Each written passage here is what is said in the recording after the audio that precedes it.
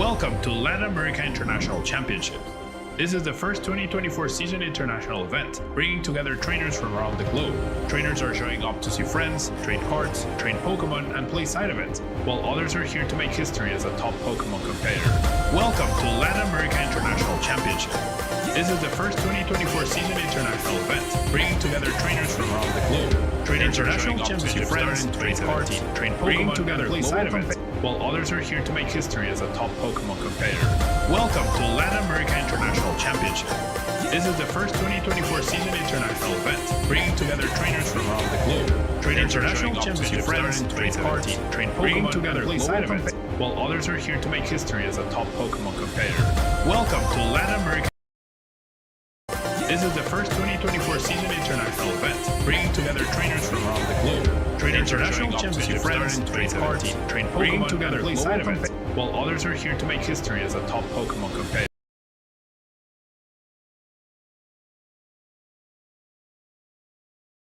He has done it! He has taken all 4 hemispheres of the globe. But we haven't had a VGLAIC champion since playing on the Nintendo DS back in the 2020 season with James Pack. Last year, you came here and took the runner-up title, and this year you leave as the champion. Has taken all 4 hemespheres of the globe. This was a great tournament to end off, especially since it's the last big major for the Nintendo 3DS. You will be forever known as the last international champion in the DS era. Last year, you came here and took the runner-up title, and this year you leave as the champion. As our trainers will compete to rise and become an international champion. Here comes the Shadow Ball. What goes hilarious. Can he get one more counter? And he Oh, does. he's just retreating into Orikorio and passing again. Ryan draws for turn and draws the boss's orders in order to bring up the Mew. This can give it up, except the Hydro Pump to follow it up. He's gonna get the knockout. Ice Spinner into the Dragonite, 4 times super effective.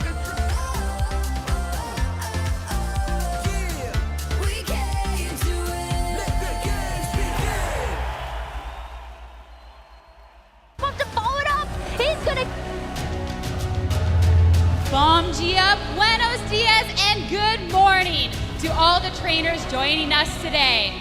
We're coming at you live from São Paulo, Brazil, at the Expo Center Norte Pavilião Amarelo, and we are very excited for the first international event of the 2024 season to begin.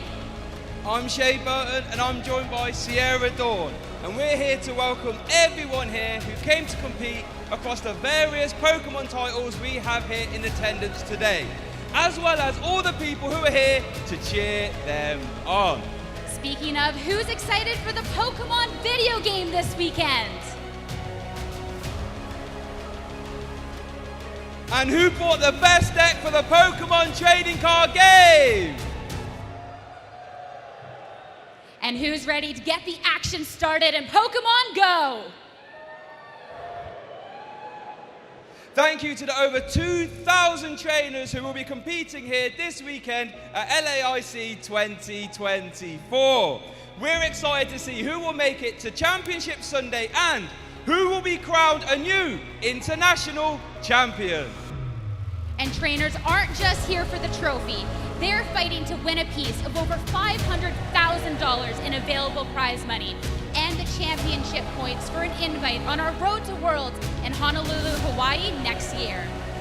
So let's get things started. If you are a competing trainer here this weekend, soon you will make your way to the competing tables and start your run at becoming a new international champion. Everyone else can stay tuned though, as we get ready to kick it over to our casters to begin our pre-game shows to prepare you for the tournament and give you the relevant trainer information you need to know. Make sure you catch all the action this weekend at Pokemon.com/play. Use the hashtag PokemonLAIC to join the conversation online and follow the channel if you're watching on Twitch or YouTube.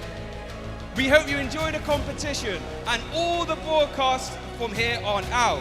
So let's get ready to kick off the first day of the 2024 Pokemon Latin America International Championships. Casters, over to you. Bom dia and welcome to Sao Paulo, Brazil, home of the Latin America International Championships. I am Jeremy Jallin, joined by the wonderful Pablo Meza, and we have a glorious weekend of Pokemon action. We do, we really do. We have the brand new Paradox Rift set making ripples across the past and the future and the present here at LAIC. I'm really looking forward to seeing what the trainers brought for today. It is a new set that's adding so much potential to this format and this metagame that we have here in general. Let's go ahead and break down the international championships that we have. This is our first international championship of the 2024 season, and we have plenty more throughout the rest of the years. After Sao Paulo, we're heading to London in April over in Europe for the European International Championships, and then to the brand new New Orleans for NAIC. I'm very excited to be heading to a new place myself. Oh yeah, New Orleans is on the top of my list of places I've been wanting to visit for a while, and all of that culminates to Honolulu, Hawaii at the World Championships. That's what these players are trying to compete to get to that spot and get that glory of that world title. But it's all going to start here in Sao Paulo. Now let's go ahead and take a look at the championship points that these players have tried their hardest to earn this season so far. It's been a long season already. It has been. It feels like we've been through so many regionals, and we're finally here at the first international championship where there's so much to play for. We have 500 points for first place, 400 for second place, along with an automatic invite for the World Championships. Then we have 220 for top 4, 250 for top 8. So many points to play for, and a lot of players trying to finalize their World's invite. There's a lot of players who have been grinding their local events and are very close, so we might see a lot of World's invites this after the weekend is over. Yeah, we already saw a few get accomplished just this past weekend, and like you said, there is a lot up for grabs here in Sao Paulo. It is going to be make or break for a lot of players' potential stipends as well. Yep. Yeah, and then, I mean, each region needs different amount of points depending on the tournaments that they have. Masters for North America needs 600 championship points, which is the highest. Feels sometimes difficult to achieve, but a good run here at LAC can definitely put you past that threshold. So a lot to play for this weekend. A lot to play for, a lot of money on the line, a lot of packs on the line, a lot of bragging rights. New set introduced into an international championship. It is a very shaky metagame. It is. You never really know what's going to be popular, and you kind of have a clue, and everyone kind of has a clue. You think you have the best deck going into the tournament, but it's only going to be that one person at the very end. Indeed, and now I feel like LAC this year is so different from last year, because last year we had Lugia V-Star come out for the first time, and that completely made the metagame surrounded, right? It was either play Lugia or beat Lugia. There was no other way for that. And this time around, the metagame feels the complete opposite. We have at least 10 different viable decks that I could see them making it all the way to the top. Yeah, and that's the power of this Paradox Rift set, and it is something that we're kind of used to in our November sets. Nothing is as defined as it is in previous, but it's something that we're going to be looking forward to. Indeed, for sure. There's so much potential variety with all these new ancient and future Pokemon, and it's brand new decks, it's alterations to current decks that were also like deemed that they were not going to be viable, but turns out they're still pretty good. So the metagame, I feel like this weekend is going to be all over the place. For those of you new to international championships and just these tournaments in general, let's go ahead and take a look at how the format for this tournament will take place this weekend. This 2024 International Championships event will be showcasing exciting Pokemon TCG matches all weekend from Sao Paulo, Brazil. Trainers from all around the globe are here to compete for over $500,000 in cash prizes, booster packs, and championship points to qualify for Worlds 2024 in Honolulu, Hawaii. This tournament is a 3-day event, starting our trainers off in Swiss rounds. All Swiss rounds and Top Cup matches are best of 3. The trainers earning 19 or more match points or placing in the top 32 will advance forward to Day 2. Day 2 Swiss rounds will continue to determine the top 8 trainers in the tournament. The competition then shifts to a single elimination Top Cup bracket, where those remaining trainers battle until we only have our 2 finalists remaining, where they will compete on Championship Sunday for the title of Latin America International Champion. Who is taking home the title of Latin America International Champion? Who will secure the points to qualify for Worlds 2024 in Honolulu? Stay tuned this weekend and watch all the action live. If you want to learn more about upcoming Play Pokemon events, visit pokemon.com/play.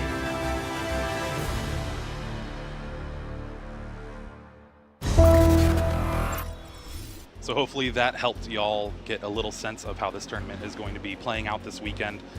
I know I am excited. It has been a while since I've been back in Sao Paulo. I think 5 years now. Oh, wow. Yeah. That's a long time, Jared. I'm old. Yeah, I mean, Sao Paulo is always a magical city. I always compare it to Mexico City, and it feels very familiar. Brazil is so welcoming.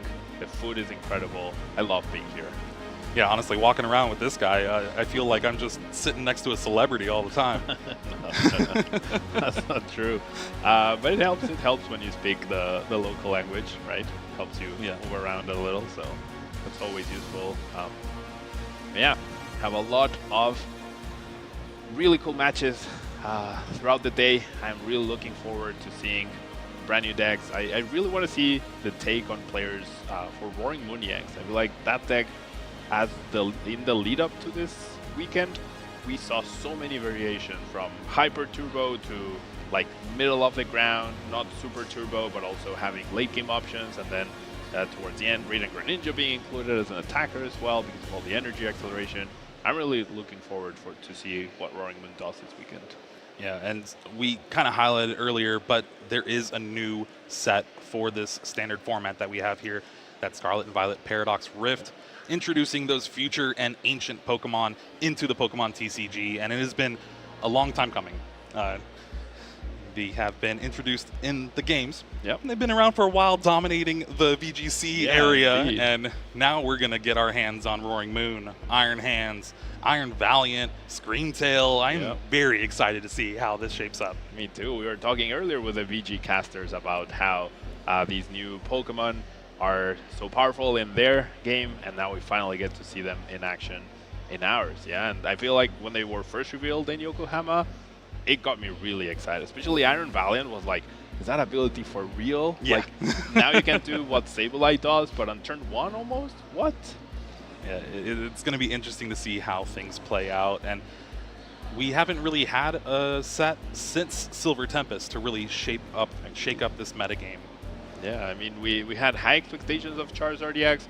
It was a brand new deck introduced. It is a powerful deck, of course, but it didn't like make anything like leave the metagame, or it didn't add to the metagame in a significant way, I want to say. So versus rotation, we've had like same old decks, a little bit of variety here and there, but now Paradox Rift is definitely the one that brings brand new archetypes, empowers others, and promises to make it like super varied. Yeah, I was talking to a lot of people before the event, and it was really hard to pick a deck because there's just so many things that you can go up against. So what do you tech for? Speaking of hard to pick a deck, it is hard to pick caster predictions as well. And we have done that for y'all here today. And hopefully, I went a little left field. I got that new Toad Scroll with its ability just shutting down superior energy retrieval against cards like Qian Pao.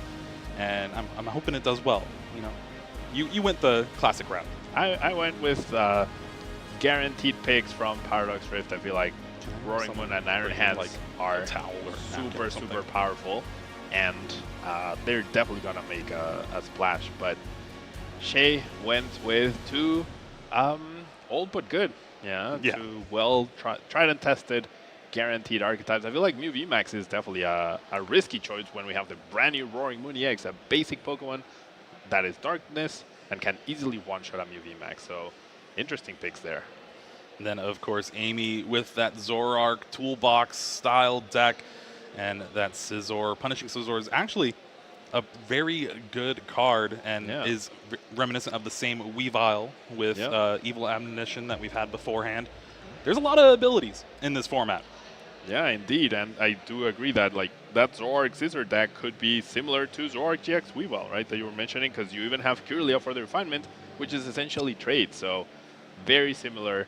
A lot of similarities between older decks and newer decks, and I do think Scissor, even if it's not in Zoro box, it's definitely primed to do well, and Goldengo EX, which is a card that none of us had faith in, but could definitely make a splash, and Scissor could be part of it. Whoa, Pablo, listen, all right? Just because it's not in my top 2 picks doesn't mean I don't have faith in Goldengo, all right? It is a very cool Pokemon. It's the 1,000th Pokemon. The number 1,000. Yeah. I love that. Yeah, and it is one of my favorites. Yeah, I love Goldengo in the video game. I wish it was a little easier to get. Right? Collecting those Gimme Gold coins does take a little while, but you don't have to do that in the TCG. You just have to get the cards. So easier to get the Goldengo here. Yeah, much easier to build your deck with those cards in general.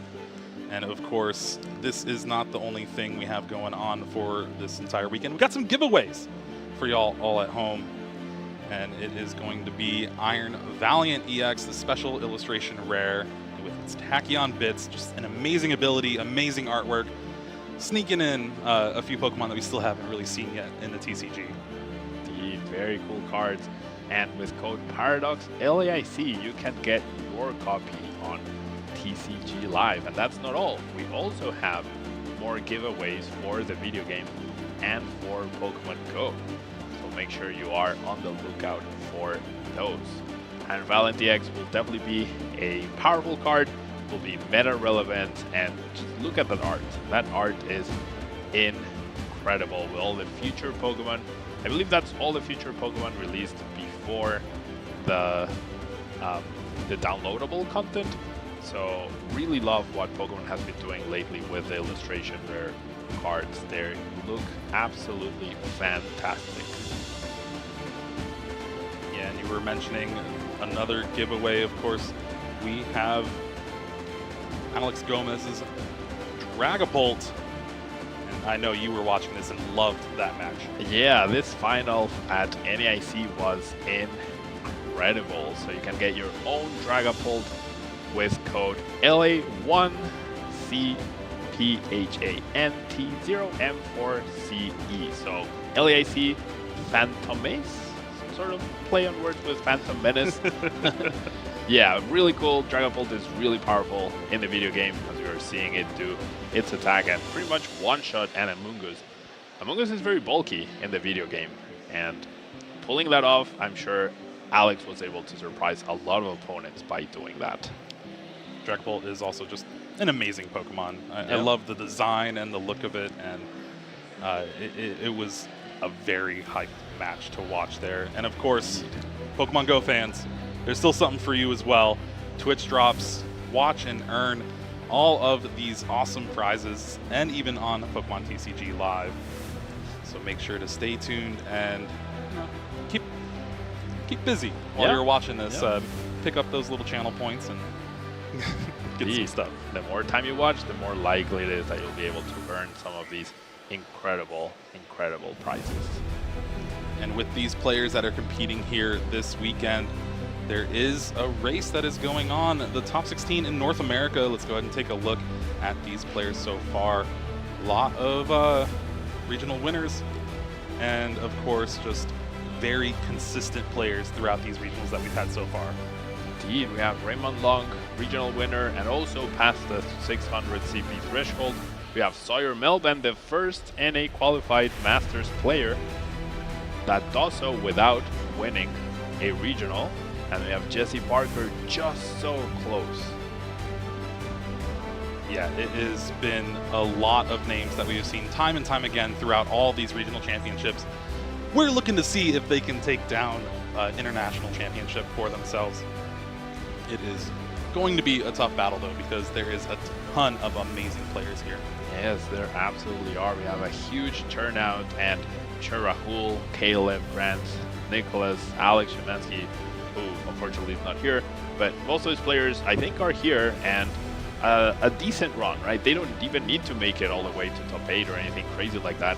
A solid run, some top 128, top 64 points, will lock a lot of these players' invite to Honolulu, Hawaii. I'm sure all of them are striving to earn the championship title, but I'm sure a lot of them will walk away happy that they've accomplished their invite, and so early in the season as well. And now let's go ahead and take a look at the top 22 players from the EU region. A lot of these players are here as well, trying to lock up those invites, get the extra money, those championship points. And we just saw Demetrius Eaton get a second place in Toronto, Canada, in that regional championships. Here again, hoping to get that first. Indeed. The fact that we have these amazing prizes at all these regionals, we're seeing a lot more players from other regions travel, and I'm sure that applies as well to Latin America International Championships. We have players from all over the world, and Patrick being the first European Masters player qualified to the World Championships without having won a direct invite at a regional special event there. We have Miloslav, Francisco, Andrea, Dimitris, Fabian, Paul, a lot of really, really good players here, very close to locking up their invite. And then Stefan Ivanov, a two-time IC champion, looking to make it number 3 here this weekend, but a lot of these players are trying to battle it out against everyone here. And with the new format, it's definitely puts more emphasis on deck building. Indeed, I definitely think that this weekend will really be rewarding to those players that put in the time and really try to not only like figure out what they're playing, but also figure out what other decks can upgrade, what new decks are featuring, are looking like, and getting ready for that. Because what I deem as a good deck and a good 60 cards for Roaring Moon, someone else might come up with something completely different, right? So I definitely think this is one of the best tournaments to really be challenging everyone in terms of deck building. And then, of course, let's talk about the World Championships and what these players are trying to accomplish to make it get invited to that tournament here. It's a lot of work throughout the entire season. Indeed, it is a lot of work, and I'm sure everyone's very excited to get to Honolulu, Hawaii, and lock up their invite possibly this weekend, grinding up locals as well. We also have a League Cup and a League Challenge to go along with the International Championships, which is fantastic. Gives more opportunity to those players who do not make it to day 2 and will be able to continue to play Pokemon all weekend, whether it's those, whether it's other side events. There will be a little bit of everything for everyone here. Now let's go ahead and take a look at the remaining regions. The top 12 for Latin America, top 4 for Oceania, and then top 2 for the Middle East and South Africa as well. And these have been some incredible names as well. William just taking down regionals a couple weeks ago with that Charizard EX. Maybe playing it again this weekend. I don't know. When you win a tournament with a deck, you kind of just want to stick to it, right? Indeed, yeah, definitely. Like, it gives you the confidence of, I already won one, why not give it another run? Of course, that was before Paradox Rift got released and new threats to Charizard were available, but Charizard's still pretty good. And then you have Francisco, who I believe also did pretty well at the tournament, Juan Andre, Lucas, Felipe Luna, Leonardo, Joao, and Juan Carlos. All of these players are already qualified to the World Championships, and Latin America only requires 350 championship points because we do have a lower amount of regionals and special events throughout the season. But Gabriel, Diego, Carlos, and Yerko, all of them very, very close. And then we have the Oceania region. We've talked a lot about the Australians this season, right? They've been all over the world, quite literally. Yeah, Brent Tonneson sitting at #1 there, was on a crazy run on these past few regional championships up in North America and even Europe as well, utilizing Gardevoir to the best of his ability. I lost to him in a stream match. It's rough. It is very rough. I think his worst result at the last 4 regionals he's attended, plus Worlds, is top 32. That's crazy. Like, that level of consistency between jet lag and the travel and everything, like, that's really impressive. And I wonder if he's going to be able to keep that up here in Brazil. Yeah, it's something to watch for sure. we have a ton of players on our list that we're trying to keep an eye on, and it really gets overwhelming because there's so many great players here, and just the great players in Latin America as well. We don't get to feature them as much in the North American Regional Championships, and it's refreshing to see here. Definitely is. And then we have Vincent, York, and Angus already qualified as World, because I believe they need 250 championship points for Masters in Oceania, so all the top 4 players are already qualified. It might be 300, so maybe Angus is still not quite there yet, but so close. And then South Africa and Middle East, Akil and Rudolph, both already qualified for the World Championships. It's really good to see representation from all over the world. I mean, it's Pokemon. The one thing we have in common is that we love this game and love this brand in general, and we're coming from every sort of different background, but we all have something in common, and that's Pokemon. Yeah, we all love Pokemon. That's why we're here, and we are all very excited for the matches coming up. Or the match, right? We're starting one match at a time. Round 1 coming up very soon. And in order to get this quicker to you all watching at home, we had to go with the second pick of the poll. So we're going to be seeing Jesper versus Victor. Yeah, and be sure to use hashtag Pokemon LAIC on social media to join in with us this weekend. Maybe we'll feature some of your social media posts here on the broadcast. See how you're enjoying the tournament, even the players here in general. Just make sure to share your thoughts with us and just join in on the Pokemon fun. Yeah, join in on the talk. Yeah, and we'll feature you here and discuss whatever's on your mind. All right, let's go ahead and look at the notable matches that we have up here for the Twitch picks, right? Yeah. Like you were saying before, the winner had a delay, so we went with the second choice. It's going to be a great one, though, and I am looking forward to it for sure. Me too. I'm really eager to get started to see these brand new Paradox Rift cards, but let's see our key matches for this round. And so, of course, we are streaming Jesper up against Victor, but we had some stellar names left over before. Diego Casaraga, former world champion. Gustavo Wada, multiple-time IC champion. Yeah, Gustavo, a fan favorite as well here in Brazil. He was a junior world champion as well back in 2011, so been playing for a long time and continued that success at back-to-back EUIC championships, right? I feel like we all want to win our own region though, so I'm sure he's really hungry for that third IC title in his home region.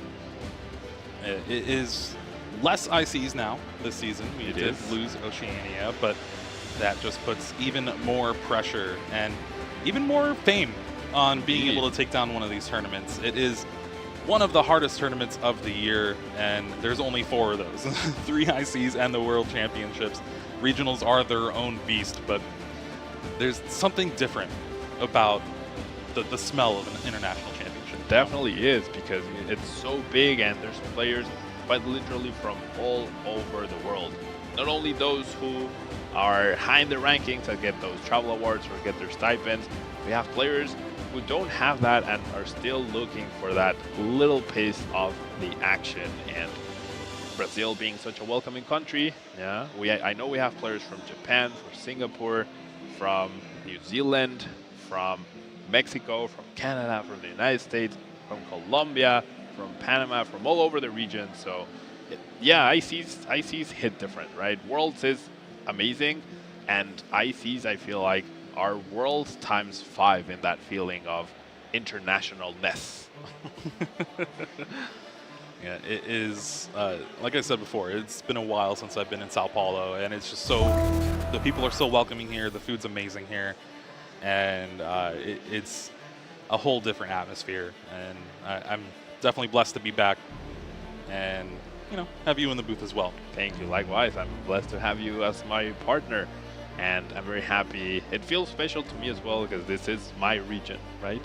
I am from Latin America, so I'm very honored to be here, be able to present to you guys, to everyone watching, and talk about Pokemon, which is what I think I like the most and I do best. So here we are. You like Pokemon? I do.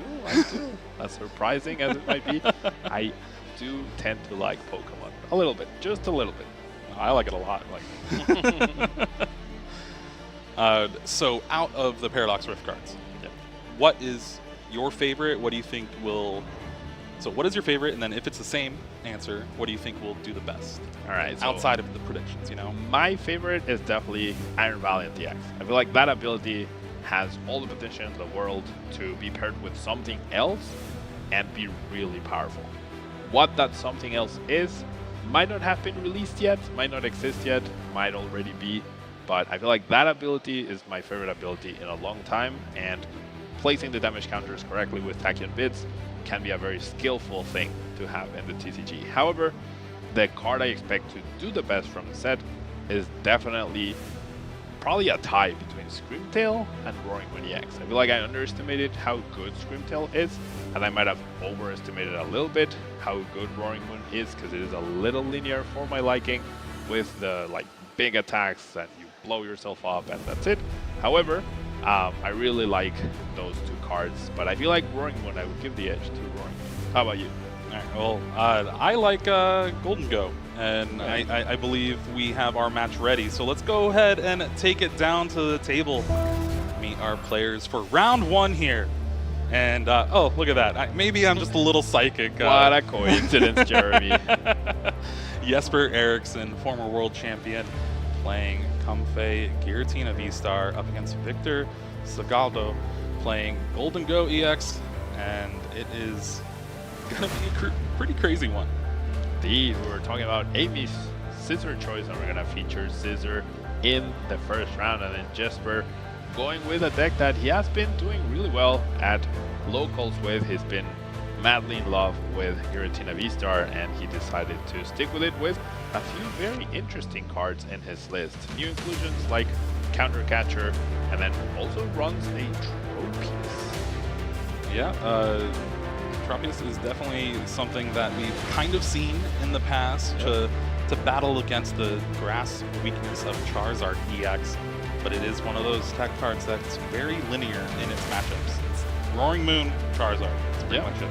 I mean, it used to be as well for Tyranitar V in Single Strike Lugia, however, we definitely haven't seen that in a while. But we're gonna get started, we're gonna see the prize cards, and nothing super impactful for either player, like not a single of.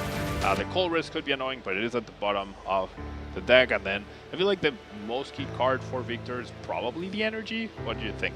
Energy, and then the Superior Energy Retrieval. Golden Go EX's attack is Make It Rain. You discard any number of energy from your hand to deal 50 times for each one. You really need to kind of stock up those energies to take those big one-hit knockouts against something like a Giratina V-Star. But against stuff like Comfey and Sableye, you don't need as many. True. Yeah, that's true. And depending on what he needs to KO, perhaps because the Superior Energy Retrieval is in the middle, right, he might be able to utilize the other three to get to that point quite easily. So it might depend as well on how much disruption Jesper is able to bring to the table, because Goldengo wants to accumulate those resources in their hand, wants to draw a bunch of cards and be able to discard the energies from hand, and that could get a little complicated if he continually gets Roxanne or Iono'd. And then one card that we haven't really talked about from Paradox Rift that I think is probably the best card in the set, and I think you might agree with me, Earthen Vessel. I agree. Yeah, Earthen Vessel is a very powerful card. Helps you thin, helps you get rid of dead cards in your hand. It really is fantastic. As we get that, what do you know? Earthen Vessel immediately getting played.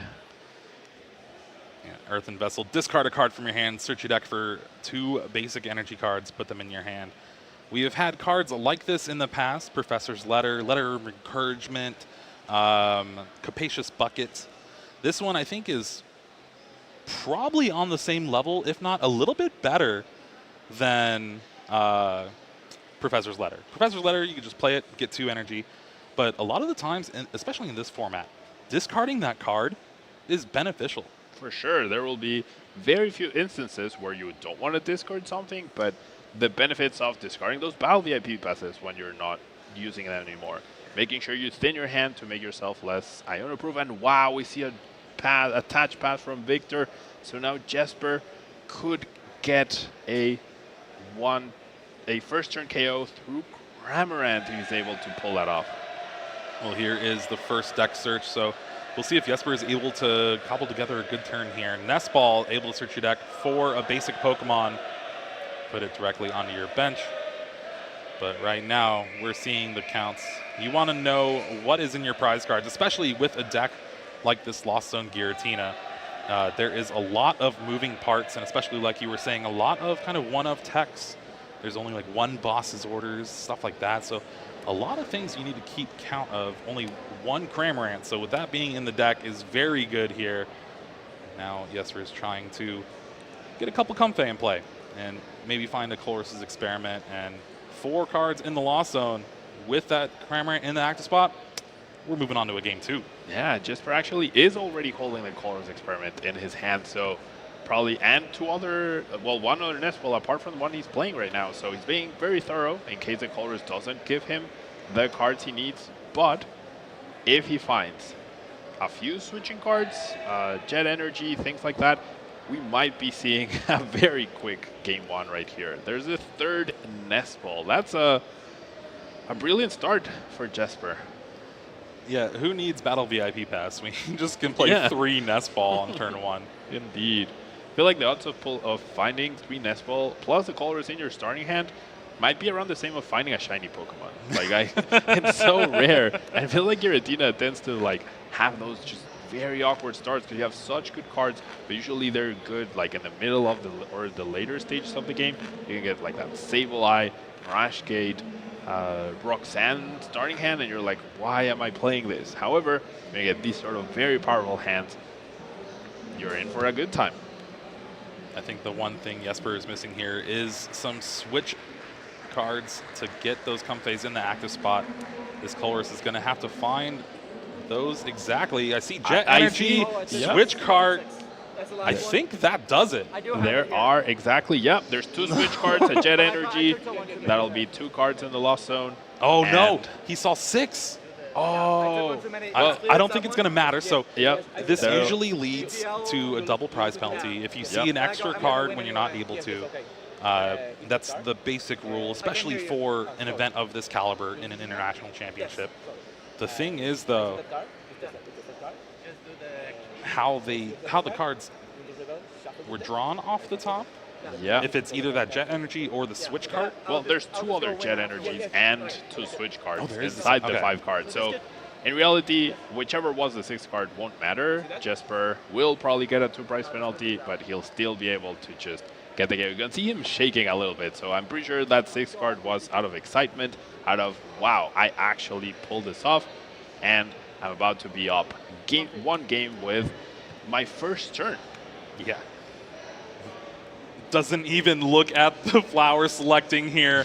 Just puts it in the Lost Zone. There's the 4th card, switch card, Cramorant taking the knockout. And just like that, less than 5 minutes into our round 1 of Swiss here, Jesper going up 1-0 up against Victor. Thanks to Victor just starting that Gimmighoul and passing. Indeed, I don't think there's a better feeling than like you're up in a high pressure setting. You're starting off the day. You've traveled so much to get here. Yeah, Jesper is from Denmark, and then you start off with a win on turn 1. Yeah, you're feeling like luck is on your side. You're feeling like you're gonna have a good run. Yeah, really interesting how Goldengo is a powerful card, but Gimmighoul is not a powerful card. Gimmighoul is a very frail Pokemon, and this can happen. And this is also kind of the tale of the big bad of the previous format compared to the new spice that might take over. But Lost Zone Giratina, it's been around for a while for a reason, and it's just consistent. It is consistent, and here's where I was gonna play the counter card to your best card in Paradox Rift. I feel like Counter Catcher could also be deemed the best card in this search. Earthen Vessel is absolutely fantastic. However, Counter Catcher, I feel like, could have more game-breaking, like game-winning effect. You know, like I feel like a lot more games are going to be won by finding that Counter Catcher at the right time.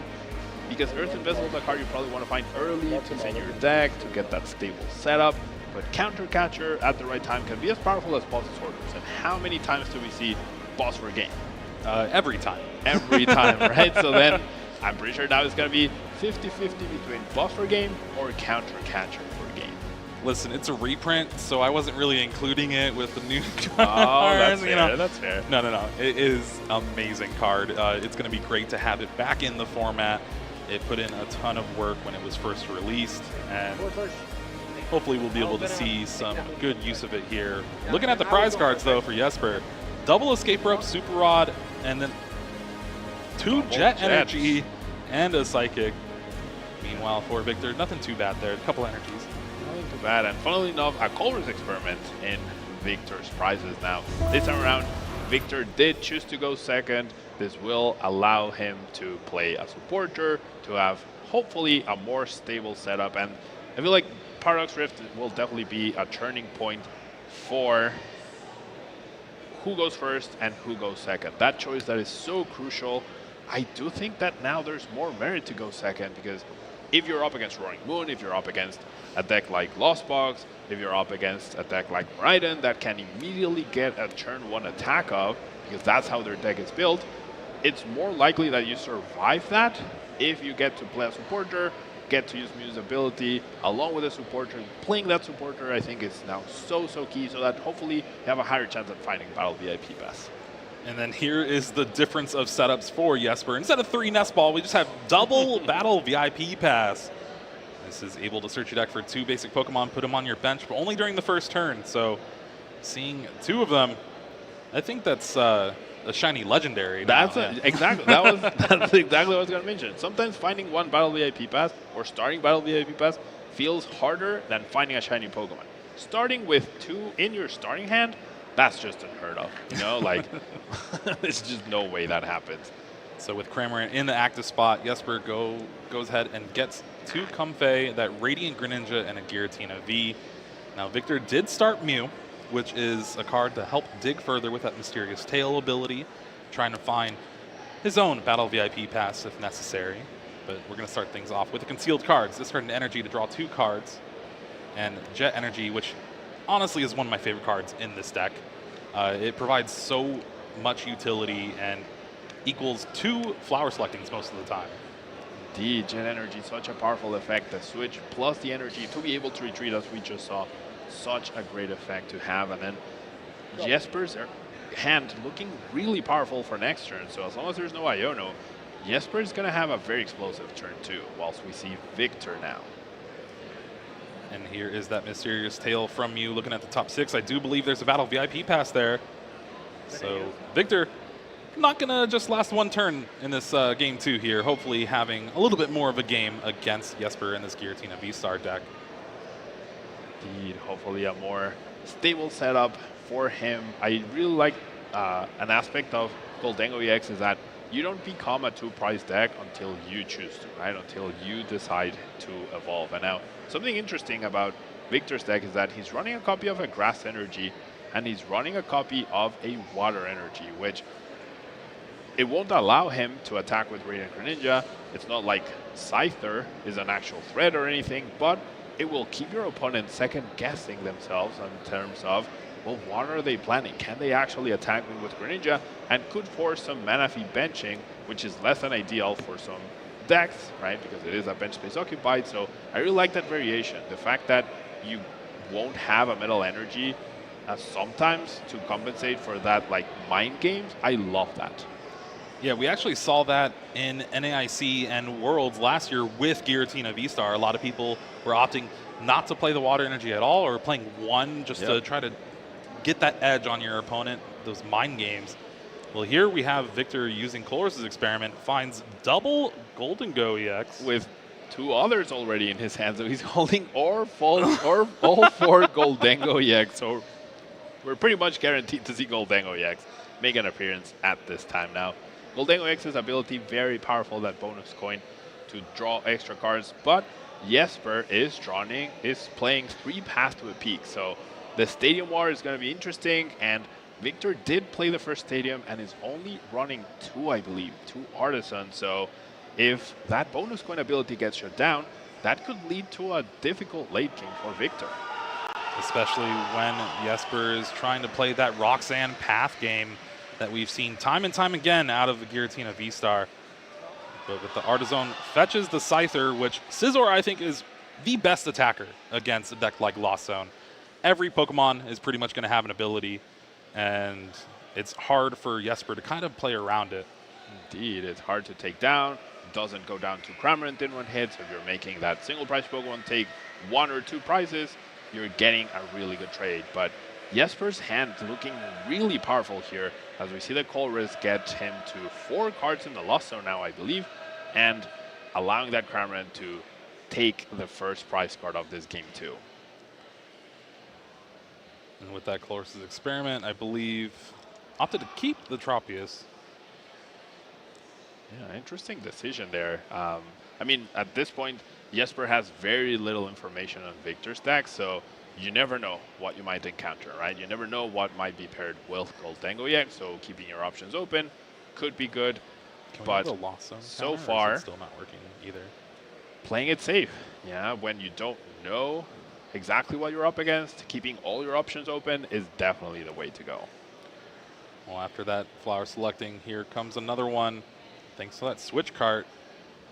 I think this will put us at 6 cards in the Lost Zone now, after the initial 2 flower selects and now the Colress plus 2 more.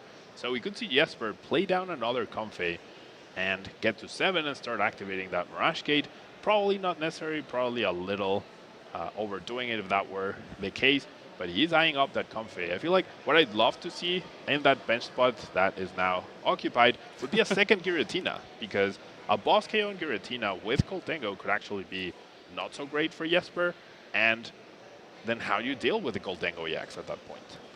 The other thing to note too is with that Comfey in play, that is now 5 abilities in play, but with the Giratina V-Star, a little extra HP, that means you're not going to be able to get taken down by that Scizor.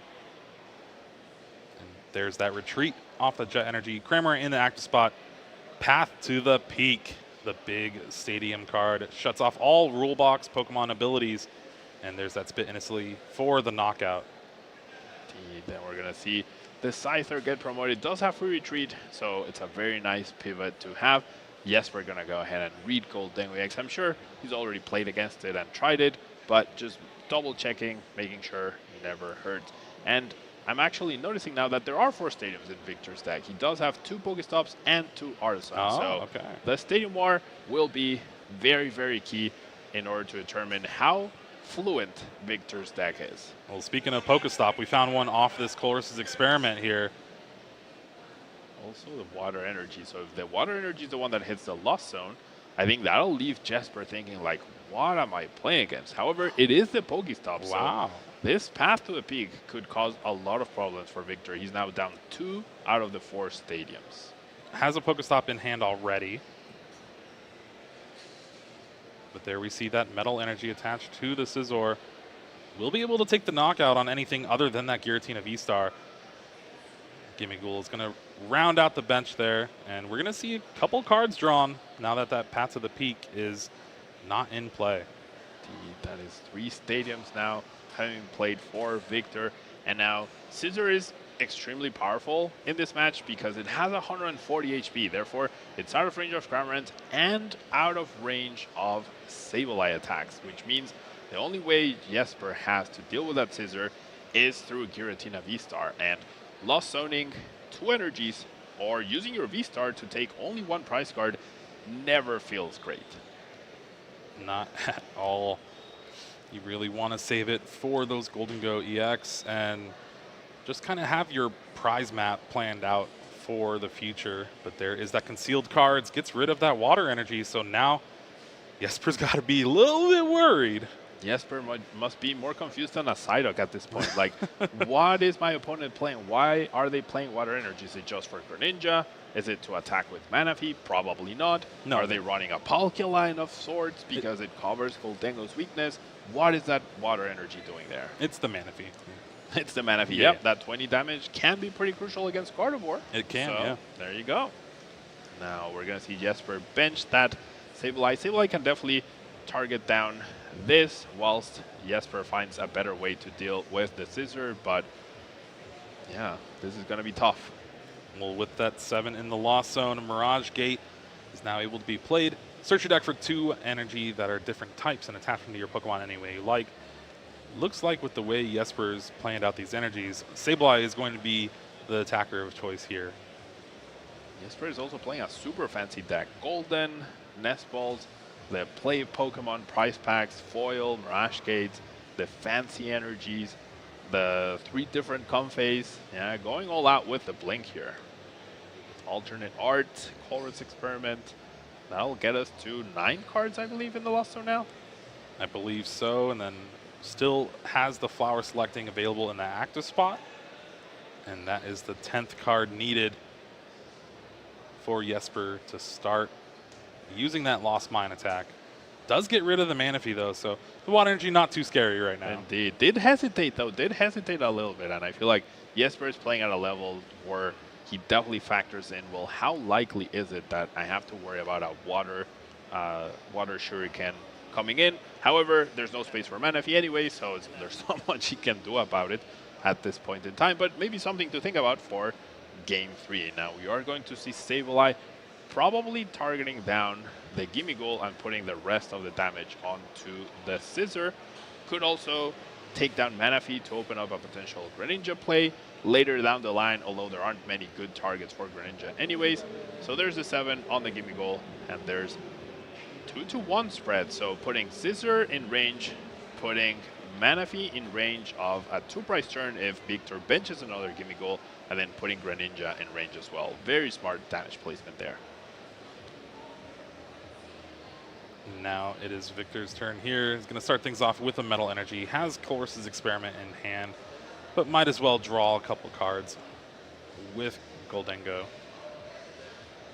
So Jesper did have a Path to a Peak in his hand. However, he opted not to play it down, which is definitely very surprising. I would have loved to see it played because Victor had, this is the 3rd stadium for Victor. However, he might be saving it for a Roxanne plus Path to the Peak play. So important to balance your resources, right? But I don't know, when you see your opponent 3 stadiums down, that's always a good timing for the Path to a Peak, because on average, how many stadiums are decks playing, Jeremy? Usually 3-ish, and it right? looks like the 4th one might hit the Lost Zone here. Victor getting rid of the Artizon, and I believe the other Pokestop is in the Lost Zone as well, so no more outs to a Path to the Peak here. One thing to note too, Path to the Peak will limit Scissor's damage output, does get rid of the abilities, so a card like Radiant Greninja won't have its ability anymore.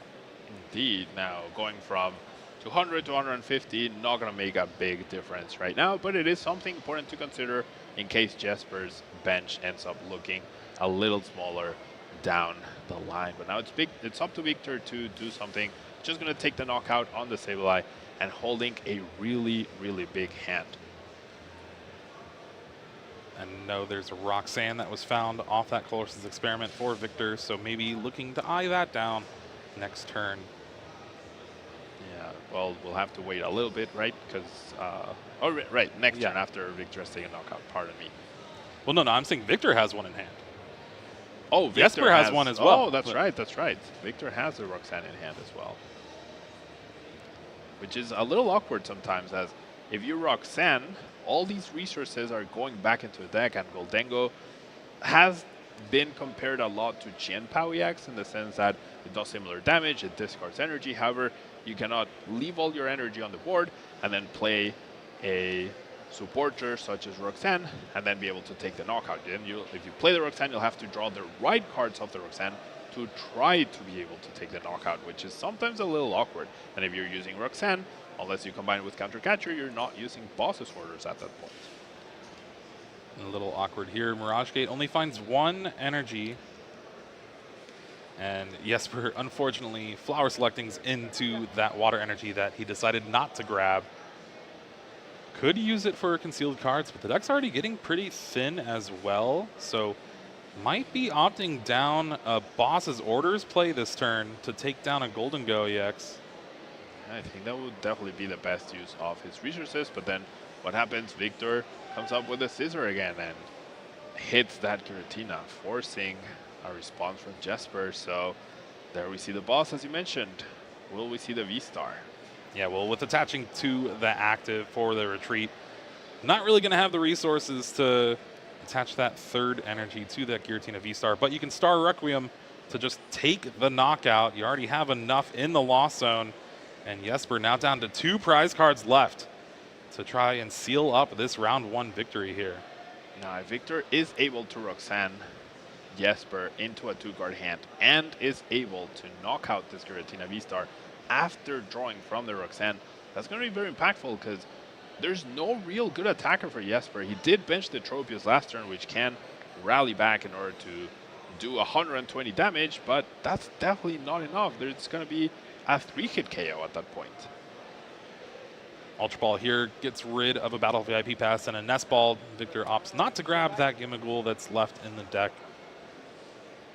And here we see the Roxanne, such a powerful supporter card in trying to have these players mount a comeback. The timing of Roxanne, so important. Both players running this card, and you cannot play this card until your opponent has taken at least 3 prize cards, but when they do, it's probably more powerful than Iono at that point, because you get 6 and your opponent gets 1 less than the 3 that they would normally get when you're at 3 prize cards. So Roxanne, super powerful card. Now it's up to Victor to draw the right resources in order to be able to one-shot this Giratina, which requires 6 energy, I believe, for Make It Rain. Well, we got a superior energy retrieval ×2. It's going to have to rely on this coin bonus, maybe. Finds another superior energy retrieval, but is there enough basic energy in the discard to take this knockout? I guess you still have Pokestop.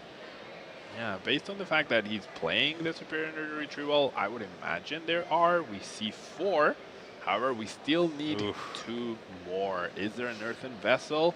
And if there isn't, it's going to be up to Pokestop to get this KO for Victor. You still have concealed cards as well, so you can concealed cards, find a couple more cards. Earthen Vessel off the top should be able to do it. Goldango and 1 energy, so now sitting at 5 energy total, needs 1 more, and that is where Pokestop has the Pokestop been used. I don't think it's been used, but we're eyeing down Counter Catcher maybe. This does not look good for Victor here. It might have been used. I don't think so, because it was the Roxanne. I feel like you need a Pokestop here. Hidden energy or that Earthen Vessel, and you're able to get it, but no. 200 damage to the active, and now it's up to Jesper to find 1 energy to win this game. You can see how excited he is. Sees the top card. And oh no, okay.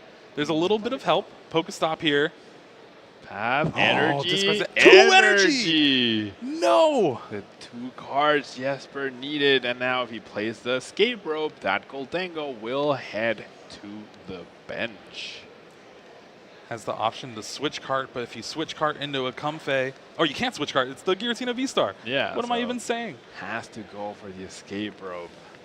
So Jesper will not be able to win the game this turn unless this Comfey finds like a Colress into... No, if he Colresses, then he can't boss. So I don't think Jesper can win anymore.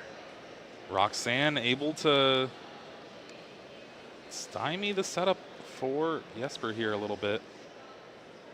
Does find, I believe that's Roxanne. Yeah, he found his own Roxanne, but still not able to play it as Victor did not take prizes the previous turn. Here's that was the second flower selecting here. That was an energy and a switch. So deciding. I think you have to take the energy here. The resources are non-existent right now for Jesper. Yeah, I mean, he still has the super rods available to put some resources back. I believe one of them is in the prize cards. Does get rid of the energy. Chooses to keep the switch. So I'm guessing he's eyeing up a combination of Roxanne plus Mirage Gate plus Super Rod of the Roxanne next turn. But yeah. Does not even take the knockout on this turn. So Victor breathing a sigh of relief here. Draws the 1 card with coin bonus, has Cloris's Experiment. I'm curious to see what the next 2 cards are. Victor is holding the counter catcher, right? So he has a knockout on that Giratina. And then Jesper will not have anything in board, any threats, anything. And really no energy to do much with as well. Yeah, with any of his Pokemon. Super Rod and I believe Ultra Ball go to the Lost Zone for Victor. Finds a switch, that Earthen Vessel, and a Metal Energy. Counter catcher brings up that Giratina V-Star. Scizor already has the knockout. So no real need to commit much of anything else. And there it is. Victor going down to 2 prize cards now. But that will unlock the Roxanne from Jesper. I really think this stadium should have been countered a long time ago. Jesper kept holding to the pathway peak, but he was being the aggressor. He never saw that.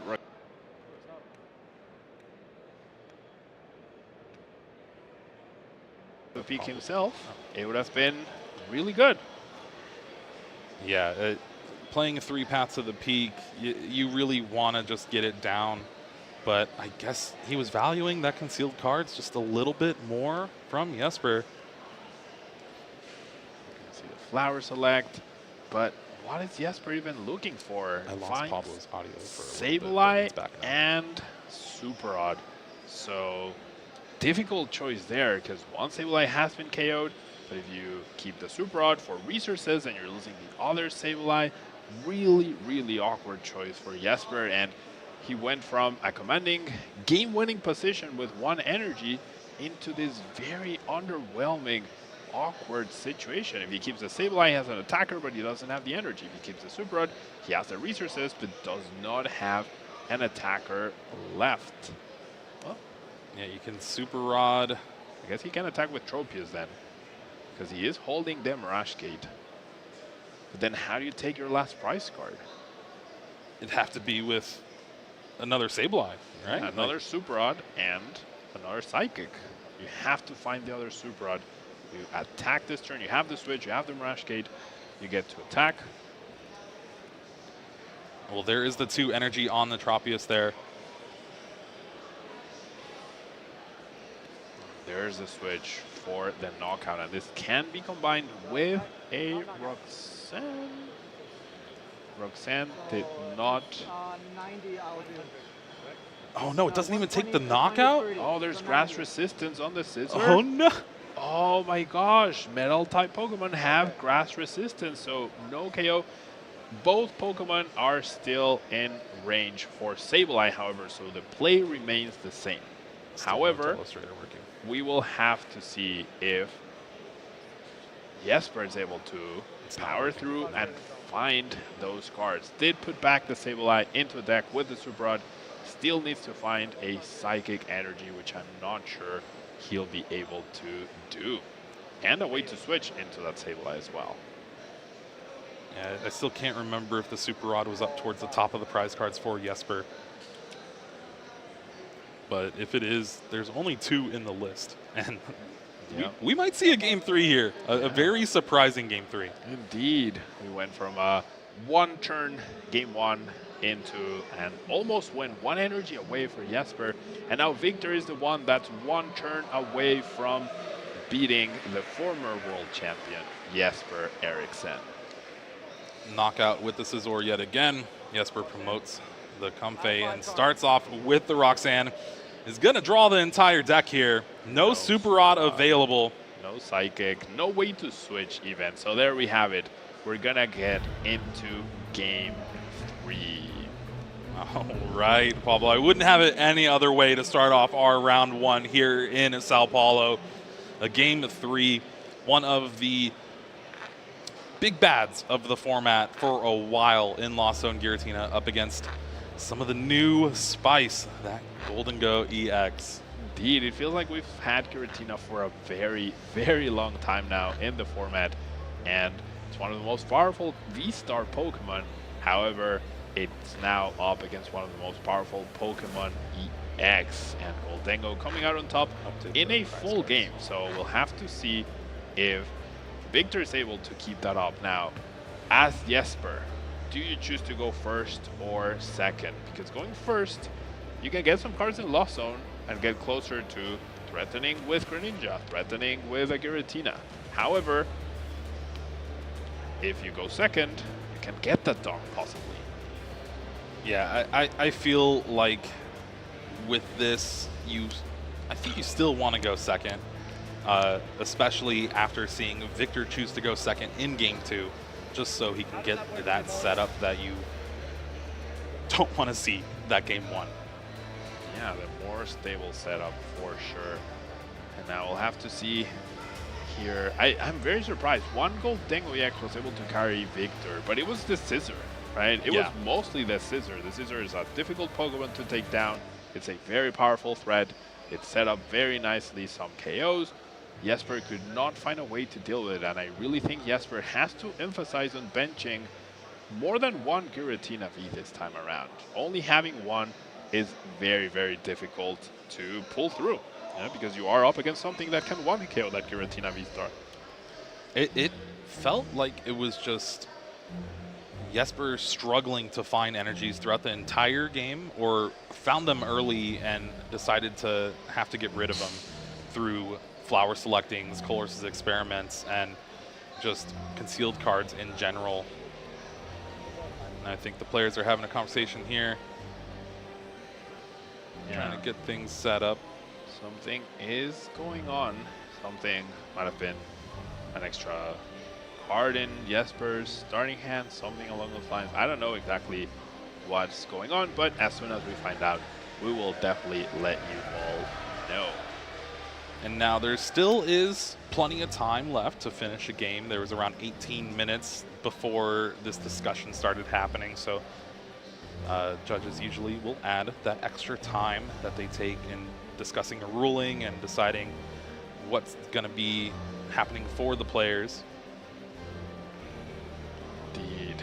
And exciting match. Yeah, really back and forth.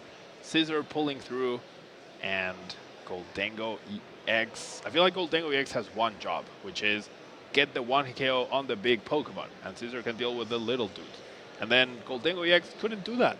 Yeah, but we did not see the Pokestop get played that turn. I mean, I don't know why you wouldn't do the Pokestop. Maybe Victor just forgot about it. There's definitely that possibility. He might have had a good reason. I did get a glimpse at the 2 cards that were left over, because he drew the one off the Golden Go, I believe. So it wouldn't have gotten there. The Earthen Vessel was the 4th card down from the Pokestop. So maybe you just had a little future sight, you know? Yeah. I mean, that's a Pokemon attack. Or that is a Pokemon attack. Generally, sometimes you go by intuition. Like, some decisions you don't have perfect information to make, and then you just have to go by after. Yeah, sometimes it's very determined by probabilities and the outs that you have left in the deck. And sometimes you just go with intuition and you just go like, all right, I'm just going to do it this time, see if it works out. And sometimes it does, sometimes it doesn't. Getting a look at the little crowd building up, watching all the stream games going on. It's not just the Pokemon TCG, it's Pokemon video game and Pokemon Go as well. And honestly, just the crowd in Sao Paulo is one of the best crowds I've ever gotten to experience. They love Pokemon. They love Pokemon, and I mean, LATAM players are known for being louder than the average supporter, and that's definitely telling. Yeah, the crowds in LATAM, as you mentioned, are fantastic, and especially for finals, I'm sure we're gonna have trouble hearing each other, I would imagine. Oh no, yeah, 100%. I'll at least try to talk a little louder. Now, I did not expect to see the matchup play out how it has been. I expected a lot more reliability on Goldengo VX's ability. I expected Giratina V-Star to feature a lot more, but now we're going to see the turn 1 KO by Jesper. Well, no, this is Jesper's turn 1 going first in game 2 with double battle VIP pass start. Oh, that's right, that's right. I thought this was the turn 1 KO. This is game 2, which Victor was able to win after getting a much better start, finding that battle VIP pass, establishing those Goldengos to draw, and establishing the scissor that started demolishing Jesper's setup. That scissor was really the MVP of this match, was able to take KO after KO. One Goldengo EX went down, and then Jesper was not able to find the game-winning energy to deal with that Goldengo EX, take the last 2 prizes. Victor was able to bring it up again, knock it out, and take a commanding lead. So now we're waiting for game 3 to get on its way as the judges are determining and making this ruling, and we'll have to see what happens, Jeremy. Yeah, I'm very interested in getting some clarification for y'all at home as well. Looks like they have decided something, so they're explaining it to both players. Indeed, hopefully we'll be able to relay that to you, the viewer, as well, and figure out exactly what's happening and get this game 3 started between. It feels like Giratina V-Star in its origin form could almost be an ancient Pokemon at this point. And then we have Goldengo EX, the Pokemon number 1000. Not a future Pokemon per se, but one of the new threats from Paradox Rift. I think Goldengo EX, Iron Valiant, Roaring Moon, and Iron Hands are probably the 4 big cards to look out for this weekend, right? We have Earthen Vessel, we have Counter Catcher, we have Professor Sada and Professor Turo in new cards. All of them are fantastic, but these are the 4 Pokemon that you're gonna be seeing a lot of over the weekend. I'm excited.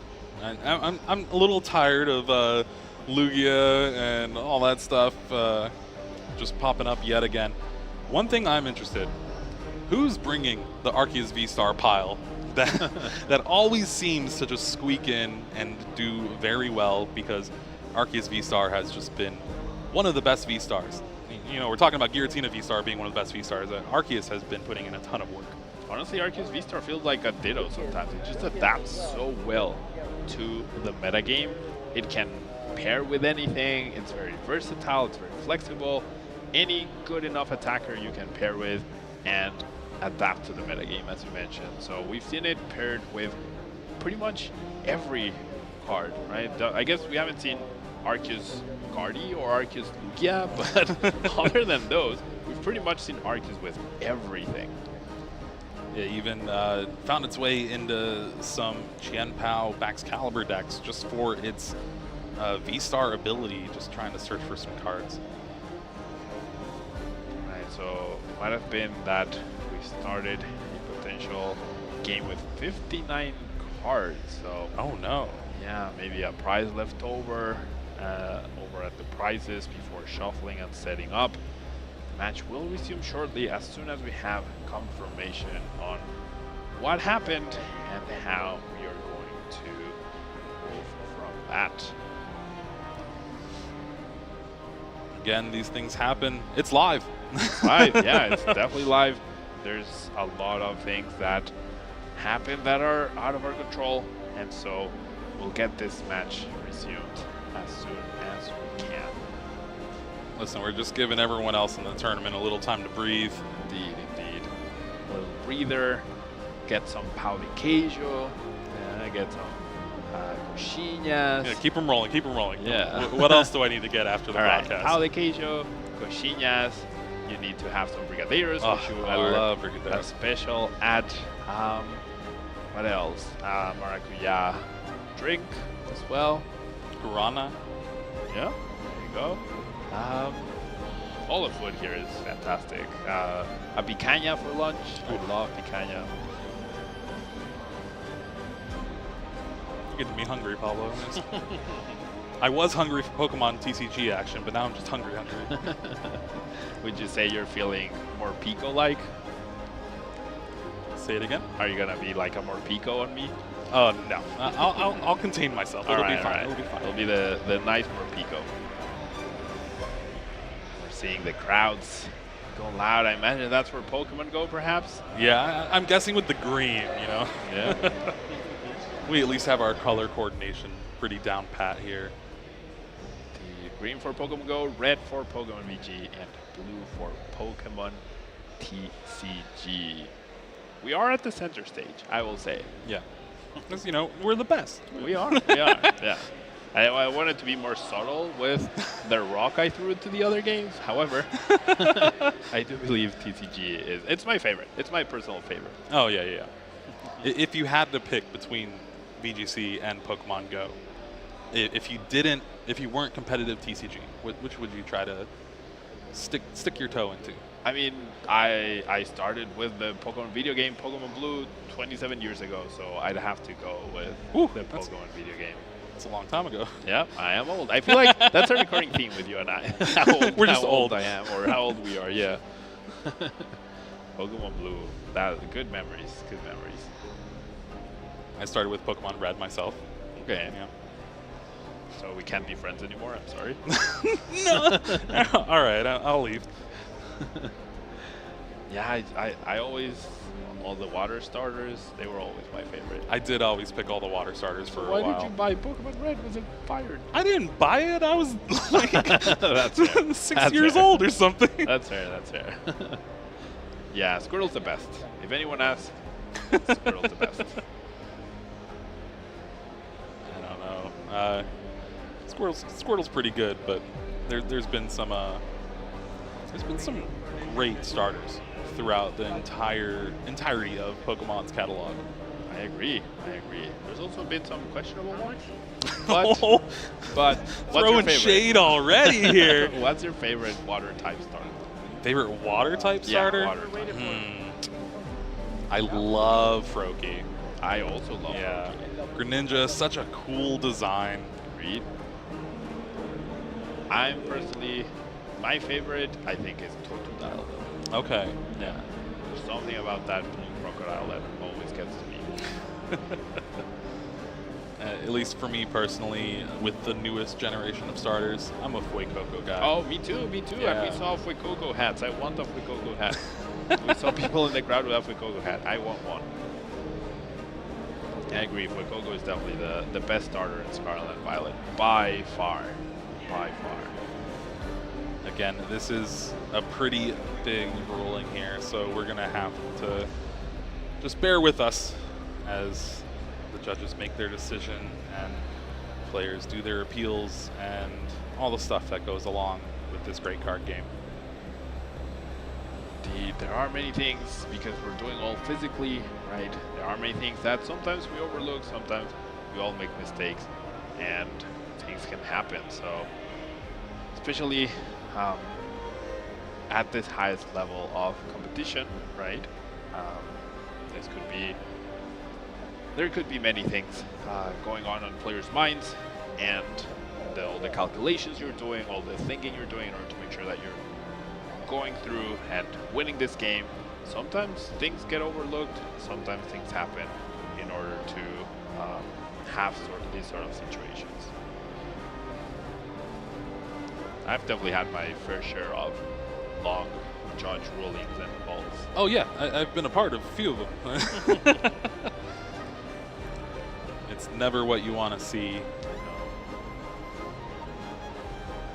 I'm sure both players are also very eager to continue with the game, especially after that quick game 1 by Jesper, and then this very close game 2 that we had, very back and forth, and it really stinks sometimes being that one energy away and then drawing 3 cards where you still have a bunch of outs, right? Crash Gates, supporters, right? The raw energies that Jesper still had in the deck and still was not able to find.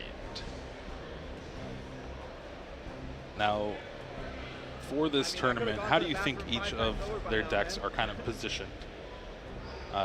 do you like the matchups as well? Like, so for me personally, I think Gardevoir with the new Screamtail and the Luxurious Cape is probably one of the best decks, or if not the best deck, one of the most represented this weekend.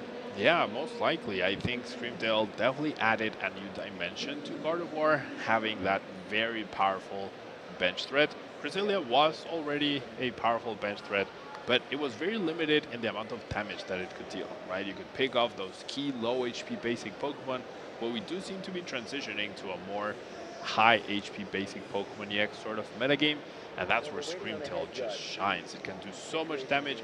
You do need the Luxurious Cape to be able to get that extra oomph in terms of damage output. However, it's definitely worth it, yeah, because finishing off any Pokemon wherever it is, or before, you never worried about benching Manaphy against Gardevoir. Or maybe you did a little bit if they were running Mew EX, but it was not in every single Gardevoir deck. But now with Screamtail, you're up against Gardevoir. By turn 2 or 3, you definitely need to be eyeing up that Manaphy on your bench. Otherwise, Screamtail could definitely wreck whatever you're planning.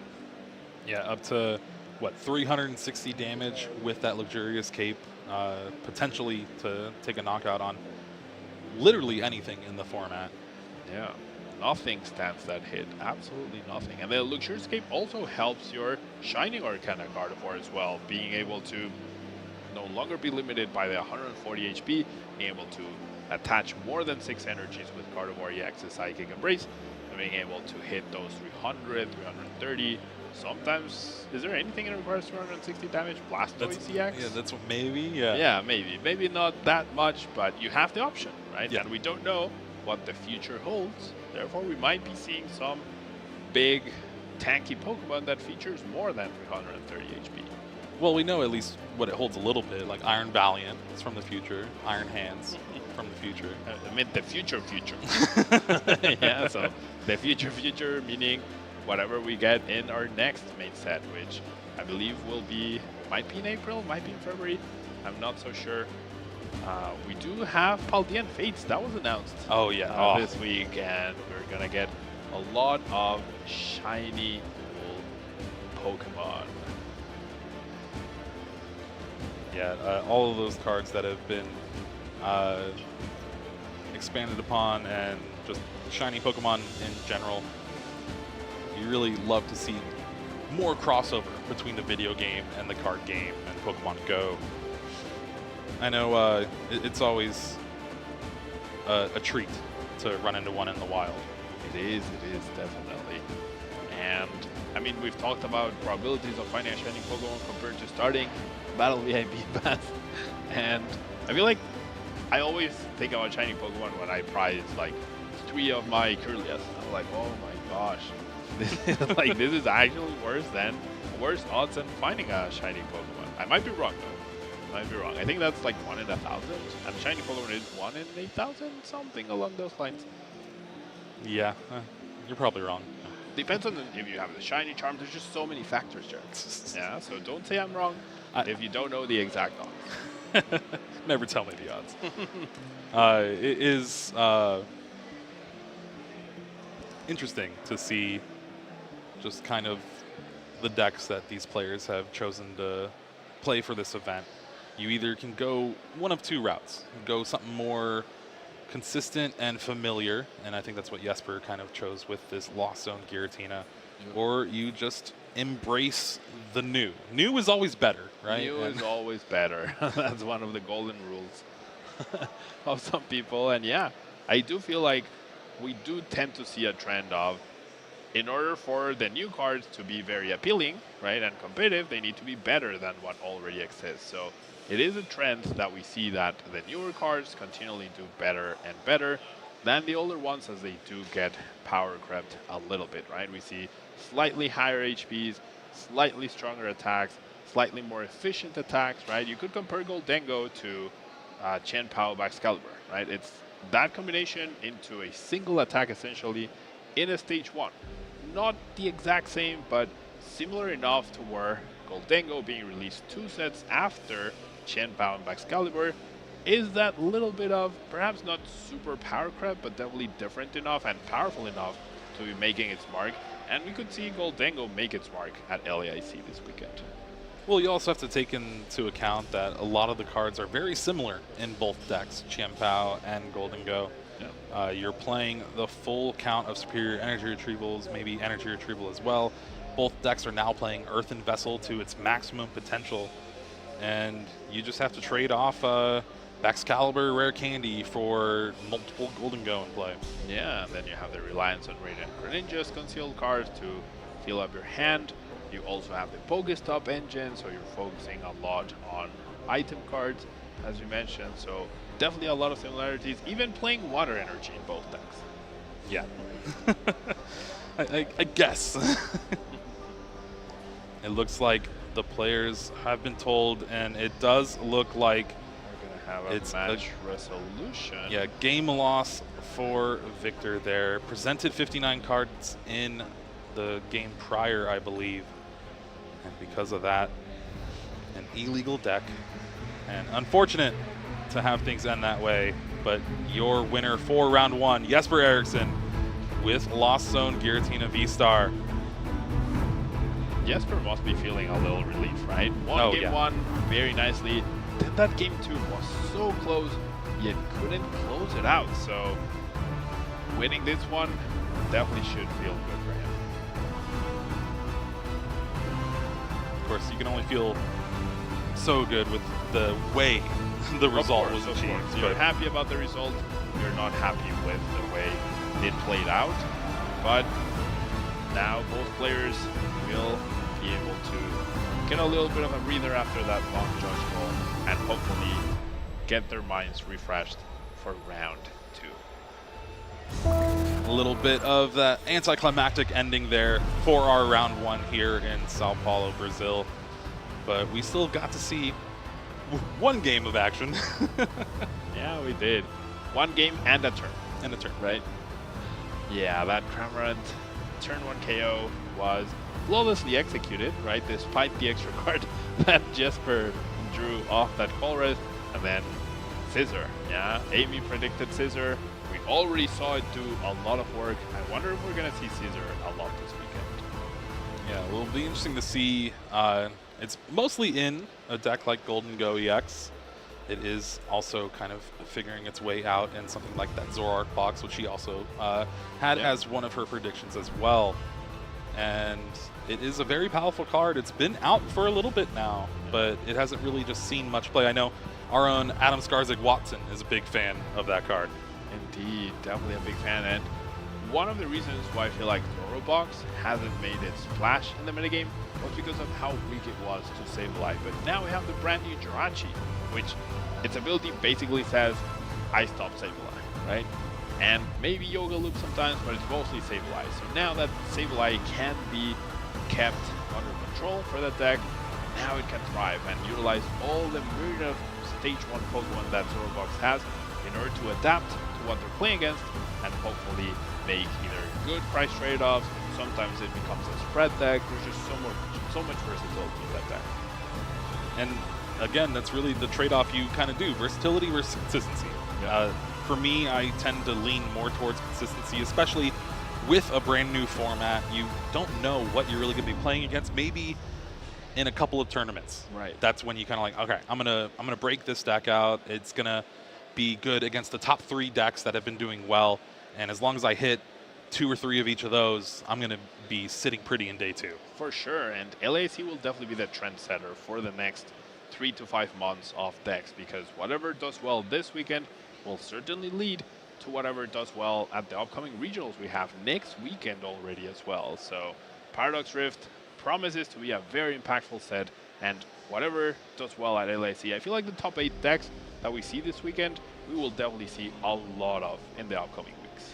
Yeah, and I think just with the availability of information that we have in the Pokemon TCG as well, that tends to lend itself more than not. And like, oh, Torreklev just won this big tournament. Oh, well, I'm going to play his deck for the foreseeable future kind of thing. And we saw that a lot with Lugia in general. And it did kind of go through a little bit of variations. There was the amazing rare Raikou for a while and different stuff like that. And it ended up just becoming like a perfect list.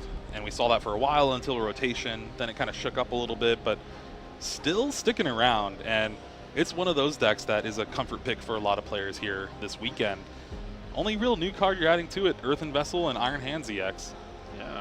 Yeah, Lugia definitely paired with Arceus, right? Lugia is fantastic, but I feel like Arceus is the real star of the show. And Arceus' ability might be one of the best, if not the best, energy acceleration ability the game has ever seen. Therefore, you have that ability, you have powerful, basic Pokemon attackers, you're in for a good time, right? And now, even basic energy is being played in this new Lugia decks from Paradox Rift in order to make sure that you open up as many attackers as possible, such as Iron Hands you mentioned. Now Radiant Charizard can attack earlier. You can even attack with Luminion again now, which is a big deal. So Lugia, I think Lugia is going to be a powerful deck until it rotates, or until we get a card that somehow sends special energy to the Lost Zone or something like we used to have. But until that happens, I fully expect Lugia V-Star to do really well. Well, let's go ahead and take it back down to the stage where we can talk with our winner from round 1, Jesper Eriksson. Welcome, and I am now joined with the winner of our round 1 match, Jesper Eriksson. Now we were just talking backstage about how you've broken a curse. What curse is that? I mean, the last couple of times, pretty much, I haven't won a stream game since COVID, and now it's been Malmö Regionals last year. You commentated that match as well, and I mean, what was the Worlds this year? Well, I lost on stream, I'm winning in. I mean, it's finally good to break it, but I think the way that I broke it was not the nicest. No. We'll take them, unfortunately. So, what I want to know though, when it's revealed that your opponent was playing Golden Go, what is your thought process? Was that a deck you've tested against, or were you trying to adapt on the fly? I mean, I had to adapt on the fly because I can't. If I have to be honest here, of course I didn't test against it. So, not of course, but I mean, I didn't take the deck too seriously. But it does have some plays, and I mean, I played pretty sloppy game 2, and that was why I got the victory. I think that had I been doing better, had I been doing what I should, I would have gotten the series 2-0, and we wouldn't have had anything going on game 3. Interesting. So talk to us about your deck then. So you've opted to go for Giratina, a deck that, you know, it's not a new Paradox Rift deck, right? It's got the addition of Counter Catcher. What made you pick Giratina?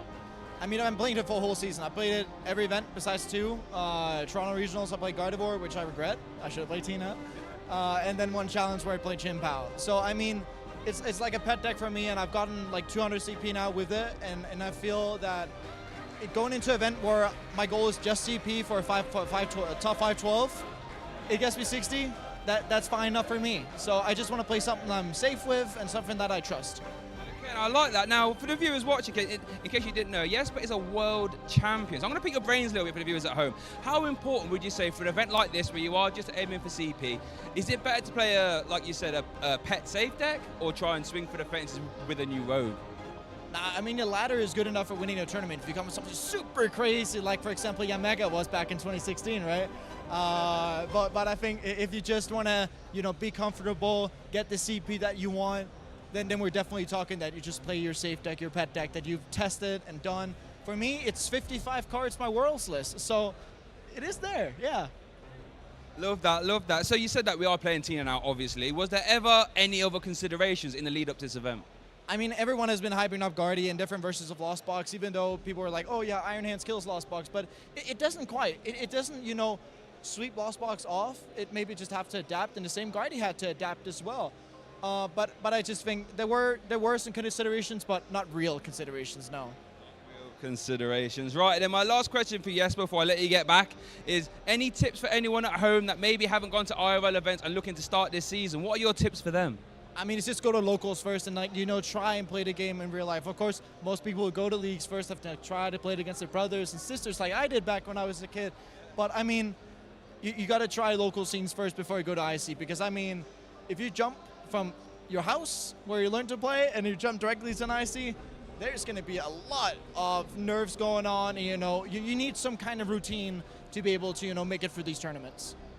Okay, well, I think we've got some good tips there from a world champion who is currently now 1 win and 0 losses. Maybe we'll be seeing Jesper, hopefully, fingers crossed, later on in the tour, maybe day 2, maybe even Championship Sunday. But I think that wraps us up here, so we're going to throw it back to casters. Thank you, Shay, and it's always great to hear from Jesper. He has been playing the game for a while. Started at the kitchen table with brothers, but now here at the stream table, round 1 of LAIC, trying to top 5-12. Come on, we got to try to win the event, Jesper. What's going on? Yeah, I am a little higher. The season is still young, right? I mean, getting the invite out of the way is definitely something that will give relief to a lot of players, but you've traveled so far, you're here, you won round 1. Dream, right? Dream a little bigger, Jesper. Listen, if you aim for the stars, or aim for the moon, you land in the stars, right? That's the saying. Now you just got to aim for the roaring moon, I guess. Aim for the roaring moon. Yep, there you go. Yeah, always good to hear from Jesper, former world champion, as mentioned, with a very cool yet mega break Vespic win deck. Yeah, very original. One of my favorite Worlds decks to come out in a while, and anytime you're able to kind of innovate at that level, it's really great to see. And hopefully we're going to have a lot of players this weekend try to do the same thing, you know?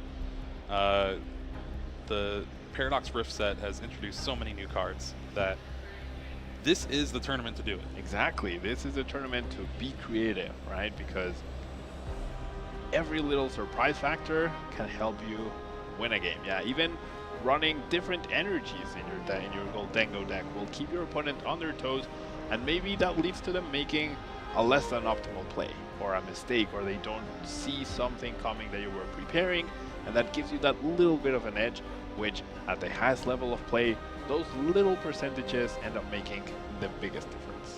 Well, yeah, we kind of saw it there in game 2, where there was a potential Pokestop to discard and find an Earthen Vessel or 2 energies to get that one-hit knockout on the Giratina V-Star. But Victor opted not to do it and gave Jesper a turn to find that energy. Jesper, unfortunately, was not able to find the energy, but still able to come out with the victory. And it's those small percentage points, especially with a deck like Blossom. You have so many micro decisions that it is make or break, but you only really find out 3-4 turns later. Indeed, and I'm going to insist, another small thing that Jesper could have done was play that second path to peak earlier. He held on to that. I also didn't notice he checked his opponent's discard pile or the lost zone. Like, if you're taking note of what they're discarding or not, fair, right? But it never hurts to double check, and then you see 2 stadiums in the lost zone, 1 already in the discard. How many on average are they playing? Probably not more than 4. Counter that path to a peak, no more Greninja, no more bonus coins, and that really limits the reach that the Goldengo EX deck has. Of course, has to rely on the Scissor for extra damage, but pulling off a 6 energy turn with no abilities all of a sudden becomes so much more difficult. Yeah. Well, that does it for round 1 here. We're going to take a quick break, but when we come back, we'll hopefully have round 2 ready to go for y'all at home. So stay tuned, don't go anywhere.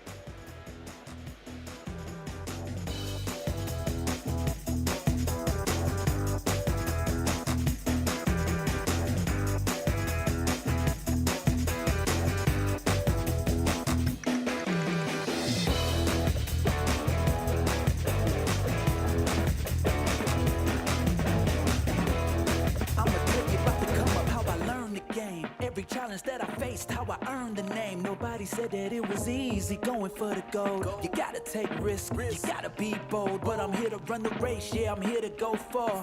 Here to take names, here to be a star. And when I finally make it, I'll be at the top. Best of the best, yeah, I'll be walking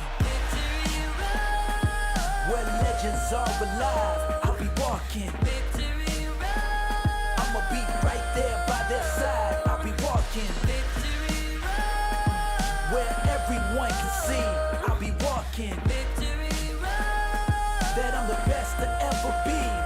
Forging my path, just a matter of time. You better get yours, cause you ain't getting mine. Learned every lesson in the hardest way, but that's the path that I chose, that's the hero's way. Yeah, they said I couldn't do it, but I proved them wrong. At the top of the mountain, right where I belong. And now I finally made it, yeah, I'm at the end. Best of the best, yeah, I'll be walking where legends legends are alive. I'll be walking.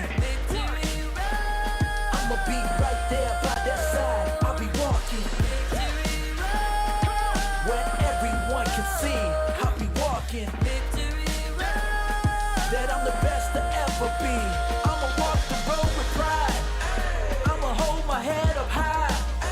Make them stop and stare. You can find me there with my finger pointed to the sky.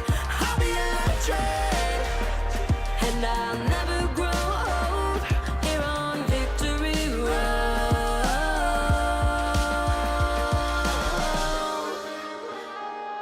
where legends are alive.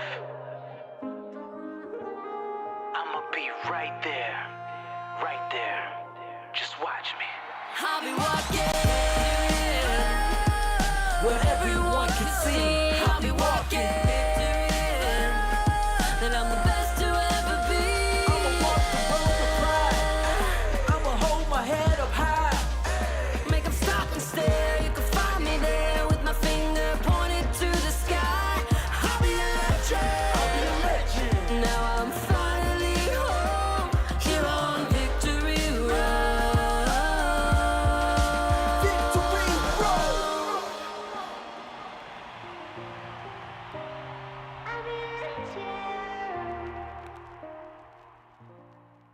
Hello and welcome to Yokohama, where we are at the Pokemon World Championships 2023. I'm Anna Prosser, and I'm standing in front of the Poke Center. I have some amazing models with me today. Please introduce yourself, sir. Hi, Spraggles, content cowboy and aspiring magician. Can you top that? Dupe Snacks, the eye on the sky on Eos Island. Now, we are going to find some clothing, some accessories. What are you looking for in there? I'm looking for Pokemon themed things. I've heard there are some of those in there. What about you? Looking for anything in particular? Heard there was a jean jacket. I'm finna sporting that. We are super excited to do some shopping. Let's go.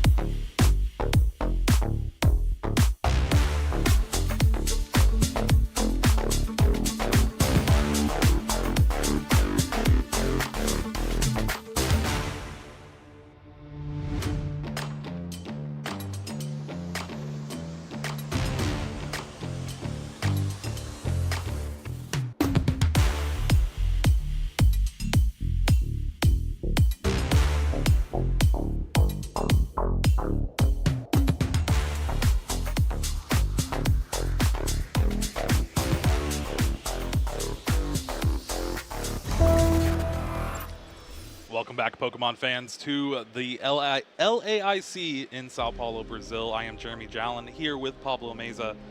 We just finished our round one. Jesper Eriksson, former world champion in the senior division, able to take down and break the curse. Win on stream for the first time in a while.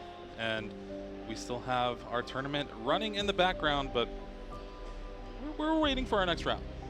Yep, we are indeed waiting for round 2 and see what else we have with this new Paradox Rift cards. Now let's go ahead and take a look at this brand new Pokemon art illustration contest where you can potentially create your own card. That's incredible. Yeah, it's incredible. This is the second time they've done it the past couple of years, and it is amazing to see. I am not an artist at all. I will not be entering this contest. It would be kind of like our own Hexter and his glorious artwork. But you see there just a ton of different artists working on all the Pokemon we love throughout the entirety of the Pokemon TCG. And you can become one of those artists in this contest. They add little magical Pokemon moments. The contest is running until the 31st of January, so please join us. Yeah, I already have the previous winners cards at home. They're in my little case at home. I love it. Arcanine was one of my favorites, and there was a beautiful one done there. Yeah. I am excited to look forward to maybe Charizard, the new Bidoof art. I know Gabby's excited there. Yeah, for sure. But yeah, I've watched your drawings, and when we do Pokemon Pictionary, I think you should take a step back in this one. Yeah, I already said I know I'm not an artist. I'm reinforcing your decision. Yeah, I'm supporting your decision. What about you, Pablo? Do you fancy yourself an artist? I know you can draw a table pretty well. But a table with eyes, yeah. I used to love drawing when I was a little kid. I'm definitely more of a graphic designer in the sense that like designing thumbnails, designing motion graphics as well, but actually drawing something from scratch that actually looks like a Pokemon, probably not talented enough to do that. I don't know, out of all those Pokemon that popped up there, like what would be the easiest one for you to draw? Like if you had to submit one. Voltorb? Okay. Voltorb, yeah, I definitely submit a really cool looking Voltorb.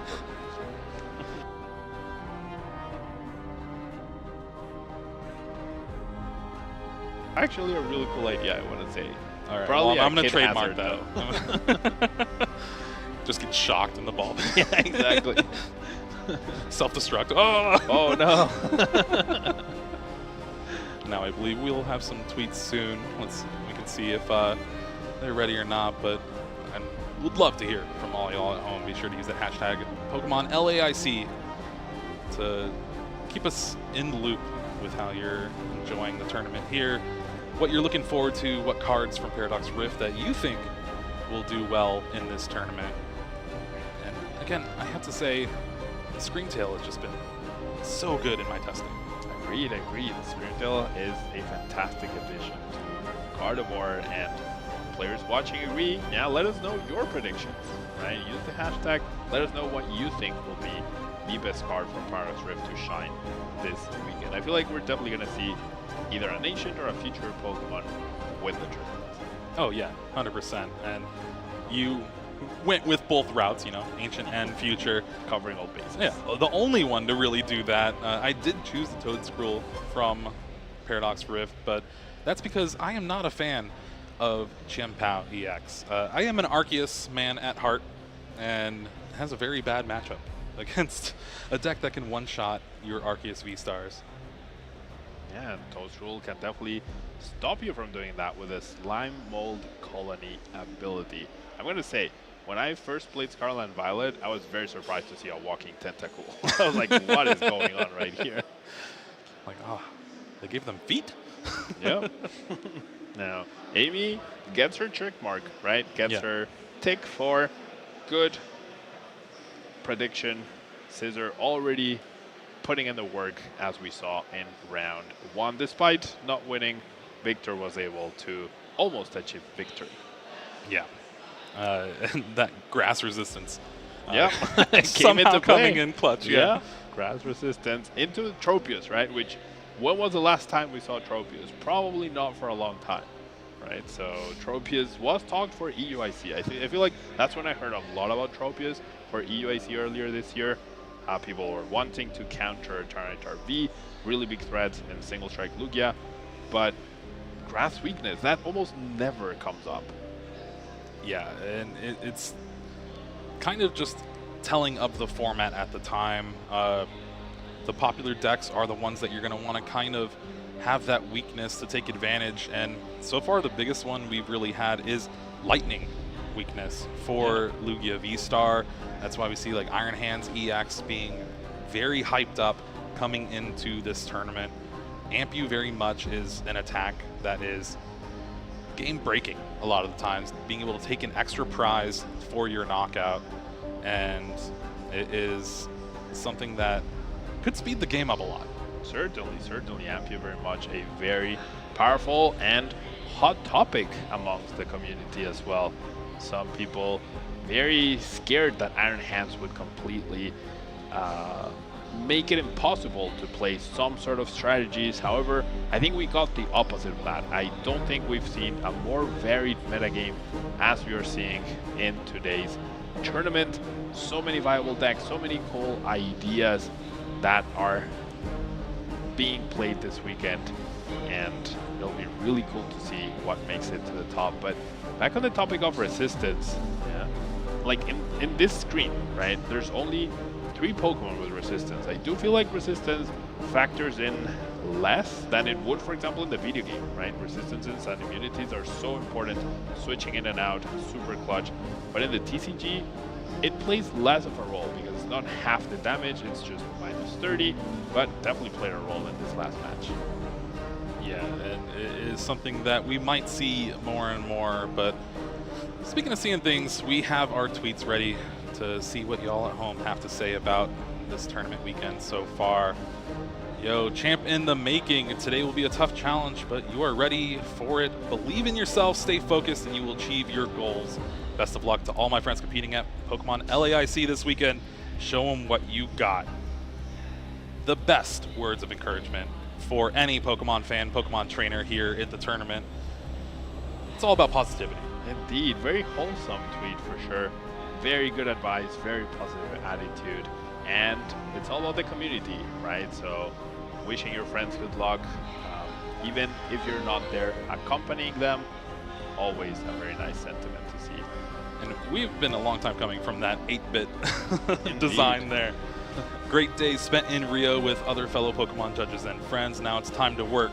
Love how Play Pokemon got us together. LASC Day 1 starting soon. I wish everyone a fantastic tournament. Well, thank you very much. It has been pretty great so far.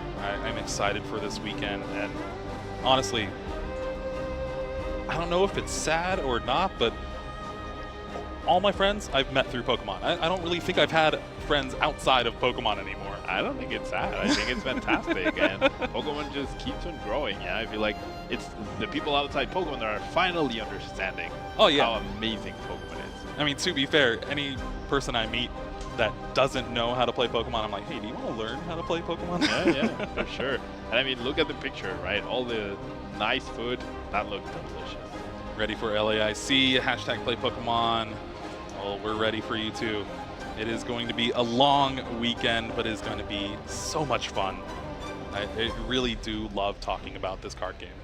Indeed, and Aldo here is actually a personal friend from Cancun.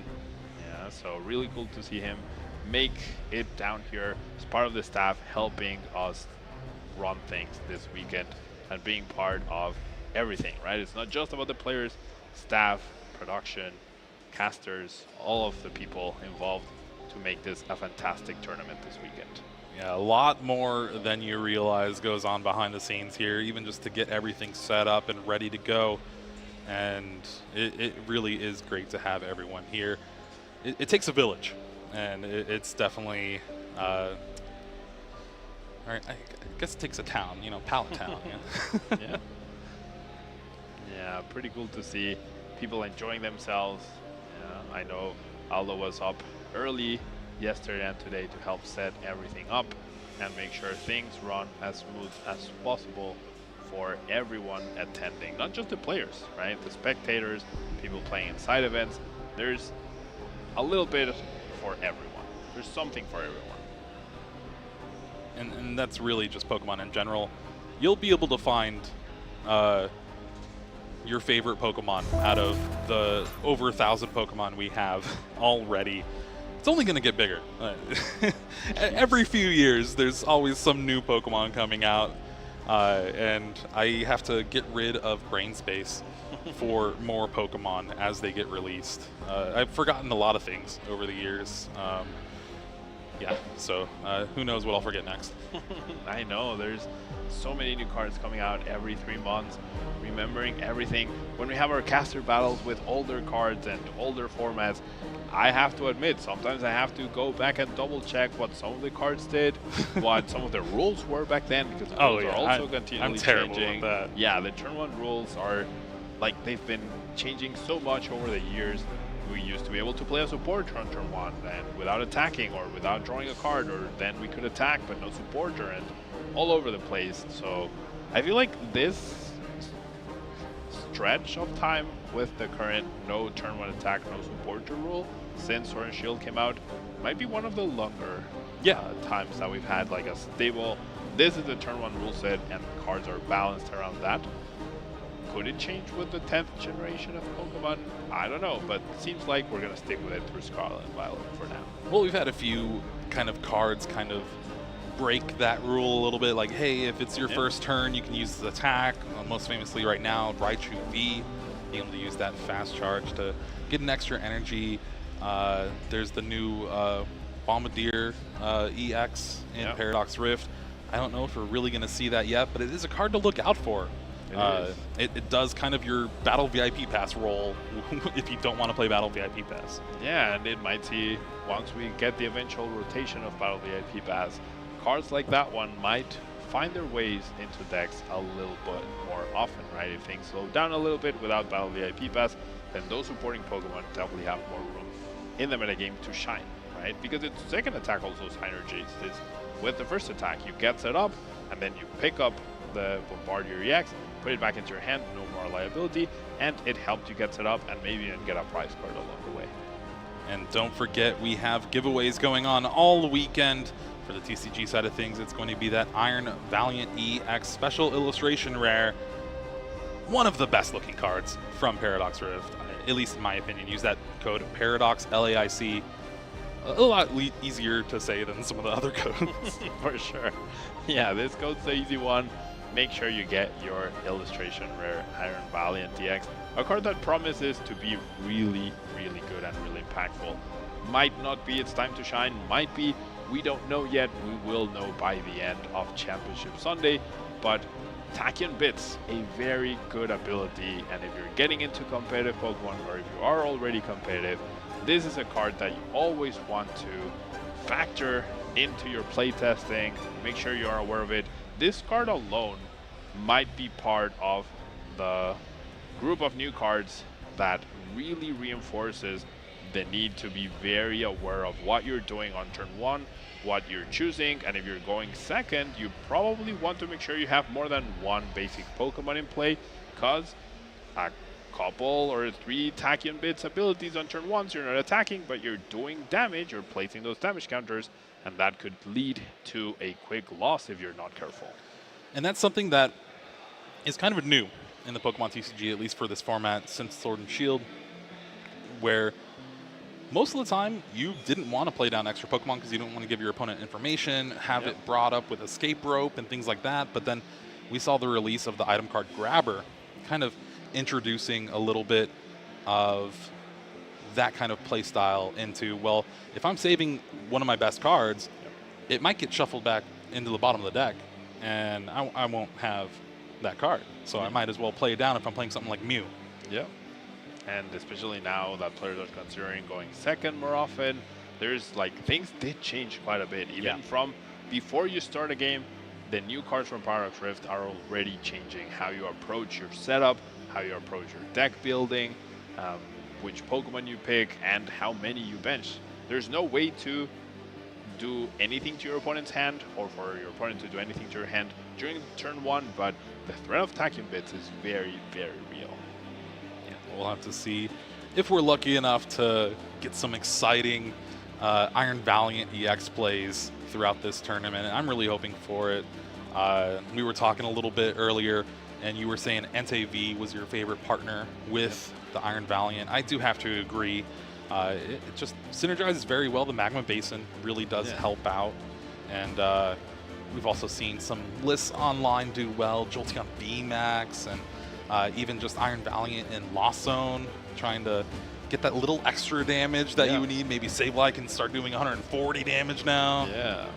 Yeah, those 14 damage counters, that feels like the magical number, right? Because a lot of these Pokemon that tend to evolve or are supporting, like Manaphy or Comfey, have that 70 HP, and usually you're 2 damage counters short from knocking 2 of them in your turn. But if you have the Iron Valiant and you're using Tachyon bits, you get that little bonus damage that Hawlucha used to be able to do for you. However, Hawlucha is a one-time use, and it's not easy to find at the right time. As long as the Iron Valiant is in play, you can have that effect multiple times. However, the counterpart to that is the fact that you have a 2-price liability, which some Lost Box decks do not enjoy having, and there isn't a super easy way to pick up that Iron Valiant EX. Yeah, it definitely could be a liability on the bench, but it also just depends on your matchups as you go along. With a new format entering into this tournament, the metagame's very diverse. We haven't been able to get the breakdown just yet, but I do feel it's just going to be like 10% across the board. You're going to face one of every deck, it seems like, for this day one. I feel like this is definitely a tournament where you could possibly face a different deck each and every round. 9 rounds, 9 different decks, all of them very good, all of them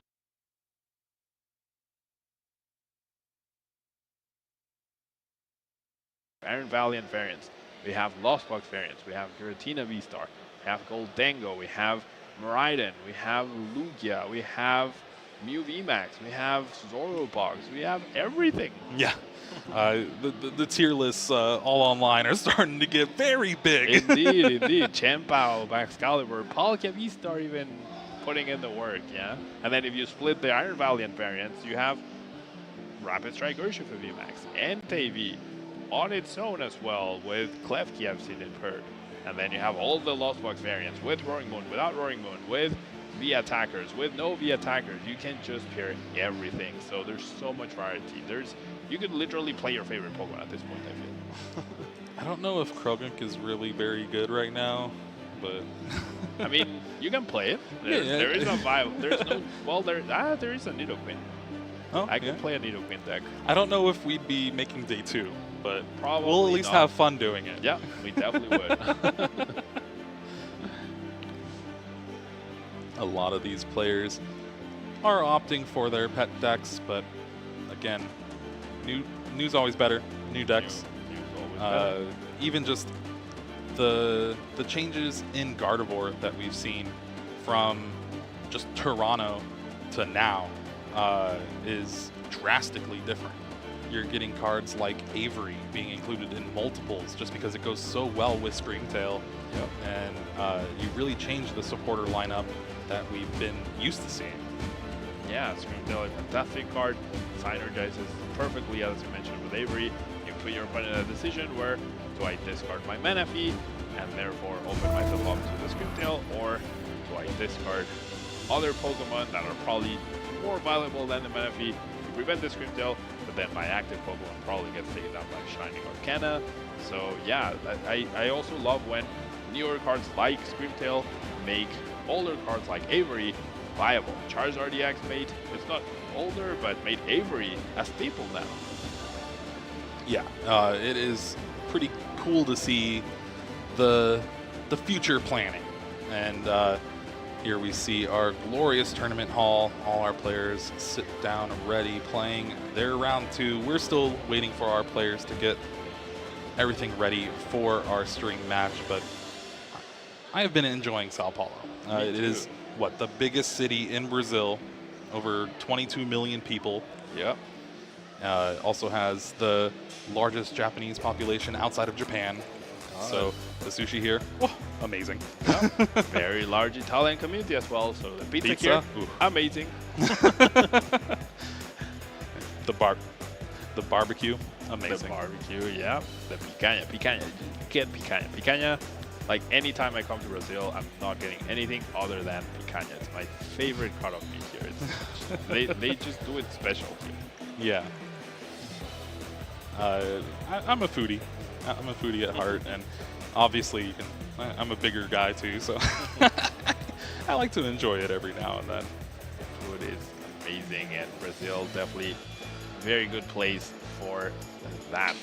And what a crowd. You know, there's so many people here, so many players, over 2,000 Pokemon trainers playing in the 3 different games that we have here, TCG, VG, and Go. No matter what you like, there is definitely something for you here at the Latin America International Championships. Now, we do have our players, but we're going to hold off on talking to them for a little bit. And it's going to be 2 interesting decks as well. Yeah. I just hear you, Luke. That's it. 2 very interesting decks. We're going to get our players ready before we reveal anything about them or their decks as we are setting up round 2.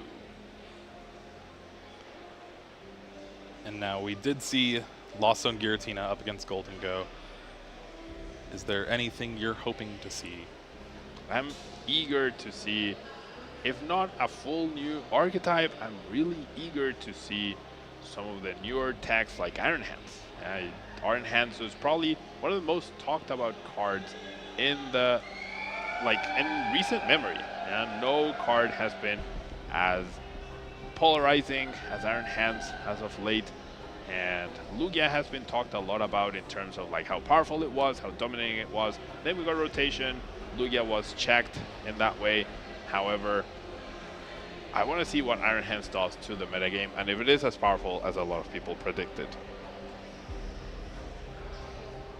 For me, one deck that we saw a glimpse of in Toronto do pretty well, and that was the Snorlax kind of like stall control deck. Did get a new addition in that counter catcher, which makes it very, very scary. Yeah, Snorlax definitely more viable than ever. Now, is that something you want to see on stream here though? You want to see a clash of like metapods staring at each other basically with Snorlax? Because that's what it tries to do. Yeah, it brings you down to that level of, you know, you can play the game. We got a little spoiler there, one of our players, and see a little Celebi in the in the bottom corner. Can you guess? If you're a fan of the stream, you might have seen that quite a few times. That iconic Celebi plush.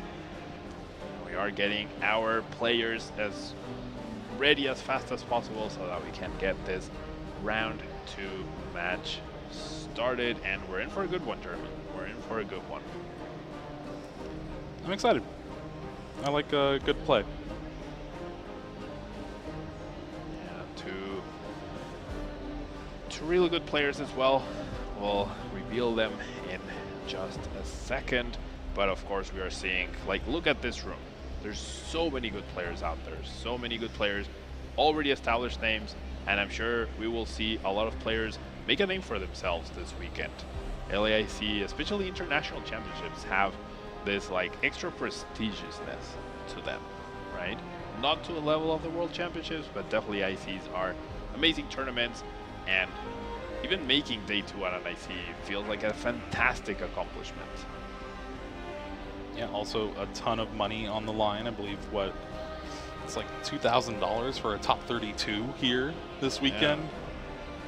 Yeah, the extra prizes this season have been a very big encouragement for players all over the world. That's what we're seeing. Australians travel all over the world to different regionals. We're seeing players from Europe traveling to Toronto to compete.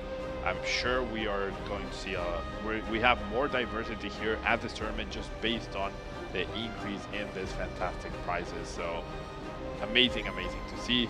Great atmosphere that we have here, and hoping to see some incredible matches as well. Now it does look like our players are starting to set up, so we'll be able to go down the table whenever possible. And it's going to be a treat. I'm excited. It is. I believe we should be able to reveal the match choice very soon. As soon as we jump into the table, we'll get our players set up, we'll get our prize cam, we'll get everything ready to go. As I am seeing both players shuffle up and start to set up.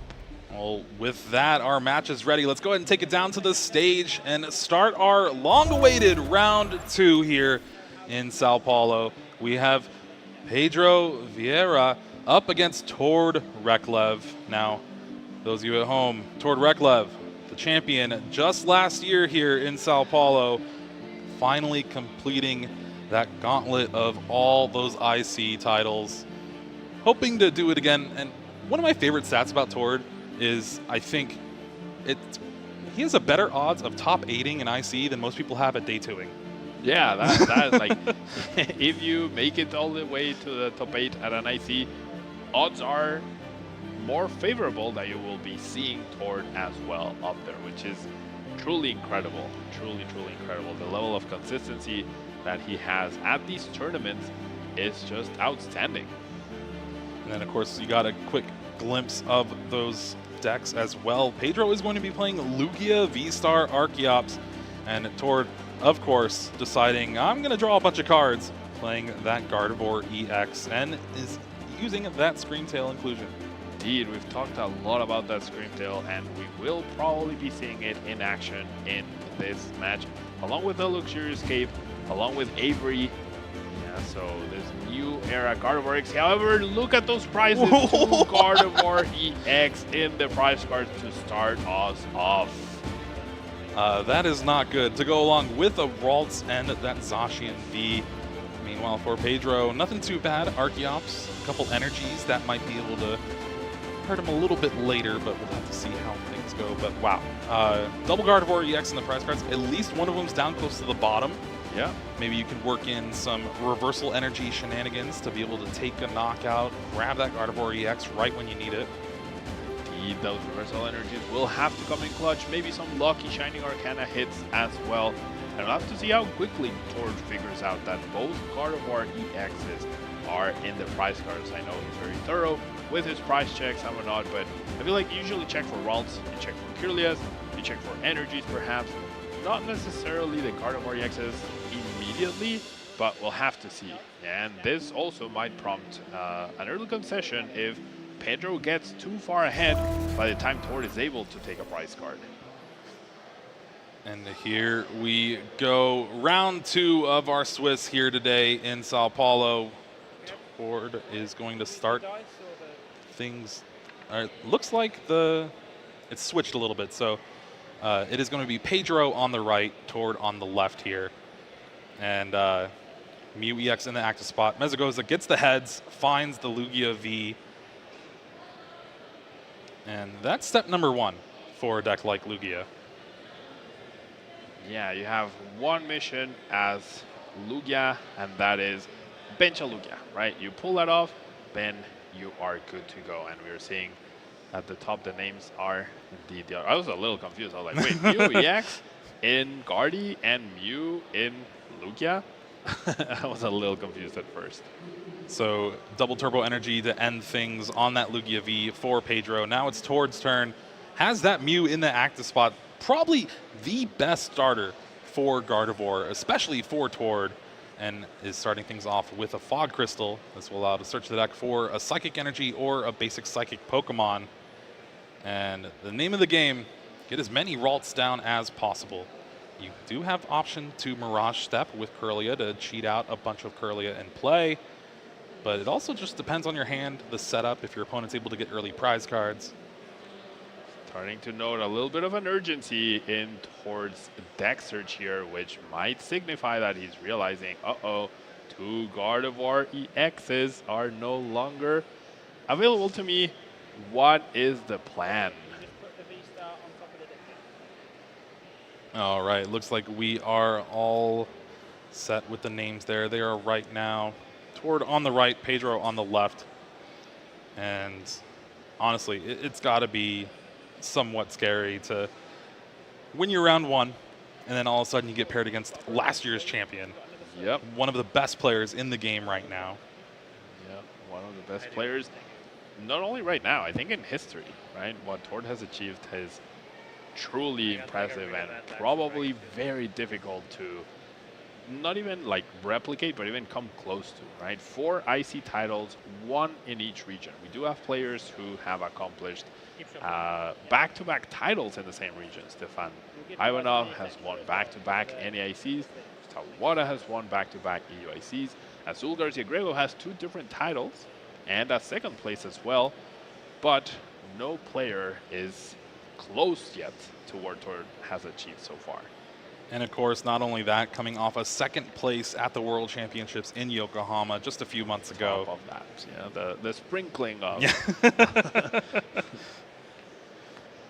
So with the Fog Crystal, does find a Pokemon, and then there is that Battle VIP Pass off Mysterious Tail, and Tord right away finding those Ralts and that Radiant Greninja, hoping to draw a few more cards here, dig through the deck, and that's really the first few turns of this Gardevoir deck. You're just trying to discard a bunch of energies, draw a bunch of cards, hope to get set up for that turn 3. I'm really wondering what Tord's plan is here. As long as he has already figured out that both Gardevoir EXs are not available, like, what is your break point in terms of like, you know what, I'm too far behind, I cannot catch up, or I'm still in this, right? Because every energy you discard, there's one of the triple energies and the Gardevoir as well. So I wonder can he could allow Tord to be aggressive and combined with a counter catcher, could go after an Arceus, hopefully free one of those Gardevoir EXs. There's the attachment. Risky attachment though, a boss away from basically eliminating Tord's chances to draw an early prize card. Well, we do see a boss's orders off the top as well. Mezagoza flip gets the tails, so not able to search for a Pokemon.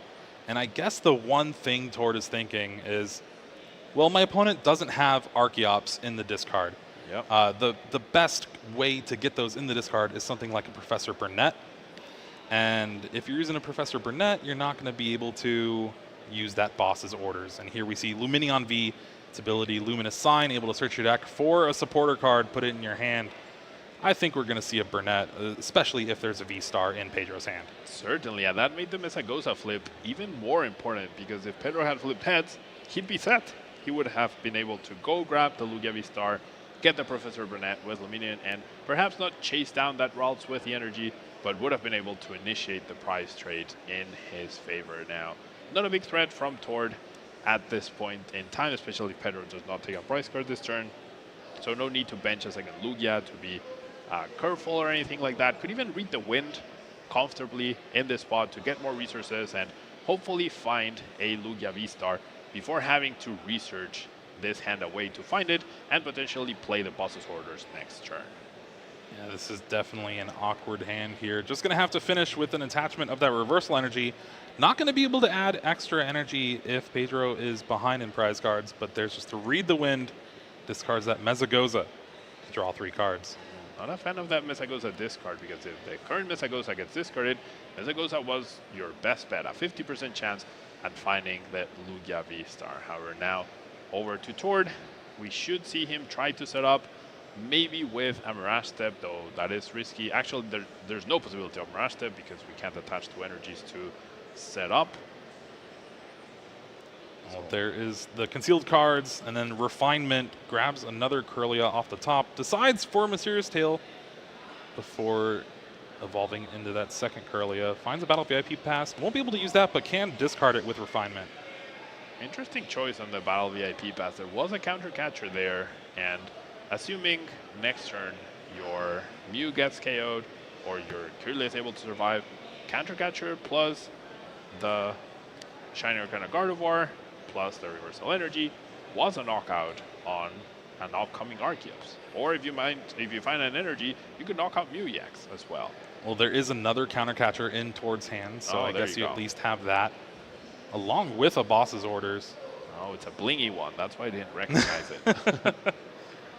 Tails on the Mesagoza. Tord does have the option for Collapse Stadium as well. a couple of those in hand, but eyeing down them to discard with Ultra Ball instead. Discarding that Screamtail, however, as well, eyeing that down for the discard, so we could see the Screamtail just not factor into this game, which, honestly, I'd be very surprised if this game goes on for a long time overall. Especially with the pace that Tord is playing. Seeing a both Gardevoir EX in the prize cards means this game will kind of take a little bit longer, and it is good to see Tord really just upping the pace here, knowing that there potentially could be 3 games. Yep, and now do see a Collapse Stadium hit play, meaning no Mesagosa, meaning Pedro will not be able to find a Lugia V-Star, plus a boss play on one of the only 2 Kirlias. Could go for a knockout still with the Jet Energy. No need to set up, but now it would be risky, right? You don't know exactly what your opponent has. Definitely eyeing that play up. I like this aggression, though. With only 1 Kirlia left, very few energies in the discard pile. What's Tord's best answer? Maybe Screamtail with a Luxurious Cape and enough energy, but there aren't a lot of energy. You don't have the Gardevoir EX either. Yeah, exactly. But, I mean, from Pedro's perspective, he definitely doesn't know that. Well, there is that knockout. Arrow Dive opts not to discard the stadium, but takes the knockout on that Kirlia with the reversal energy, and Tord is really having to think about just how to navigate this game. If I'm Tord, I need to scoop at this point in time. Finds an energy, does decide to attach it, but you're down 1 reversal. You only have access to 1 reversal. You have no other Ralts in play. 1 Ralt is also prized. How? How do you pull this off? And yes, 1 Gardevoir EX is at the bottom. That's what you're counting on, but which prize do you take, the right or the left one? Because I don't think he'll be able to have enough to get a full KO here. Like, finding the other reversal energy should be very difficult. And honestly, won't even have a way to get out of the active spot if he finds the reversal energy, because Gardevoir not really known for playing any switch outs and things like that. There is a new supporter, Professor Turo's Scenario, able to just pick up a Pokemon, but Tord opting not to play it for this weekend. Does find the reversal energy, and honestly would have had the KO on Lugia V if this Gardevoir was in the active spot. Would he though? Wouldn't he be short a few energies to 20 damage? No, yeah, so the reversal is 90. No, yeah, would be short, yeah. Yeah, would be 2 energy short. Would have had a knockout potential on Arceus, but there aren't even any Arceus in play for Tord to knock out. And Pedro did draw an Ultra Ball off this Iono, so Pedro will finally have their full setup, but they accomplished a turn to knockout in a very safe manner. I really like that aggression from Pedro, and Tord definitely against the ropes right here. So we'll have to see what else he can do this. We do see another attachment. There is a counter catcher in hand along with a reversal. We'll have to see. Boss's orders off the top of the deck. Top deck. Wow. Now, with an Ultra Ball in hand as well.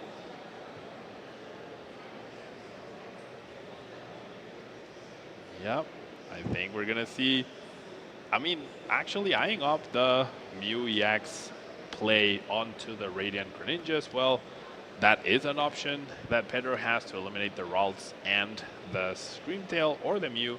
However, knocking out your opponent's only Gardevoir in play when they only have a Ralts left over, I think that's way too strong not to do. Yeah, exactly. There's already a Kirlia down as well.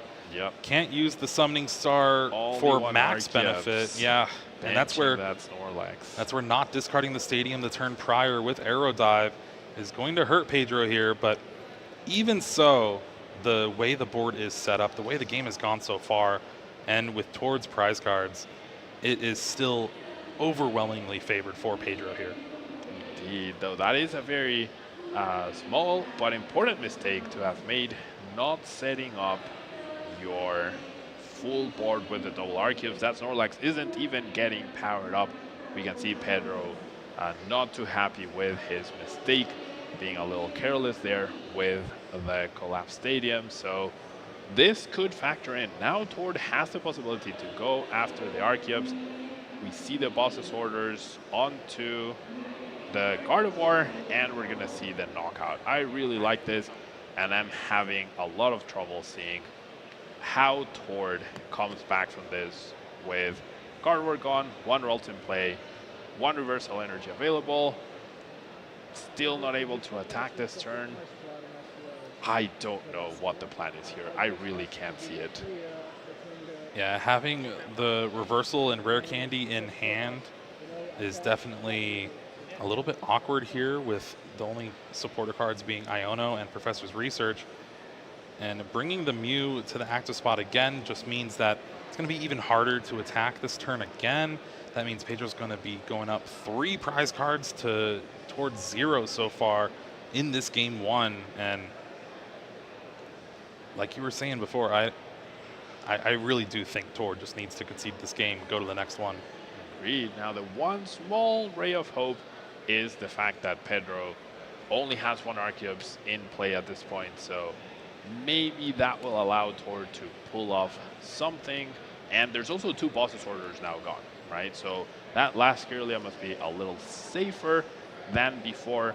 However, it is going to be very difficult to even get a single knockout at this point. If Pedro ends up playing an Iono, takes away that reversal energy, and is also up 3 prizes, that's a really hard spot to come back from. Yeah, and even with that, if Tord does take a knockout, it's going to be a 1 in 6 or 2 in 6 chance to try to find that Gardevoir EX to just continue knockouts, because you know that Gardevoir is most likely going to get knocked out coming back into his turn. We see the reversal energy getting attached. Top deck Iono. So very nice attachment by Tord, evaluating or assessing the risk of a 3rd Boss's orders back-to-back taking place is very low, and finding that reversal energy afterwards will be very difficult. But this look is definitely going to take 4 prizes this game. It's going to take 1 now, and then whatever Tord does, that Lugia V-Star is 100% out of range. So going to be interesting to see. I think the odds of Tord winning this game are lower than finding a shiny Pokemon, a shiny legendary Pokemon. I just cannot see it. With the Capturing Aroma heads, does find an evolution Pokemon. Just thin the deck out a little bit more. We're going to see the Primal Turbo be able to search the deck, attach 2 special energies to one of your Pokemon. And that's not a very good hand. But has everything on the board, able to really just continue this game. Now, something I want to note is how Pedro is definitely going through the motions. We did see that small mistake from the Collapse Stadium, and usually when you're using your Archeops ability, like declaring it essentially, and then thinking about where you're going to attach the energies, that's usually an indicator that you're using an ability because you can, not necessarily because you need to. Establishing more threads is very important for Pedro now that he's limited to 1 Archeops, but it's important to try and figure out exactly what you want to search for, because you know your deck and you can attach the energies anywhere you want, so that there's a little bit more fluidity to your game in that sense. 3rd energy down on that Mew EX on the bench, and then there's the knockout from Lugia V-Star. Pedro going down to 3 prize cards now. Tord's hand, though, is good enough for this turn. There's that Shining Arcana Gardevoir. There's a Refinement Kirlia. Has the Ultra Ball here, is able to search for... Oh, I think all the Pokemon are in the prize cards. All right, Mirage Step Kirlia there. Now, if Pedro didn't know that Tord didn't have access to any Gardevoir EXs, now he definitely knows. There's no reason to throw away a rare candy with an Ultra Ball unless you're gonna use another rare candy to go into Gardevoir EX. No Gardevoir EX here. And I mean, trying to play the single prize game, sure, but you're 3 prizes behind. Yeah, you need to get a knockout. Does find the counter catcher though.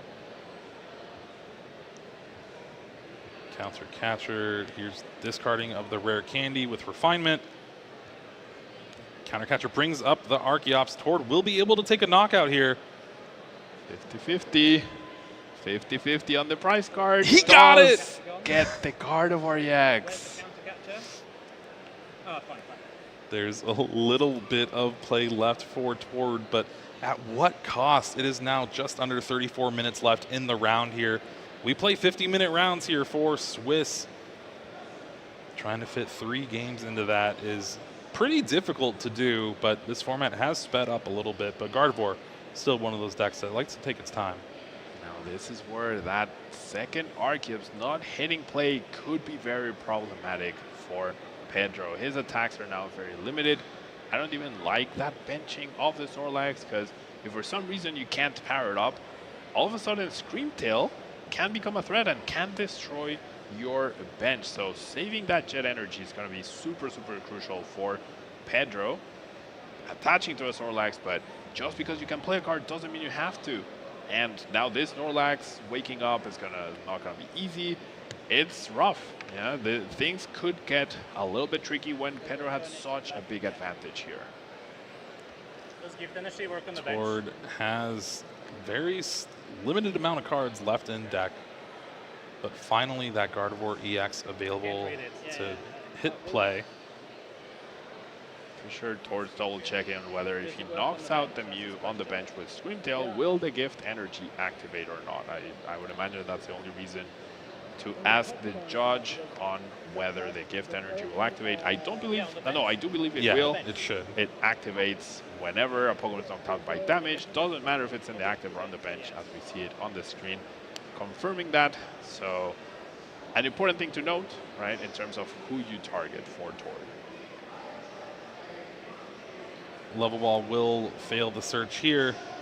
Again, just trying to see what resources he has left for these next two turns. Pedro only has 2 prize cards left to take here. And of course, Gardevoir EX, with its ability, damages your own Pokemon. So most of the time, Psychic Embrace is going to put them close to a knockout themselves. Now, one very important thing to note, with no more Arceus on Pedro's side of the field, once this Kirlia becomes Gardevoir EX, nothing on Pedro's side of the board will be able to take a knockout on that Gardevoir. So that pretty much guarantees Tord a safe turn in terms of being able to attack, as we see that Gardevoir EX. Next turn, he can power up the Screamtail and try to trap a Snorlax in the active. I think that's definitely Tord's plan at this point in time, and I am generally seeing a window where Screamtail is able to take down this Lugia, take down this Mew after the Gardevoir takes down the Snorlax with the Luxurious Cape attached, depending on what Pedro does this turn. He has 2 ways to wake up the Snorlax, with Jet Energy or with the Aromatic Energy, Therapeutic Energy, pardon me. But will that be enough? Because this upcoming turn, Pedro is not taking a knockout unless he top decks Boss's Orders. I'm not sure if I like the Luxurious Cape play here, just because it definitely opens a route of victory for Pedro the following turn. You were just saying that he can't knock out the Gardevoir EX in one hit, but one thing you can is Screamtail that gives you 2 prize cards. Yeah, indeed, for sure. But Tord is at 5 prizes, so taking 2 prizes or 1 prize this turn doesn't really change things much for him. So I definitely love to see the Gardevoir EX attack this turn. We do see the Iono, right? So I guess that's another option. Iono your opponent down to 2, use Screamtail to knock out the Lugia, but as you mentioned, yeah, that opens up the win for Pedro if he finds a Jet Energy. Well, I guess it's only Jet Energy. Yeah, Jet Energy and the Therapeutic Energy hit the bottom of the deck with that Iono now, so just 2 less cards that would be very beneficial here. And there we see 7 energy on that Screamtail, 140 damage. That means it's dealing 280 damage to anyone. I believe that Lugia V-Star is going to get knocked out pretty soon here. No gift energy attached there, so that Iono will hopefully stick. This is where it's been a series of unfortunate events for Pedro, not getting that second. If you have the second Arceus out, you win, right? Yeah. You just power up the active, and you're good to go. Now that Snorlax is trapped in the active, 1 Jet Energy went to the bottom of the deck. Screamtail is going to knock out the Lugia right here. Can also target down the Luminion. No, the Pokemon does not get switched. The damage was on the bench. That does not happen. So now... Oh, all right. Ultra Ball found in the cards with Iono. Yep. And so with the draw for turn, you're able to use that, find Luminion V, grab a supporter, but you need to find something like a Professor's Research here, hope to hit a Jet Energy, and that should seal the game for Pedro here, but it's going to have to rely off the top of the deck. Yep, there's the Luminion. There should be Professor's Research available. Buzz, not the game-winning card at this point in time. And we'll have to see, can Pedro find one of the 2, I believe, Jet Energies left in the deck? Does play 4, so maximum chances of getting out of this sticky situation. Once again, we're in this position because the Collapse Stadium didn't get removed, and then the Snorlax got benched preemptively. And the Gardevoir EX just being in the prize cards. No Jet Energy here for Pedro off this fresh hand of 7. And honestly, not much you can really do here. Nothing else. Literally no card is able to be played other than the Stadium, which you really get no benefit out of. And with no Arceus in play, nothing to do other than pass. I would love to see a faster pass. Can't even thin out the hand just to make Gift Energy a little bit better here. Yeah, there's a Nest Ball you can burn, the Stadium, the Collapse Stadium you can play, but Tord's definitely not going to activate another Jet Energy. I think Tord's plays Iono once again. However, well, maybe you don't Iono because you know your opponent doesn't have a Jet Energy in their hand, right? So if you Iono them, you're getting them closer to the Jet Energy. However, Pedro is holding a bunch of cards, and one of those is another Professor's Research. So that could be something that Tord factors into the decision whether to Iono or not. I would just stick with no Iono, but we'll have to see what Tord chooses here. And with either knockout that Tord decides to take, you can target down the Snorlax. That's the one that can actually take a knockout on the Screamtail. Mew could copy Screamtail's attack, but that won't be enough. Yeah, that's true. That's true. Yeah, Slap does 30, and you have, what, 50 HP remaining? Yeah, indeed. So it would not be enough. Genome hacking, no matter how good it is, would not be enough. And there's the Iono. So, oof. How does Pedro win from this point? Jet Energy plus Boss's Orders. I think that's it, right? That's it. Well, Only so combination? It depends because Tord could just ignore the Gift Energies right. already. But wow, okay. The Jet Energy. I feel like if you were committed to Iono, you're not going to activate the Jet Energy. Right? The Gift Energy, yeah. The Gift Energy, sorry. And that's the thing, right? But if you take out the Snorlax with the energy, that's the one attacker that can win the game right away. Because even if Pedro has like a Boss's Order, or I guess Boss's Orders would do it too. Yeah, Boss bring plus up Jet, the Greninja. Right? Yeah, Boss plus Jet. However, this is really good. Nothing can take down the Gardevoir EX, so now Jet doesn't work. Now it's down to only Boss's Orders, and you didn't activate the gift. There you go. Perfect solution by Tord, and then you just close out the game next turn with your Screamtail. Very simple, very straightforward. Tord figuring out exactly how to win this game with no Gardevoir EX available. I guess we're eating our words here. We are. If anyone is able to come back from the start that Tord has had this game one, it would be Tord. Absolutely. Tord, a fantastic player here. Fantastic determination, fantastic resilience to stick this one out in order to find the game-winning scenario. Wow. And there we go. Tord Reklev pulling this off against all odds. What a game to start our round two here in Sao Paulo. Tord Reklev, our defending LAIC champion, figuring out just the perfect way to win the game. And it was all off the back of the one prize card taken like turn 5. And it just happened to be that one of those two Gardevoir EX. I would say like that was definitely one of the instances that helped Tord, right? Yeah. The other one was only one Arceus. So I cannot emphasize how much that mattered. Pedro got a little bit ahead of himself. Even discarding the stadium was not crucial, but over benching, getting that eagerness, benching that Snorlax preemptively before you use your ability, like even the sequencing of that, if you just do it in V-Star first, yeah, you try to bench the Snorlax, oh, that's the one Pokemon that doesn't fit. Then Tord would have never been able to stick a Pokemon active like he did and be able to play around the gift energies, be able to eliminate the threat of the Lugia V-Star and turn over an almost impossible to win game. I mean, we were saying here, it looks pretty impossible to us, but Tord finding a way out, and now in very much the advantageous position here. 25 minutes or less left on the clock for this round 2. Already up 1 game, and both of these decks have a lot of decision making to do with each turn. A lot of shuffling and a lot of just card drawing from Tord's side of things. Now, if you're Tord, I think you're definitely feeling good, not only in the fashion you won, the decisions you made, but also the chance of prizing to Gardevoir EX is so low, right? I feel like it's close to 1 in 100 games. And feel like, okay, you got that out of the way already this weekend, let's go. No more, no more of that happening. And of course, here is the replay from game 1. Both players had a pretty slow start to get things going. You have Pedro read the wind. Tord bosses up the Luminion for a little bit of stalling. Then Pedro bosses up that Kirlia with the reversal, takes the knockout, but there was the no discard of the stadium. Tord able to get set up, but there you see Pedro benching that Snorlax, then using the summoning star, but only getting 1 Archeops out.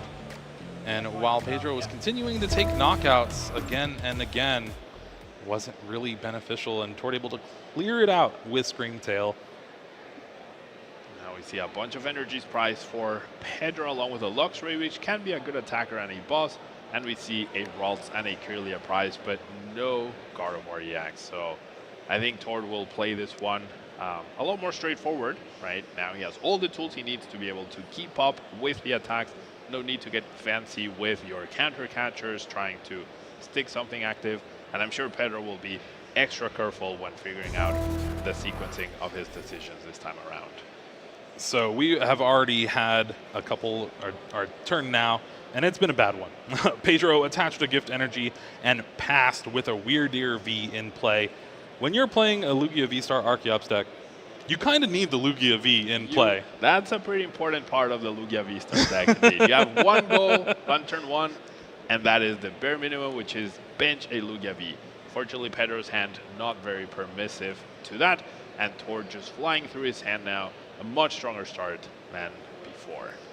Yeah, already has the Fog Crystal, finds a second Ralts. Ultra Ball discards 2 Psychic Energies to find that Radiant Greninja with a 3rd one about to hit the discard for Concealed Cards.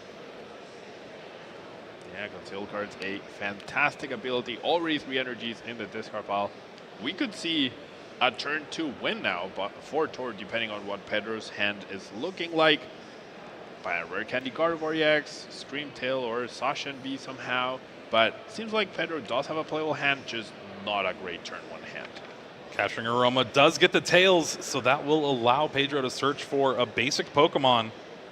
And I believe we're going to find a Lugia V here. I don't know about you, Pablo. Yeah, I would expect a Lugia V for sure. And now Pedro's board not looking too bad now. Can attach a double turbo to Weirder if he finds it. Can get a turn to KO, which is your goal, right? Sure, you would have loved to bench the Lugia V, but in the end, by benching Lugia V on turn 1 and getting Lugia V started on turn 2, what do you want to accomplish? A turn 2 knockout. Side Shield Bash with a double turbo can certainly do that. However, we see the attachment on the Lugia V in order to perhaps get ready for a Read the Wind. I feel like we should definitely be seeing our Professor's Research beforehand, but no supporter being played by Pedro. Very surprising.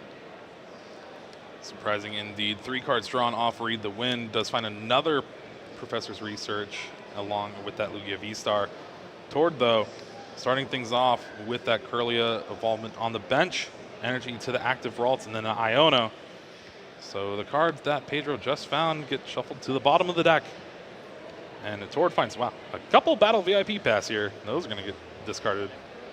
Now, some bad news for Pedro, as he did have 3 Professor's Research in his previous hand, and now they're all at the bottom of the deck, while Tord now has the option to Rush Step with his own Kirlia, get the other Kirlias into play. However, it seems like he's not going to opt for that, or maybe he is, yeah, eyeing up both Kirlias and one of them being prized still. Yeah, one of them prized, one of them in play already.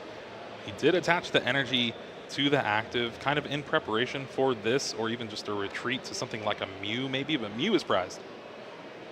Now, one big thing that makes this Mirage Step play so powerful is you get your Kirlias, and you also have Ralts that you can then rare candy into the Gardevoirs. But Tord running a little bit lower on those resources and not able to find a Ralts to rare candy into. So if you use Mirage Step to get one Kirlia and then you lose your Mirage Step, the end result is not as advantageous as you would like it to be.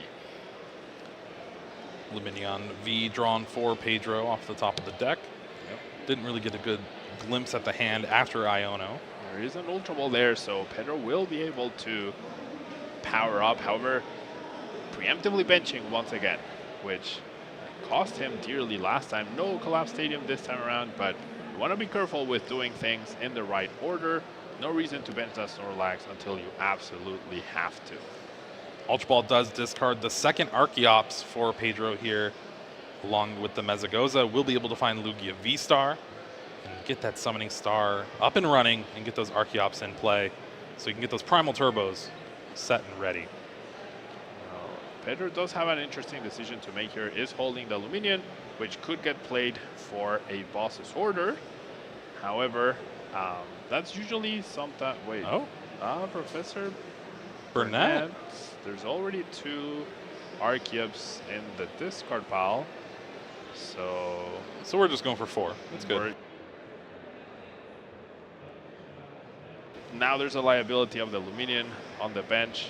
Definitely not ideal, but it's what we have. For a second, I thought he passed, and I was really scared. No. Lugia V-Star evolved into the active. Summoning Star brings those Archeops out to the bench, and this is where Lugia as a deck shines, being able to just attach up to 4 energy per turn. You can really try to overwhelm your opponent here. I'm sure we're going to see an adaptation from the first game by attaching a gift energy to the Lugia. That also would have been something that would have helped Pedro a bunch. The previous game, you're going to see the V-Guard. Actually, we skipped one of the gifts. Well, running low on the energies. The prizes, there were quite a few energies on the prizes, 2. Right? I believe there was 3. No, there's 1 energies. Yeah, one gift, one jet, 1 double turbo. Yep, there we go. 1 gift, 1 jet, 1 double turbo. Along with that boss's order is very crucial. I would have loved to see that Luminion fetch Research, an Iono, even a boss's orders to eliminate a Refinement Kirlia would have been definitely better than that Professor Burnett that we did see. Well, there is the knockout with Tempest Dive, and Tord promoting the Screamtail here. Handful of supporters. Screamtail, without the Luxurious Cape, can take down an Archeops, but that's pretty much it. We do see a very, very powerful Research here, discarding a lot of stuff, but a lot of stuff that Tord probably doesn't need anymore at this point. Finds a bunch of energies, finds the Gardevoir EX.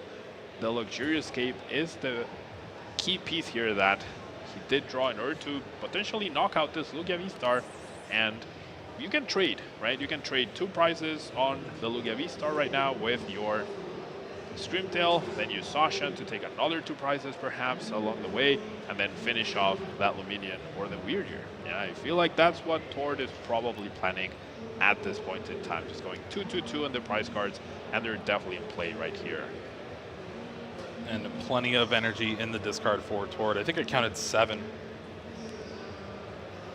Uses the last refinement here. Level Ball can find something like a Ralts if it's still available.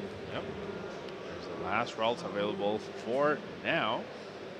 But things are looking very different for Tord this game, right? Much more stable setup. Has access to a Gardevoir EX, which is kind of the theme of the deck. We were talking about how Lugia really enjoys having a Lugia in play. Gardevoir decks really enjoy being able to use Psychic Embrace. And there we see Gardevoir EX getting evolved on the Kirlia without the Ralts under it. 4 energies in the discard pile right now. That's going to be 160 damage to a Pokemon so far. Where does that damage go? Where did you see those 7 energies? Well, they're in the discard, but there's no, he didn't play the cape down, so you can't attach more of them. Right, yeah, no, of course. So not going for the 2-2-2, just going to eliminate an Archeops. Definitely worked out well last time around, but now there's a second Archeops that Tord has to deal with before trying to trap something in the active spot. Yeah, see the 3 Psychic on the bottom of the discard 4 Tord there. Yep. And did have the option for the Luxurious Cape in hand, but again, you're giving up 2 easy prize cards to your opponent the following turn. I agree. I mean, but sometimes giving prize cards is fine, right? You knock out Aluminium, or you probably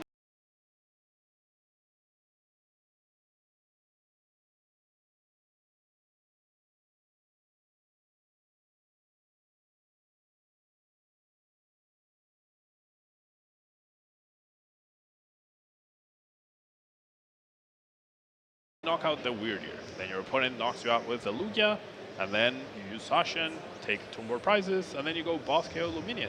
You win in 3 turns. Now, Tord did win game 1, so no need to rush the win, right? You can win, you can not finish this game, and you're still ending up as a winner. Yeah, the way this works for our best of 3 is if there is time being cost 3 turns with the active turn finishing, so technically 4 turns left in the game. If the game does not conclude, the winner of game 1 will win the match. But if we're in game 3 and that same scenario happens, it will be a tie.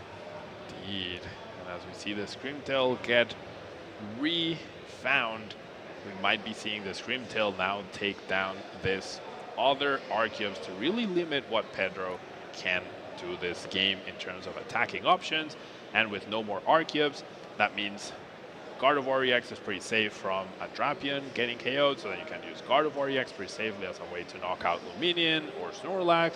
So really good strategic play here by Tord Reklev.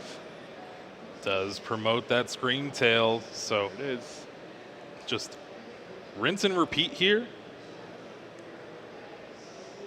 First, we're going to rare candy to a second Gardevoir EX. We are also seeing a much more powerful board this time around. This is the first time we're seeing 4 Ralts or 4 Guardy lines, right, in play. We're going to see the Screamtail roaring scream against our Archeops once again, I would imagine. Reversal energy on that bench Curlia. Setting up for a future Shining Arcana Gardevoir. And there is that roaring scream taking the knockout yet again on Archeops. Now Pedro is pretty much playing with the energy that is in play. No surprise Drapion V to take the knockout on Gardevoir EX later on in the game. Tord definitely going for the safest route here, not risking any 2-price Pokemon, not risking the Luxurious Escape, saving that for later, eyeing up a knockout on the Lugia with the Shining Arcana Gardevoir, putting him down to 2 prizes, and then probably finishing off the game with a Boss's Hoarders onto the Weird Year or Luminion as he draws his whole deck. Refinement discards the Manaphy. 2 more cards. Does find the Gardevoir. So we'll be able to have a great response here. Shining Arcana finds the Super Rod, and the Super Rod is really how Tord is going to close out this game. Shuffle back in that Screamtail yet again. Yep. 3 roaring scream attacks in a single game. And we were talking about how older decks got upgrades, right? I think a lot of people were thinking that Gardevoir was not going to be seeing a lot of play. And here we are seeing how Gardevoir can continue to adapt, how powerful it is, and how much Screamtail is helping this deck now. Even Super Rodding back in energy. I don't know if I've seen that too many times. 2 energies for this Gardevoir. 6 in the discard. That's more than enough to help take the knockout on this Lugia V-Star in the active spot. Also double checking to make sure that he has enough energy left over to knock out the Lugia V-Star. 208 HP, that does mean the Gardevoir, the Shining Arcana Gardevoir needs 8 total energy. Reversal energy does provide 3 of them, and then we have 5 remaining to be able to take this KO. Now, the follow-up, right? It comes down to finding that Screamtail, which Tord is holding. Research does decide to play the Iono right now, and it does seem like this will be the turn where Tord will finally activate Pedro's Gift Energy, which he has been sorely lacking after he used up that Luminion to find a Burnett instead of a Research. Does find the Screamtail yet again. Has Ultra Ball in hand along with the Rare Candy and I believe Collapse Stadium. There's the Psychic Embrace to the active Ralts for the retreat, and here we go. 5 energy to go along with that reversal, and that is going to be enough to take the knockout on that Lugia V-Star, 280 HP. Now, I will say, once this Gardevoir goes down, Tord does not have any way to draw more cards, except he just found the Refinement Kirlia off the prize cards. Also has Avery. The card he's missing is the Luxurious Scape. And yep, Tord very...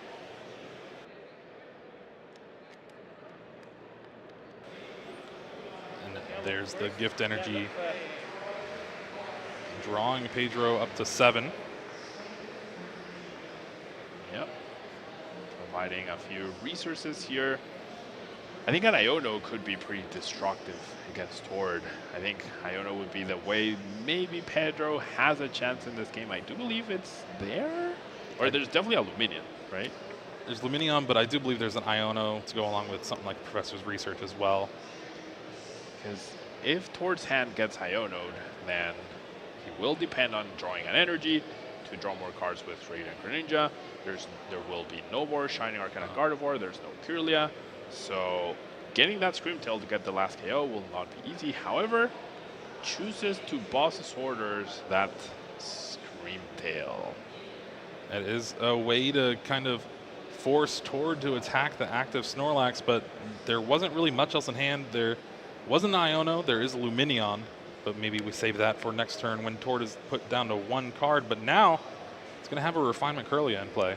And Shining Arcana as well. I mean, yeah, I mean, we'll be able to draw 2 extra cards looking for that boss's orders. Ultra Ball going to send down a little bit here. Discarding the Kirlia, but we're going to grab that other Gardevoir, have Rare Candy in hand. That's just 2 more cards here. Yeah. Boss's orders not available. Yeah, no boss's orders available. Already used the last Super Rod, so you can't attack with Screamtail again. You're going to have to rely on these 2 Gardevoir going all the way here. I think you're perfectly fine with this. You take a knockout, and then you have Sasha to clean up, right? So. Oh, yeah, yeah. Yeah, there's no threat of Pedro taking 2 prizes. There's no more Arceus, so Pedro can't go boss KO Gardevoir EX to close out the game. I think it all comes down to, I would even preemptively bench the Sasha if I were Tord here, but choosing to play it extra safe at this. I guess, no, after you knock out Snorlax, there's not enough energies for Weirdier to knock out, to go boss KO the Sasha, right? No, not at all, yeah. The Weirdier right now is doing 100 damage. Yep. Do you see the Luminous Escape? Another collapsed energy. Not using Greninja, despite having energy, keeping that in case there's a boss on the Greninja. And then we see the knockout here. So it's now the time we see an Iono. 1 prize card for Tord, 2 for Pedro. It's looking a little bit scary. With 1 energy on the Gardevoir already on the bench, you're able to attach 5 more, so 6. That's perfect numbers. Yeah. That's 240 damage. The Weirdier will go down, whether it's the active Gardevoir or the bench Gardevoir. If you Iono, it's done and over with. And there we see Pedro recognizing the unwinnable situation he's now in. Tord Reklev walking away with a win. Round 2, your winner, Tord Reklev, and doing it with Gardevoir in pretty exciting fashion. That game 1. Game 1 was something else. Yeah, it was insane. I was wrong, you were wrong. Tord was right, and just stick it out, you know. You always have to believe in your deck and believe the outs that you have. Play to your outs every time, and one person that is amazing at doing that is Tord. I'm going to give us a little bit of credit in the sense that if there's double Arceus in play, we see a completely different situation. I was not counting on 1 Arceus only hitting play, but did see this game start off with a bang for Pedro, perfect setup, even with quadruple Arceus in the discard pile. But Tord systematically took down Pedro's engine with Screamtail, first Arceus knockout, second Arceus knockout, and that was it. Super Rod putting in a ton of work, reusing that Scream Tail again and again, and then closing things out with that Gardevoir and his Brainwave, being able to just take those big knockouts while only promoting a single prize Pokemon for your opponent to take it. And then Tord finishing off the game by making sure there's no possible outs for Pedro to win the game, extending the hand and being able to walk away with the win. Very, very well played by the previous LAIC champion, not former, by the defending LAIC champion. And it goes to show you how powerful this Gardevoir deck is. It can mount comebacks out of nowhere, and Who thought that, what Gardevoir was missing? Some bench snipe, and that's exactly what Gardevoir got. And it is one of the best decks in the room, one of the best decks in like my testing personally, your testing.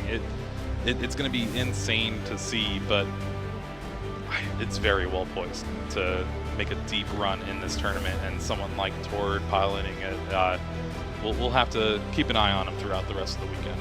Indeed, I always say my motto is pair a fantastic deck with good decision making. That's a recipe for success, and we did not see Tord miss a beat with his decisions. Everything was calculated. He stuck with it. He found the door opened when that second Archeops did not hit the field. He got that little piece of luck by hitting the one prize on the Gardevoir EX. He doesn't hit that, I feel like that's when you scoop, but he was able to find that and barely, but managed to win it. Yeah, it's pretty crazy to see for just round 2 of today. We have plenty of rounds to go. 9 rounds today for our day 1, and then I believe 6 rounds for tomorrow, day 2 Swiss, and then we got our top 8, top 4, and then of course Championship Sunday. Championship Sunday, always the most exciting part of LAIC, to see who ends up walking away with that first place trophy and the $25,000. Not bad. Not bad, that's great. Not bad. Yeah, I'm sure Tord is like, could I have just got that last year? Yeah. That's more than double than what he got last year. Yeah, you have to win 2.5 international championships from the past to try to make it to what this is now. And that just goes to show the growth that we have had in this game as a whole. The people even just trying to enter this tournament was a tournament in itself. Yeah, it felt like you were battling the odds, right? Just as you are hoping to start Battle VIP Pass, you're hoping to get registered for the tournament because there's so many trainers out there wanting to play Pokemon, myself included. Yeah. It has been wonderful so far, and honestly, Gardevoir putting in a ton of work. Tord still doing Tord things. Yeah. He was playing so fast. He was. Yeah. He was. The pace of play has been crazy, and I think Gardevoir as a deck kind of needs that now. Yeah. Gardevoir definitely requires you to be on top of things with your sequencing, with your planning, but also with your actions. Otherwise, it's really difficult to be able to play out those games. There's just so many actions that have to take place. And it is not the only deck that has a lot of those actions. Lost Zone, in particular, has been always one of those where it's a lot of thinking. It's a lot of decision making, and just like how you have to figure out what you want to discard with Refinement for the turn, what you need to discard with your Ultra Balls, and if you need to evolve your Curlias or need to save it so you can Refinement the following turn and just dig through your deck. Once you get to a certain point, though, it's kind of almost inevitable. Definitely. And I don't know about you, Jeremy, but I would have loved to see a little bit of Iron Hands action in that Lugia deck. There was no Iron Hands, unfortunately. We have seen Goldengo, we have seen Screamtail. There's plenty more Pokemon that I'm very eager to see here on stream from the Paradox Rift set. Listen, there's plenty of rounds. There are 7 rounds left for us to see those Roaring Moons, those Iron Hands, those Iron Valiants, see what people have brought to this tournament. Now, of course, we still are waiting on our winner's interview, but for right now, I don't know. What do you think, Pablo? Pretty good start so far? Pretty good start. We've seen turn 1 knockouts, we've seen exciting prize cards, we've seen mistakes as well. We've seen it all. Yeah, and it's only round 2. Yeah, what else is going to happen here? All right, well, let's go ahead and take it back down to the stage to hear from our winner, Tord Reklev. All right then, well, after that amazing round 2, I'm now joined with Tord Reklev. First of all, how are you feeling after that? It's a roller coaster. The Prices Game 1 was pretty shaky. That's actually my next question. So when you do your initial prize check and you realize you've got 2 of your Gardevoir EX prize, how does that change your game plan? So at that point, I just need to do a lot of risky plays and trying to grab prizes as fast as possible. I failed to do that as well, so I was really far behind, but I kept playing to the win con of, okay, if I draw my Gardevoir EX out of the first prize, and if my opponent doesn't stack energy and everything on their bench, there is a window here, right? Because the deck is quite immobile without the Archeops, especially if you don't proc the gift energies as well, which, you can do some fun stuff with Screamtail, Countercatcher, Iono.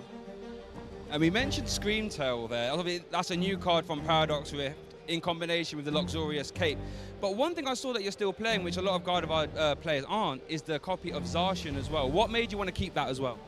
I was actually about to cut that card as well, but it's a really good card to push advantage with. So if you're ever ahead as Gardevoir, you can just put down Zacian over and over and keep on smashing 2 prizes a turn and stay ahead and have keep the lead you have basically. To say if you only go behind 1 prize against the multi-prize deck, right? And you have full setup, you can go Zacian Smash, Rod Zacian Smash, and then it's hard to lose at that point. So it's just like an insurance to always be able to close out the games whenever you're ahead again. That makes sense, and I guess that Screamtail to hit those hard numbers needs the Luxurious Cape, which can be hard to find as well. So Tord, I don't get this opportunity often to interview an IC champion, a defending IC champion. So with that in mind, does that change how you prepare for an event like this? I mean, I try to prepare as hard as possible for all the ICs and Worlds and all the major events. So I know, not really. I always try to give my all. So we're trying this year as well.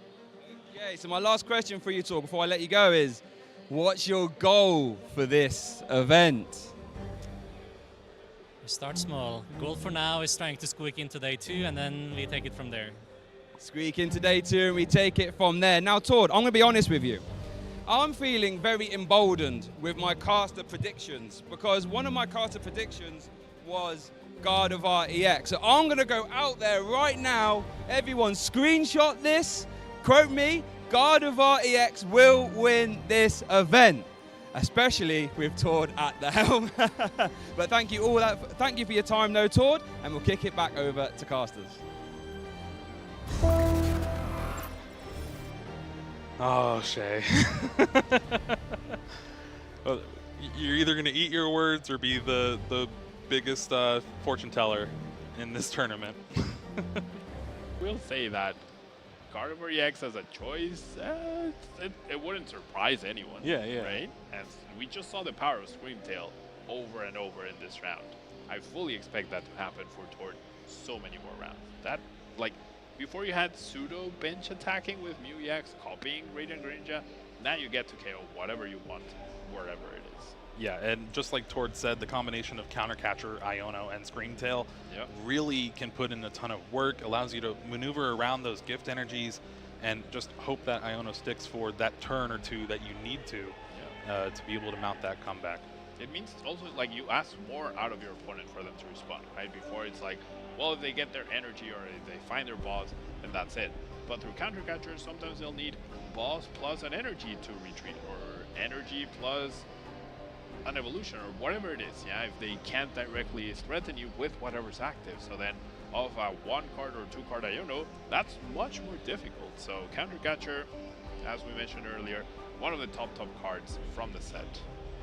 Well, yeah, as you mentioned earlier. We mentioned. Thank you. I'm fine living in your shadow. It's all right. I also really want to know, how long has Shay had that printed out? I'm definitely going to ask him that, because I was not expecting that. No, Did he bring it over from the UK all the way? Well, I think that does it for here, round 2. We'll take a quick break and hopefully be back with round 3 starting soon. So don't go anywhere. Plenty of Pokemon action coming soon.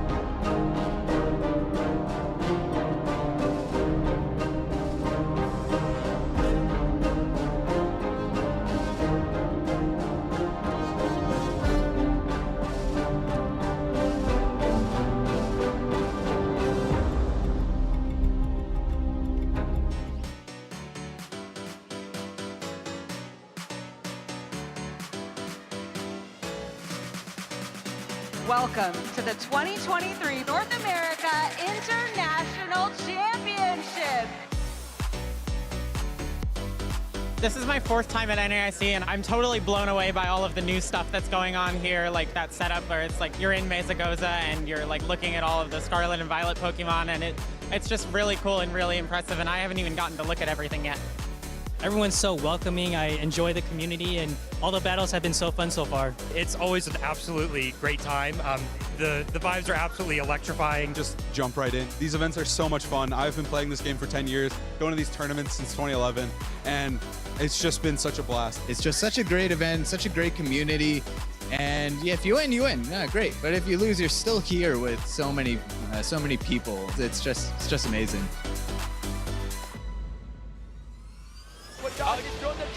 A game of inches, go! Here comes the ballot, and it goes through! One time, taking this fifth game, and it's your North America International Champion! Wow, Wadaj! He is able to secure victory and become the first player in Pokemon Go history to win a regional and an international championship. Throw the energies into play, final burn, take the knockout. And even though Drake cannot attack this turn with the way his energy are set up, all he has to do is pass the turn, and Drake becomes the North American International Champion. What is it? Another Super Rod. Oh my gosh, Just Bodhi. the scratch pass. Bodhi has to announce his attack, and he becomes the International Champion. Could we see a winner right here? Cyrus has the artillery, rapid strike search for the Tower Waters, attaches the water energy, and 100 blows. Cyrus Davis is your North American International Champion with rapid strike, Inteleon VMAX, Urshifu VMAX.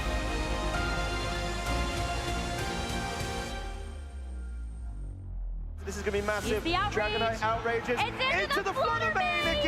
Shadow Ball into the Flutter Mane is enough to knock it out. And Takumi's Flutter Mane is down, meaning Dragonite is the final Pokemon that Takumi has.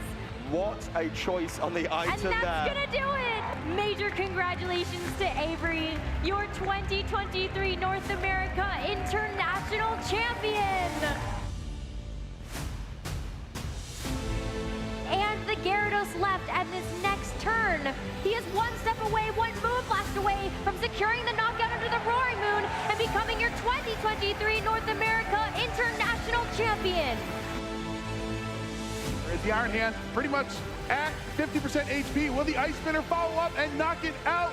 Sort of ruining Iron Hand's day. Alex has wrapped this up. Flare Blitz into the Dragon Ball, takes it down. Alex is the VGC 2023 North America International Champion in the Masters Division. I haven't won a tournament since 2016, so I feel amazing. It means the world to me to be back. When I was on stage and I won, I was just like really hyped up because it was like a super close game, and I didn't think I was going to win, so when I did, I just kind of popped off. This victory means a lot to me personally, and because it allows me to get the travel award for the World Championships, which is very exciting. Winning feels very exciting. I felt so happy. It feels really great, and I'm really happy that I finally got my trophy set. It means a lot, as this is my last year in seniors, so it feels really good to finally get it on that last opportunity. Winning this event is life-changing. It means everything to me. It means I've left a mark on the history of this game, and it means that my long time playing has all led up to something.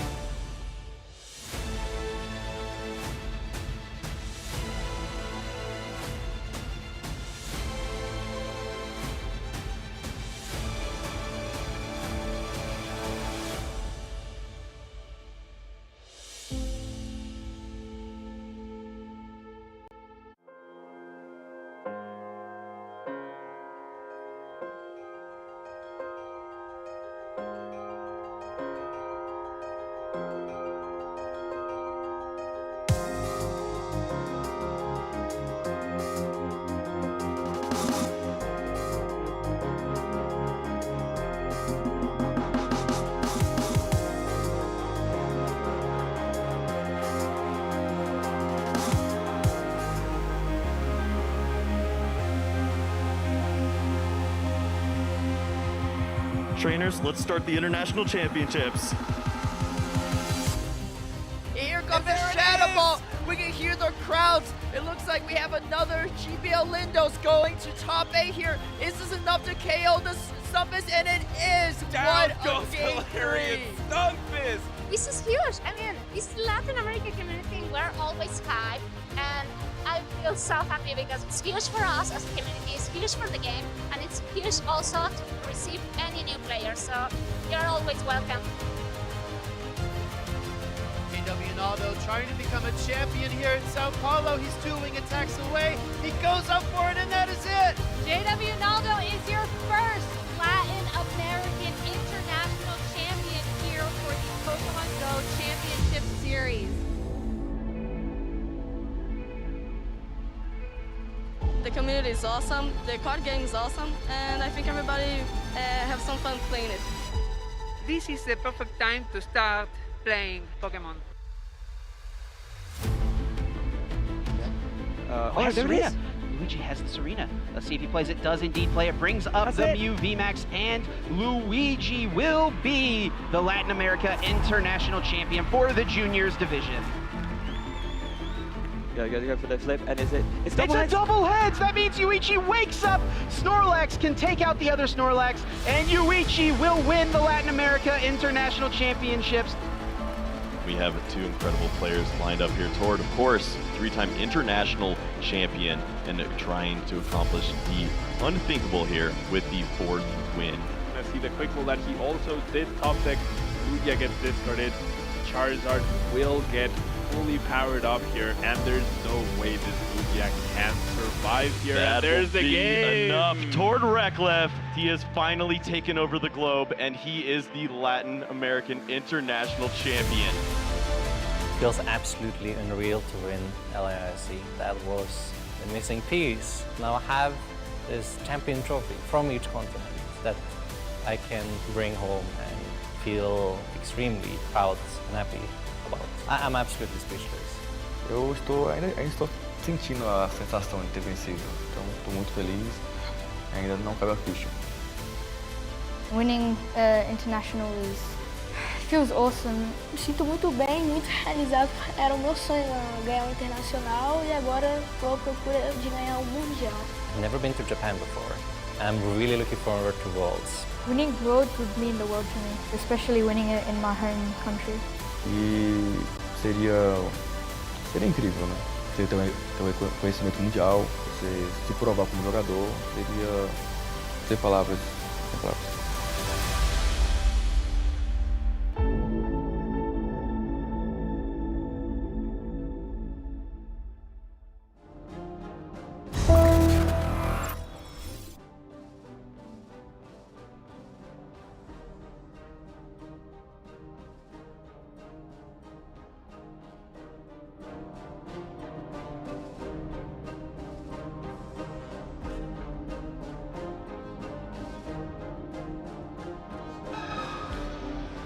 Okay, and we are back here, getting ready for our round 3. Joined by myself, Shay, on the mic, and I'm joined with Amy. How are we? Very well, thank you so much, Shay, for bringing us in there. We're doing fantastic, and the vibe in this room right now, the energy that everyone has brought to this event is just cataclysmic. It's incredible to have everyone here together today, ready for another fun-filled and action-packed event. Yeah, we were only, what, 2 rounds in? We've seen 2 rounds of action. We've seen Golden go on stream already. We've seen Gardevoir on stream coming back from Rising 2 EX. It's honestly been so action-packed already. I'm very excited. But I think we're going to have a look at our caster predictions, because we haven't had a chance to talk them through ourselves much. So, Amy, why don't you talk us through your predictions and why? I know that I've gone for a bit of an off-kilter one, but I thought, you know what, new format, new dreams. So I've gone for Zoroark from Evolving Skies that has an ability called Phantom Transformation, where it can turn itself into any other Stage 1 Pokemon in your discard pile. I think this brings some real versatility to what Zoroark is able to achieve right now, and with the Unexpected being a really powerful tool, I think it could be a lot of fun. Secondarily to that, which also can go into the Zoroark deck, Caesar from one of our brand new sets, which has a really crazy attack right now called Punishing Scissors. It'll do 50 damage for every single Pokemon on your opponent's field with an ability plus 10. It absolutely has its place in many decks right now, and I think also the Scyther having a free retreat cost gives it some really special places in this scenario. Yeah, I'll tell you what, I'll be honest, Amy, when you put in your predictions, I was like, oh my goodness, you are swinging for the fences there. I feel as if Zoroark's been one of those cards where everyone's always appreciated its, obvious power level, but it hasn't quite managed to get over the fence. But, these additions from our new sets, maybe this could be Zoroark's time. I'm not going to argue too much with you on that. Now, over to mine, though. So I have a theory that when new sets come out, unless there's an obvious best deck in format from that new set, I always feel as if older decks, always that improve, tend to do well in the early part of the format. So I've gone for Mew VMAX and Gardevoir EX. Mew VMAX, I think, will really appreciate just more 2-prize decks or more 2-prize cards in the format. Like Iron Hands and Roaring Moon there, for example. And Gardevoir EX right now, I think, is in such a strong spot. We've seen cards like Screamtail we saw on stream earlier. You've got cards like Avery now and Luxurious Cape. I think Gardevoir's just, and Counter Catcher, how can I forget that? Perfect card for Gardevoir, letting you Iono and essentially boss in the same turn, or, Iono and boss, or Avery and boss even. So many options. I think Gardevoir is very strong, and that's why I got on the stage with that bit of papers. I feel emboldened. But what do we think about Pablo's picks, Amy? I really like Pablo's picks. I've got to say that if I weren't to go with some single prize options on this occasion, I think mine would have been relatively similar to Pablo's. They've gone for the real powerhouses of the new meta, haven't they? They have chosen Iron Hands EX, which has that fantastic attack, Amp You Very Much, which allows you to take an extra prize card if you use Amp You Very Much to knock out your opponent's Pokemon.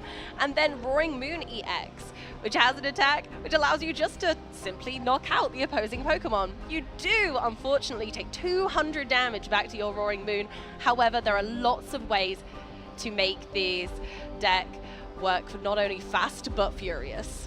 Yeah, that Roaring Moon can be a very scary card to deal with, so we'll keep an eye on that. And as for Jeremy's pick, though, got the Toad Screw up there, that Slime Mold Colony ability, which stops your opponent from manipulating cards out of their discard pile. So mainly, that stops cards like Superior Energy Retrieval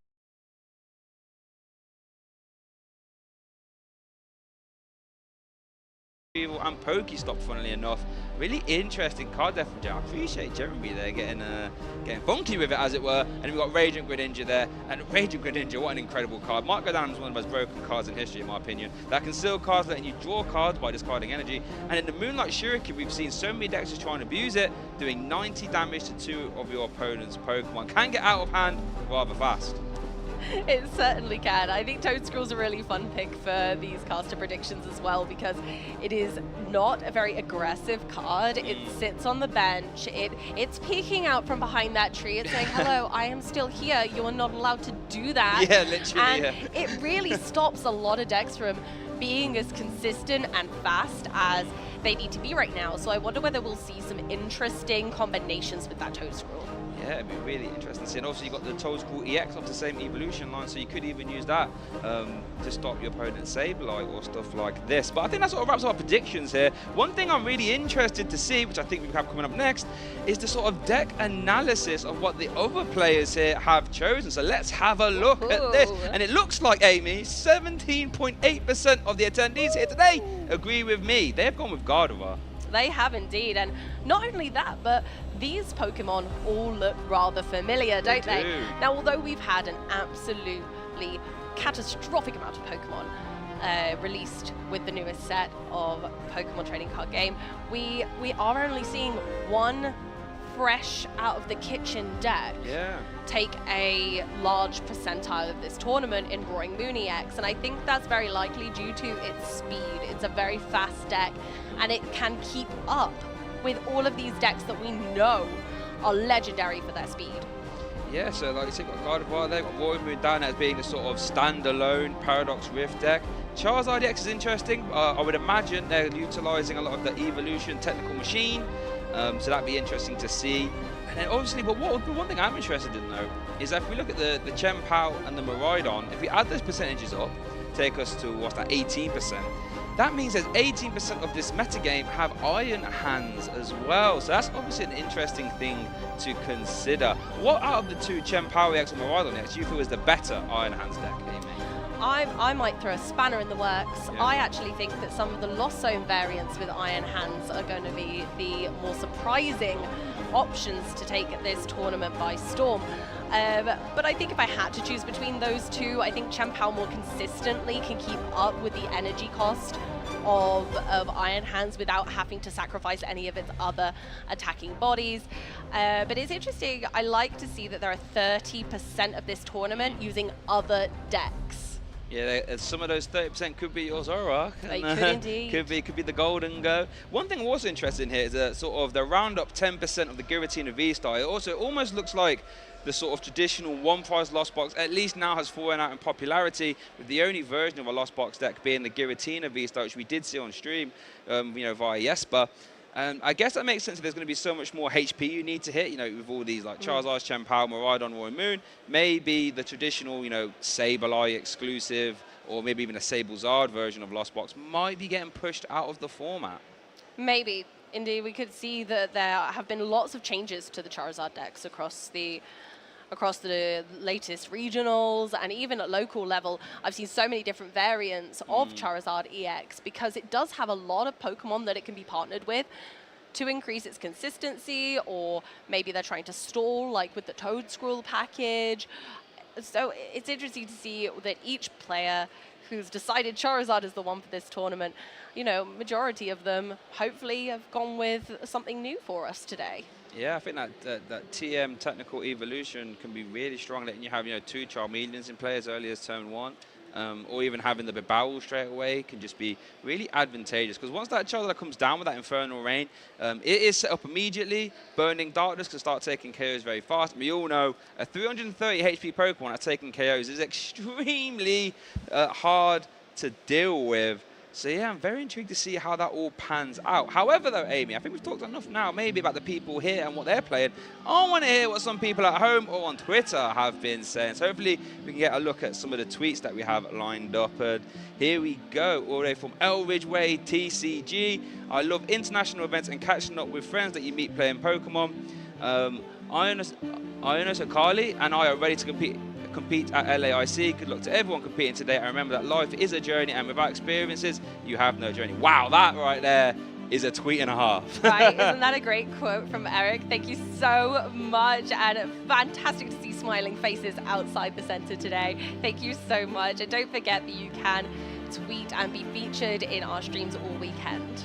Yeah, and I've one thing I want to say. I actually agree with Eric. One thing I really love about internationals is that you don't maybe necessarily get as much with regionals, is that you do get to see people from all over the world, right? Like, how often can you be under one roof and you have people from Australia, people from Brazil, people from Europe, people from America, people from Canada? Literally, all 4 corners of the globe are currently under this roof represented, and that's one thing I love about internationals. It's something unique to them for the most part, and it's just like, you know, having that big Pokemon stage is just very ideal. So shout outs to Eric there with that killer tweet. Hopefully you're doing well. Absolutely. Oh, look at that. All of the competitors coming in for the day. Thank you so much. It looks like that might have been 20 minutes of some description. Maybe that was how long it took to get through the queue. My word, look at everyone. Yeah, look at that. I mean, that just shows how big these internationals are, that everyone is just so eager to get involved and get playing. So I've been in those queues many a times myself, and I'm sure you have as well, Amy. So, just a confirmation, this is 20 minutes before the doors opened, I should say. So this is everyone getting ready to get involved for their international event, as it were. And you know, that's a very exciting time when you're in the queue, waiting to get started. You know, you've submitted your deck list, everyone's sleeved up and ready to go. And you start getting those little butterflies in your stomach as you're getting ready. Woohoo! I always find it takes me to at least round 3 for the butterflies to settle down. For me, the butterflies never go. If I win a game, I'm still happy. And here we have Meep Squid saying, I have Alex's Dragapult. Look at that. You know what? I'm loving that in-game character outfit. That right there is a bit of me. It really is. Look at the color coordination. And I think Dragapult's feeling it too, but I'm not sure about Dreepy. Yeah, Dreepy's looking a bit worried there, but yeah, we've got some VGC going on there, and we saw some real interesting games going on. I found myself watching the VGC stream quite a lot on my break, as it were. So shout outs there to Meep Squid.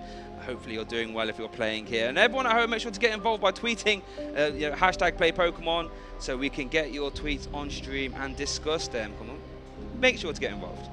And not to forget that there's also a giveaway in VG. You can use the code on your screen now to also receive an Alex's Dragapult. Yeah, look at that. So, I mean, and that's free, right? You can just get that. So make sure you get that code in quick. LAIC Phantom Ace with a few numbers, replacing some letters there. So make sure you get involved. Get your hands on that Dragapult, well-trained Dragapult, and hopefully it'll win you a lot of games. There's 100,000 Dragapult to be claimed, so you could be one of them. Why not? Look at him go! Poor Amoonguss. Well, Amoonguss wasn't long. Yeah, back to the Pokeball you go. And if you want to send, other your opponent's Pokemon back to the Pokeball, make sure you get your hands on Alex's Dragapult as well via that code there.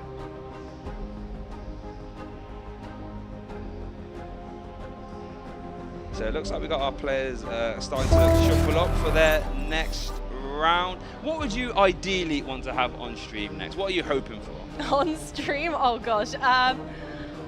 I mean, I've got to go with my caster prediction, right? I'd love to maybe see a Golden go with that Caesar. That would be really cool. But alternatively, I think just seeing any of the new Pokemon be able to strut their stuff on screen would be great. I'd love to see maybe a Roaring Moon or an Iron Hands. Ooh. What about you, Shay? Well, I was about to say, one card we haven't managed to get on stream yet, which was meant to be the big nasty of the Paradox Rift set, is Iron Hands. We sort of spoke about it in our day one meta breakdown, and we sort of established that if all the Chen Power decks were playing Iron Hands, we'd be looking at about 20% of the field being Iron Hands. And I'm fairly certain we have an Iron Hands deck coming up next, being piloted by one of the community's, you know, biggest names, Azul Chi. Ooh, incredible news. Thank you so much, Shay. Way to get us excited about the match. The players look like they're just about getting ready for us. So I'm excited to see whether Iron Hands is going to be able to show just how electrifying it can be. Yes, it looks like Azul will be trying his hardest to win this game, but Jose Silva will be trying his hardest too. And it looks like he is piloting a Charizard EX deck, and I believe he is utilizing the Evolution TM as well. So a lot of Paradox Rift cards will be seen, and I am very excited. It's so great to see. And I tell you what, did you know the TMs are in Pokemon Go, they're in Pokemon VGC, and now they're in TCG too, so we're not left out from nothing this time. Yeah, I think I'm almost surprised it's taken this long to get Iron Hands, you know, on stream. Like, it was meant to be the very scary card of the format, you know, Ampu very, but in case you don't know, for 4 energy, does 120 damage, and if you knock something out via damage from this attack, you take 1 extra prize card. So in theory, if you knock out a Luminion that's weak to lightning, that's 3 prize cards. If you KO like a Sableye, you're taking 2 prize cards, and that's a beefy 230 HP basic Pokemon, so it's not going anywhere anytime soon. And you know, when used in combination with the Chien-Pao Bats Caliber core, you can just use Bats Caliber to use Super Cold 3 times to accelerate 3 water energy, Earthen Vessel finds your 1 lightning, and you are off to the races. We have so many great energy engines in this format. There are so many ways to accelerate energy onto Pokemon that I think a lot of decks are able to finally use and utilize things like Iron Hands. I mean, it's not even necessarily too far-fetched to say that Charizard could play it, right? It also has an energy acceleration engine of some sort. So you might have to play some energy switches and stuff to get it really going, but it's not out of the question. It's really not, and that's why it's got that 3 colorless energy attack cost. You know, like you said, it can be fulfilled by any. You've even seen Lost Box Mirage Gate engines could be used to accelerate those energies as well. So I'm going to put you on the hot seat right now. Who do you think is going to win? It's going to be fantastic. These players are very seasoned players. We've seen a lot from them in tournaments like this, so I think this is going to be a real showdown for round 3. Yeah, I think I'm going to go with that Chien-Pao. I think that's going to win. It has no problems for, you know, reaching that 330 HP number via Hellblade, 60 for each water you discard, and you might be able to, you know, use Ampu very much to take extra prizes at some point. But if Charizard's playing Toedscruel, we could leave it as a little surprise, maybe. I mean, I know you know. I'm not taking a peek this time. I don't want to know. I'd like the surprise myself to see, because I think that's a real challenge for Chien-Pao to overcome. Yeah, I think so. So as both players are shuffling up, it's a really interesting position to be in at an IC. You know, if you're 2-0 up, you know, you have to start thinking about that march towards day 2. What do you think that's going through their heads right now? I imagine it is still the start of the day. I imagine they are not really too nervous at this point, because even a loss or a tie can not really affect your score too much. It can be come back from at this point. So I feel like at the moment they're probably quite relaxed, enjoying themselves, definitely on a high from winning rounds 1 and 2. Yeah, exactly, and it's a good place to be, right? You started off nice and early, get some wins under your belt, and start that march towards day 2. You know, Azul's one of the world's most premier players, you know, fresh up a top 4 in Toronto not too long ago. So he's just going to try and continue his domination of the season. Yeah, we are just about getting ready. The stream judges doing an absolutely fantastic job as always, helping all of the players. And I've got to say, it is very hot in here today as well, folks, so I'm certain you will see that the players might be a little bit slow to start as well, because the heat is going to be getting to everybody as we go through today, but they're being absolute sports about it. Look at that. Yeah. It's currently like a heat wave going on in South Florida right now. I think it's like 35 degrees yesterday. I think maybe 37 today. So the heat could be a contributing factor. And it's actually an interesting thing to think about, you know, when you go through these regionals and internationals, you've got those sort of factors that aren't about playing the game, right? You know, stuff like, you know, making sure you're hydrated at all times, making sure, you know, eating as well. And heat could also be another factor you have to sort of make sure to mitigate to make sure you can do well. Yeah, it's surprising to have to do so much preparation for these events. You almost can't just pick up a deck and jump out of bed and go. There's so much preparation, backpacks full of supplies. It's a real mission to get through 9 rounds of Pokemon TCG, 50-minute rounds. Just let that sink in. In this heat, you need to be hydrated, you need to have energy, you need to make sure you have your wits about you, not use up too much of your energy early in the day, whether it's just through pure excitement or whether it is exhaustion. You've got to have everything that you need in a day to be able to keep yourself going, because you're going to only be at your best when you're well hydrated and well fed. Exactly, and that's why, you know, when you actually think about it, what do you realistically do for 9 hours a day that requires extreme mental concentration? There's not that many things realistically. And I remember for my first few regionals, that was one of the biggest hurdles, It's like, you know, rounds 1 through 3, you're fine, you're sharp, everything's going well. But then you start getting to, like, you know, around 4, 5, 6, 7, all of a sudden it wasn't quite mentally prepared, and you know, start making a few mistakes, unfortunately. So well, yeah, think about.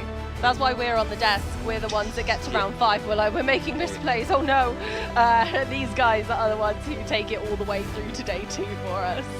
Exactly that, and it's interesting, you know, that LRC is the first international of the season. You know, if you do really well, get a lot of CP, that start to snowball you for the rest of the season.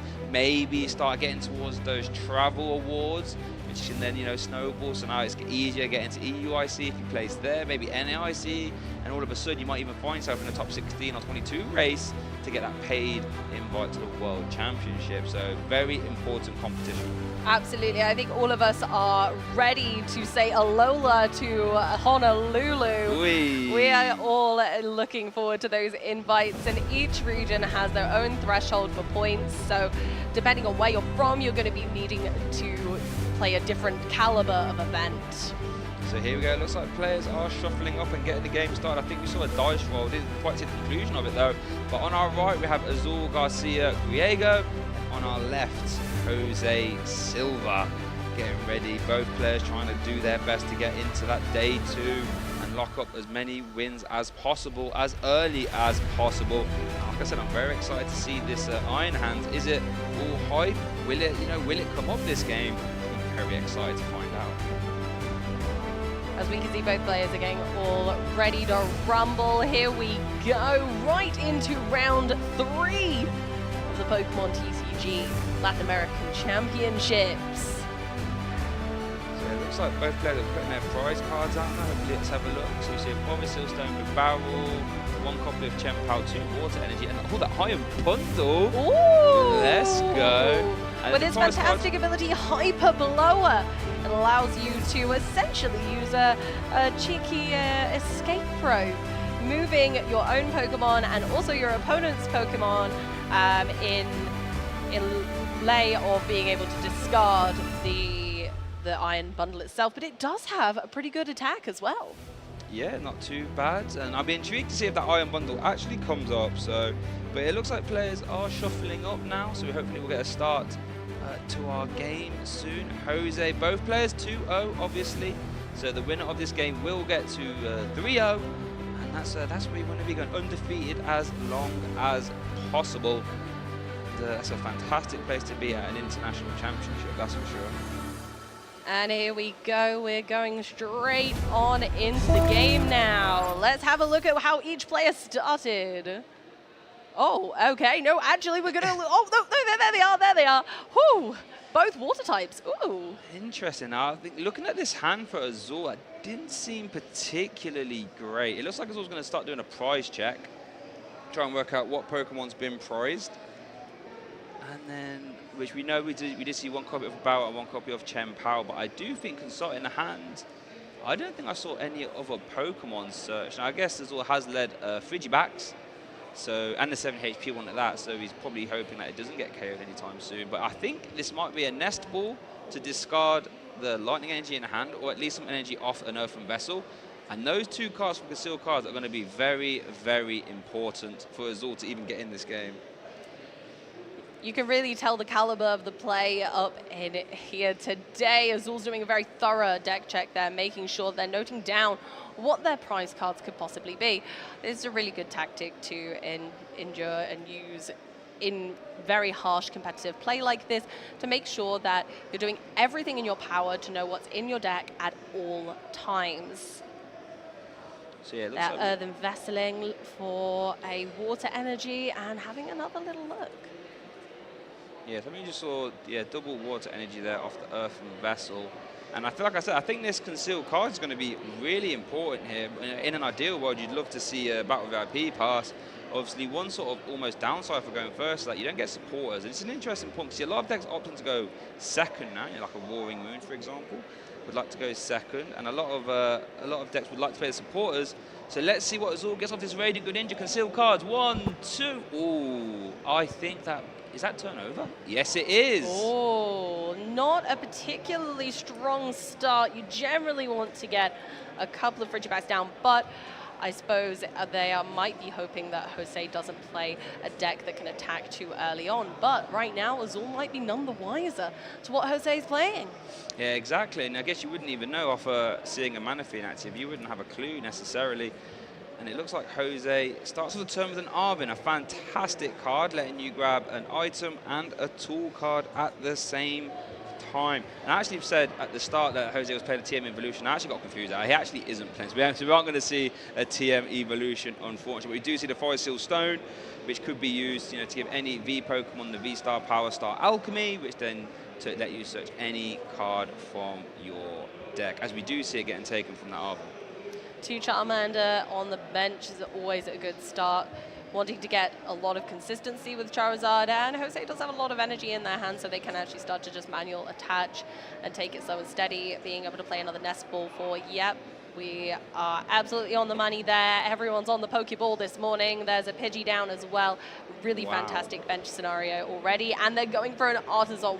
Wowzer. So talk about a polar opposite turn ones there. Azul only managed to get 1 basic Pokemon down via a Nest Ball, and Jose has almost filled their bench, for lack of a better term there. 4 bench Pokemon in play. And does have the Forest Seal Stone for like attach, retreat, the Mana Fiend to use Mysterious Tail on that Mew to look at the top 6 cards and then grab any item.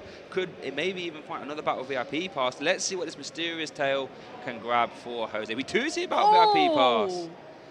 We do see a Lost Vacuum. Oh, a Nest Ball. There's some great choices there. Yeah. You could make the argument there was a lot of good choices, and that is a good problem to have. I have too many good options, as we do see. Oh, wow. A double Pidgey. Interesting. What do you think about that, Amy?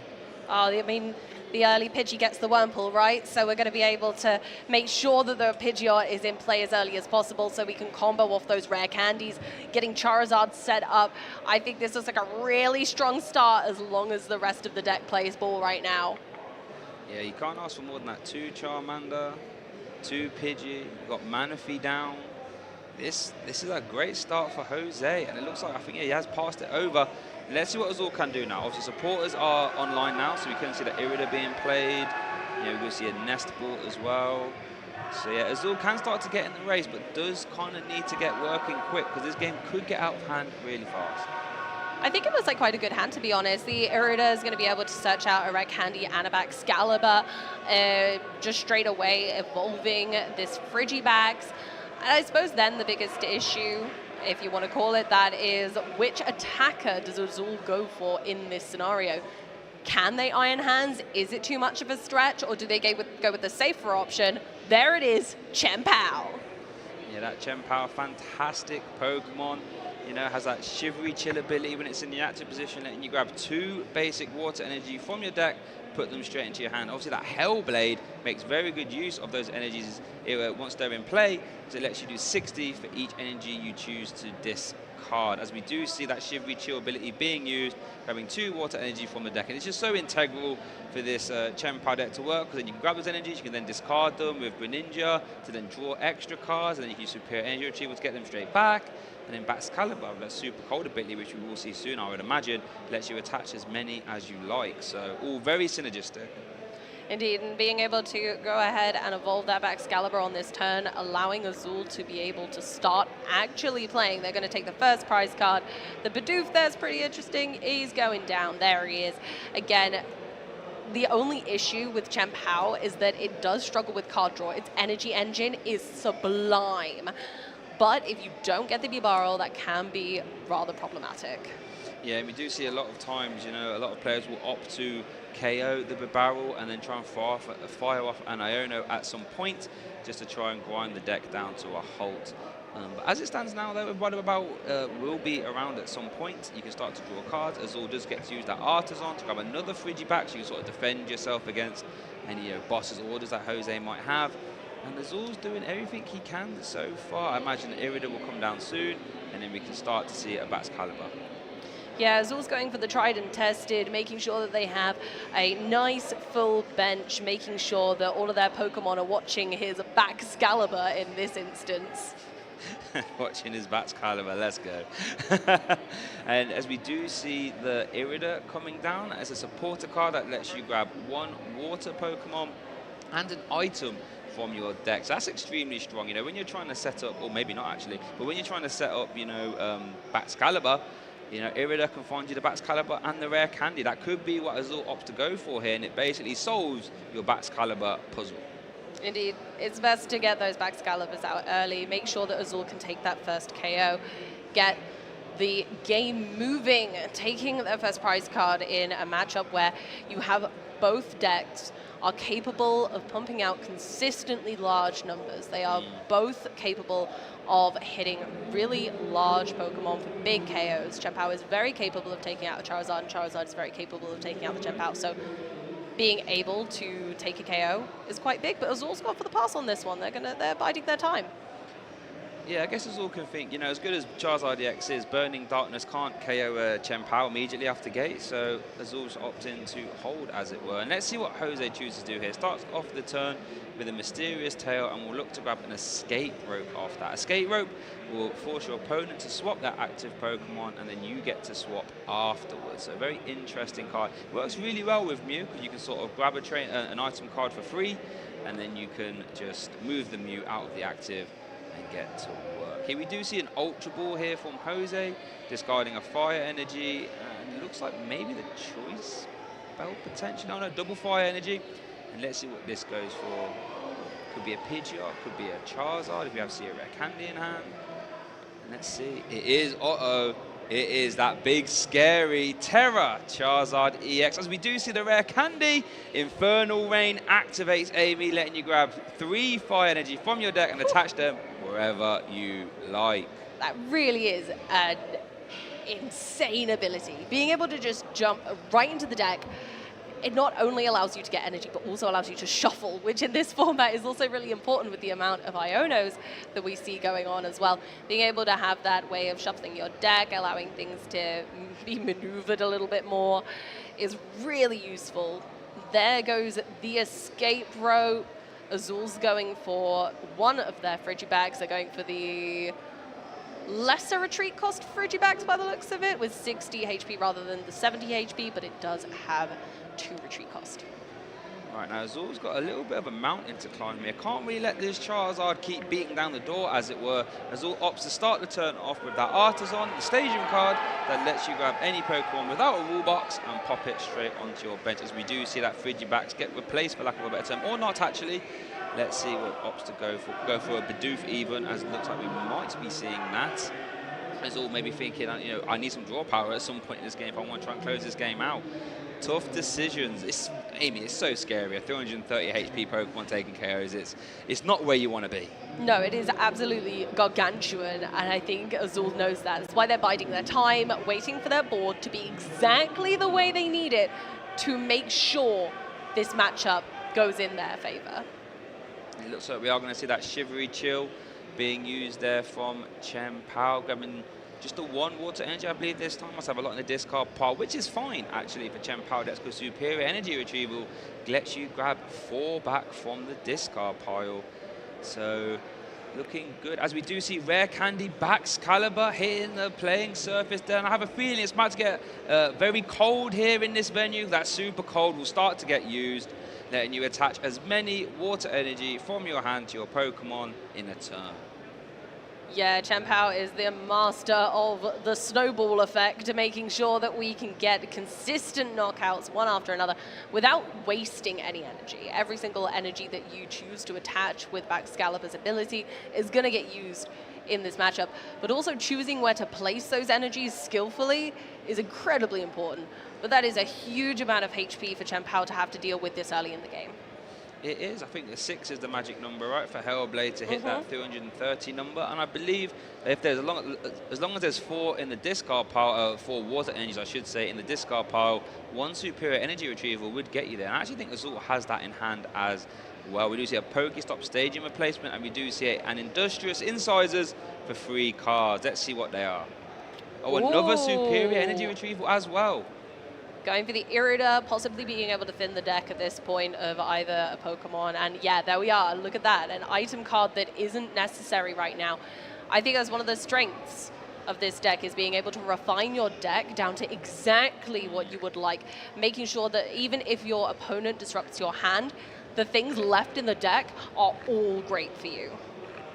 And then that just makes those late game Dionos not as terrifying if you have Industrious Incisors to bail you out, and hopefully it will draw you into only cards you want. We do see a Pokestop, discard the top 3 cards to get to keep any item. 2 out of 3, baby. Getting 2 out of 3, can't complain about that. Here we do see that superior energy retrieval, getting back 4 basic waters, immediately getting attached with Super Cold, and that is a Hellblade for 360 damage, sending that Charizard to the discard pile, and 2 prize cards for Azul. GG. Amy, we have ourselves a game. Oh, and we're off. I think that Charizard flew into the discard pile first class, but quite frankly, that Chien-Pao sent him flying.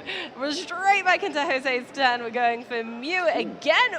Ooh, I tell you what, Jose's Mew has been very well behaved today. Yeah, that is a well-trained Mew right there. Grabbing that rare candy off that mysterious tail is a fantastic find. In case you don't know, rare candy will allow Jose to sort of go straight from the Charmander to the Charizard EX, bypassing normal evolution rules. And then once the Charizard EX comes down, Amy, the Infernal Rain gets energy. And now, obviously, the Burning Darkness attack, which is 130 plus 30 for each prize card your opponent has taken, will now do more. We do see a Pokestop.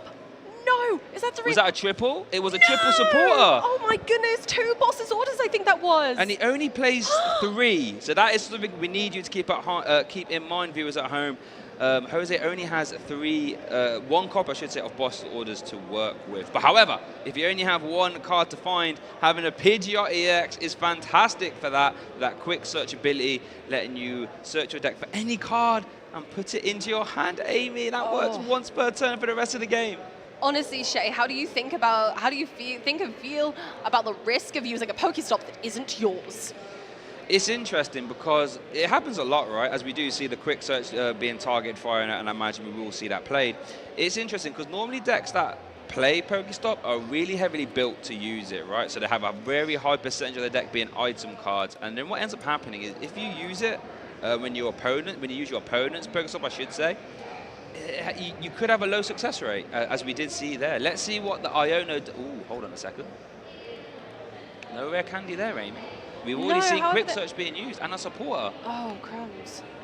So, I think... and we've already seen Mysterious Tail being used. Jose's forced to pass over. Let's see what Azul can do here. Looks like saying the Pokestop should still be in play. I don't think there's been any reason why that hasn't. So Pokestop stays there. Now this is Azul's turn to capitalize. Let's see what he can do. You know, KO on the Pidgeot would be ideal. Even going after the Charmander could be really strong as well. Let's see what Azul chooses to do this I turn. wonder whether Azul might leave the Pidgeot in play for an Iron Hands EX to swoop in on. Maybe, it's a possibility. I mean, Ampu very much, he does 120, yeah. so with weakness doesn't quite get to the 270. Here we do see a Pokestop though. Oh, getting rid of a Pokestop and an Irida. Card you'd like to see, I would imagine. There's a lot of energy retrieval cards in Azul's hand right now, so I imagine they don't really want to change that. But they might have to play some of them to be able to activate the Barrels, Industrious Incisors, which allows you to draw up to 5 cards in your hand. Yeah, well, I think there's also going to have to shuffle in some energy via the Super, so you can use Chivalry Cheer, right? So because we are going to want to use that at some point. We do see Earthen Vessel, and we do see Superior Energy Retrieval, so I don't think energy this turn will be a problem. But I think Azul would rather not swing into this Mew if possible, so we might have to see some heavy work from the barrel to see if we can draw Azul out of this sort of bit of a clunky hand, as it were. Yeah, the Barrels, Industrious Incisors is a fantastic ability, but you do have to use up some of the cards in your hand to be able to use it, because you won't be able to draw any cards unless you have fewer than 5 in hand. And that can happen quite often with Chien-Pao, actually. As it looks like we are going to see a concealed cast with Greninja. 1 and 2. Does Irida? Ooh, okay.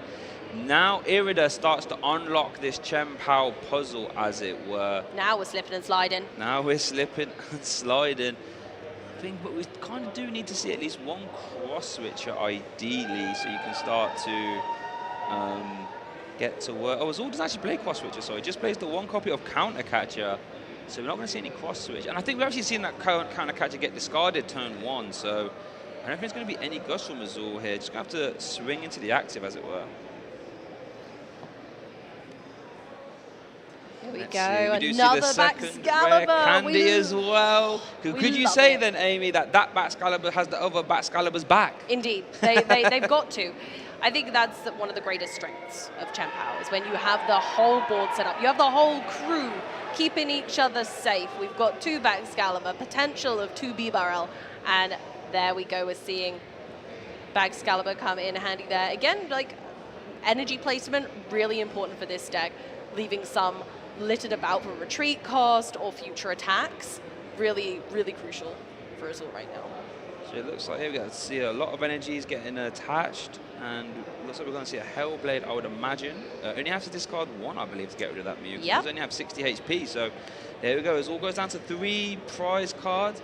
Now, Jose has to sort of start to apply some pressure this turn. Does have an Ultra Ball, and does have a Charizard, and obviously has Quick Search available. So I don't think it's terribly hard. In fact, it should be borderline impossible for Jose to not get a KO this turn, as this would just have to search for the rare candy. I have a funny feeling, oh no, they do have 1 rare candy left. Oh, I was worried for a moment there in the first deck search, but I've thankfully been proven wrong.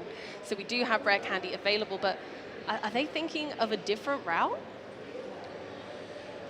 I mean, what's in the hand there? I kind of think you sort of have to, right? You can't really, I mean, you could try and go for the Combustion Blast Charizard, but then you're going to have to get the rare candy to use Infernal Rain anyway for that to work. So let's see. Oh, looks like, yeah, it has targeted the rare candy via Quick Search. That's one real good thing about Pidgeot, is that it has a free retreat cost as well. So you can promote it while you make your decisions. And here we do see an Ultra Ball being played, discarding Battle VIP Pass, and it looks like the Choice Belt. Not terribly useful in this matchup. No, the belts are great for those instances where you need the mathematics to add up. But in this instance, unfortunately, it's not that useful. It only works on V Pokemon. And Azul doesn't play any V Pokemon, so that Choice Belt is only really good to be Ultra Ball for that, as we do see it being used. Looks like Jose debating what to take here off this Ultra Ball search. It's kind of interesting, right? You could grab Luminion to use Luminous Sign to grab a supporter at some point, but then that's a 2-prize Pokemon that Azul can target down. So we are going to see that Luminion, as we do see that Luminous Sign ability, letting you grab the Arven, which you could now use to grab a tool card and an item, as we do see a Super Rod being targeted, and maybe the Vitality Band as well, or the Forest Silstone. As we do see the Super Rod being played there as well. Going to shuffle in some basic energy. That's one thing, that's an interesting thing you have to watch out for with Charizard, is that you can actually run out of energy rather quick, especially if you're plucking and attaching 3 every time you evolve. So we are going to see those going back into the deck. Jose's Infernal Rain has started, as we see another 3 basic fire energies hitting the field. Will Charizard's reign last long enough, though? Will its kingship counter over this game and be able to bring it back from Azul's snowball effect? Yeah, I mean, all Azul realistically has to do is KO this Charizard EX, and I don't think Jose has any rare candy left to even evolve. Yeah, he doesn't even have another Charmander down, actually. Oh, as we do see the Forest Silstone Star Alchemy being activated, which lets Jose grab any card he likes from his deck, as we do see, actually, another Charmander being targeted there. So I think it's a real strength of Charizard as a deck that you have so many instances where you can just jump into the deck and get exactly what you want. When you evolve, you get your energy. Pidgeot can get you 1 of anything per turn. The Minion's there to fish out your supporters. You've got so many instances of being able to grab the exact card you need. Exactly that, as we do see the Burning Darkness KOing the Chen Pao EX and the Lost City coming down there from Jose, so that Chen Pao has been sent to the Lost Zone. It will not be coming back at any point this game. It has to sort of sit and watch from the sidelines, as we do see that Lost City immediately getting bumped by Azul. Does promote the Raging Greninja into the active, so it does have an energy attached, so you can use it to retreat. And let's see what Azul can manufacture here this turn. I think that's a great way of thinking about this. How can Azul manufacture this into a win? And we see the Iron Bundle. Now, I wonder whether this is going to be used for its attack rather than its ability. Iron Bundle has the attack Refrigerated Stream. It does 80 damage, and if the defending Pokemon is an evolution Pokemon, hi there Charizard, hi there Pidgeot, it can't attack during your opponent's next turn. So unless Jose has enough switching options, they may not be able to attack with said evolution Pokemon on their next turn. But it does look like Azul has just used its ability Hyper Blower, which would then discard itself, and then your opponent has to switch their active. They have to switch to active with a bench Pokemon, I should say. Really interesting card, which I think could actually get used against Charizard, right? Yeah. As we do see a Pokestop being used. 3 items, okay. 3 for 3! Azul must be playing Pokemon Go because the Pokestops have been treating him well. Whew. That's a Pokemon stop. We got 3 and looks like a concealed cards consideration. There it is. We got it. Battle VIP pass and oh, it's Iron Hands. Hi. Oh goodness. Can Azul get the Ampy very much this turn? Oh my gosh. I think they can, Chef. Is the lightning energy? Is there a there is a lightning energy in the discard pile. Oh no! And then Jose has just promoted the Pidgey, thinking, "I'll just let us all take 1 prize this turn." But here comes Iron Hands EX to say, "Thank you very much. Thank you very much. Let me take an extra prize card here." And behold, Pidgey. I mean, the over KO is unreal with the weakness as well. Yeah, that would be an Ampy very much for 240.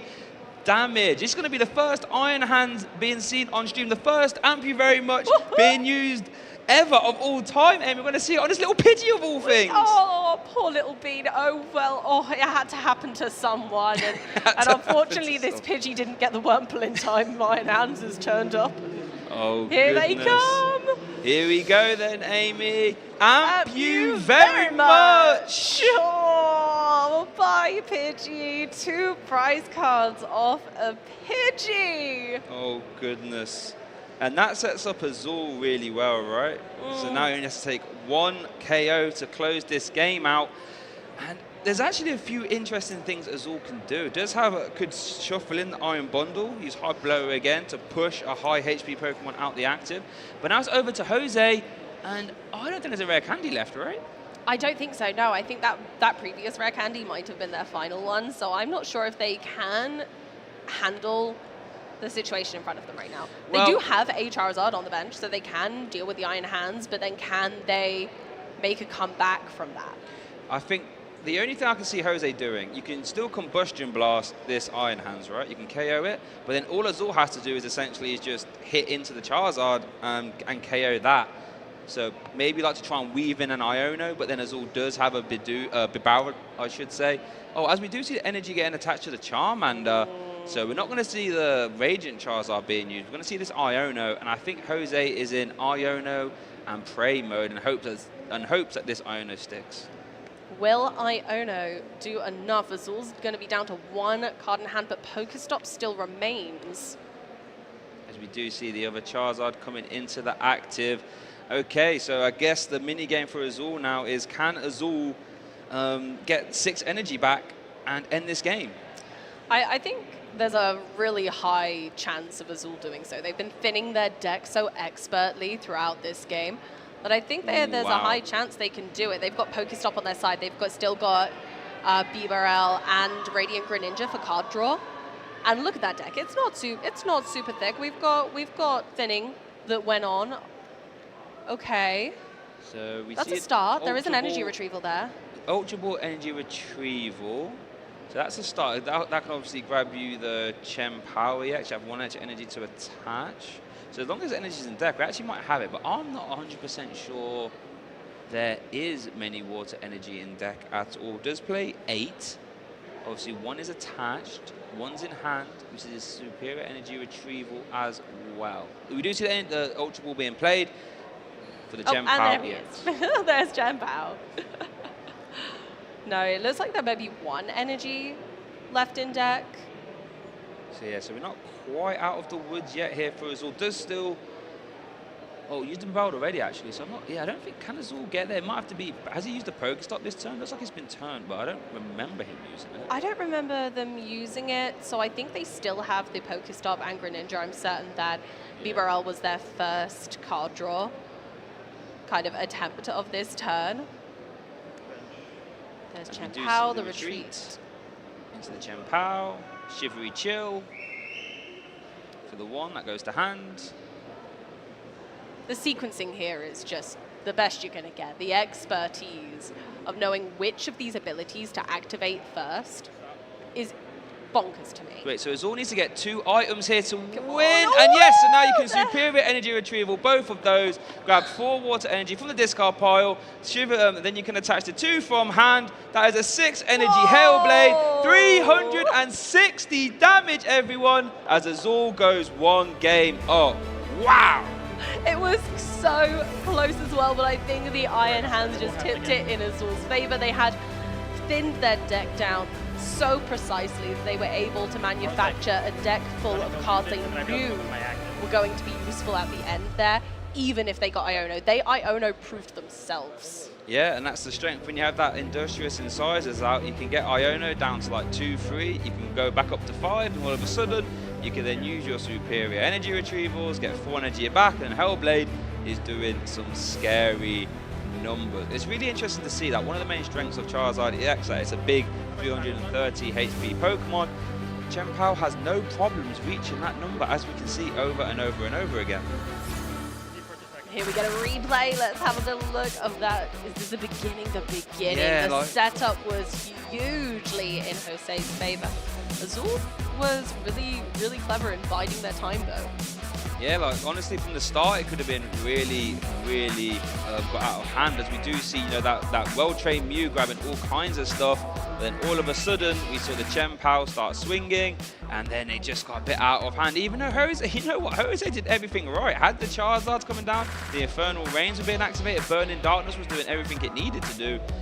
Especially in this mid-game area, but then as we did see, the 6 energy Hellblaze doesn't care what's in the active at that point. I'm KOing stuff, and the Pokestops came in real clutch actually for Azul throughout the rest of the game. And then the Chien-Pao's Hellblade just over and over and over again. And even though Jose had the Pidgeot, it just wasn't quite enough. Even with that, the Chien-Pao getting sent to the Lost Zone, Amy, didn't matter. No, it didn't. Azul was perfectly comfortable. They knew what was in their deck. They knew what was left. They used their resources so spectacularly. And Jose had that really unfortunate Pokestop moment, which I think did quite the opposite. And there it was, the very first Amp You Very Much on stream. Say it with me at home, Amp You Very Much for 2 prizes. And that little leapfrogging prize just helped Azul get over at the end, as that Chien-Pao again said, right, you saw me do 360 damage earlier, how about I do it again? And send us to a game 2 scenario. What a round that was. What a game, I should say. The round isn't over yet, Amy.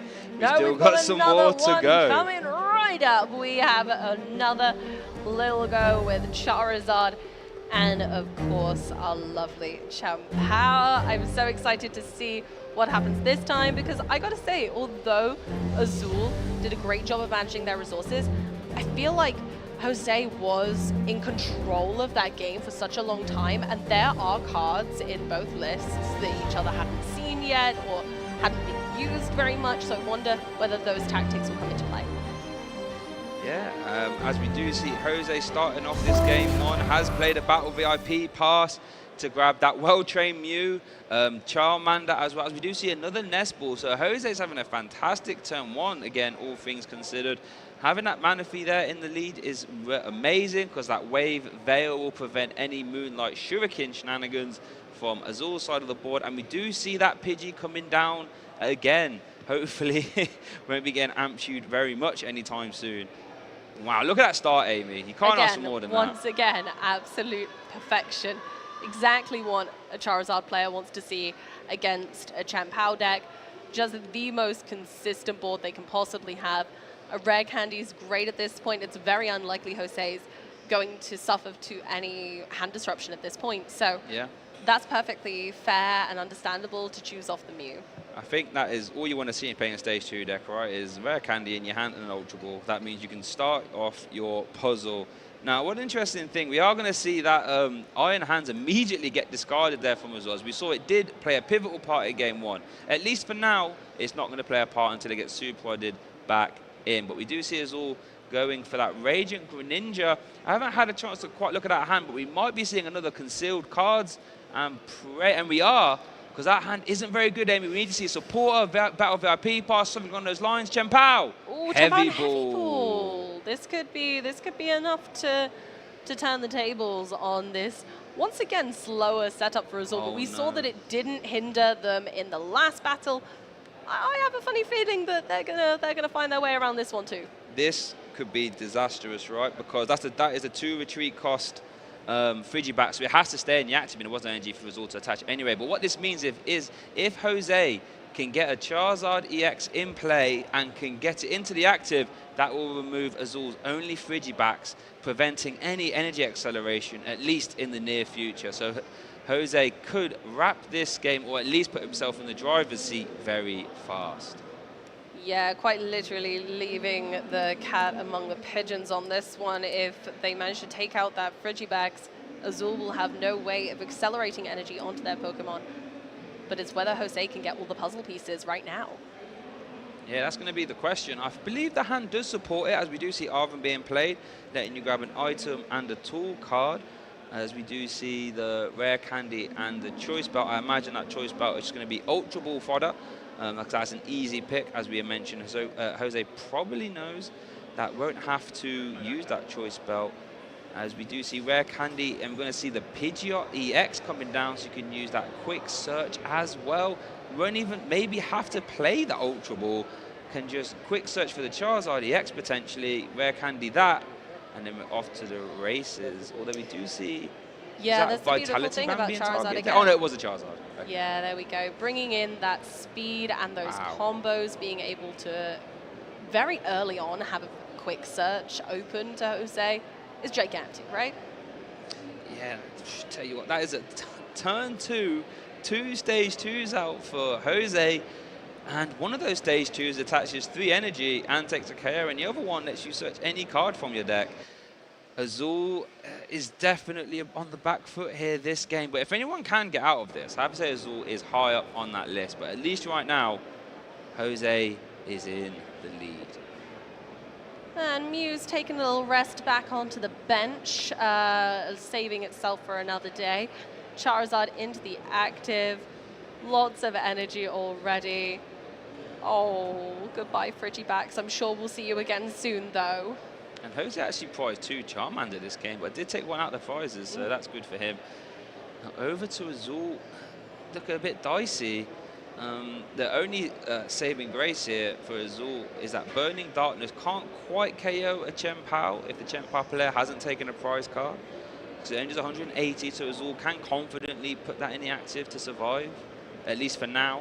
As we do see the Shivery Chill being used, going to grab 2 water energies from the deck. And I would imagine one of them getting discarded immediately for that conceal cards, and hopefully one of those 2 cards from Greninja can get Azul back into this game. Yeah, Azul's going to be looking for as many Frigibacks as they possibly can, because if Jose can keep on top of the Frigibacks and just make sure that they are suppressing that really strong water energy engine, then that could be enough. As we do see the concealed cards finding Irida, so that means Azul can get a water Pokemon and an item, so it's going to be, I would imagine, yep, Frigibacks and Nest Ball being played to grab the second Frigibacks. Azul saying, right, so you've already got one of my Frigibacks, but I'm not going to let you boss's orders my next one and stop me getting out of Bat's Caliber, so forcing Jose to deal with hopefully at least one Bat's Caliber. And yeah, I think that's all you can ask for Azul. Integral to this matchup. So Azul just needs to make sure that they are absolutely focusing as hard as they can on getting out that Baxcalibur. As it does get passed over, back over to Jose, and let's see what he can do. Going to start off the turn with a quick search. And that, honestly, that quick search, what an ability that is. Once per turn, you can grab any card from your deck. And that's what you want when you're stage 2 deck, right? Being able to just grab, you know, rare candy, Ultra Ball, your evolution pieces, a support, anything you want realistically, you can just grab immediately. And how are we looking in that? Is that an Ultra Ball? There we go. Considering Charizard, yep. Looks like Jose is choosing to just strengthen their play, make sure their board is nice and full. And again, it not only fills the bench with some really strong Pokemon, but also allows them to thin the deck of things that they don't really want to be taking off the top deck, like the Fire Energy. Yeah, and that's another important thing. Like, you don't want to be top decking them much at all. So how about I just get them in play where they need to be, And look at that, 2 stage, 2 energy each. What an intimidating boss. As we do see a boss's orders into. Oh, no, I like this play. Jose is saying, right, you've got 2 Frigibacks down, so I can't deny back's caliber. But what I can do is deny you draw power. Even though you haven't got much of it, let me just take away the little bit you have and force you to play with what's out of your hand. Yep. I think Chen Pao, again, has that fantastic energy engine. It's not going to slow down. Azul is very strong with those Frigibacks on the bench now, but without a Bidoof present at all so far in this game, being able to say, okay, no, fine, you can have energy control, but you cannot draw cards, no extra cards for you. It's really strong at this stage. Yeah, especially when you're having to discard cards, as we've just seen via Ultra Ball. Like, you are having to discard cards via Ultra Ball and then Superior Energy Retriever. Your hand size can't really get too high with Chen Pao, so you really do rely on being able to draw cards via concealed cards and the barrel. And while Azul hasn't got them, it can get a little bit dicey. So let's see what Azul does have here. And you do see a concealed card. It's going to have a Pokestop. That is one piece of the puzzle for sure. Let's see what Azul can grab. 1, 2, 3, 3 items, but maybe not the ones you'd be after. Love to see it. The Pokestop popping off. And we're going to see a Nest Ball being played here. Let's see what Azul can target. Here we go. And it looks like it's going to be that Bidoof. That makes a lot of sense, right? We've just been mentioning about how draw power is really limited. How about we try and improve that via Industrious Incisors? Oh, we're going Iron Bundle. I keep forgetting it's in the list, you know, but I really like it as an addition. We might, as he does take the Bidoof, unfortunately, but in all honesty, that Refrigerated Stream could come up. That attack, preventing your opponent's defending Evolution Pokemon from attacking, could come up against Charizard, because if you look, they're all Evolution Pokemon outside of Entei V, which you have seen, but that could come up. As we are just going to see pass, and let's see what Jose can do. And Jose can probably do everything he wants, because he does have that quick search available, as we do see it being used there from the Pidgeot EX. Yeah, I think the juxtaposition between each deck right now and how it's handling just simply getting the cards that you would like into your hand is clear who is kind of staying on the top spot. And it's almost a control move, this. It's okay, wow. I can't stop you doing lots of damage, but what I can do is control your card draw. And they've gone for the Bidoof, and I think that's a fantastic choice in this scenario. They're kind of playing Charizard like a control deck right now. Yeah, I mean, just saying, I'm going to remove all your draw power, as we do see the Shivery Chill being used here again, trying to improve your Pokestop, if I had to guess. We're going to see Earthen Vessel take out some more energy, and I think Azul needs this Pokestop to find some good combination of cards. Obviously, it can't be Irida because it's only items, so it's going to have to be maybe an Ultra Ball, Rare Candy combo, something along those lines. This could be the decider. Oh no, we are going to see the concealed card first. I apologise. Let's see. Oh, and there's the big barrel, but one turn too late. No. Oh, that hurts my soul. The poor Bidoof has already exited the battlefield. So we are going to see another Chen Pao being benched. Now, it's an interesting decision here for Azul.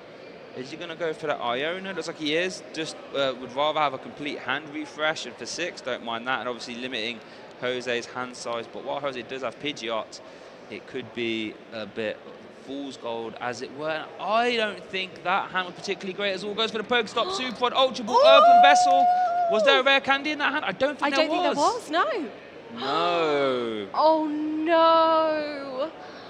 And slow attaching with Chen Pao is just, it's too difficult. Maybe only being able to attach 1 energy per turn to any of your Pokemon is just too slow. It is, but the funny thing is, has Jose got another boss's orders left? I think does play 3. He does, so because Burning Darkness still doesn't KO Chen Pao, funnily enough, because Azul hasn't taken any prize cards. So Jose looks like we'll be going around at this Chen Pao, and let's see, we'll go after maybe the Greninja again, because just try and remove any and all draw power. I mean, it's been going right so far, and could even play the Lost City as well. Yep, so you can Lost City whatever you choose to knock out this turn, as it is going to be that Greninja. Greninja bounced back from the discard pile pretty quick last time, so I think it's... Ooh. Oh, and there it is. Bringing it all up into a game 3. We love to see it. Wow, yeah, so after the destruction that was all laid upon in game 1, it looks like in game 2, Jose saying, hold up, wait a second, I'm 2-0 as well. Let me show you how I'm going to try and get to 3-0. And we're going to a game 3 here. And I tell you what, the time is ticking down, but I think these players, these are 2 high-powered decks. We could easily see a conclusion here. Yeah, with only 7.5 minutes left on the clock, we'll have to see if either of these players can close out the game pretty swiftly. I think both decks are capable of. They kind of run at a similar pace because both of them are using that Red Candy engine of needing to go from a basic to a stage 2. So they both need the time to allow that to happen. Yeah, but once the stage 2s do come out though, like we said, we saw 6 energy Hellblade, we saw Burning Darkness being combined bosses orders over and over and over again. It can get a bit explosive, you just have to get to that point, as it were. And here we go, looks like our game 3 is starting. Looks like Azul is going first, and we have a quick look at the prize cards there. Nothing too impactful, I feel, apart from that 1 copy of Frigibacks and an over for Jose. Again, 2 copies of Rare Candy could be pretty impactful, funnily enough. You have to keep an eye and see if Jose can find his other copy of Rare Candy. Does look like Azul has found himself Raging Greninja and is using a Shivery Chill at the moment to grab 2 water energy from his deck and do some prize checking at the same time. Shivery Chill, what a fantastic ability. I tell you, when I first saw Shivery Chill and Bat's Caliber from Powered Air Evolved, I was like, oh my goodness, what synergy this is. And as we're seeing, it is a high-powered deck capable of some deep tournament runs, I should say. I haven't had a chance to quite consult Azul's hand so far, but we do have the concealed cards, and let's see what he can draw. There we go, cutting the deck, and we've got Greninja hopping back onto the bench. Yeah, there we go for more concealed cards. Greninja's been an integral part of Azul's deck thus far in both games, drawing many cards and helping out in any way possible. Going back into the deck with a nest ball for the first Frigibacks of Game 3. Will Azul be able to get enough Frigibacks on the bench this time to ensure that they are able to use the Baxcalibur's ability? And a second nest ball could just achieve that, but they're going with the Bidoof instead, knowing that last game Jose was able to take full control over how many cards they were drawing, and I think that is just so integral to Chen Pao needing to be able to draw cards, because they have very few ways of doing so other than with the BBRL and Radiant Greninja. So I think Chen Pao is off to a decent start here. I think that's as good a bench as they could get right now. Yeah, and I'll tell you what, Jose has been doing fantastic on these turn 1s that fill in the bench, and it looks like this Arven will be finding a Battle VIP pass, Amy, so he will be able to find a Battle VIP pass, grab 2 more basic Pokemon, and immediately get involved in this game. Arven, what a fantastic card. We first saw it in the first Scarlet Violet set, and I knew instantly it was going to be a strong card, especially as we do see that Forest Stone being in format, which can then be used in combination to search any card from your deck. And straight in with the Battle VIP pass. Going for Charmander to begin with, and Pidgey. I think the nice thing about Charizard is that as long as you know your matchups, you've got the opportunity to know the ideal bench for each matchup. Yeah, that's a good point. And when you have Arven and Battle VIP pass, it just lets you grab everything and anything that you like. And we do see that Mew. And we see the Manaphy as well, as we do see a pass over to Azul. Let's see what Azul can manufacture here. It does have, a good size hand, does have Shivery Chill available as well. And all manner of things. And I really like that Azul put down the Bidoof instead of the second copy of Frigibacks, because if you're going first, chance of your opponent being able to boss his orders, before you've had time to set up is pretty low. So I'm just going to take the risk and put down the Bidoof. As we do see concealed cards, grabbing two cards there. Nothing too impactful apart from another Frigibacks, and That hand, oh my goodness, hasn't got any supporters or anything like this. No Pokestop even. Azul having to just attach past in this game too here, Amy. Let's see what Jose can do. Does have Ultra Ball, Forest Seal Stone, nothing else actually too impactful either, I believe. We know that Azul going slow and steady in the first game worked a treat, so knowing that Charizard isn't going to be able to knock out a Chen Pao now, I think Azul has the wiggle room to relax for a little bit. And there we go with a Charmeleon. Oh, we haven't seen that yet. Jose kept that back for game 3. I like that. As we do see, we're just going to see a 1 energy Hellblade being used there for the KO. Not the most explosive of games, but you know, prize cards are being taken. And I don't think Jose has a great deal to do. Can obviously promote this Mew and use Mysterious Tail. We'll top deck that Vitality Band and go for Mysterious Tail now. And let's see if Mew's got tired out yet. No, it's still going, and Ultra Ball's not bad. You know what Ultra Ball finds, Amy? That finds the Charizard EX, which then finds 3 Fire Energy, and all of a sudden... Wait, Jose has the Vitality Band in hand already, I believe. Can Jose Ultra Ball for the Charizard EX and hold on to that Vitality Band? Has he got enough cards in hand for that? No. Oh, no, there's just not enough. And Charizard, I think that's why I like the Charmeleon. It does give the accessibility to Charizard, but now Jose's having to consider benching the Lumineon, which gives Azul that room. No, we see an explosive hot shot of Entei. Yeah, just been able to activate that Forest Seal Stone, use that Star Alchemy, which lets you grab any card you like from your deck. As we do see that Charizard coming down via Charmeleon, no rare candy needed. Infernal Rain for Jose, 3 Fire Energy, and that means we'll be able to see the Mew get retreated, AB. We see that Vitality Band for plus 10 damage, and because Azul's taken 1 prize card, that is the magic number of 220. Jose gets on the board.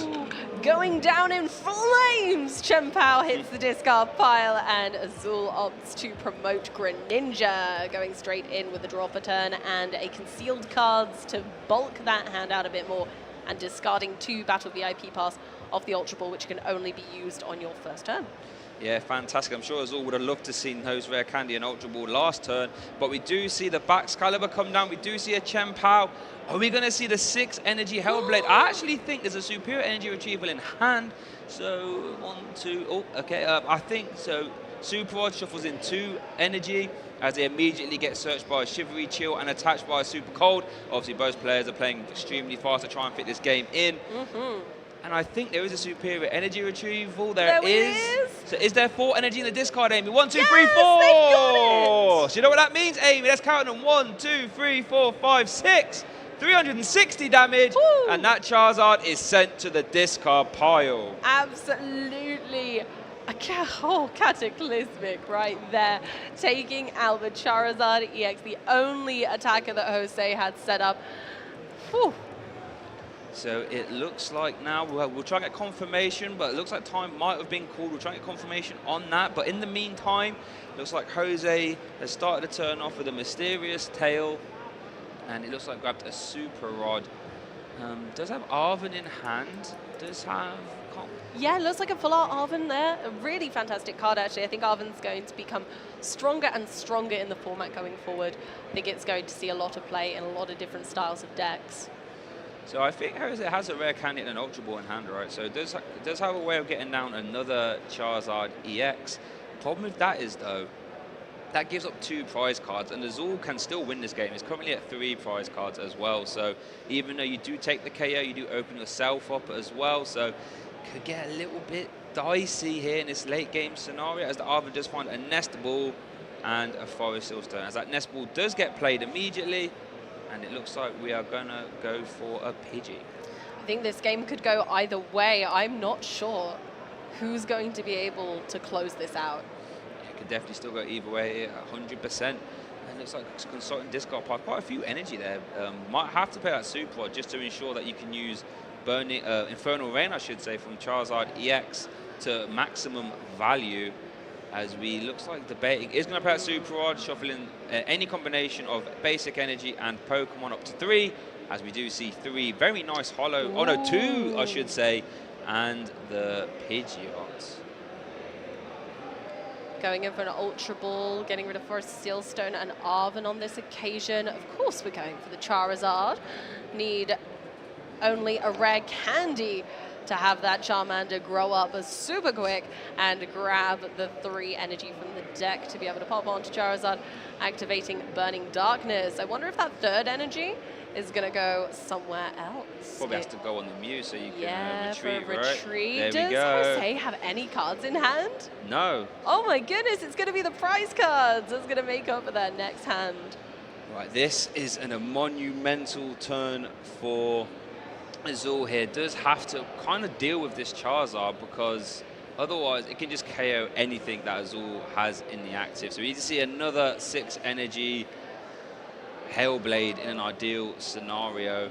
Let's see what Azul can do. Nest Ball's out another Bidoof, does promote the Radiant Greninja as well. So it does have a few options to work with. Going to shuffle the deck.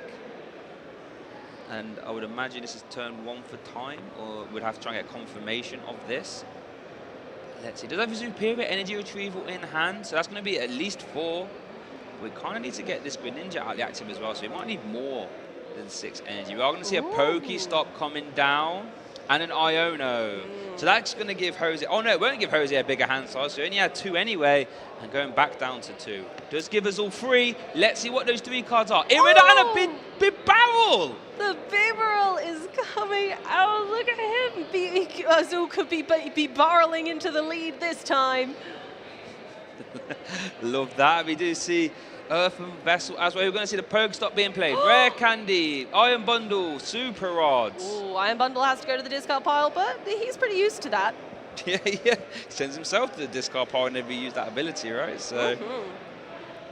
And still got Industrious Incisors as well. Like, honestly, so much stuff going on there for us all. Earthen Vessel might be enough to get him over the line when used in combination with that Super Rod. Super Rod, like we say, shuffle in any 3 in combination of Pokemon and basic energy. And then Earthen Vessel lets you discard 1 card from your hand to grab 2 basic energies from your deck. It's almost like another Chivalry Chill, but you have to discard 1 card, I should say, from your deck. As we do see it being used there, Earthen Vessel, discard Irida to grab 2 basic energy, as we do see that 1 lightning energy being taken as well. Oh, this is so close at this point. It could just take the smallest inch to change the outcome of this match. Concealed cards for... Oh, was that another Superior Energy Retrieval? Another Superior Energy Retrieval.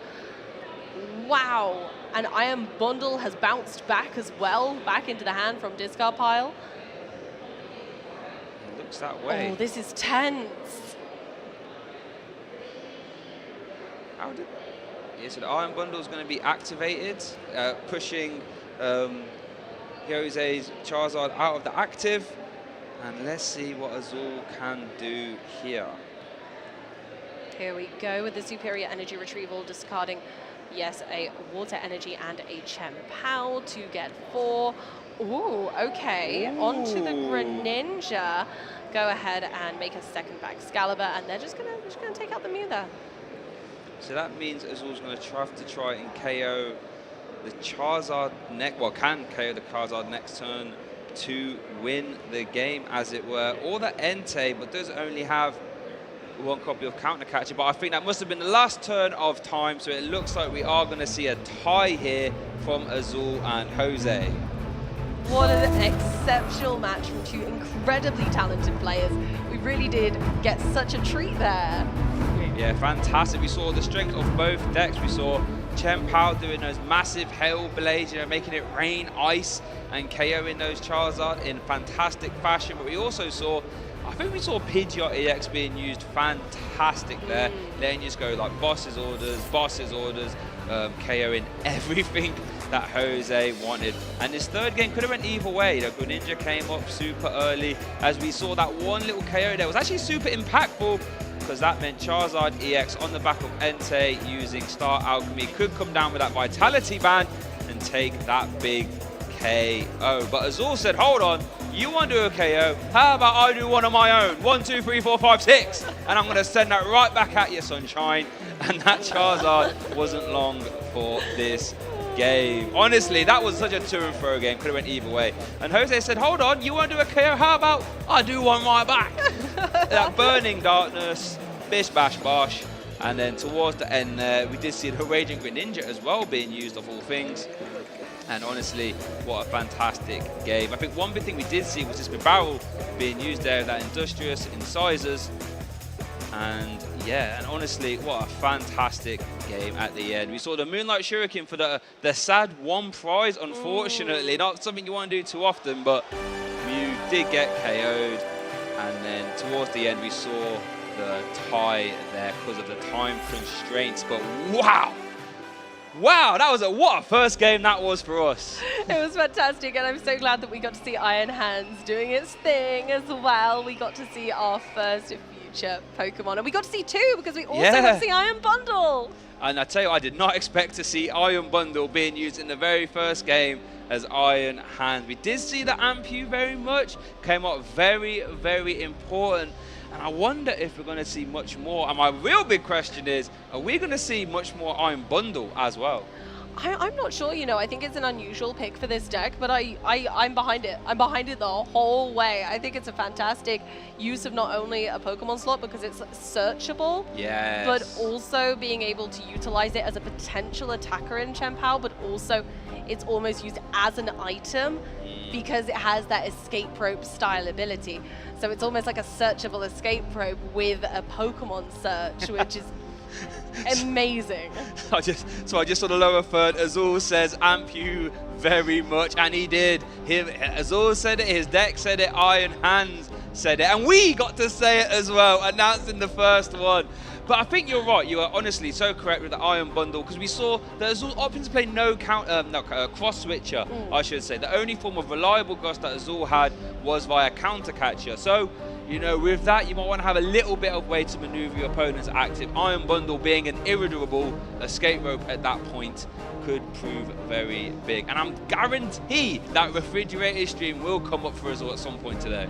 I have a funny feeling it might. It's 3 energy. You can use the Baxcalibur to pop those on. So I think it's a truly quite good attack as long as you know your opponent doesn't have enough resources to kind of come back from that and just switch their active. I think it could come in really clutch for him today. Yeah, so I'll tell you, I'll ask you a question now. What deck was you more impressed by, the Chien-Pao or the Charizard? I think I was more impressed with the Chien-Pao, and I'm gonna say why. Okay. Because personally, I'd have gone really aggressive in that game 1, but Azul knew. That's why he's out here playing and I'm not right now. Yeah.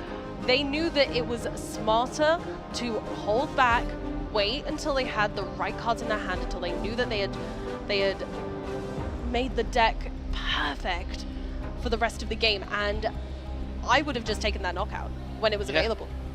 But you're so right. A Charizard can't KO a Chien-Pao without you having taken prize cards, and that it's those little bits, those little gems of knowledge that our fantastic competitive players that are here today really show us, and they show exactly why they chose their deck, and they make it shine.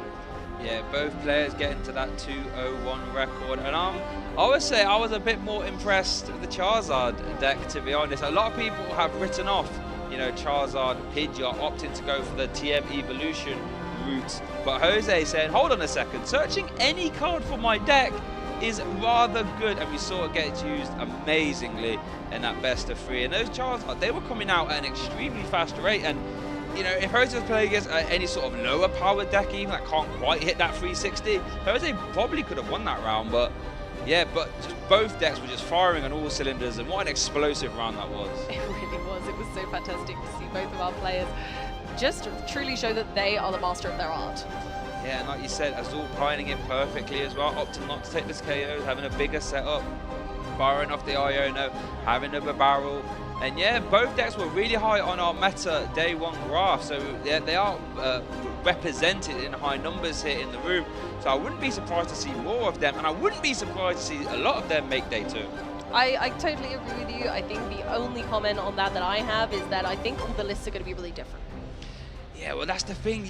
I was chatting to Owen Cameraman yesterday, and he was saying he had a list of Chen Pao that didn't even play Iron Hands. It was just the traditional cross switcher plus cancelling clone. So there might even be some of that dotted around. There could be. I wouldn't be surprised to see a lot of those Charizard decks be a TM evolution way to play it as well. So there's so many different variants as well, and that's what makes for an exciting time to be in the new format. We don't know what's going on. A lot of our players don't even know if their deck is 100% correct, but what that does mean for us is that we get some exciting games and decks to look at. I think that's one of the most exciting things about new sets coming just before a large event like this, is that there's a lot of testing to be done with friends. There's so many opportunities to go to your local scene, try out lots of new things, and there are so many new cards for us to enjoy, and so many new cards to pop into decks unexpectedly. And I think the element of surprise is something that is really strong right now.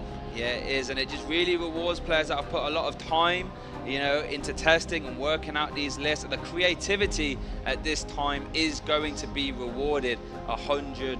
Because if someone told me that there's going to be Chen Pao running about with no cross switch, I'd be like, hold on, how are you going to gust up your opponent's active? But as all saying, don't need to. I can just Hellblade the active and amp you very much the active, and all will be okay.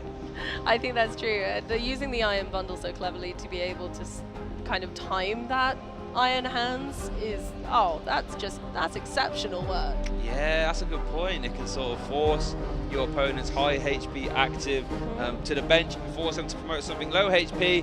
All of a sudden those hands come out, and 2 prize cards have been taken, or even 3 prize cards in some scenarios, which is just a massive tempo swing.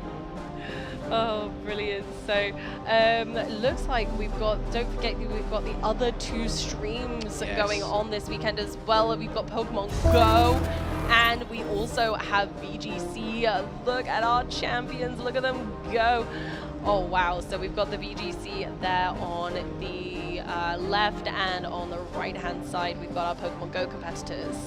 Yeah, no, massive shout out to Pokemon Go. I think this is their first season, I believe, in the CP, way to qualify for Worlds. And I was actually chatting to Amanda, the Pokemon Go caster, telling me that now Superior is meta, and we do see it there on the right there. And we all know VGC.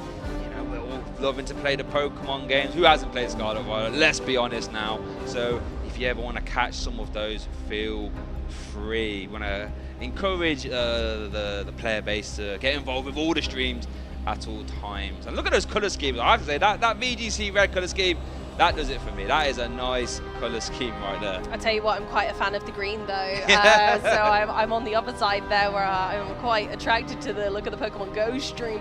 I find Pokemon Go really fun. I play a lot of Pokemon Go side events when I'm at large events like this. I find them so much fun. So I love to, dip my toes into the other formats and the other games as well that are here.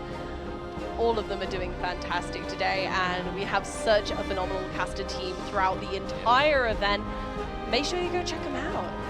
Yeah, and I thought when we cut back to us, we can see that Amy loves that green color, and there's going to be a big giveaway of that. But speaking of giveaways, there's actually a TCG giveaway for you guys to get involved. If you want to get your hands on that Iron Valiant Full Art, I believe, right?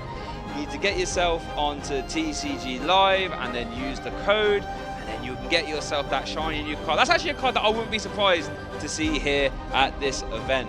Yeah, it's a fantastically maneuverable deck. It has a lot of switching options, which are really strong right now. As we've seen, you can use the code Paradox, LAIC, on TCG Live to get that beautiful special art Iron Valiant EX. You took the words out of my mouth. You know what, let's be honest, they could have given away the lowest rarity Iron Valiant and I still would have been a happy Bert. However, they are giving away that lovely illustration where you see the Iron Moth in the background, see Iron Bundle at the front and at the top on that rock for the eagle-eyed viewers.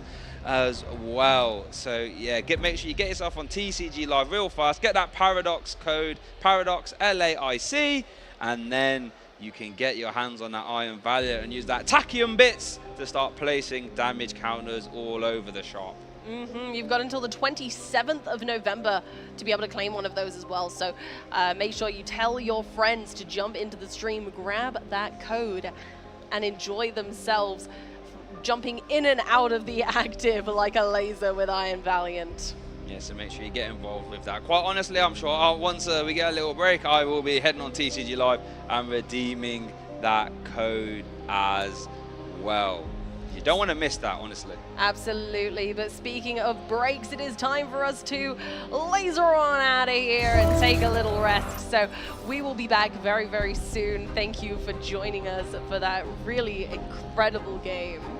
Yeah, wow. Don't go anywhere. We're back real soon.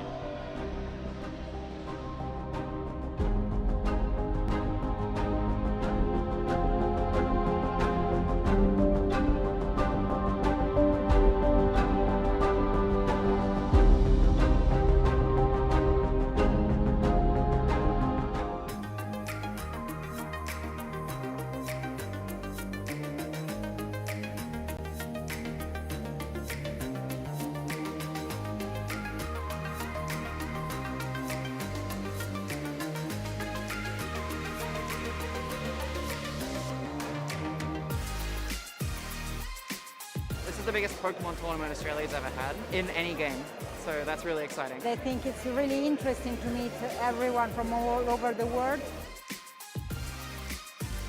Yeah, it was one of my favorite tournaments, so just playing the game, I think this format is really fun and I'm really enjoying it. So it's good just to see everyone and do live events again. I've made so many friends from it, and it's just a one-of-a-kind game that I'm hooked on. It gets you together to meet people, to hang out, to socialise, to have fun, have a good time, be in each other's company, and it's just a really great game. Be resisted, but it looks like that is a knockout. Yakovovich is your first ever Oceania International Champion.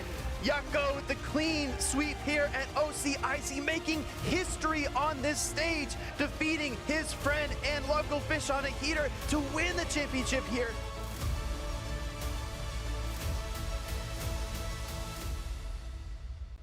Just has to pass, and Remy just announced his Melodious Echo, and Remy will become the Oceania International Champion for the junior division in the trading card game.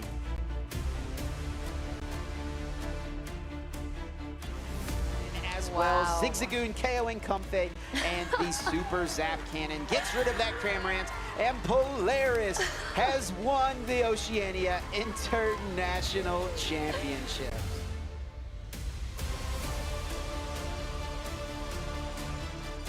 And then we see the retreat, we see the damage counter drop on the Zero Aura, and Azul Garcia Griego is your two-time international champion.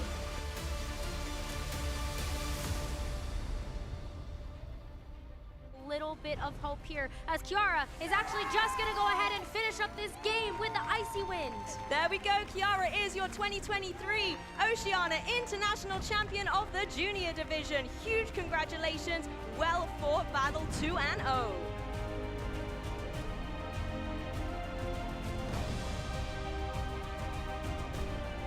Draco Meteor going to connect onto Glamora as well. That's just going to be enough for the knockout here. And Benjamin becomes your Senior Division Oceania International Champion. Wave crash from Palafin into Corviknight. That is a knockout, and Gavin's California Dreamin' has become a reality here down under. Gavin Michaels is your VGC 2023 Oceania International Champion. I never expected this, so I'm still just like flabbergasted. Haven't even processed it towards excited. Like honestly, no words to describe it. Like this experience has just been absolutely amazing. It feels great because I've been working up to this point for a very long time. It feels really good. It means a lot. It's really big as I've never really won a large event before. I feel like really happy and excited that I'm going to Yokohama, Japan. Winning OCIC has made me want to play this game more. Winning Worlds will just want me to go full on into this. Winning Worlds would be great. Obviously, it's the biggest tournament in the Pokemon TCG. Winning Worlds would be the culmination of everything that I've worked for in the past 12 years of playing VGC.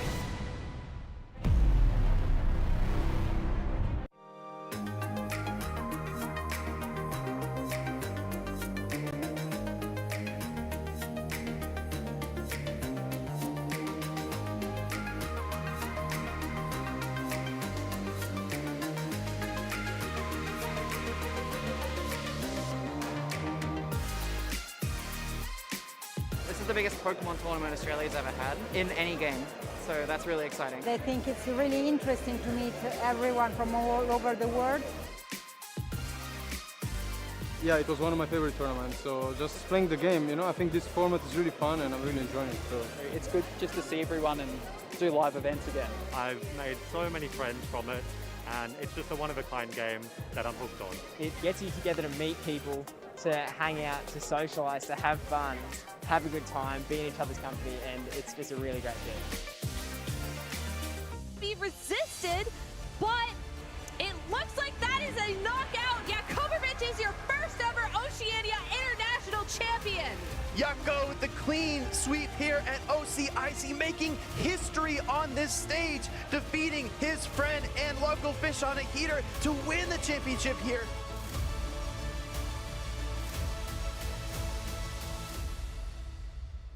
Just has to pass, and Remy just announces Melodious Echo, and Remy will become the Oceania International Champion for the junior division in the trading card game.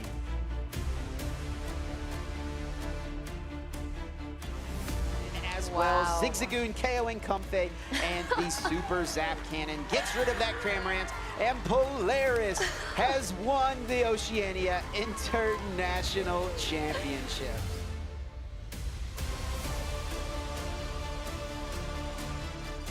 And then we see the retreat, we see the damage counter drop on the Zero Aura, and Azul Garcia Griego is your two-time international champion.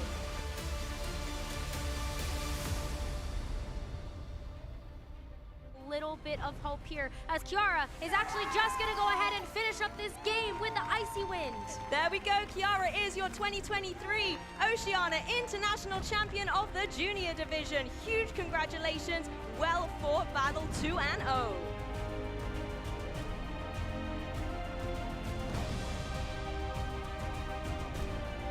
Draco Meteor going to connect onto Glamora as well. That's just going to be enough for the knockout here. And Benjamin becomes your Senior Division Oceania International Champion.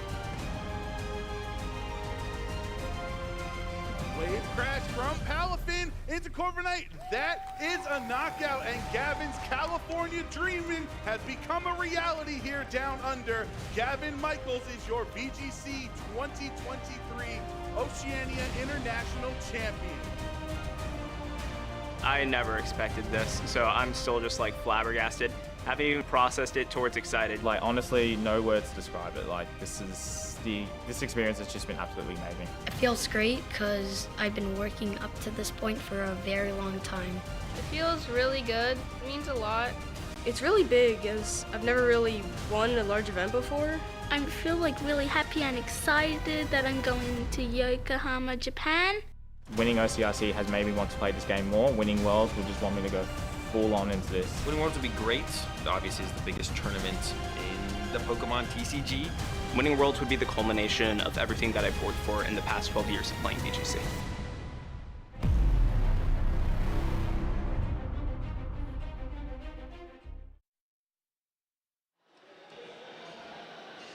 Okay, and we are back here at the Latin America International Championship. And you're joined by myself again, Shay, and Amy. Amy, how are we after that riveting round 3? Absolutely over the moon. I'm really excited to see what we could have up next. I think it's going to be an exceptional day with lots of different decks shining brightly. Yeah, I tell you what, that's one way to introduce ourselves, having that explosive round. You know, Charizard swinging here, Genpao going there, Iron Bundle of all things. Wow, very, very exciting times for our first international of the season. So far, at least, it has not disappointed. No, not at all. We have had some, like you say, explosive matches throughout all of the games today. Even the ones that we haven't been on, we've been in the back watching, and we've been screaming at the screen like I'm sure you guys are at home when certain attacks pop off or when a deck does something unexpected. And I think that this is one of those events where we're going to see that a lot. You are correct. I remember watching the Tord game round 2. I was in the break room, as it were, with eyes glued to the TV. He's priced both the EX and then loaded up the Brainwave Shining Arcana card when he got boss. Oh my goodness! But then there was the summoning star for 1 Archeops. So I was like, oh my goodness gracious me! So that is some exciting times right now. Oh, it's fantastic to see a lot of the fan favorites as well today. Early on, we're seeing what their picks were, and they all seem quite different. They very did, and we saw, like they said, the day 1 meta breakdown, so we can see some of those raw numbers. But on that graph, we did say 30% of people were playing other decks, so there's going to be a whole lot, almost a third of the room has been unaccounted for, at least from that graph. So could get some surprising stuff. We saw the Golden Go on stream round 1, so there could be a bit of that knocking about. Could even see your Zoroark even. I hope so. I hope there's someone out there repping it for me. So I've got my fingers and toes crossed, but at least I know that there's at least one Caesar in the room from round 1. And maybe they're doing well. Maybe they're doing well. Hopefully. I have my fingers crossed. And I'm going to keep my fingers crossed that Gardevoir keeps doing well, because I put myself on a limb there. I was on that stage holding up that poster saying Gardevoir will win. That just shows my conviction and how well I think Gardevoir will do here. I'm going to go on that stage, put myself right on a limb and say it will win, because I'm sure if it won't, I'm sure that chat will let me know real quick. But for now, the dream is alive. I certainly will, yeah. Well, there we go. It just goes to show that sometimes you can have confidence, and we'll see whether you get bitten by that at the end of the day. Fingers crossed I won't be. I don't know. If there's a Zacian in the deck, maybe you will get bitten. True, maybe. Or maybe the opponents will be getting bitten. We hope so. We hope so. So I believe we're going to have some trivia lined up. Which will be fun. That'd be really fun. Because I don't know, I'm not sure about you viewers, but I'm not sure if you know, but Amy has a terrific Pokemon trivia knowledge. And I think I have some trivia knowledge. I think we might be kind of good at this, so we'll see how we go. So which product was released first? A, the Pokemon TCG. B, the animated series. C, the video game. Or D, the manga. Right, let's marinate for a second. We'll let chat. You can put your guess in first, so you can't just say what I say. You put yours in. We'll let it simmer for a bit. Yeah, and no then looking it up. Yeah, no looking it up either. Come on now. Come on. And then I guess we put our guesses in as well, right? We have to. We jump in as well. I don't see why not. Okay. We can play. Okay, right. So, would you say chat has had enough time? I think so. All right. Well, I'll go out first. I think it was the video game. See, that is my. You're going with video game. That is my guess. You know what? I'm going to go... It might depend on region, but I'm going to go with the animated series. Animated series. So we've already split up, and it was the video game. Yeah, let's go, baby. 1996. Almost as old as me. Yeah. Oh, my goodness gracious. The first Pokemon product was Pokemon Green and Pokemon Red, released in Japan in 1996. So, yes, it... was indeed. Oh, you're keeping tally. Keeping score. Oh, I see. Right. Is that okay? I'm extremely competitive about this sort of stuff. I see how it is. Let's have a look. Which of these is not a gym badge found in any Pokemon game or animation? Ooh, this is good. Production staff, that's a question right there. Goodness gracious. Question. Let's have a look. So our options are A, the Cliff badge, B, the Trio badge, C, the Relic badge, or D, the Ancient badge. Wow. Ooh, these are tricky because you've not only got the animated series, you've got the movies, you've got so many different games, not just the main series games. So that's tough. And they're all in that similar sort of adjective. They're all describing old things, right? Relic and Ancient. You can argue Cliffs are quite old as well. So, all right. So I think chat's had enough. I guessed first last time. You guessed first. Okay. I'm going to go with the odd one out. I'm going to go with the trio badge, although I kind of have a feeling it's wrong, but I'm going to go with it anyway. I'm going to go trio badge. Right, now I'm going to confidently say the trio badge, I think, is Gen 5 first badge, you know, Chili, Silent, and Crest. So I don't think it's that one. You can't change, though. No, I can't remember what the badge is called, but I'm not sure. I'm going Cliff badge A. I'm going Cliff badge. Okay, let's see. Oh. The ancient badge, we're both wrong. No, I thought ancient badge. Surely there's like some rock gym, maybe. Or... I thought, you know what? I was thinking maybe some of the older games, like the GameCube games, might have like an ancient badge or something. I wasn't sure, but or the anime even. That's like a very anime sort of right, isn't sort of it? a Like, thing. oh my gosh, yeah, I wasn't expecting that. I thought like somebody somewhere along the line would have like a fossil team, Exactly. and it would be the ancient badge. But I think the Gen 5 badge, because it changed gym leader for that gym from Black and White and Black and White 2, so I think it wasn't the trio badge for that reason. Okay. Let's have a look. Which of these Pokemon did not appear as a clone in the movie Ooh. Mewtwo Strikes Back? Wow, these are some questions. I love this question. So we have A, Dragonite, B, Psyduck, C, Scyther, and D, Vaporeon. Go on then, chat. Go on then. You have your guesses, but I'll have a little think. We're going to have a think. I love that movie. What's your favorite Pokemon movie? Do you have one? Pokemon Heroes, I think, actually. I like that you one. like Heroes. I like that one. It's got a really good soundtrack. Yeah, That's one of the main reasons does. I like it. Really does. Yeah. Okay, Oh. so you guessed first last time. So you're first this time. What do you think? I think I'm going with A, Dragonite. I think you're correct. I'm also going to go with A and Dragonite there. I'm pretty sure the Psyduck was Misty's Psyduck that got taken into the machine. I know there was definitely a Vaporeon because, again, like it was one of the trainers that went to the island. I'm certain one of them had a Scyther, but I don't think one of them had a Dragonite. Okay. Yes, it was Dragonite. Yes, I was about to say, if I was right, you tricky production staff, you tried to trick me because there is a Dragonite in that movie, but it wasn't a clone. I know what you were doing. You wake up earlier in the morning to catch me out like that. Oh, no, that's clever. That's clever. The delivery Dragonite. The delivery. Yes. I think it got a promo card, right? There's a Dragonite from the movie. Had a little bag. So good. I think that was a thing. That was a thing. How many cards were in the very first Pokemon TCG set released in Japan? Could be a key fact there. In 1996.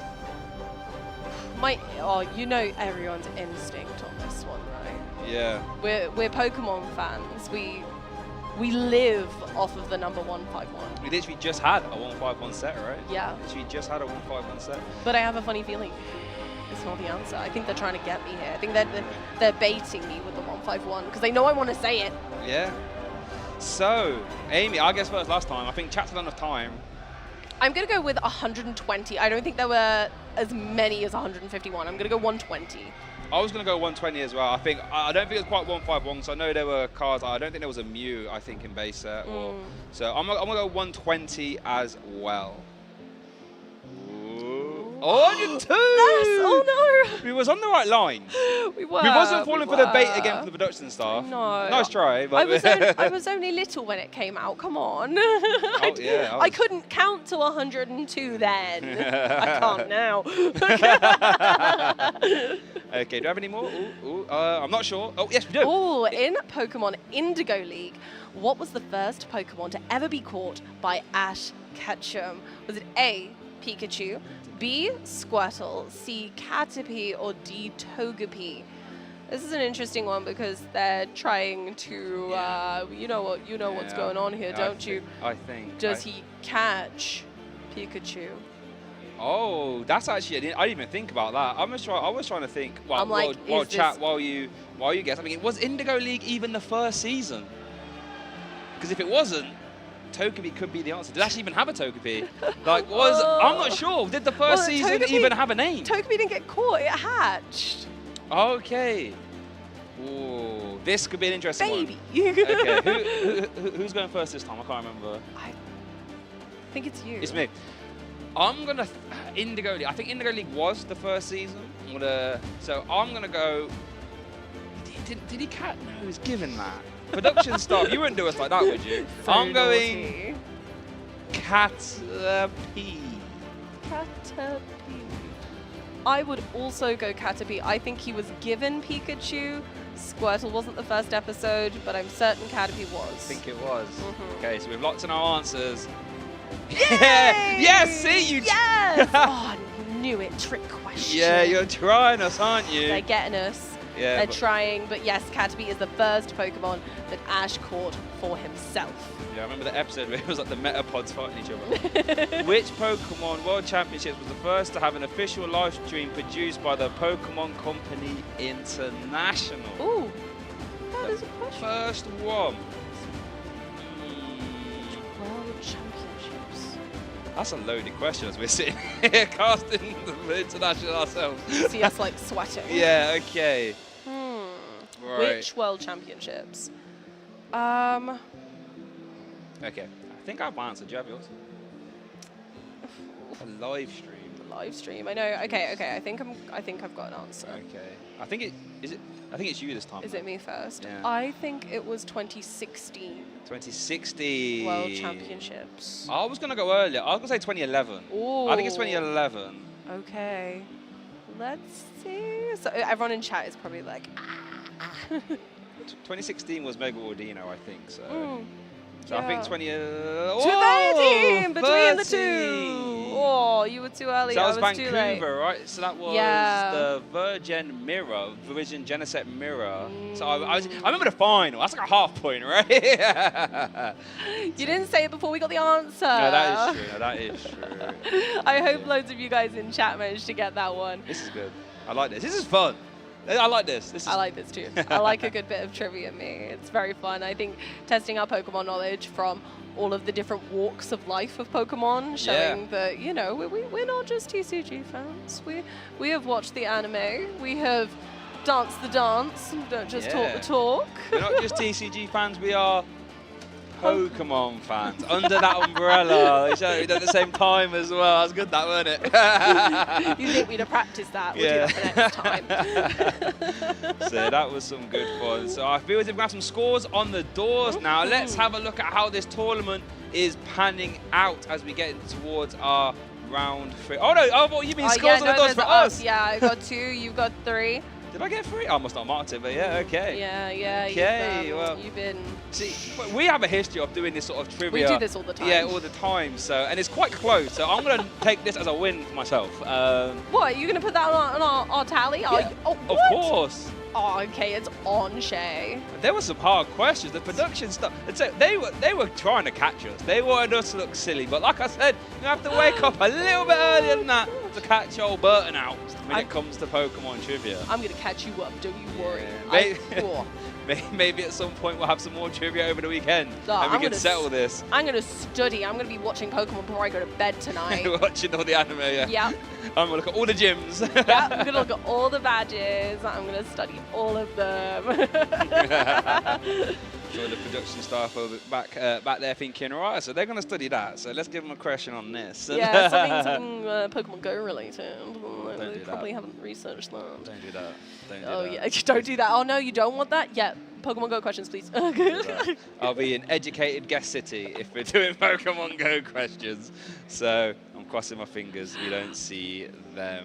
Let me know in the chat as well, what numbers did you get out of all them? And don't lie, be honest. Like, I don't think anyone got all of them, right? You know what I mean? Unless you were guessing, in which case, you know, fair play. But, maybe, or maybe we have some blue and true Pokemon professors in the chat. That know everything. Yeah, they know everything. Fair but enough.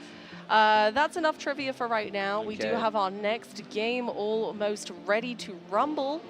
I wonder what we're going to see next. I'm hoping that we see a new Paradox Rift deck. And would you speak it into existence? We have Pedro playing the Roaring Moon and Victor playing Mew v Max, the current world champion deck, as it were, versus a new deck. First time it's ever been legal. We get to see the first Roaring Moon on stream as well. How lucky are we, Amy, and how lucky are you, chat? Oh, so unbelievably lucky, because not only that, but we also have a deck very beloved by yourself, I believe, Shay. And we have some very interesting Pokemon to counter some other meta decks in there right now that might see Roaring Moon be not too pleased. Yeah, so we'll get to the secret in the list later. We'll see. We'll let that pan out. But yeah, we get to see Roaring Moon first time on stream. One of the most hyped decks, I believe, coming out or into the Paradox Rift format, I believe. And on face value, this could look a little bit disastrous for Victor. You know, it's currently Dark Week. That Roaring Moon is a Dark type, in case you haven't seen that.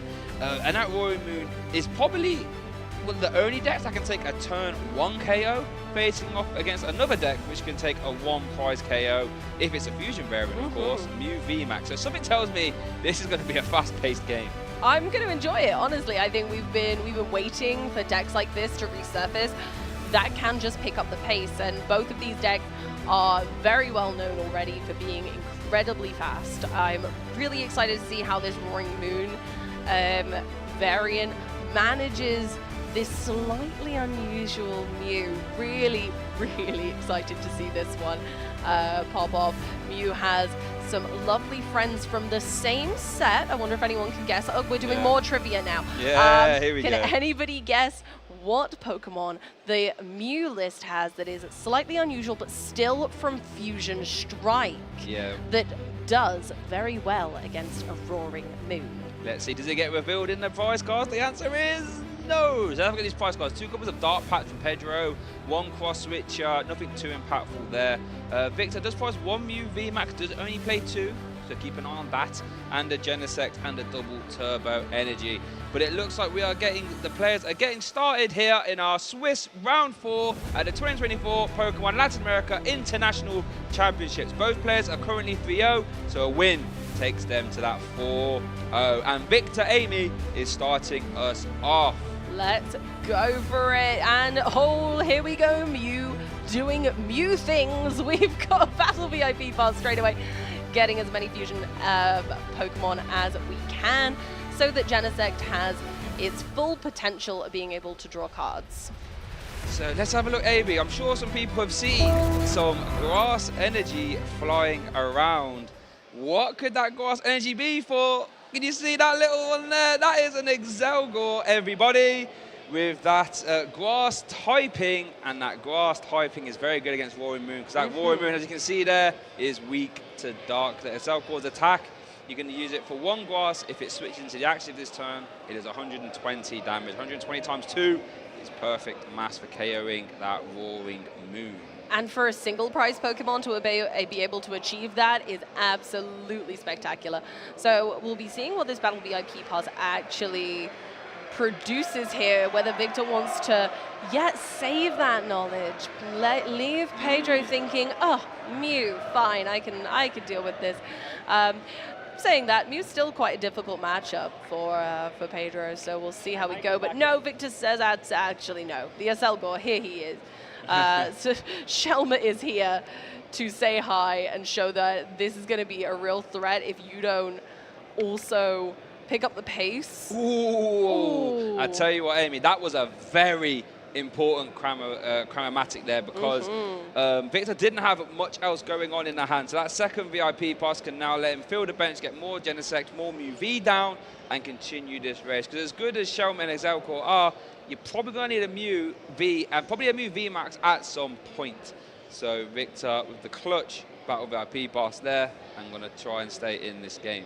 And being able to use the Shelma and Excelgor, because they are also Fusion Strike Pokemon, Genesect still can draw more cards from them. So unlike some lists where they're playing like Luxray, but the Luxray isn't a Fusion Strike Pokemon, so then you can't draw as many cards as you're used to if that's on the bench or if it's in the active. So this little grass package allows Victor to still draw up to 6 if they've got a full bench. So still a fantastic utilization. And Roaring Moon isn't the only deck which is prevalent in the meta right now which will benefit from grass weakness being in your deck. And then we do see Victor playing the power tablet and we'll start doing some Fusion Strike system. And shout out to Victor, was actually the Juniors US Nationals champion all the way back in 2010. So no stranger to the highest of stages here. As we do see the second Shelmet come down. Victor does play the 2-2. So that means you can try and almost main it, quote unquote. Like you can sort of say, this is my strategy this game. I'm just going to use that Ninja Tornado, which is 120 damage for 3 energy. However, if the Excelcore move to the active, you can actually use that attack for 1 grass energy. And even if, you know, the Roaring Moon has any ways to boost its HP, you can just use power tablets to get you across the line as well. Yeah, I think these are a really fun addition to Mew. I am a big fan of this. If I was ever going to be convinced to play Mew, it would be by popping some grass types in it. So you've got me interested and on the side of Mew here. Ooh! Okay, one thing I need you to keep an eye out for now.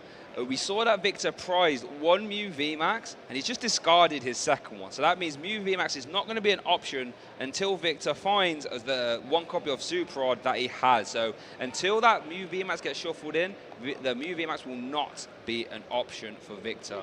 I think that Victor's looking to really heavily lean into the Accelcores. They're going to be his main attackers, right? Because the Mew is weak to Roaring Moon, whereas the Accelcore is going to allow Victor to leave a single prizer in the active, skewing the prize trade, making it really difficult for Pedro to find a very useful prize map.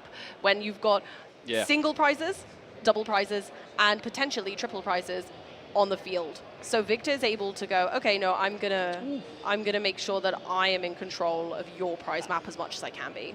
And I tell you what, that Forest Hill Stone being used for Star Alchemy to find that path to the peak could really grind Pedro down to a halt here, because we know that these Royal Moon decks love to use cards like Squawkabilly, EX, so you use that Squawk and Seize, start drawing more cards, discarding cards.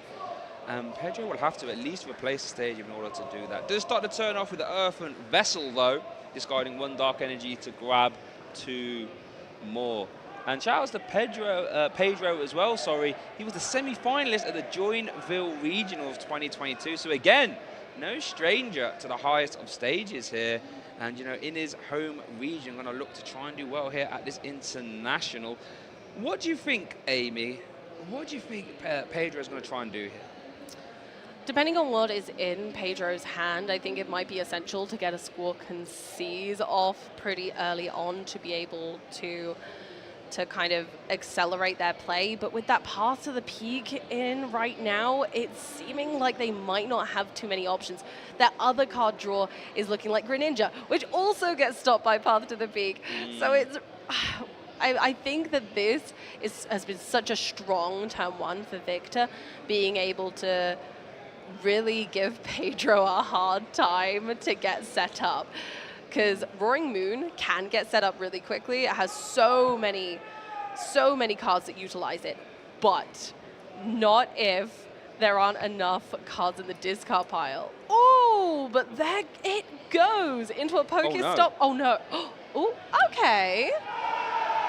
I mean, we'd like to keep the VX, I should say, to draw cards, but you know, in this scenario, it's going to hit the discard pile. We do see the Canceling Clone there, which isn't going to have any use in this matchup. So we can see that getting discarded for the Ultra Ball, as we do see the 1 copy of Pedro's Boss's Orders getting discarded. So keep an eye on that. The only Gust Pedro will have now will have to be found by a Power Pattern Boss or cross switches. So I imagine this Ultra Ball, Amy, will find that Squawkabilly to use that Squawk and Seize to discard your hand and then draw 6 new cards. What a fantastic card for this archetype. Now that's something to squawk about, Shay. We got a lot, that's a good one.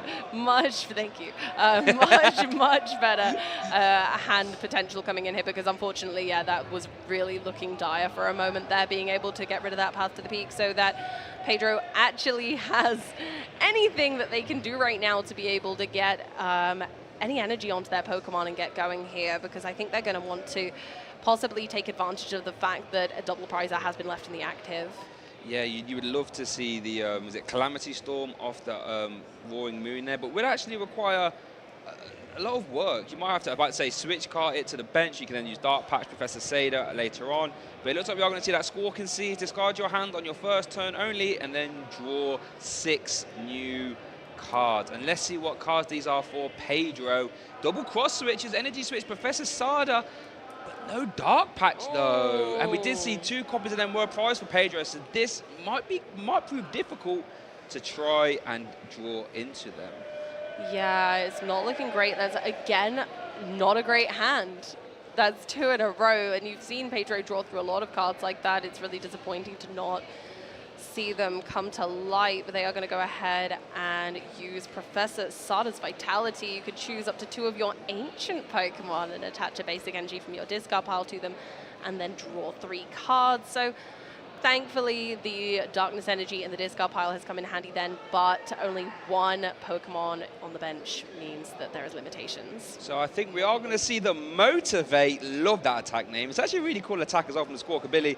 It does 20 damage, and you attach 2 basic energies from your discard pile to one of your bench Pokemon. So Pedro has got the 3 energy Roaring Moon, but maybe, it's as strange as it is to say, a turn too slow than he would like, because it isn't getting to use the Roaring Moon's attacks there. And Victor, Victor, as a boss's orders, could go after that Roaring Moon. If you can see a Grass Energy and an Excelgor, you are off to the races. And we are going to see Victor go for Pedro. I love to see this, Amy. Are we going to see a Ninja Tornado? I think we might. I was wondering how they were going to get around that Squawkabilly, because actually I don't think Victor has an answer to the Squawkabilly.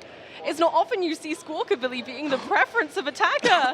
Almost choked. He has drawn the Grass Energy. We're going to see it, Amy. A Ninja Tornado 4KO. Now, let's be honest, chat. If I told you before we went live today that we're going to see a Ninja Tornado on screen, that you would be like, no, you're not. Well, you are, and it's going to happen. So all Victor needs to do is pay retreat on that Genesect. Ninja Tornado can be used for 1 Grass Energy, 120 times 2. That's a good number to deal with Roaring Moons. And we even see a Path to the Peak come down as well. Victor is having none of this. Oh my goodness. And this is the change of a meta. This is what happens to decks when there's something new and threatening that's coming together. Pedro now only has a Squawkabilly. However, though they are going to scoop it up, I was going to say the Squawkabilly, actually Victor didn't really have an answer to that though. No, but one thing you could do, I'm laughing as I'm saying this out loud, but it would have an option. You could have switched into the Excelgor again, or like paid retreat into another one, then use power tablets to get to the 160. Yeah. It's an option, right? That's what I'm saying. Like, weirdly, the Squawkabilly is it's a valid attacker in this matchup. I feel, like you say, I feel crazy saying it, but Motivate is not a bad attack, and in certain matchups, it can actually change the tides quite quickly. It was quite good against like Urshi Inteleon, Urshifu Inteleon, back in the last kind of meta before all these new lovely cards came out. So, you know, Motivate isn't a bad attack. And it's interesting, yeah, Motivate we saw got used to fantastic value. It's actually something, when I was playing Roaring Moon myself, I found myself using Motivate a little bit more than I'd like. But what an MVP to Excelgor. We actually saw Excelgor kind of get talked about a little bit when Charizard EX came out, because, you know, with just the White Gloves and 1 power type, you can actually take the KO there, but never really amounted to much.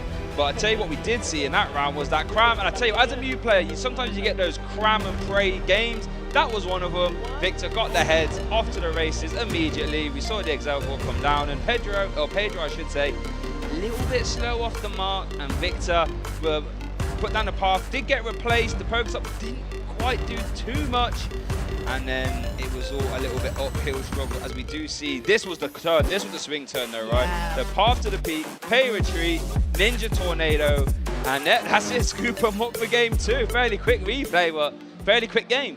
Yeah, and I think that's what we're going to see a lot more going forward in this meta. And we already established that Mew is a fast deck, and now here we go with Roaring Moon. And I think that, especially in this matchup where Mew has really put a lot of energy into making sure that they have an answer to Charizard, to Roaring Moon, where they have those really difficult either attacks in Roaring Moon's case or HP in Charizard's case. Like, you'll have something that's going to either swing the prize trade or just get up to those slightly higher numbers.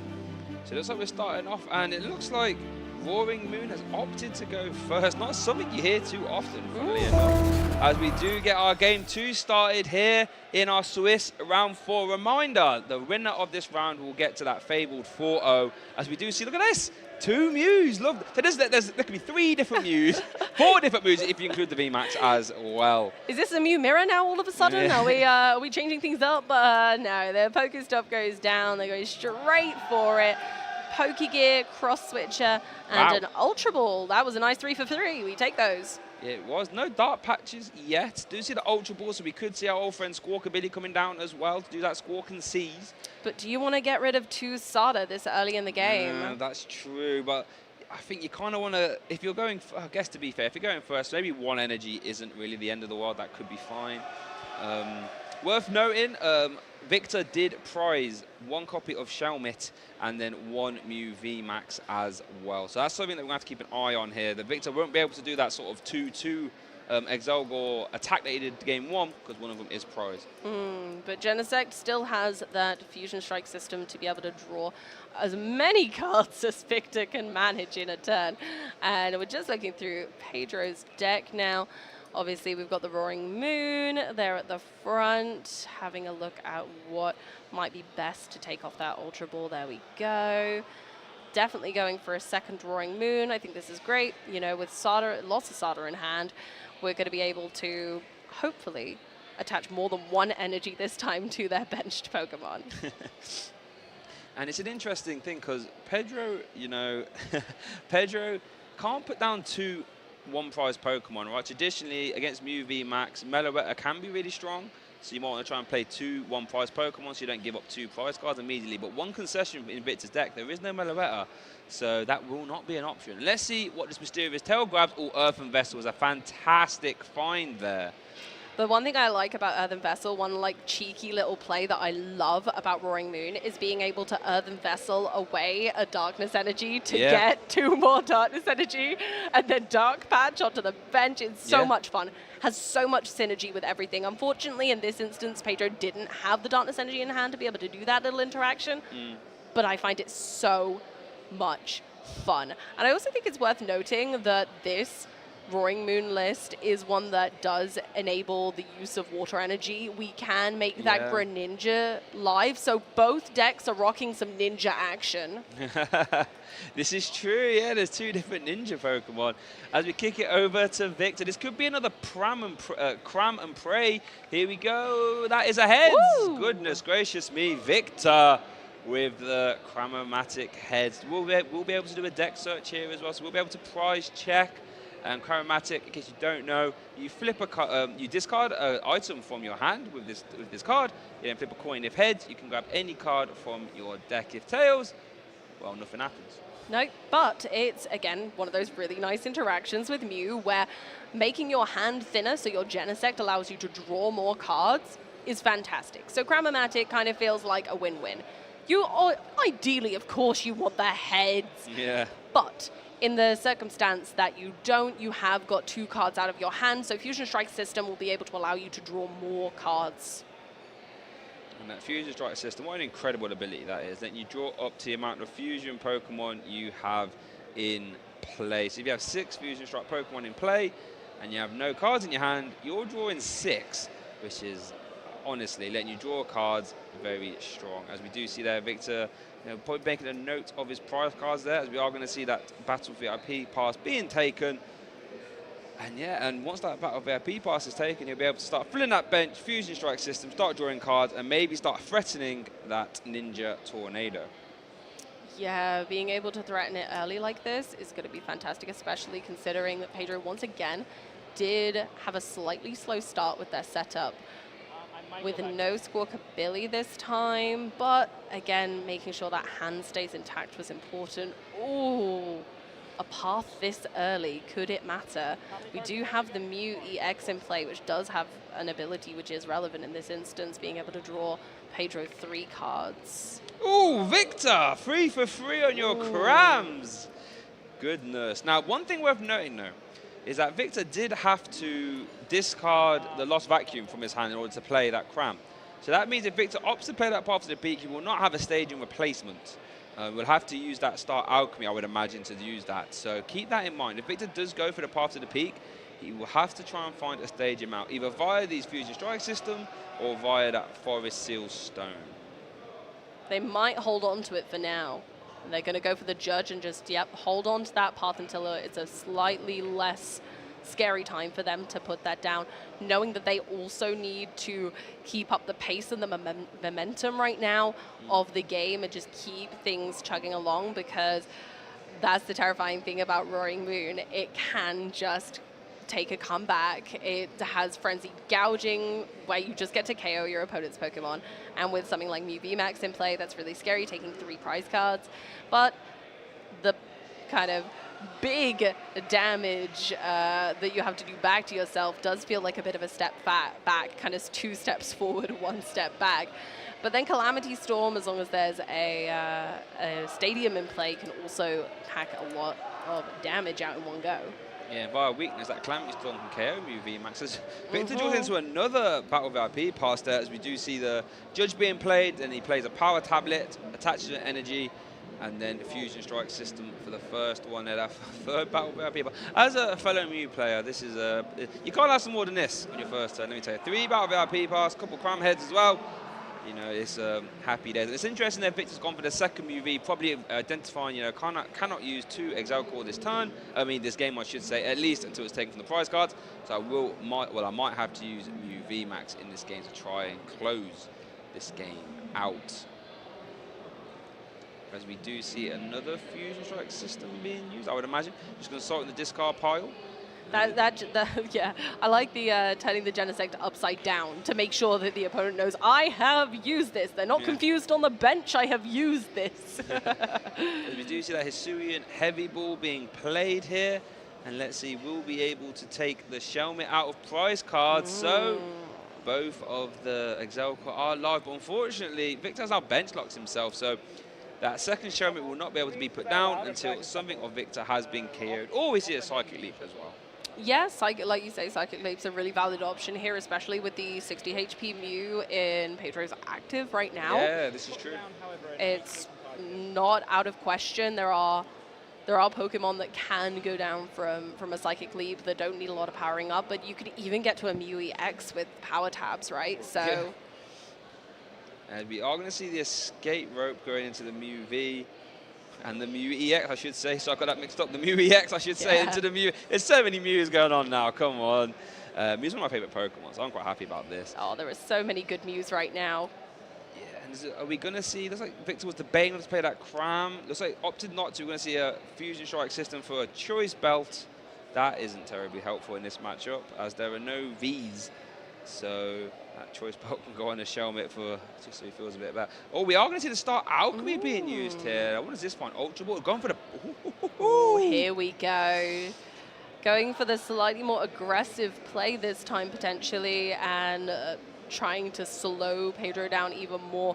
Pedro's draw power is a little bit limited at the moment, where Mew will only allow Pedro to draw up to 3 cards, but turning that off gives them nothing because the Pokestop also gets removed, right? Oh, no, that isn't a great hand. 2 Battle VIP pass. We are going to see a retreat. Mew is like the master of having free retreat, isn't it? This is the Mysterious Tail Mew being the only one that has a retreat cost, and only a retreat cost of 1. Exactly that. So it looks like we are going to see that Mysterious Tail being used. Look at the top 6. Grab any item. Let's see what we need. Dark Patch would be ideal. You know, anything that handles so bad. Oh, as we do see a Dark Patch asking you shall receive. We also do see a switch cart. We do see a switch cart in hand already. So opting to maybe. I'm not sure. No, it is a tricky decision. I think the Dark Patch, personally, I think it is better, but right now, with nothing in the discard pile, it feels a little bit bad. But remembering that an energy can be used as a retreat cost, but then which Pokemon do you put in the active? Because you can't attach using Dark Patch to the active. It must be from your discard pile and to a benched Pokemon. It does. Professor Sada, funnily enough, can let you attach to the active. That's an interesting thing worth noting. One interesting that I actually haven't mentioned is that Pedro doesn't play any HP boosters in his deck. There is no Ancient Booster Capsule. There is no Emergency Jelly. So that means these Exelcore will always be swinging for KOs. As we do see that Professor Sada's Vitality being played, letting you attach 2 energy to any 2 of your Ancient Pokemon and then draw 3 cards. We do see a Roaring Moon ready to go. We do see a switch card So we are going to see a Roaring Moon attack. I think, again, this is the first Roaring Moon attack. Calamity Storm for the KO. And the beautiful thing about Calamity Storm is it does discard the stadium that is in play, that increases the damage of its attack. Whew, it's just fantastic. Great way of getting themselves out of that path lock. Unfortunately, does open Mew up to be able to use their Fusion Strike systems again, but I think it's more advantageous for Pedro to look after themselves, right? Yeah, you are correct. You can't let that path hang around. Now, Victor does have a very, I don't want to say easy turn, but a straightforward turn. He just wants to try and get that Excelgor, Ninja Tornado, and KO this Roaring Moon via weakness. We are going to see the Cram-O-Matic first, and we're going to go 4 for 4. We are Victor! Wow. What are the chances of that? I'm sure we've got some mathematicians in chat which can tell us the chances of that. And I was so excited, I didn't even see what he took. Did you see what he took there? Oh, there was a Grass Energy. It was the Grass Energy. That makes sense, because that's probably the hardest thing for Victor to find. Only plays 2 copies of that. Much easier to have an Ultra Ball or something like this to find your Excelgor than it is to pluck that basic energy out of the deck. Yeah, Victor also runs a really high count of the Forest Seal Stones as well to make sure of it. And then we do see that Grass Energy. We're going to see the Iono even to well, we need to see the evolution, don't we? So card drawing is going to happen sooner or later. We've still got 3 Genesects to go, though, and if they just took a pause here, they could draw 3 more. As a seasoned Mew player, what would your choice be here, Shay? It's interesting because you can sort of Fusion Strike system for 4 now if you play that Power Tablet, and then you can play that Iono to back you up. It looks like Victor doesn't even want to play that Power Tablet. I don't mind that. So you sort of get a free few cards here. And we get the Ultra Ball as well. Lovely. And, you know, Forest Seal Stones are already on some Pokemon, so that's probably an easy discard. And they've gone for the Mew. I don't think that's a bad choice either with this matchup. They know that they're better to lean into their strengths of using the Excelgors. Yeah, wow, that was, I bet Victor's thinking, well, because that was a decision it could go either way, right? Some players would want to play the Iono, see a fresh 6, then hope to draw into an Ultra Ball, find your Excelgor, and then you start drawing some more. But Victor opted to do what I would have done, funnily enough, and then just get rewarded. And now you can maybe fire off the Iono to reduce Pedro's hand size to 4. And that Ninja Tornado, Amy, we're getting all the fun. We got the first Calamity Storm. We're getting some Ninja Tornado. We got an Amphi very much. I'm one happy caster, I can tell you that right now. Oh, this is like a dojo rather than a battlefield because we've got ninjas on both sides that can both attack and both do some pretty acceptable amounts of damage right now as well, because the Excelgors, I believe they only have 90 HP, right? Yeah, they're levelable, searchable. Yeah, that's why he plays 1, yeah. So the beautiful part about that is that Pedro has been holding back that Greninja play. Oh, true. We could see that is we could see the Moonlight Shuriken into double. That is actually a fantastic point. Right, and then how does Victor come back from the weakness that Roaring Moon is putting out? So that's the thing to consider, that actually Pedro has kept some secret knowledge of those water-type energy and the energy switches being in their deck. Just fantastic. Yeah, that is something that we have to keep an eye on. So let's see what Pedro, we'll see what Pedro's response is here. It's like Victor again is being very aggressive with those paths to the peak. I love that. And we do see that Mew retreat for free retreat cost. Excelgor hits the active. Ninja Tornado says bye-bye to Roaring Moon. It can roar its way all the way to the discard pile. And Victor takes his first 2 prize cards. And let's see what Pedro can do. Yeah, Pedro jumped for the Roaring Moon, but landed among the stars or discard pile in this instance. So with the 1 Roaring Moon on the bench and no energy attached currently, but I think that's the beauty of Roaring Moon, right? It can just accelerate its own energy so efficiently. It's honestly one of the most beautiful decks in the format right now for efficient energy usage. Yeah, I mean, free energy can get you an auto KO. Like, yeah, just you can't argue with that. anything you fancy. But taking out a single pricer like a Excelgor, that doesn't feel very good. It's really interesting, right? Because unless you're going to use a 1-5 attack, like we do see the Morpeko in Pedro's deck, and we could see the Radiant Greninja. But let's say you are forced to just use Calamity Storm again. Mew VMAX or even another Excelgor has no problem sitting 230, right? No. 230 is just 1 power tablet for a Techno Blast. So sorry, two modifiers. But again, it's not hard, and this is what I said in my cards predictions. Mew loves 2 prize attacking decks. He has no problems dealing with that, and he can do it very efficiently. And when you've got Exelgor coming in helping as well, that right there is something.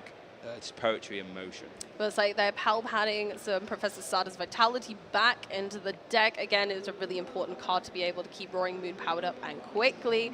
Choosing 2 ancient Pokemon and putting some basic energy from your discard pile onto them. And in Pedro's list, and quite a lot of lists that I'm sure we'll see over this weekend, they play a very high count of energy switch, allowing them to move 1 energy from one of their Pokemon and pop it onto another one. So although Sada, you have to put those on different Pokemon. Oh no! The restart from the Mew drew 2 basic energy.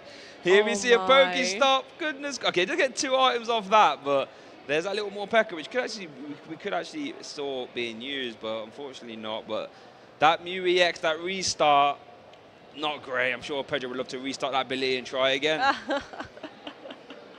Very good. Then we've got, what are we looking at now? Oh my gosh.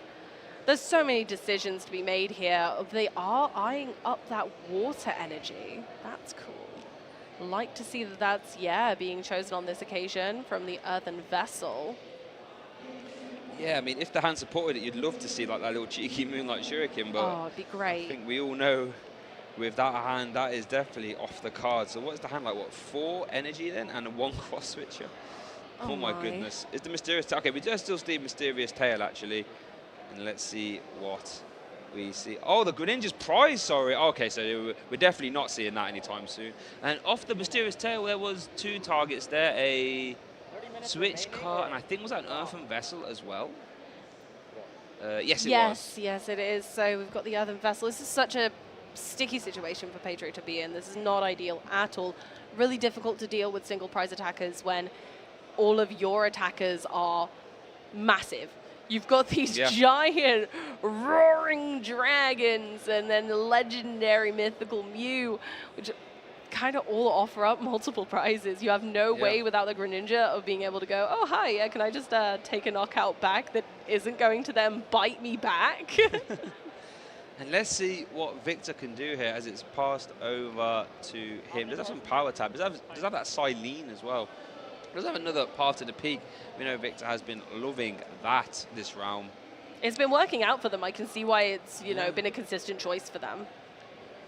And it's interesting that this Exelgor will have to move if it wants to attack. Or you could attach another DT, funnily enough, but then that would reduce your damage down to 100, which actually limits your effectiveness in KOing Roaring Moon. So let's see what Victor does. Does have a switch in hand, but does have to do a little bit more work. We are going to see a Silene, pip 2 coins for each head, put a copy risk off a pile to the top of your deck. Wow, wait. Has Victor pipped a Tails so far this round? No, I don't believe so. They've got super luck on their side. And no, they've not. So that's going to be their supporter of the turn. So they might just be thinking to themselves, okay, right, my prize map is going to be a bit wonky here, but we'll take the Mew. Is it a Mew EX or a Mysterious Tail Mew in the active? It's Mysterious Tail, right? Mysterious Tail. Yeah, it's a single prizer. So I wonder whether Victor's just gone, okay, I might just have to take this. However, an escape rope would absolutely solve that problem and force a 2-prizer into the active there. Yeah, and it's in this exact scenario, which is why I had Mew as one of my decks to do well. Escape rope is as good as a boss's orders in this scenario because you're guaranteeing to take 2 prize cards. And if Pedro ever puts another 2 prizes in the active, he can just lose the game right then and there. There is the escape rope. I love that combo of Silene, putting things directly on top of the deck and then using Genesect to be able to draw the card straight away. Yeah, I think Silene fell out of favor for a little while, but it's always been a favorite of mine to go into a Mew deck. And then we're going to see a little bit of Mew on Mew in the active there, as it were. We see a DTE as well in the hand. Victor has it all going. Can even attach that just to make sure it's not a boss's orders target, as we do see a Fusion Strike system for 2. Wow, Hyphen has to switch, has some more Path to the Peak. There's a whole lot going on here for Victor, and what an incredible position. It's basically saying, if you leave a 2 prize in the active, I can win next turn. Yeah. As we do see that path come down as well, and I imagine we're going to see a Techno Blast, well, Cross Fusion Strike, Techno Blast for KO. Victor down to 2 prize cards. I'm not sure Pedro can swing the game back in their favor at this point. I can't see a line to victory, but I could be wrong. So we're going to have to wait and see what happens. Pedro going for the mysterious tail there. I'm just not sure, because if they take a knockout with a Roaring Moon, right, let's say they go ahead, they Frenzy Gouging or Calamity Storm this Mew. Probably Calamity Storm is preferred, right? Yeah. But there's a Selgor on the bench, and it's ready to rumble, and I just feel like it's not going to go well. I'm not certain that they can keep up in this scenario, unfortunately, because they don't have a different choice of attacker other than Roaring Moon. I think the problem is, if you leave a Roaring Moon in the active, this Genesect just comes up, it then goes back to the bench via that DTE, that Exelgor comes up, and that's the game over. It's that simple. Yep, that's all and that's all she wrote. Yep, the Ninja goes, I'm going to hop around a little bit. Bish, bash, bosh.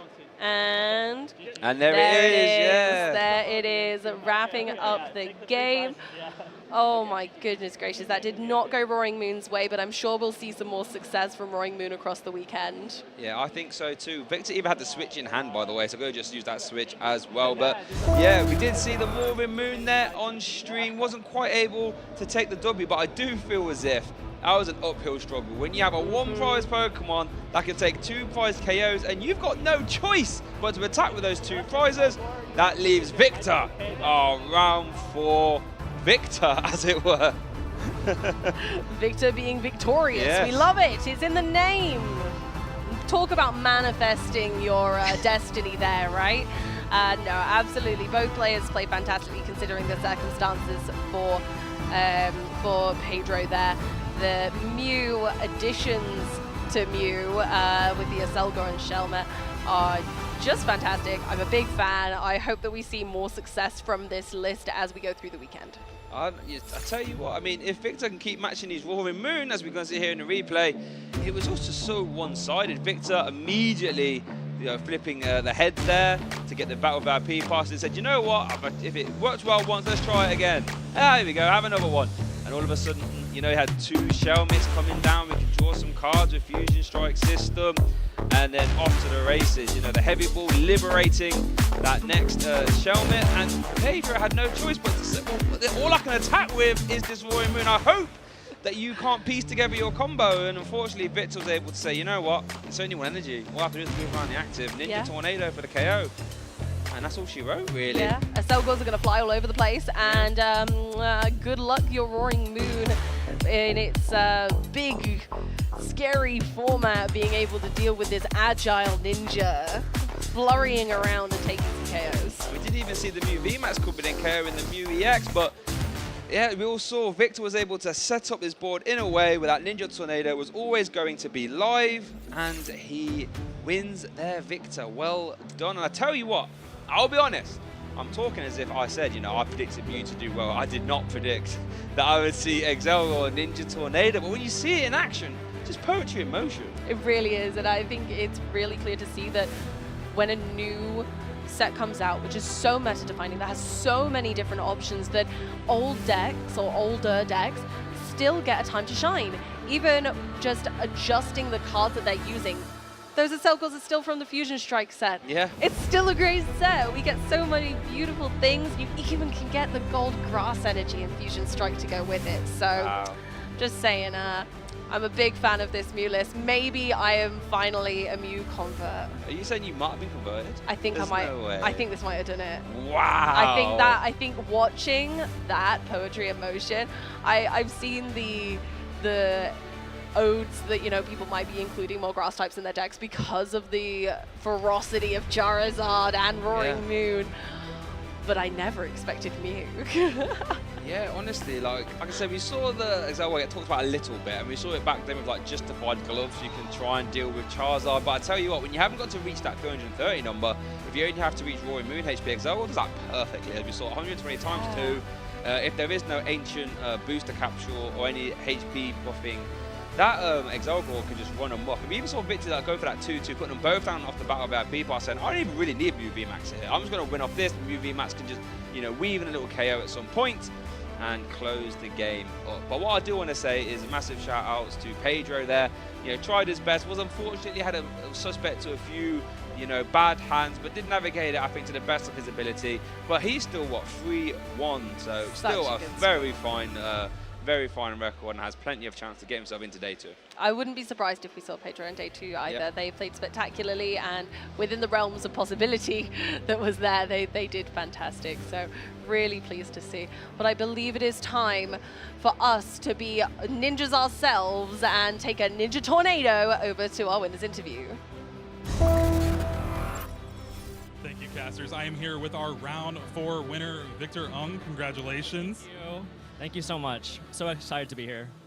Now, you play Mew VMAX, but with Excelgor. This is something that has been kind of in the past, but now what made you decide to bring it to the tournament? So I came up with it all myself. Brilliant idea. No, I'm just kidding. Xander Perot has been working on this idea for a long time. He is the master of Mew Dark technology. He's brought Manaphy, he's brought Aerodactyl V-Star, he's brought Dreepy Pidgeot V to tournaments and has done well with pretty much all of them. So when I couldn't really find a deck, I put my faith in him, as a lot of us did, and went with this technology because it beats Mew's 2 worst matchups, right? It beats Zard, it beats Roaring Moon. Having that grass weakness, grass attacker to cover the dark types that you're normally weak to, really, really strong, because you can now one-shot the threats that you normally wouldn't. It'd be kind of a struggle to deal with.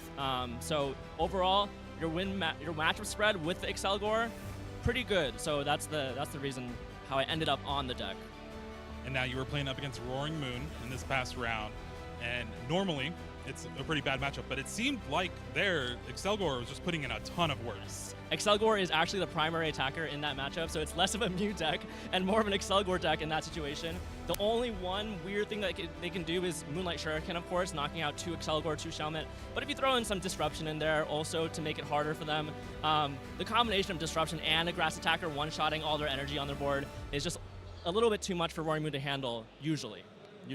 And now your matchups throughout today, has it been a lot of the same, or have you played against many different decks? I played against a Miraidon, a Chen Pao, a Zard, and Roaring Moon, so 4 different decks, and I'm pretty happy about it. I think this deck takes pretty good wins across the board, so pretty much anything I'm willing to hit, but Roaring Moon is one of the best matchups, actually, which you wouldn't think for a Mew VMAX deck, but it actually is. Now, because of that, is there anything you don't want to hit? Is there a matchup that's still, with the Excelgor, you don't really have a good matchup? I think Guardy is slightly unfavorable, but it's similar to how Mew matchups have gone with Guardy in the past.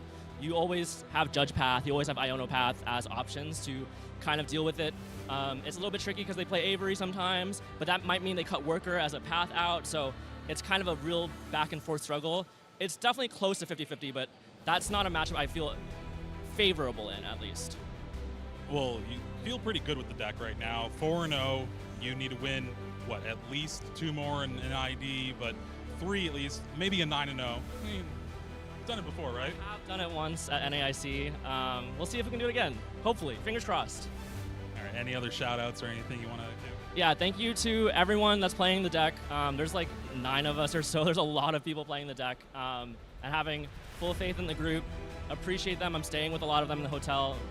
Hanging out with a lot of them. Really thankful. Of course, Xander, #1, thanks to, because he's the one who kind of crafted the idea even like a month or 2 ago at this point. But also thank you to the Shovel Squad as well for sponsoring me as both a player and a caster. Appreciate them. Thank you. All right, well, that does it for our round 4. We're going to take a quick break, but when we come back, we'll have round 5 for y'all, so don't go anywhere.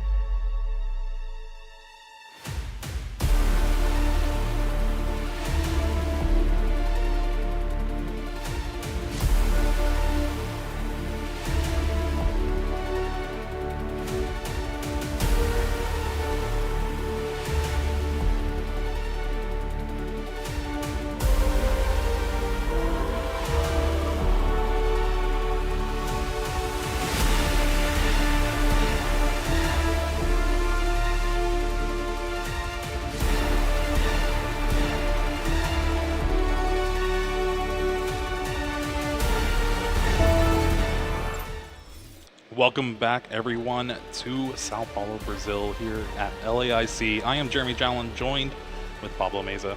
How are you doing, Pablo? Very good, very good. I enjoyed the last few rounds we had. Some very exciting games.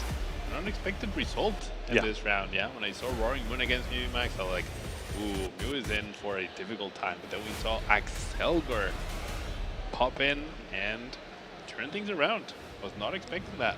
Yeah, I got the down low from Xander and their whole crew that they were playing the Axelgor. I almost changed my caster pick from the Toad Scroll to Axelgor, but I think that would have gave away a little bit of too much. Yeah, probably. But yeah, Axelgor, a fantastic inclusion.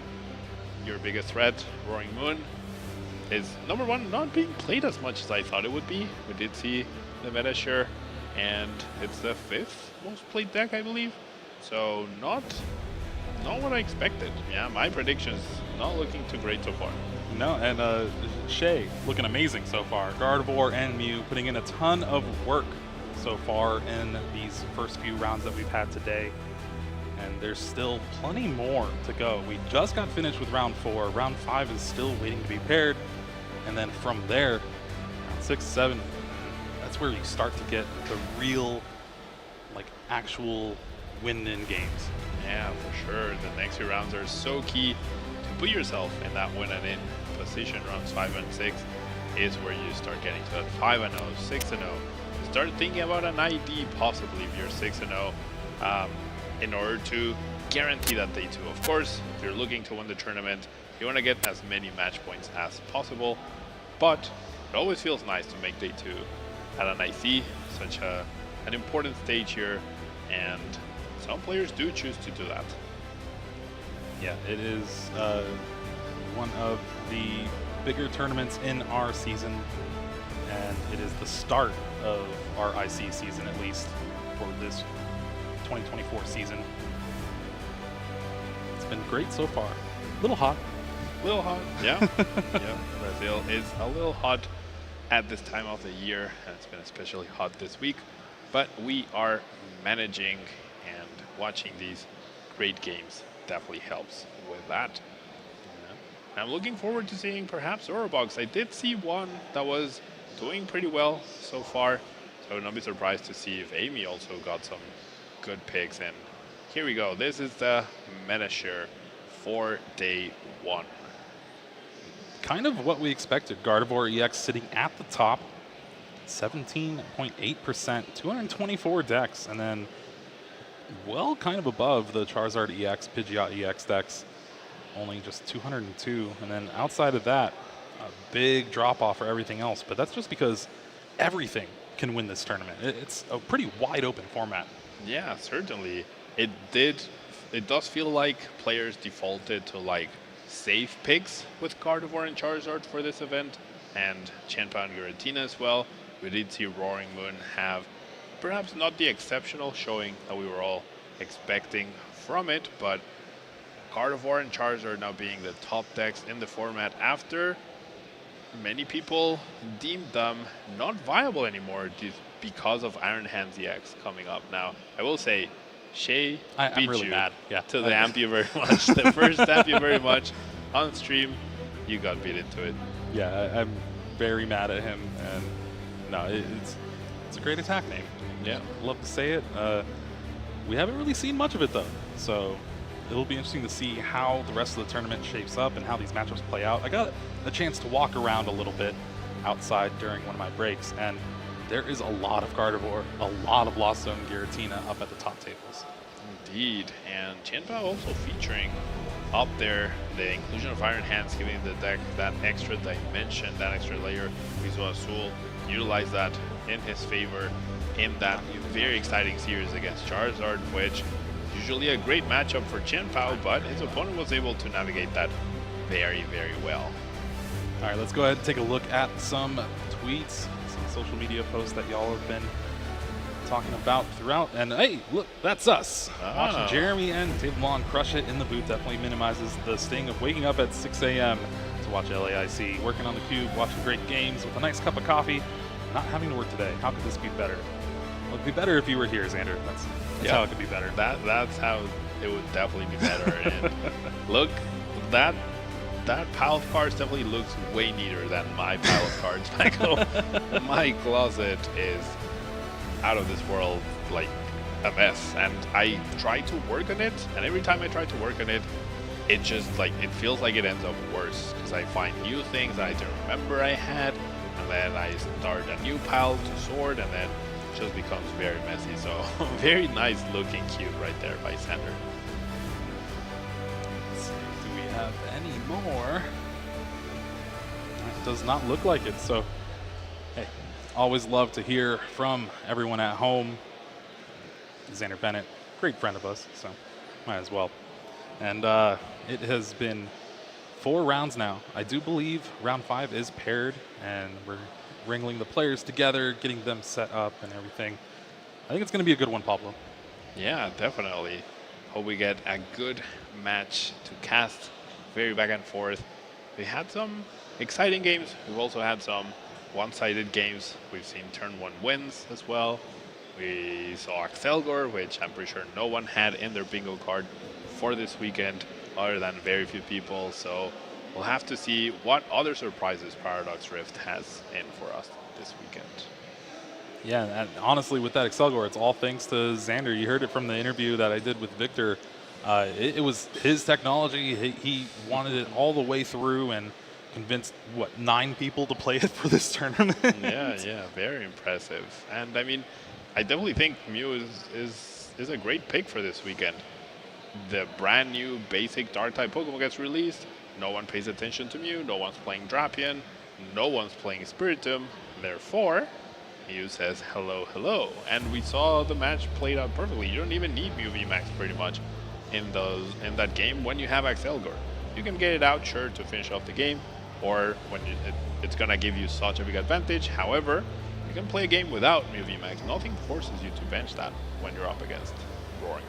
Yeah, you just have that Mew V for free retreat, and that's all you really need. Yeah, Genesect to draw a bunch of cards, and Axelgor able to put in a ton of work against the Grass Weak Roaring Moon, and then of course Charizard EX as well. Some power tablets get up there and damage, and even with asking and talking with Victor, he was like, yeah, I've played 4 different decks, a Charizard and a Roaring Moon, and sitting at 4-0 and looking to make another 9-0 run after NAIC last year.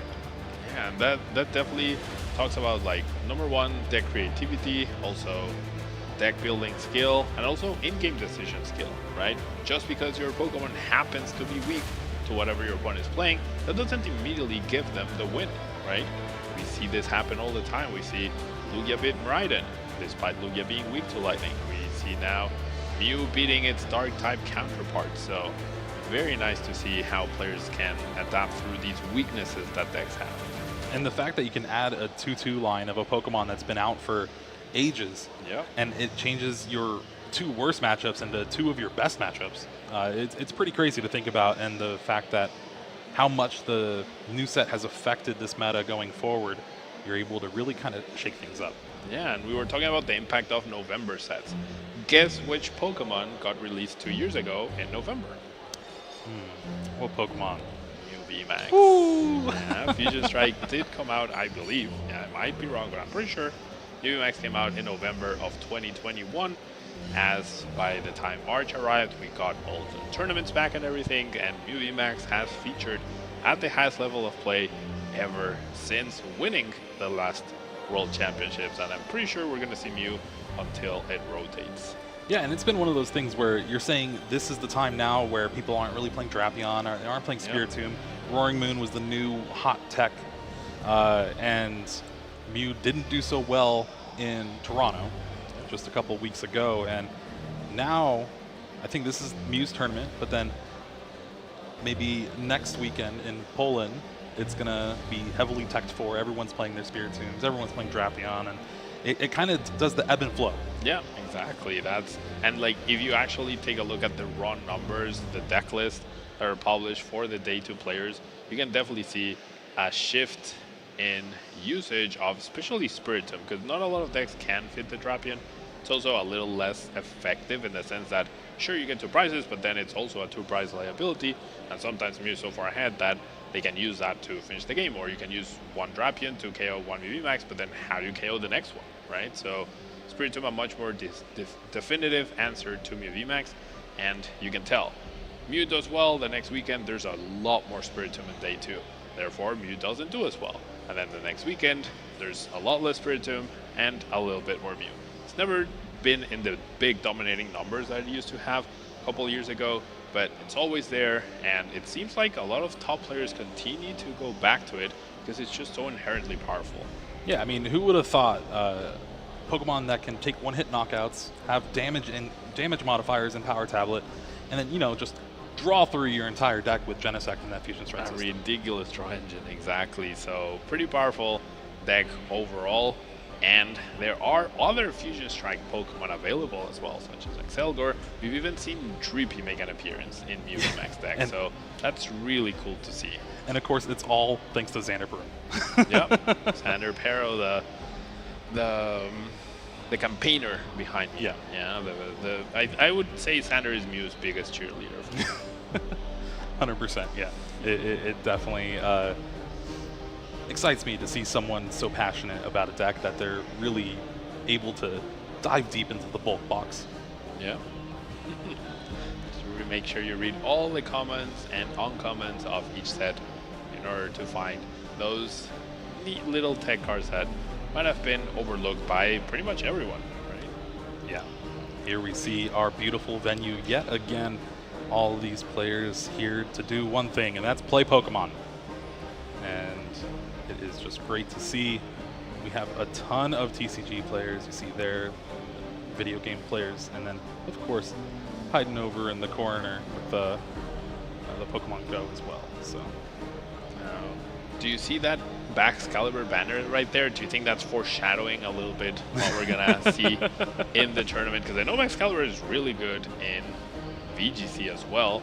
I'm pretty sure it is now available for Pokemon Go competitors, so maybe Baxcalibur can do the triple this weekend, win all 3 games. Well, listen, if it could bring some of the super cold here, I'd much appreciate it. That would be very nice, yes. It would be very appreciated if an actual Baxcalibur got into this place and helped with the temperature just a little bit, right? Just a little bit. There we go, the focus on Baxcalibur. It's also such a cool Pokemon. When I first saw Frigibax, I was not impressed. But then when I finally evolved my Frigibax, I was like, wait, this Pokemon is cool. Artibax? No, but like eventually to the Baxcalibur. Artibax is also cool. Frigibax is like, looks a little wimpy to me. Wow, how dare you, Pablo? I have zero respect for Frigibax.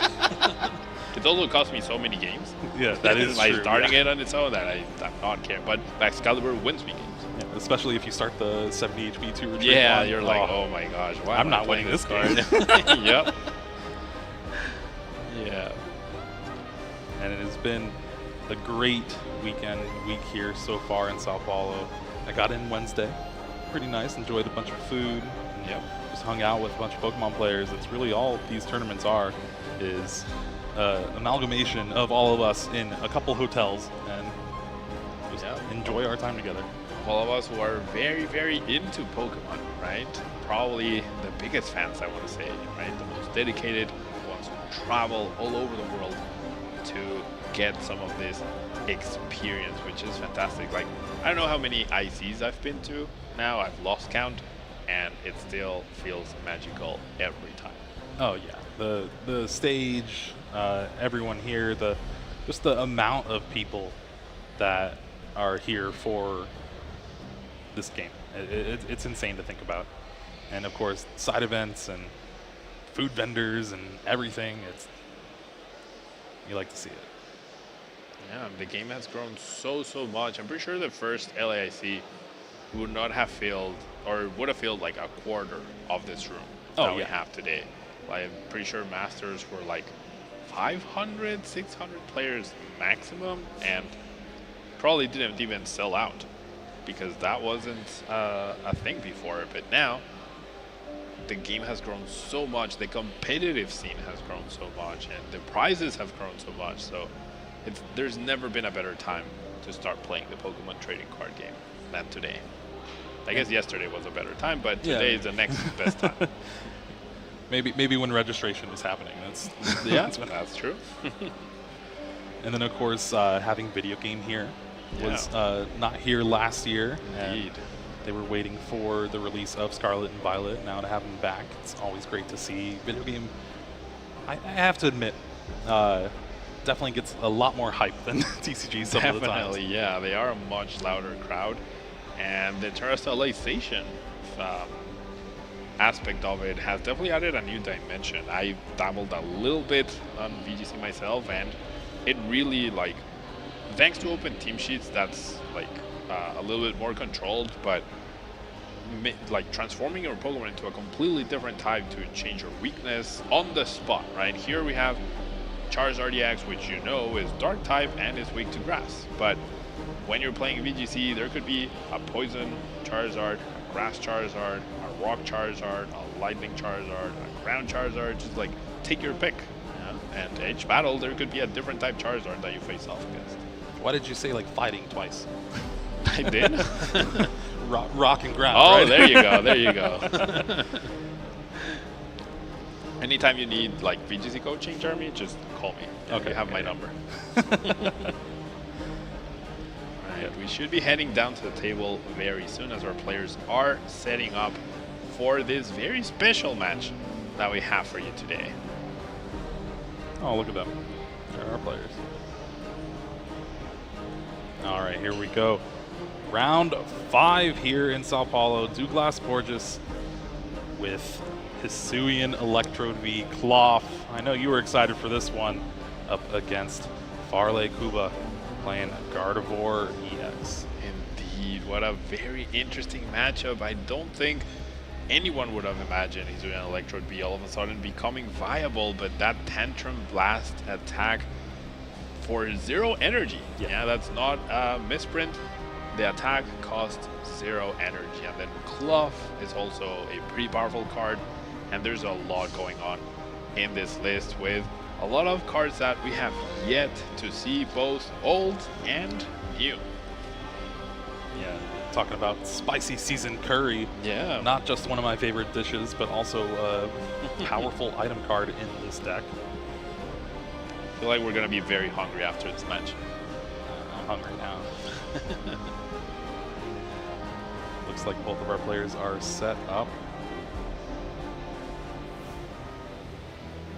Gardevoir, pretty standard Gardevoir, does have the Scream Tail, does have Mew EX, does have Jirachi, so all the different techs. No Sasha V, however, which could be an important thing to keep note of. Double Avery could come into play, and double Collapse Stadium as well, so a lot of bench control for the Gardevoir player, and with no Manaphy over on Clough side, because usually you're not fearing any Radiant Greninja play, but how about that Scream Tail? Yeah, Scream Tail adds a whole new dynamic for this Gardevoir deck. We already saw Tord use it to great effect in round 2, and it has definitely taken Farley all the way to 3-0-1. Both of our players are 3-0-1 here for this round 5, so undefeated, but did take a tie last round. Still put a pretty good record, right? Still very much on track to make day 2 for this tournament, but it'll be very important to get a win here, because another tie is probably not very useful to either player. Yes, we are about to get the action going. Let's head to the table in order to get this match started. All right, we are having some technical issues, but we have a Radiant Greninja for Farley here. Has a Battle VIP pass. We'll be able to find 2 Ralts. Looks like, oh no. A couple Ralts prized along with the Kirlia. Yep, a couple Ralts prized. Double checking what Hisuian Electrode V does, and now thankfully there's a Master Kirlia to hopefully help with the current pricing situation. However, I did not see it. That was the one Kirlia prize. That's the one Kirlia prize. All right. This is worst case scenario for Farley here. Oh no, it's actually in the hand. Oh, okay. It's actually in the hand. Yeah, we haven't seen the prizes yet, so we're gonna see the concealed cards. Multiple energy available with that Fog Crystal and that other energy. Very important to get an attachment here, because if the Radiant Greninja does not get KO'd for some reason next turn, you will need to attach to retreat it. Could happen now and sacrifice a Ralts. However, that's not going to happen. We're gonna lose out on the Greninja, but have a pretty powerful setup of multiple Kirlias next turn over on their side. Yeah, normally when you see a turn like that, you kind of feel a little good if you're Douglas here, but it is a pretty powerful hand with that Mirage Step already there. And now here we see the Town Store Stadium able to search your deck for a tool, put it in your hand. Yeah, we do feature the Ancient Booster Energy Capsule. Attaching that to the Brute Bonnet will allow Brute Bonnet to poison both active Pokemon, and Hisuian Electrode will be able to do extra damage thanks to that. We're also playing the Radiant Hisuian Sneasler, which makes poison deal 2 extra damage counters during Pokemon checkup, which will allow that bonus damage to really stack up. All right, and we are back finally. So here we go. We didn't really miss too much. Just those Ralts on the bench for Farley there. And there's that Town Store finding that Forest Seal Stone, able to attach it to the Hisuian Electrode V here and use Star Alchemy to get a card from the deck. Interesting to see what Douglas chooses. I could see going for an Arven to find another tool card and a Battle VIP Pass. There is only one copy of Battle VIP Pass in this deck. There's multiple Nest Ball and multiple Ultra Ball. And you might be wondering, what does Clove have to do with Hisuian Electrode V? Well, both Pokemon will deal extra damage based on special conditions. Clove does 160 extra damage, and Electrode V does 100 times each special condition. Now, confusing your Electrode V usually not a great idea, because you will not be able to attack unless you flip heads. If you put your Hisuian Electrode V, you'll need the tool card that allows it to attack whilst being asleep. But dealing 230 damage for no energy, that's pretty good. Oh, that's very good, especially because, honestly, going second seems like the best thing for this deck, just being able to take knockouts right away. And there we see, just like you said, Arven finds that capsule, and then Battle VIP Pass. Battle VIP Pass finds Brute Bonnet and Squawkabilly EX. And Brute Bonnet with that Toxic Powder, like you were saying, can poison both actives with that Ancient Booster Energy Capsule attached. And now just missing the Radiant Hisuian Sneasler to really take the one-hit KO, but no, here's Escape Rope, gonna force a Ralts to the active. Indeed, and we're gonna see Clove possibly attack, still missing a double turbo, could switch card, yep, back into the Electrode, so all we need to find is the Ancient Booster Energy Capsule to attach. Oh, it's already attached, never mind, it's already there. So that Ralts is gone. Eventually. Eventually. We still have more to do. We still have an energy to attach. We found a Hisuian Heavy Ball to check our prices. Another Cloth possibly could get benched.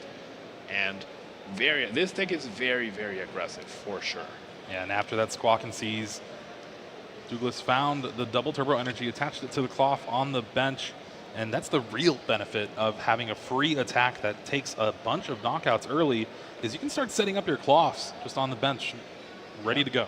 Yeah, and that's exactly what we saw. We saw Hisuian Electrode take down this Pokemon thanks to Brute Bonnet. That's what Clough will want to do as well, with those special conditions dealing that massive, massive damage.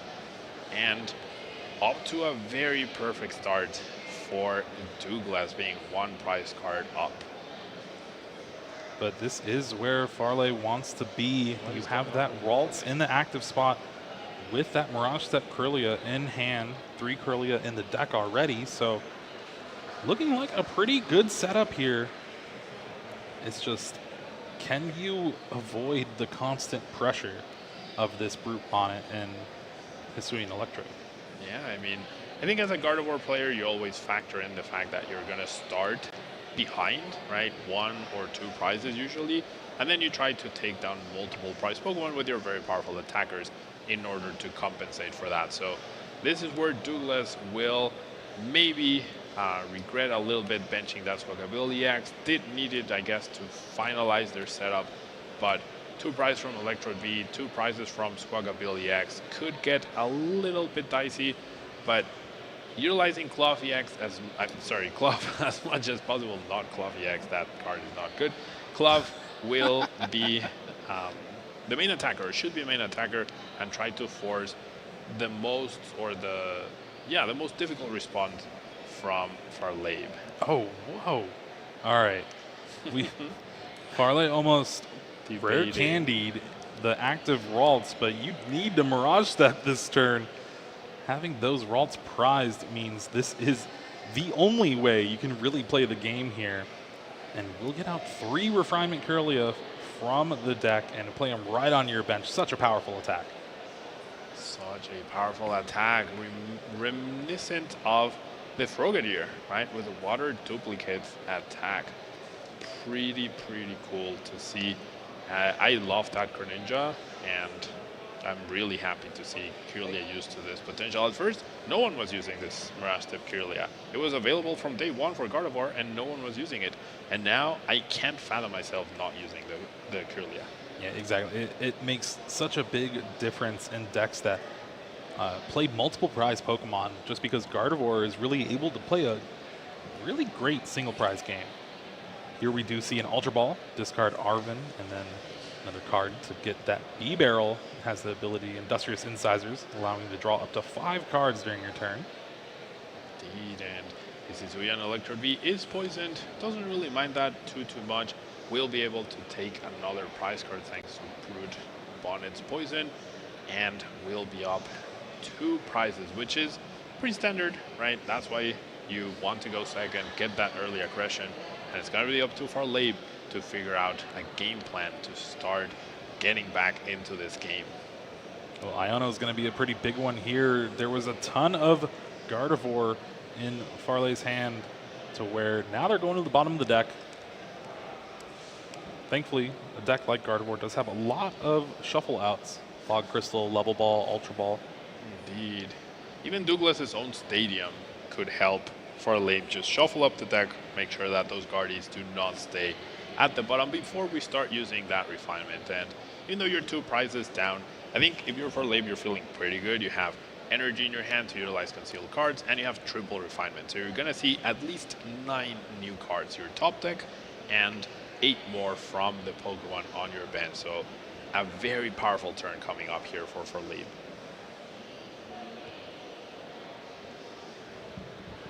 And with that Town Store, shuffles the deck, grabs a tool. There is the knockout on the Kirlia. And wow, what a hand from Farley here. Indeed, even putting back the Ralts and the Kirlias, all great cards to have available and to establish. And I shuffle up apparently before drawing. I would have liked to see the thinning of at least the Ralts here before starting to draw with concealed cards, because if you draw the Ralts, you're not really going to benefit from that Fog Crystal too much. Having energy in the discard pile is not the biggest priority here, because that Hisuian Electrode does not have a lot of HP remaining at this point in time, but thinning properly with the Luxurious Escape, and we're going to start with the concealed cards. Rare Candy, Reversal Energy found. Those cards aren't really going to do too much with no Ralts in play here. Does find a Boss's Orders off the top with this refinement. Also a Battle VIP Pass, great card to discard after your first turn. Essentially a free 2 cards at that point in time. Still no Gardevoirs, but that Avery is also potentially very powerful. Would remove a Squawkabilly from play, which is probably something you want to have. However, you could counter Catcher before you Avery, and that would also be a pretty powerful play, because anything that Douglas would discard would be pretty valuable, even the Hisuian Electrode V at that point. The last refinement of the turn for Farley here. Does not really find what he is looking for, but already has that Ultra Ball in hand, so I guess the counter catcher here would have been pretty great. I'm surprised that Fog Crystal didn't get played to thin the Ralts as well first. Definitely think that would have been, I mean, I'm sure we're going to see it. I just would have loved to see it before we started drawing a bunch of cards. But yeah, Gardevoir EX will be established, and I think you can easily attack with it this turn. It feels like it should be pretty safe, and that's one way you can compensate for this early aggression. If you attack and then your opponent has no way to take a return KO, that's really powerful. However, we see the Gardevoir EX get evolved on the bench, and we're going to see some Screamtail action, Jeremy. Yeah, well, Screamtail is a way to take down that Squawkabilly EX on the bench this turn. We'll use that Roaring Scream with 8 damage counters on it. Does 160 damage, and that's exactly enough to take down that Pokemon. So many cards being played, so much shuffling from Farley. And that's what Gardevoir does, right? Gardevoir doing Gardevoir things, getting all those Pokemon out. Feel like every time you draw something new that probably shuffles your deck, and it's very important to make sure you're doing all of that in a timely manner for your own sake and for your opponent's sake as well. The only awkward part here is having to attach 2 energy with Psychic Embrace to the Kirlia. That means 4 damage counters that haven't really done too much, but there's the 4 energy on Screamtail. We could also see a boss's orders on something like B-Barrel, bring it to the active, and then take the knockout on Squawkabilly, but no supporter really played for Farley here. Yeah, no supporter. I definitely would have loved to see that B-Barrel in the active. You have seen from your opponent that they do play Switch card. You haven't seen any other switching card just yet, but you can't expect too many. So maybe that B-Barrel could be a way to trap something and limit your opponent's options. However, perhaps when you go Iono plus Counter Catcher, that might be a little more powerful. Or you can just go Iono KO the B-Barrel, and that's even better. And the fact that your opponent is playing 4 Arven, so pretty easy to find something like an escape rope to be able to get out of the active spot. So being paired with an Iono does sound pretty good. Yep, exactly. Now we are seeing that triple Cloth on the bench. We're going to see small draw with the B-Barrel very soon here, but this is exactly what Farley wants. He evened up the price trade at this point in time and is only using a single price Pokemon in the active. So as long as the Gardevoir EX isn't KO'd this turn, next turn Farley will be able to take the prize advantage. Here we see the Iono. Both players are going to shuffle their hand, put it to the bottom of the deck, and then draw cards equal to their prize cards. That doesn't really bother Gardevoir too much, right? With all the refinements and the concealed cards, no Path to a Peak stopping you from drawing extra cards. So Iono is not as effective as you would like it to be in this spot, despite your opponent having taken already 2 prize cards. And we do see the attachment, and we are going to see the retreats into the Cloth without energy. Well, yeah, you can just take the knockout with the poison damage in between turns. There you go. Yeah, that's exactly what Douglas was planning. You've clearly played this deck more than I have, Jeremy. I just know how math works.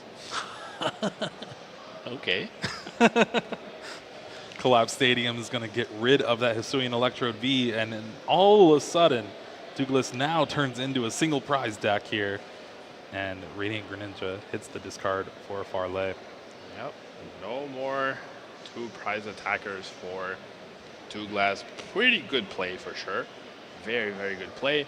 And now he is ahead by 1 prize card. His opponent can only take 1 prize card here, and that does signify that as long as Douglas can keep up this prize exchange, they should be ahead.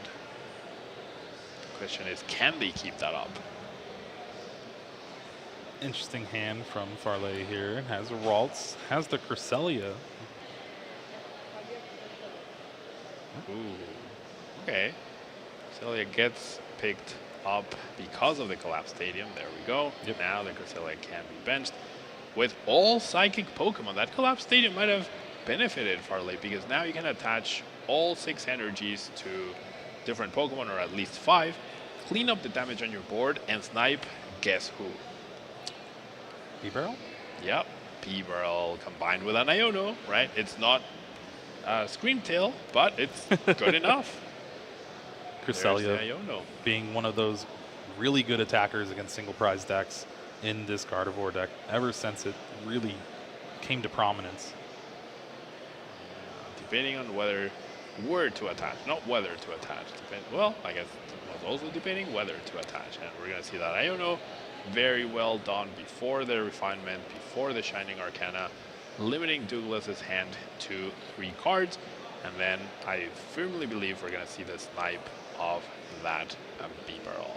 Well, I believe he already used those abilities. They turned sideways. Oh, yeah, that's true, that's true. I wasn't sure if they were from last turn. Yep. Pretty sure they have not been used. All he did was Iono, and now we're seeing the abilities. Or, I don't know. Listen, it's important to keep track of your own board state here as well. Looks like it was not used, so here we go, 2 cards. Countercatcher Avery, not a bad combo. Yep, Countercatcher on that Brute Bonnet, looking very, very good. And I can understand this double check to make sure that the Ancient Booster Energy Capsule does not provide for retreat. That is the Future Booster Energy Capsule. So trapping that Brute Bonnet in the active, which is not an attacking threat, and then utilizing Cresselia to snipe that B-barrel could be really good as we see the spread of the energy right here. And this is the one benefit of having that damage already on the Gardevoir, I guess. Now you can start healing it off with this Moonglow Reverse. Move 2 damage from each of your Pokemon and move it to one of your opponent's Pokemon. That's exactly enough to take the knockout on B-barrel. No more draw power for Douglas here. No more B-barrel, not a lot of switching cards. 2 double turbos gone, as well as we see the poison damage start to stack up, but getting an attack off feels like it's not going to happen this turn for Douglas after such a strong, aggressive start. Has Beach Court in hand, but that Cloth is mighty heavy. Mighty, mighty heavy. It's gigantic. Have you seen that thing? Oh, yeah. No, it's insane. All right. And that is game 1 of Farley Kuba up 1-0 against the unlikely deck of Hisuian Electrode v Cloth here at LAIC. And I mean, if Douglas had been able to muster a response there or an attack, splitting up your energies the way Farley did also is like a double-edged sword, because then you might not have enough energies to take down a higher HP Pokemon. Of course, Glove, even with the Bravery Charm attached, only gets to 170 HP, I believe, might be 180, but that's not a big ask for the Gardevoir player. But in other instances, sometimes spreading your energy too thin can lead to your opponent taking advantage of that and you not being able to respond to a much higher HP Pokemon, such as Charizard, or in the mirror match, even a Gardevoir EX. So it's just little things that are important to track down that I'm sure Harlave, sitting here at 301 at the Latin American International Championships, is factoring into his play each and every turn. It's always interesting to see the small variations in these Gardevoir EX decks, especially with this new set and this new meta that we kind of have been introduced to for this tournament. And the inclusion of the Mew EX, which Brent Tonneson was also a big fan of throughout the last few regionals. And it does put in a lot of work, but against a matchup like this, maybe not so much. Yeah, certainly. It does feel like Farlave went for a very standard list with his own touch for it, with the Jirachi, the Manaphy, the Mew EX, the Cresselia, the Screamtail, so basically covering all bases and having that versatility of Mew EX, not only as an attacker, but also perhaps if it comes down to a late game and you get Ionode, you are able to utilize that restart ability, which is really fantastic, and I cannot tell you how many times it has bailed me out, Jeremy. Like 4 times? No, I literally cannot tell you. Like, I have not been keeping track, but it's a lot. Pablo's keeping a secret from me, I know. Anytime you're able to draw cards outside of your card for turn, it's gotta be good, right? Yeah, it's beneficial, and combine that with a powerful attack, that's always fantastic, as we do see Douglas choosing to go second in order to make sure that he can be the aggressor. I wonder if Douglas will try to adapt here and try to set up double B-barrel to prevent a sort of situation that we saw in the previous game. Here we see a Fog Crystal from Farley here. Looks like all 4 Ralts are in the deck. And 3 Curlia as well. Mirage Step could be in hand just like last game. It is not? Seem like it, yeah. So we might be seeing a slightly different game this time around. With no Mirage Step, you really want to make sure you got all 4 Ralts into play, and that's definitely easier said than done, especially when you're not playing a supporter. Starting the Battle VIP pass is never easy. You do play a lot of outs between level balls, between fog crystals. I'm not a big fan of that level ball in particular, though. It doesn't seem like Farleib's hand is too good, but we'll go all in on this Mew. Yeah, risking it all to try to find that Battle VIP pass, or maybe a follow-up level ball in order to establish a Kirlia. This is a pretty classic play from Gardevoir players throughout the deck's entire existence, being able to just retreat to this Mew, use Mysterious Tail, hopefully find a Battle VIP pass, if not, like you said, just another Pokemon search to continue the game going. And oh no, Super Rod. That's not the card you want to see, and this is where that choice of the level ball could be costly, because Farleib will only have 2 Ralts down, no access to Mirage Step, which I'm pretty sure if he did have access to Mirage Step, he would have just kept the level ball. And then whichever Ralts you knock out, I'll just use the other one to make sure that I can establish my Mirage Step. However, with no energy, that also could have been a little dicey, so we might be going for the restart here. All right, Pablo, I got some bad news for you. Got a quick look at the prizes. Douglas, 2 Hisuian Electrode V, 2 Cloth, B-Barrel, and Radiant Hisuian Sneasler. Oh, that's 6 Pokemon in the prize cards. That's 6 Pokemon in the prize cards. That's incredible. What are the chances? Yep, like, Douglas. where are all my Pokemon? Yep. I mean, does have a Hisuian Electrode to find those, but the attackers, right, the other Hisuian Electrodes, the other Cloths are actually in the middle and the top row, so accessing those could be a little dicey. However, you don't expect a big threat from Farleib next turn at the very least.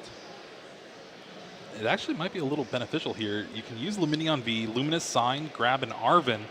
Arven can find you 4 Sealstone, Escape Rope. Escape Rope can bring up a Ralts to take the knockout. Well, I mean, but you also need the Brute Bonnet and the Tool card. Oh no, there's the Spicy Season Curry. Oh, the Spicy Season Curry. There you go. See, it's such an uncommon card in decks. I did not recognize it from this view. And that's exactly what it's going for. I love a good curry, so anytime I see it, I know what it is. Yeah, we do see the Escape Rope, so one of the 2 Ralts going down and with no Mirage Step, that's going to be very problematic, as we do see the prizes, which are quite something. Yeah, it's not very common for you to see 6 of the same type of anything in the prize cards, right? Now Luminion V gets the 4 Sealstone attached to it. Spicy Season Curry.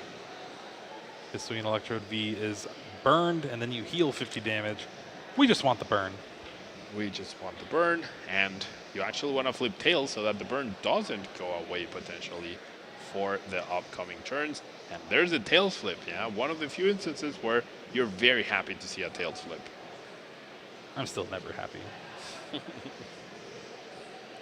Artisan found 4 Farleigh here. We'll be able to find another Ralts, thin the deck out before something like that Mysterious Tail. I would not be surprised to see playing a lot of the cards down to be able to restart for a couple of cards. You really need to find, or at least get close to an Iono. You really want to find a Kirlia as well, or at least a level ball. And drawing cards first before you use Mew's Mysterious Tail could actually let you dig a little bit deeper into the deck. If you draw 1 or 2 cards and then Mysterious Tail, you're looking at the top 7 or 8 cards, which is definitely a little bit better than the top 6. However, valuing not benching that 2-prize liability straight into the Mysterious Tail. For me also, the grab of the Super Rod on the turn prior just is another card in your hand to clog up that restart. Yeah. But is that a fail off the Mysterious Tail? There was a Battle VIP pass, just you definitely don't want that when I think we're going to see the restart for Mew EX. It's going to be for 2 if the Boss's Orders gets played, as a Stadium has already been played this turn. You can't see the shuffle of the Ralts. I would not be surprised to see a Boss's Orders onto that Brute Bonnet, which does have that hefty triple retreat cost. Boss's orders would also get rid of that burn from Hisuian Electrode V, so Douglas would need to figure out another way to get in an act spot and get another special condition on it before he can start taking prizes yet again. Now, there is a chance that Douglas could just flip heads, right? And then the burn would go away, but this is definitely the surefire way for that to happen. And gonna choose Luminion, interestingly enough, instead of Brute Bonnet. And I mean, if you expect your opponent to only be playing 4 double turbo energy, it's still pretty hard to retreat that Luminion. So, and there is a benefit to, like, if your opponent has a double turbo and chooses to use that instead, that's one less resource they have for the eventual Cloths. But things are not looking good for the Gardevoir player here. Farley just passes the turn back, energy attached to that Ralts on the bench. And Douglas has that B barrel, able to try to draw in some cards here. Going to start with the Artisan though. Yep, getting that one Cloth that's available in the deck. Or, no, there's 2 Cloths actually available in the deck. 2 are priced, 2 are available. And we're looking for energy, we're looking for a switch card, we're looking for an escape rope. I do think, even if you're only going to B-barrel for 1, I think you do want to do that first to give yourself the chance at finding an Arven, right? It's low, but what if you do, right? What if you do find the Arven? Then you can play that to guarantee the switching card and the tool card for Brute Bonnet itself, rather than relying on the quote marks luck of the top 5 cards of Colruy's Experiment or the next 5 cards of Iono, which you know your opponent's hand is not great, so probably not the supporter you want to play. As we see the B-barrel. Eyeing it down at Colruy's Experiment now. Now, this has been a supporter that has snuck its way into a lot of decks that don't really utilize the Lost Zone. Looks at the top 5, put 3 of them in your hand, the other cards in the Lost Zone. It's more just the fact that you get to make extra decisions. You get to see more cards. And a lot of the times in certain matchups, there's cards you don't even need. Yeah, for sure. Those 2 resources, there's definitely times where you can get away with by not playing. And Douglas found exactly what he wanted, a way to switch out this Luminion, the ancient booster energy capsule, in order to poison that Mew and get another KO with either Cloth or Electrode. Now he can choose. The switch card does bring up the Cloth with that double turbo energy. So with Unhinged Scissors, we'll be able to take the knockout after that Brute Bonnet poisons both actives. Douglas now down to 4 prize cards, but we have seen this time and time again against Gardevoir. Me, unfortunately, as well. It is very good at mounting a comeback. Indeed. However, when you have a Jirachi, you have a Collapse Stadium, and a Super Rod, it's going to get really, really difficult. Now, Douglas did choose to save Douglas chose the switch card over the Beach Court, which I was very surprised because your opponent is already struggling to do anything at all.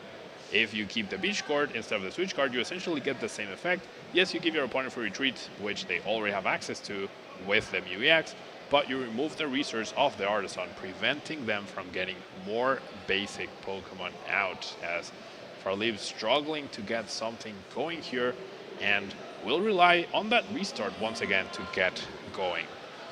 That is the second Super Rod, and that's also the last Super Rod for Farley here. Plays down that Jirachi and restarts for 2. Manaphy, Reversal Energy, those are not going to do it. And honestly, I think we need to go to a game 3 maybe. I think this is the perfect opportunity to be like, you know what? It's time for game 3. I'm not getting anywhere. And like, if you start attacking when your opponent has 3 prize cards left, there's still time to be able to do it, but it's not looking great, right? There's not even a Kirlia in play, no way to find a Kirlia. Didn't choose to get rid of the Artisan in order to draw an extra card with that Collapse Stadium. Not sure why we're holding on to that so much. Would have lost the Screamtail instead of if you discard the Jirachi, or vice versa, right? But it's an extra card. What if the next card is Iono? What if the next card is Avery? Yeah, both good cards to find. And now Douglas, who was running low on the attacker, slowly but surely getting to those extra cloths and getting to those extra Hisuian Electrode Vs in the prize cards. And with each prize card you take, more Pokemon are going to get added to the hand for Douglas here. Does find a cloth with Ultra Ball. Douglas is holding up boss's orders, so can definitely take something down that's better than this Jirachi. Mew EX does have fighting resistance, so would not have been able to take that down, but Mew EX is really not a threat, right? So taking down that Ralts, getting ahead, and denying resource. Now, imagine if the Artisan had not been in play. There would be only one Ralts remaining for his opponent as we finally see the Artisan get countered. Town Store here going to search for the Forest Seal Stone. Already has used the V-Star for the games. Just thinning the deck out a little bit, like as you can. Yeah, now that Forest Seal Stone does guarantee that at any point, Douglas can probably go after the Mew EX to close out the game. Very, very close to tying this up, and time's running out, so I would really like to see Farley be like, you know what, as long as I set up, I probably have an advantage. I should give myself enough time to set myself up and get that win. But I mean, we did see Tord Reklev win from an almost unwinnable position, so maybe Farley inspired by that and trying to make this incredible, almost impossible, yet not quite comeback. Does look like we're switching a sleeve real quick here. Yep, broken sleeve, make sure everything is in order. Always important to keep spare sleeves around just in case. Town Store helping out Farley a little bit, finding that luxurious cape. Just having it in the hand, just in case. Well, we see the first Kirlia hit the board on turn 4, Jeremy. Yeah, that's not doing very well. Radiant Greninja will discard that reversal energy and just finally has an Ultra Ball here, but is forced to discard an energy. And yeah, it's finally we see the scoop. Yep, could have found another Kirlia, could have drawn 2 more cards, but their writing was on the wall. Especially with that Forest Seal Stone down, there was definitely a Kirlia going down next turn as well. Well, no, he already used the V-Star on turn 1. Did? Yeah, oh yeah, that's true. That's true for the Arbit. Yeah, that's true. That's true. But still, just about that. There was a boss in hand as well. So. Yeah, a very advantageous position for Douglas there, and now going into a game of 3 where does Farley choose to go second as Gardevoir? Is that ever a possibility? I feel like you definitely do, because you know your opponent's deck is very aggressive, and then you give yourself the possibility to have a stable setup, not only by the cards you draw, but also by potentially the supporter you play. And 3 copies of Iono, 2 copies of Avery, definitely cutting a few corners in order to fit the Manaphy, Jirachi, Mew EX, for sale. Yeah, everyone, but it got him on game 1. Yep, this is a replay of game 2 here, and it is just not much of anything for Farley. Douglas was able to get that turn 1 knockout going second, has the switch card found, takes another knockout on Mew, and again, just teleportation burst, not able to do much against the Cloth, and then another knockout after that boss's orders. And that sealed up game 2 for Douglas here. Hoping to have kind of a repeat of how that game went in game 3. Meanwhile, Farley hoping to find another Mirage Step maybe. That Mirage Step game 1 was definitely insane.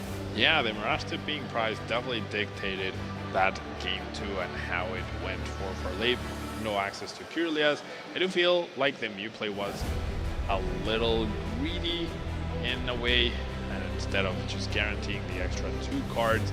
But here we are, game 3, 15 minutes left in what is a battle of, I would say, like, they're not single price decks, but they are heavily focused on single price Pokemon. Yeah. Douglas has that focus on Hisuian Electrode V, does have this Rockabilly and Luvinian V liabilities, if you will. However, does play Collapse Stadium to make sure that they're limited. So you could see a Cloth on Shiny Arcana battle. That might take a little bit more than 15 minutes to finish out. Taking a look at the prize cards there, not too bad. It'll be interesting to see which player is going first here. And wow, yeah, it does look like Douglas is going first. Farley opted to go second here. I'm going to start things off with an Ultra Ball, discard Zinnia's Resolve, and I believe another supporter. Yep, because we do need to reset those prices. We will start looking at what is in the deck, what is available. No more 6 Pokemon being prized, which is fantastic for Douglas. Will be able to be aggressive in that way, but I mean, I guess you only need 1 Cloth if your opponent just never attacks you, right? No need for all 4. Some sort of discussion happening at the table, so we'll figure out exactly what's happening very, very soon. Douglas was in the middle of a deck search with the Ultra Ball. I don't see the cards for the Ultra Ball. I don't know where they went. Either, yeah. Not again, Pablo. Not again, I know. All right, so yeah, I mean, maybe the discard is just off camera. Maybe that has to do with what stopped the play. We'll have to figure that out very soon here for you all.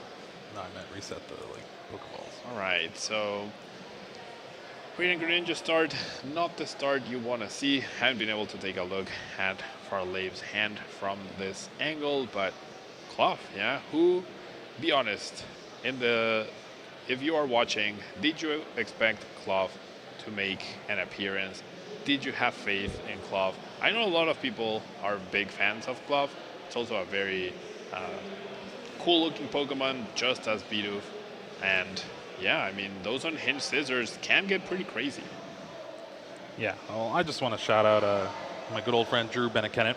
He's a big Cloth fan, and he knew exactly what was going to go on. I mean, I'm pretty sure the deck was no secret, but the potential of it, right? The combo is there. How you utilize it, how you build your deck list. Have we perfected Cloth yet? I'm not so sure. No, it does look like they are trying to see about something that happened in the previous game, so we'll keep y'all updated. But for right now, sit tight, enjoy the Cloth in the active spot, and Bidoof just munching on a tree. What sort of treat? What sort of treat do you think Bidoof likes? Do you think Bidoof eats curry? I don't see Bidoof eating curry. No. Something to help sharpen those teeth, you know? Yeah, for sure. Some logs, do you think Bidoof could eat Sudowoodo? Bidoof does evolve into a water type. I guess it would have a good matchup against Sudowoodo, yeah. Although Sudowoodo is not grass type, it is a rock, so perhaps not quite. I mean, it does have the type advantage once it evolves. You mean fighting? Oh my gosh, Jeremy. All right, if this were Pokemon School, it would get an F. Listen, I only know fighting types. I'm a TCG guy, all right? Fighting, ground, and rock. Do you wish we had more types in the TCG like we do in the video games? Yeah, rest in peace to Fairy. Yeah, right, I love Fairy Pokemon. Looks like we are back underway. This card is a little off screen, so hopefully we'll get that back on screen for you. But this is the Ultra Ball. Douglas is eyeing down that Hisuian Electrode V. Has a Forest Sealstone in hand, so that could be a good reason why. Yeah, I guarantee you get any card next turn that you need. Maybe the Bibarel. Actually, Bibarel is already in the hand, so pretty strong start for Douglas. It's not like very overwhelming. They're not getting an attack off immediately, as we have seen in previous games. But we do see the pass. We do have 10 minutes left on the clock, plus whatever I assume they will add a little bit based on this pause we just had. And seems like for Lave's start, not that great once again. Yeah, you could say that again. It's the concealed cards did nothing for Farley here. Yeah, reading the Hisuian Electrode V once again, just to double check to see if the Greninja would be possibly going down. or if the Mew EX is threatened as well. The Mew EX would require both Poison and Burn for Hisuian Electro to be able to take the KO on that, and the self Poison and Burn, not even on the Mew. As we see a defensive boss play to try and delay Douglas's attack. I'm not sure I super agree with that, just because you can retreat Bidoof easily, and Glove, you need the same energy to be able to retreat. You also need the Brute Bonnet to attack. We do see the switch card immediately, but a little bit of hesitation on who to promote. And with the Ultra Ball in hand, that Radiant Greninja could be in trouble here. Oh, yeah. There's the Industrious Incisors drawing up to 5. Radiant Hisuian Sneasler. And still has access to that Forest Seal Stone. Yep. Can go Ultra Ball for the Brute Bonnet, can Forest Seal Stone for the Ancient Booster Energy Capsule. And thanks to Radiant Hisuian Sneasler's bonus poison damage, that Greninja would be getting knocked out during Pokemon Checkup with just the right amount. Lying down what looks like Luminion V here. Luminion Code could go ahead and grab that Arven and still do the same play. Grab that Ancient Booster Energy Capsule along with the Nest Ball. Nest Ball grabs the Brute Bonnet, and just like that, 130 damage thanks to that additional poison. As long as that Radiant Hisuian Sneasler comes down. Indeed. Very important to bench that. You definitely have the bench space for it, as we see it just now, and we see the KO. Very, very nice. Definitely explaining the effects here to make sure that everything is very clear. And we are 1 curry away from Douglas winning this round. Insane to think about. Farley has no sign of Ralts anywhere in the hand, just to draw an Avery for the turn. Yeah. That's just 3 cards. Yeah, it's just 3 cards. So you gotta be really good cards here for Farley, because we're getting very close. And with the curry guaranteed thanks to the Forest Seal Stone, they need to hit a basic Pokemon right here, right now. Ideally more than 1, and would that even be enough? 1 Ralts found. Oof, no. I don't think it's going to be enough at all, because with that Forest Seal Stone, you can start Alchemy for a boss's orders. Just take down that Ralts on the very next turn. Jirachi also found, so not too bad. Energy attachment on the Jirachi is a little funny looking, but nothing in the hand for Farley. So seems like those 10 minutes could be enough. Going to use the Charge Energy attack to thin the deck out a little bit. Search your deck for 2 basic energy cards, put them in your hand. Not really what the Jirachi is used for here, but you got to thin this deck out just so you can draw the cards you actually want to draw. Yeah, maximize your chance of hitting even the Mirage Step. If you hit the Mirage Step here, that might save you, but in a very dicey situation here for Farley. And I feel like Douglas has a very easy and clean play of Forest Seal Stone for boss. Knock out that 1 Ralts. What do you do from there? Try to find more Ralts, but it's not going to be good. There's a fly. Why is there a fly? Why does it follow us, Jeremy? It's the same one. I know. All right, Nest Ball grabs a second Cloth here. Just thinning the hand out so you can get the most out of your Industrious Incisors. As the Town Store. Looking for a Bravery Charm, make that Cloth a little bit sturdier. Hasn't used the Forest Seal Stone yet. We're definitely going to draw cards first with Bibarel. If you find the boss, you get to save that Forest Seal Stone. But I don't foresee any situation where that Ralts lives beyond this turn. From the 5 here, a couple supporters, Arven, Iono, but not the one you really need. So Star Alchemy finds that boss's orders. Boss's order is going to be used to bring up that lone Ralts on Farley's side of the board. And this is not looking good for the Gardevoir player. Indeed. Very strong start here for Douglas. Incredibly weak start for Farley. Not even Mirage Step. Kirlia can save you now. Down to this top deck. What is it? A Battle VIP pass. rough day for Farley. just not working out for him at this point in time. Not at all. Gonna Town Store here. It's not really gonna do much. I think the one tool is already in the hand in Luxurious Cape. Yep, already there, so nothing else to search for really. Just double checking what's left in the deck. Could counter Stadium, could search for more energies with the attack. Will collapse Stadium to remove that resource for Douglas. Trying to get somewhere with the restart, but just not going to happen. And then after you use Jirachi's attack, less of a chance that you actually use restart. That charge energy attack, that was definitely not on my bingo card either to see being utilized on stream twice. Yeah, me either. It's definitely Douglas's game to lose here, already having a ton of pressure. And the fact that your opponent just does not have a board at all. Indeed, I would love to see Douglas just be more aggressive and just call the attack. Yeah. No need to play extra cards. No need to use up any more seconds than you need to. Just make sure you're 2 attacks away from winning this round in what looks to be a very tight game. Just get there. Yeah, what are we thinking about? We need to attack. Maybe set up the second B-barrel, sure, right? Play extra safe, but try to do it a little bit more quickly so I have enough time to secure this match. Ultra Ball and Forest Seal Stone were the cards grabbed with the Arven, and they're going straight to the discard along with Nest Ball to find that second B-barrel, like you were saying, or not, just failing the search.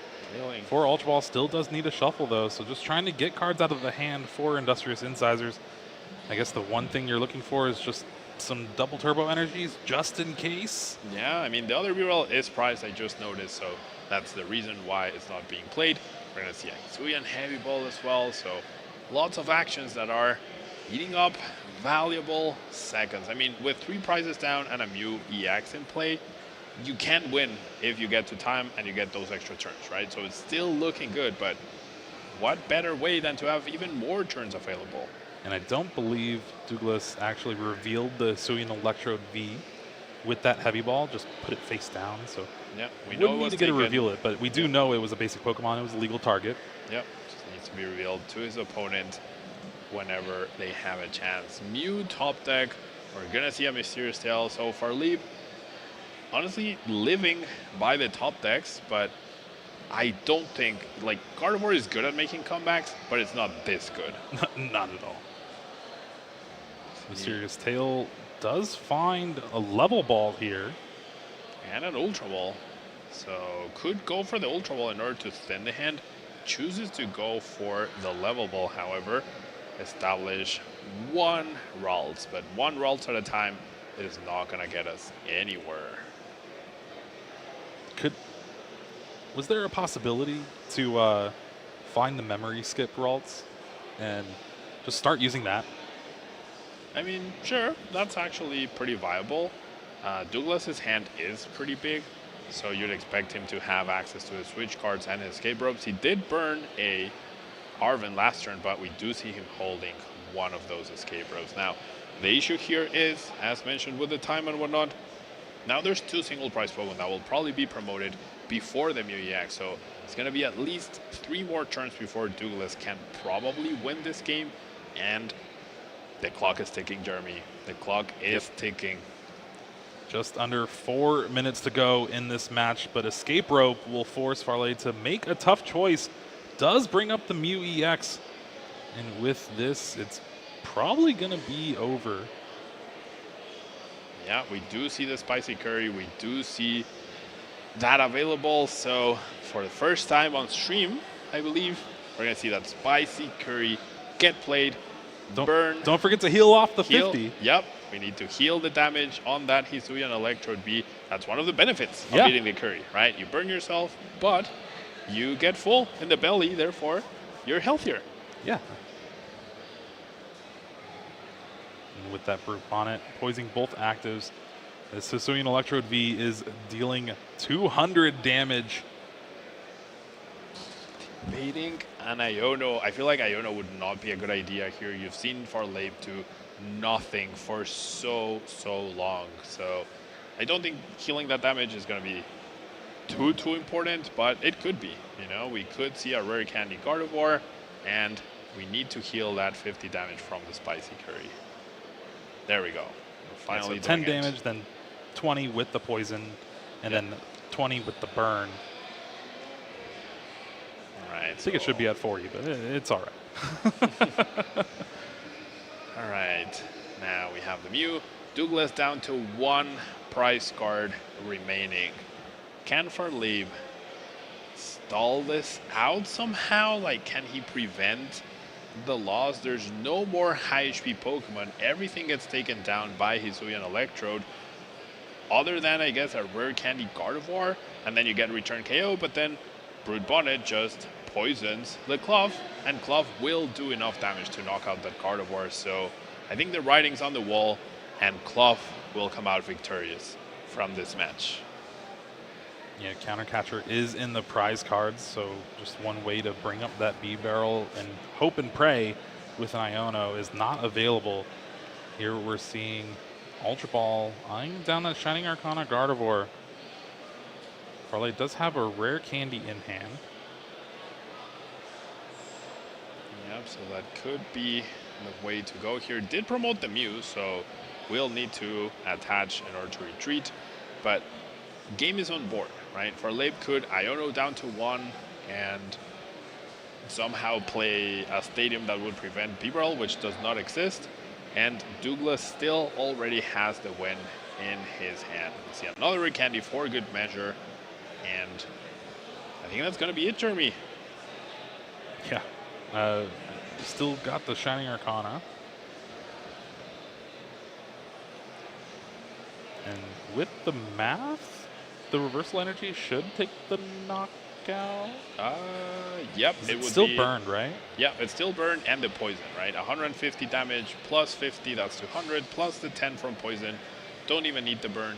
That will be a knockout, and ooh, the Luxurious Cape will actually allow Gardevoir to survive this hit by Clough. So perhaps counting on Douglas getting a little bit ahead of himself. We need to promote before time runs out, otherwise Douglas will be turn 1 rather than turn 0. Oh no. 3 seconds to go. Come on, Douglas. Draw your card. All right. No. So time, as long as the timer is accurate, time has run out now, and therefore there will be no turn 0. Douglas will be turn 1, Farley will be turn 2, and Douglas will be turn 3. So I guess in the end it works out for Douglas regardless, but this is what I was talking about. That turn that took 2 or 3 minutes, when you could have just gone draw, poison yourself, attack, KO, you know, all those extra actions, that's an extra 1 or 2 turns right now to just make sure you can get that last prize card, which Douglas cannot accomplish right this instant. Can maybe get there, does require a way to retreat, a spicy season curry, all of those good things. Yeah, so it is possible, just not very likely with what we have right now. Douglas does promote that Clough with that Bravery Charm. Does have that second B-Barrel along with the double turbo energy, so we'll be able to attack at least. Like that attachment. You don't need to win this turn, you have 2 more turns, but if our Lave is able to evolve once again, they are holding a rare candy in their hand, so I love this Iono. Try and prevent from there being a high HP Gardevoir EX. That's the one Pokemon standing between Douglas and a victory this round. Off the Iono, Farley's hand doesn't look too good. A few Pokemon search cards, but something like Fog Crystal, Level Ball, not really what you're looking for right now. I guess it was Battle VIP, but that's not level. That's even worse. Double Spicy Season Curry, I believe, in hand. So debating on how to approach this. Still has the B-Barrels to be utilized. Does have a switch card as well. So could deal 230 damage with Hisuian Electrode instead of 170 with Clough plus the poison. That's plus the burn. That's up to 200. Oh no, the burn itself. It's not to Gardevoir. So 210 damage incoming. we do see the boss's orders for next turn. So if there's no Iono, the writing's on the wall on that Mew, but there could be an Iono. With double B-Barrel, you don't mind that too much, but that's one of the reasons why like you draw the boss and you're like, dang, if now they Iono me, I lose that resource. Yeah, it goes straight to the bottom of the deck. There is 3 copies in the list.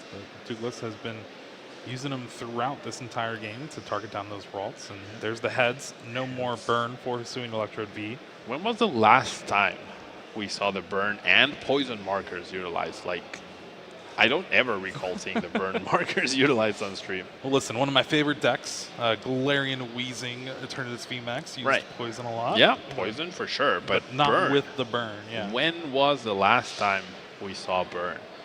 Well,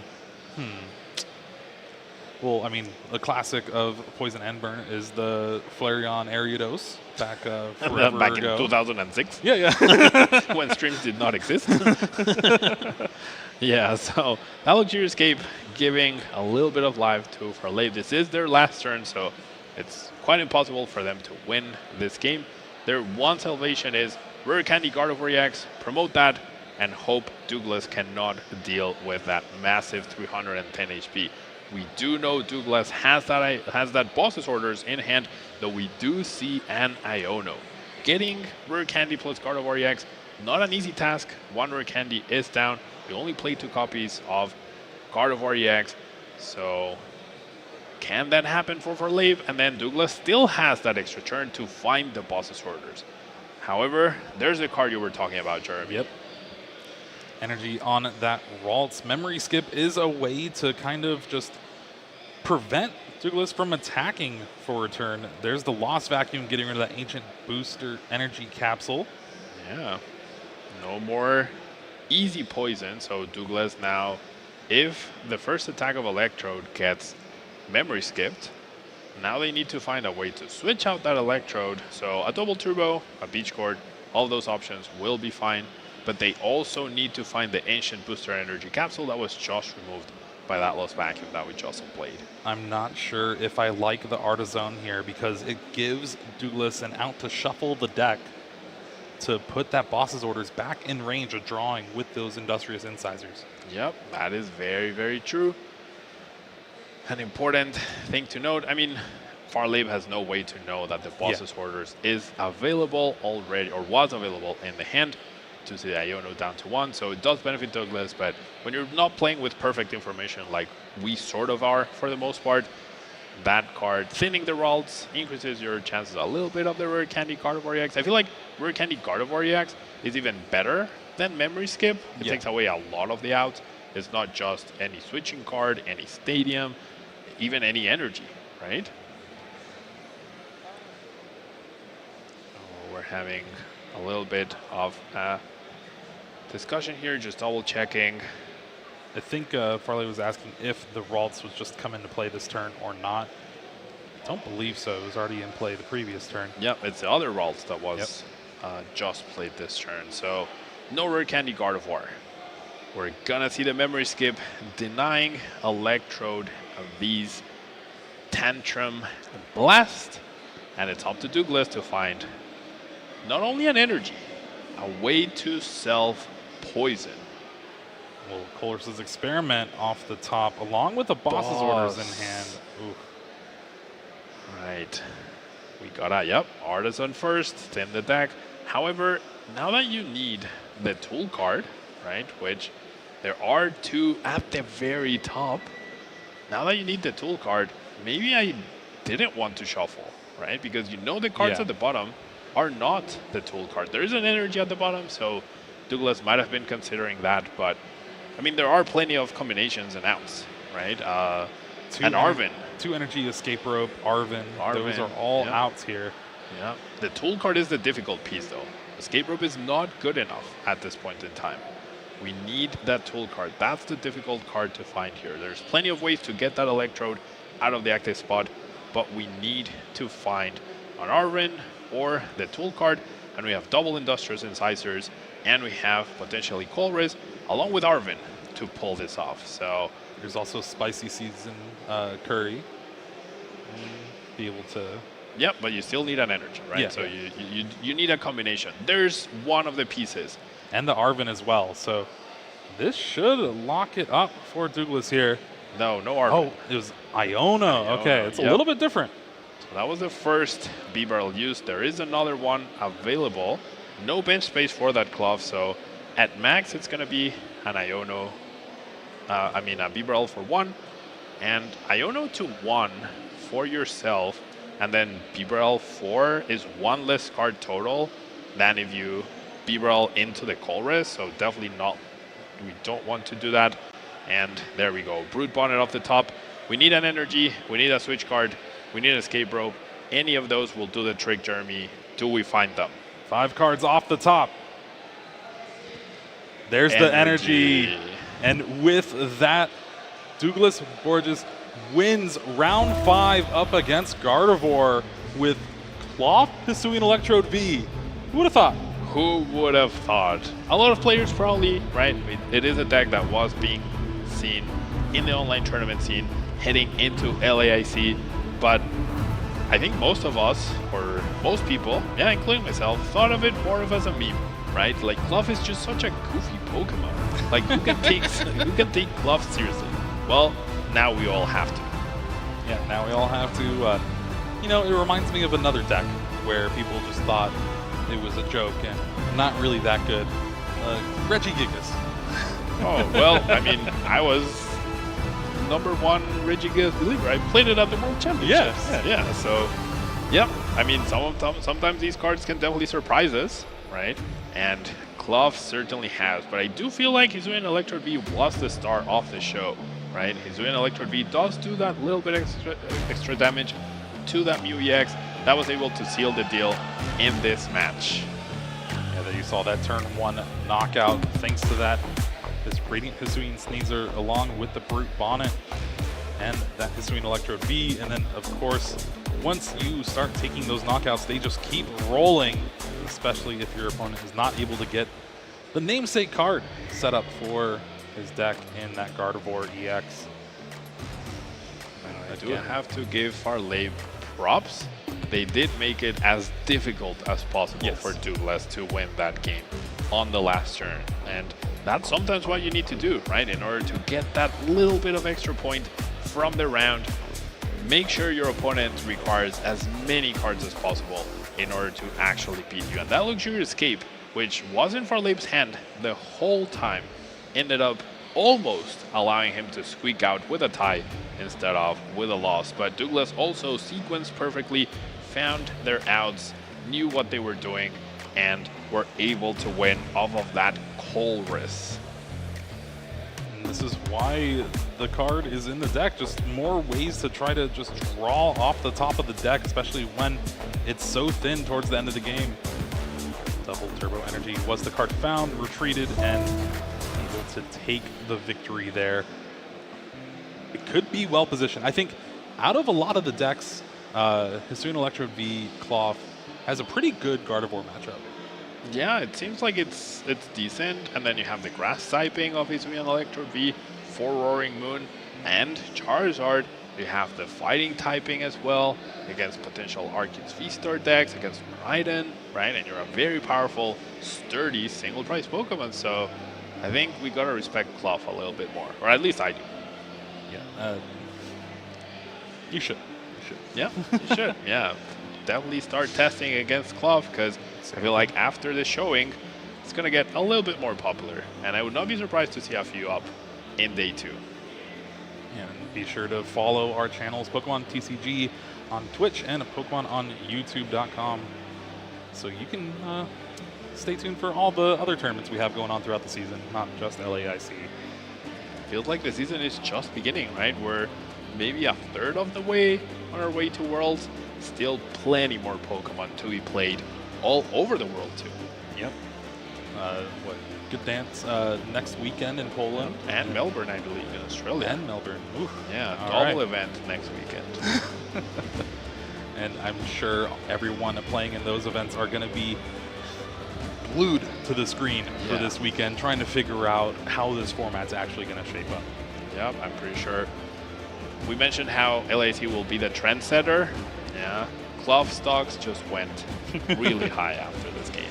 I'm a fan now. Listen, I already forgot to buy my Hisuian Electro Vs, and they already went up like 500%. So yeah, we'll have to see how that goes. Yeah, get your Hisuian Electro Vs now. You heard it here first, folks. Yeah, Shay will do the predictions of Gardevoir winning the entire event, but for this, cards will go up in price. That's basically my my prediction. All right, Clough. I was not expecting it. I genuinely was not expecting it. Well, I think a lot of the players here too aren't also expecting it. The Swing Electrode V was read multiple times during that match. Just like, free attack? Free attack, yeah. It had been a long time since we saw those free attacks for sure. Like, I think they were first introduced, and once again, I'm showing how old I am, in the Diamond and Pearl series. I think that was the first time where we saw the no energy cost, right? Those gray spots in the Pokemon, and they've been in and out of the TCG. We've had some very powerful attacks that are free. Chattered, one of the big ones, with a Mimic attack, and now we have Hisuian Electrode V, which when it first came out, no one really paid attention to, but I'm sure now people are paying attention. Well, speaking of people paying attention, let's go ahead and take it down to the stage where you can hear from Douglas himself and explain all about this awesome deck. Okay, so now I'm joined with my hero, Douglas, currently undefeated with Hisuian Electrode V. So my first question to you, Douglas, is how are you feeling right now after that win?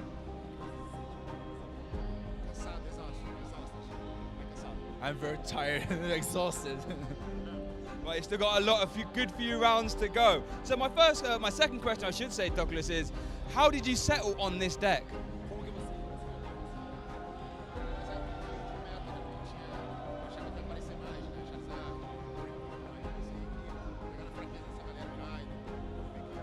Based on the meta, I started to think of how to beat Charizard and Horimoon and the full deck of the meta right now. Okay, love that. Were there any sort of 61st cards or any extra cards that you wanted to play but you couldn't due to deck space?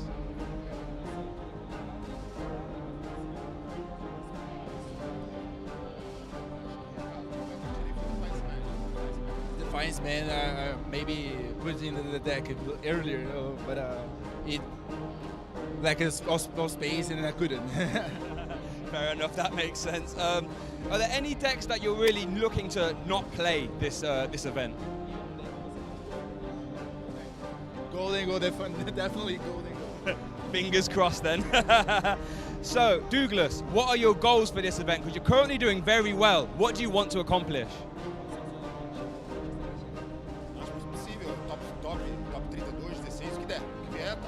I want to go to the top 32, 16 and above, and let's go.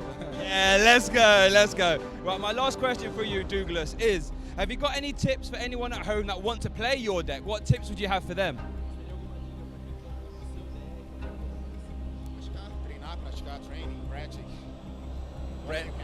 Practice a lot because it's a tough one.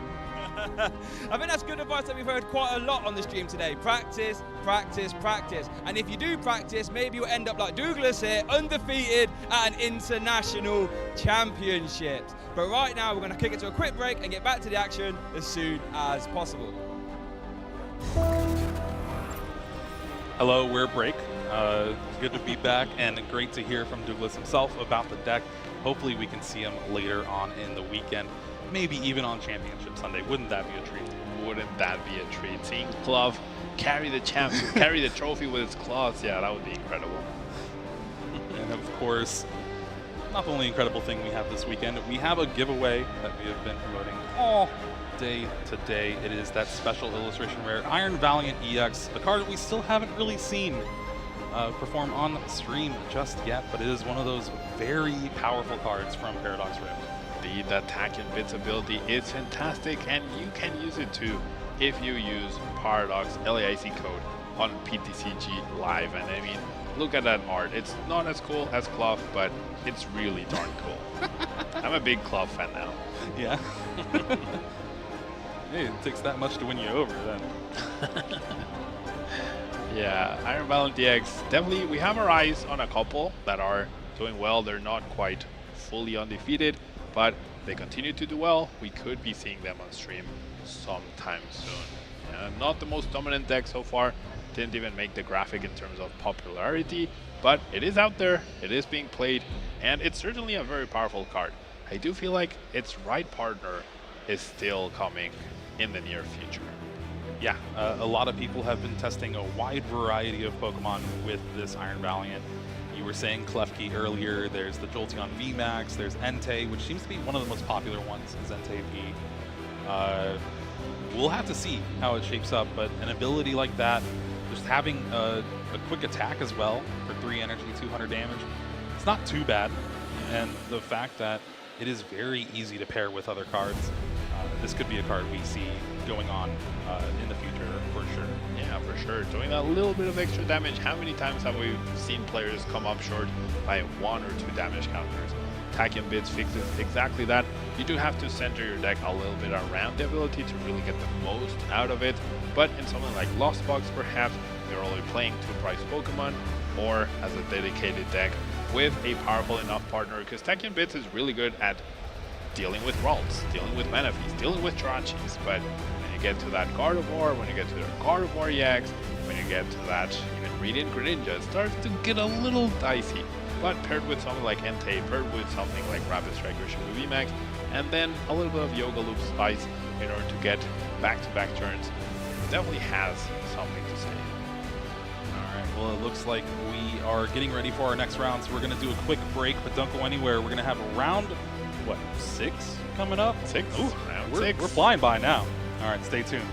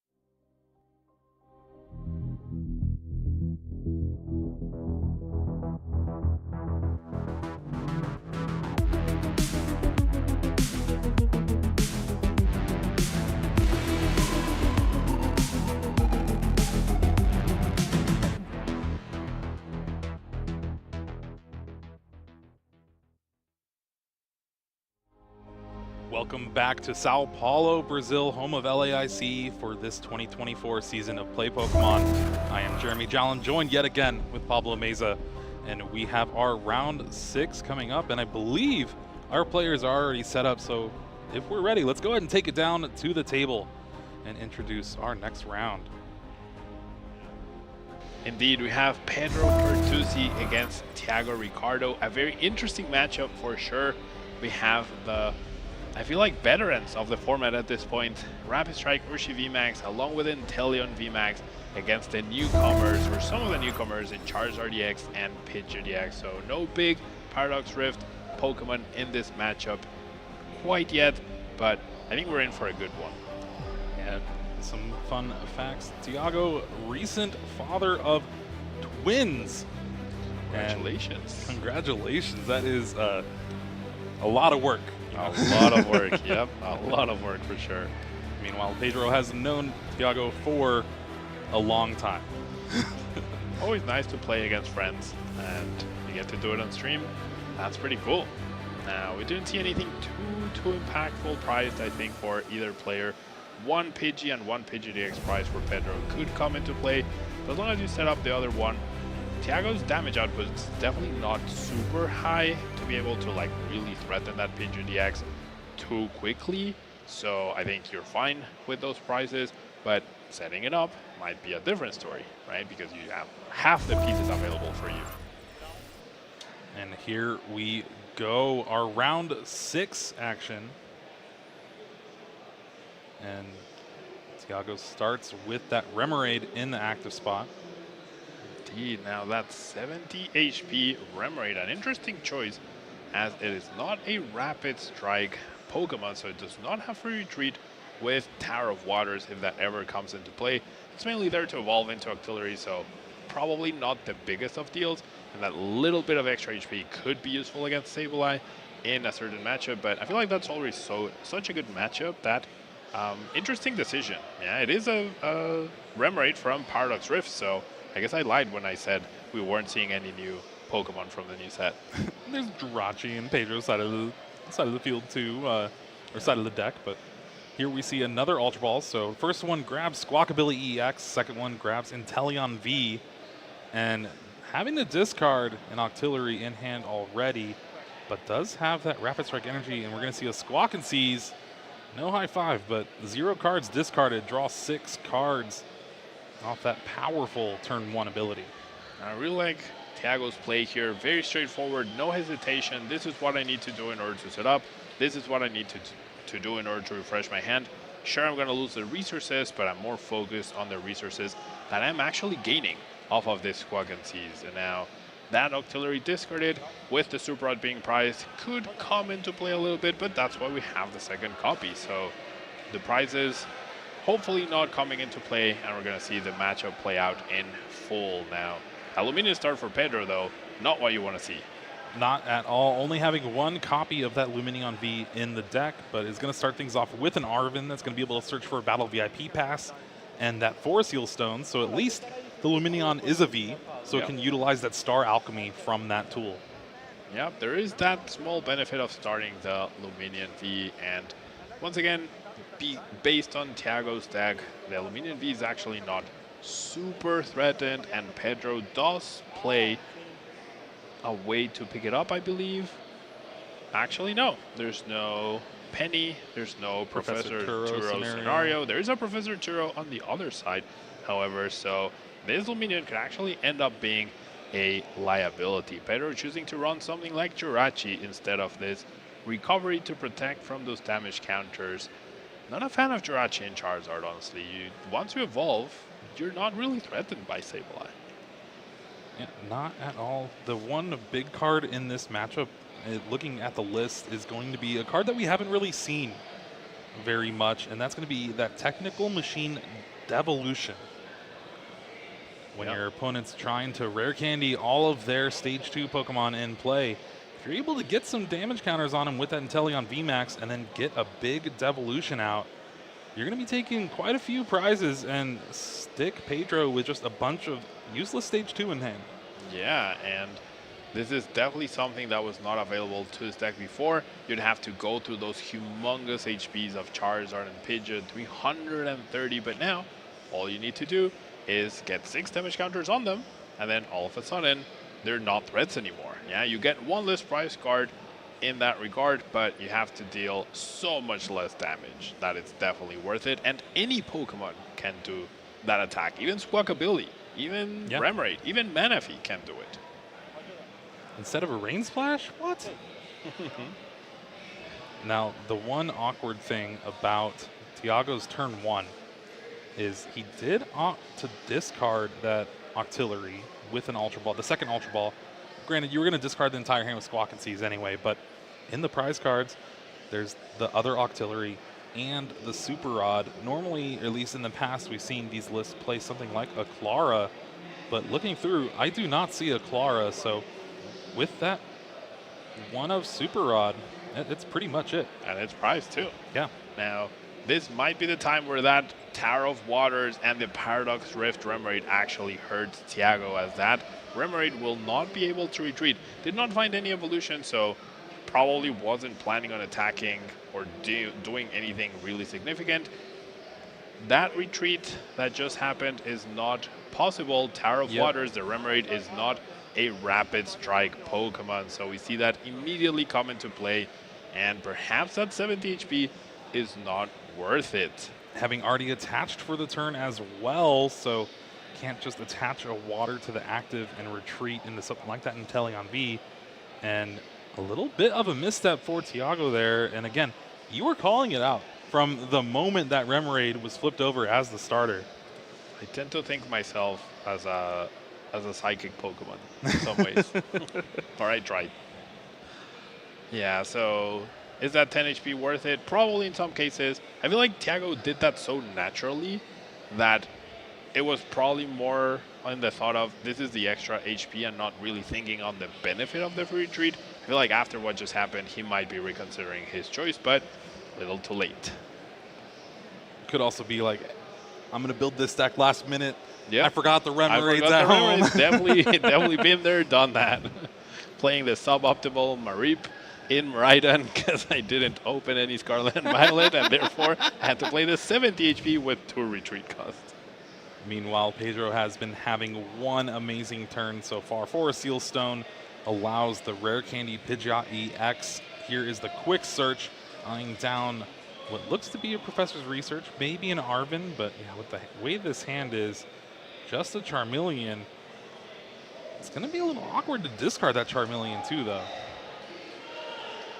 Yeah, definitely an awkward discard with that Professor's Research. Not easy to find all the pieces that you do need. Seems like Pidgeot could be an attacker, but okay, that evolution does mean that there might not be an attack happening this turn.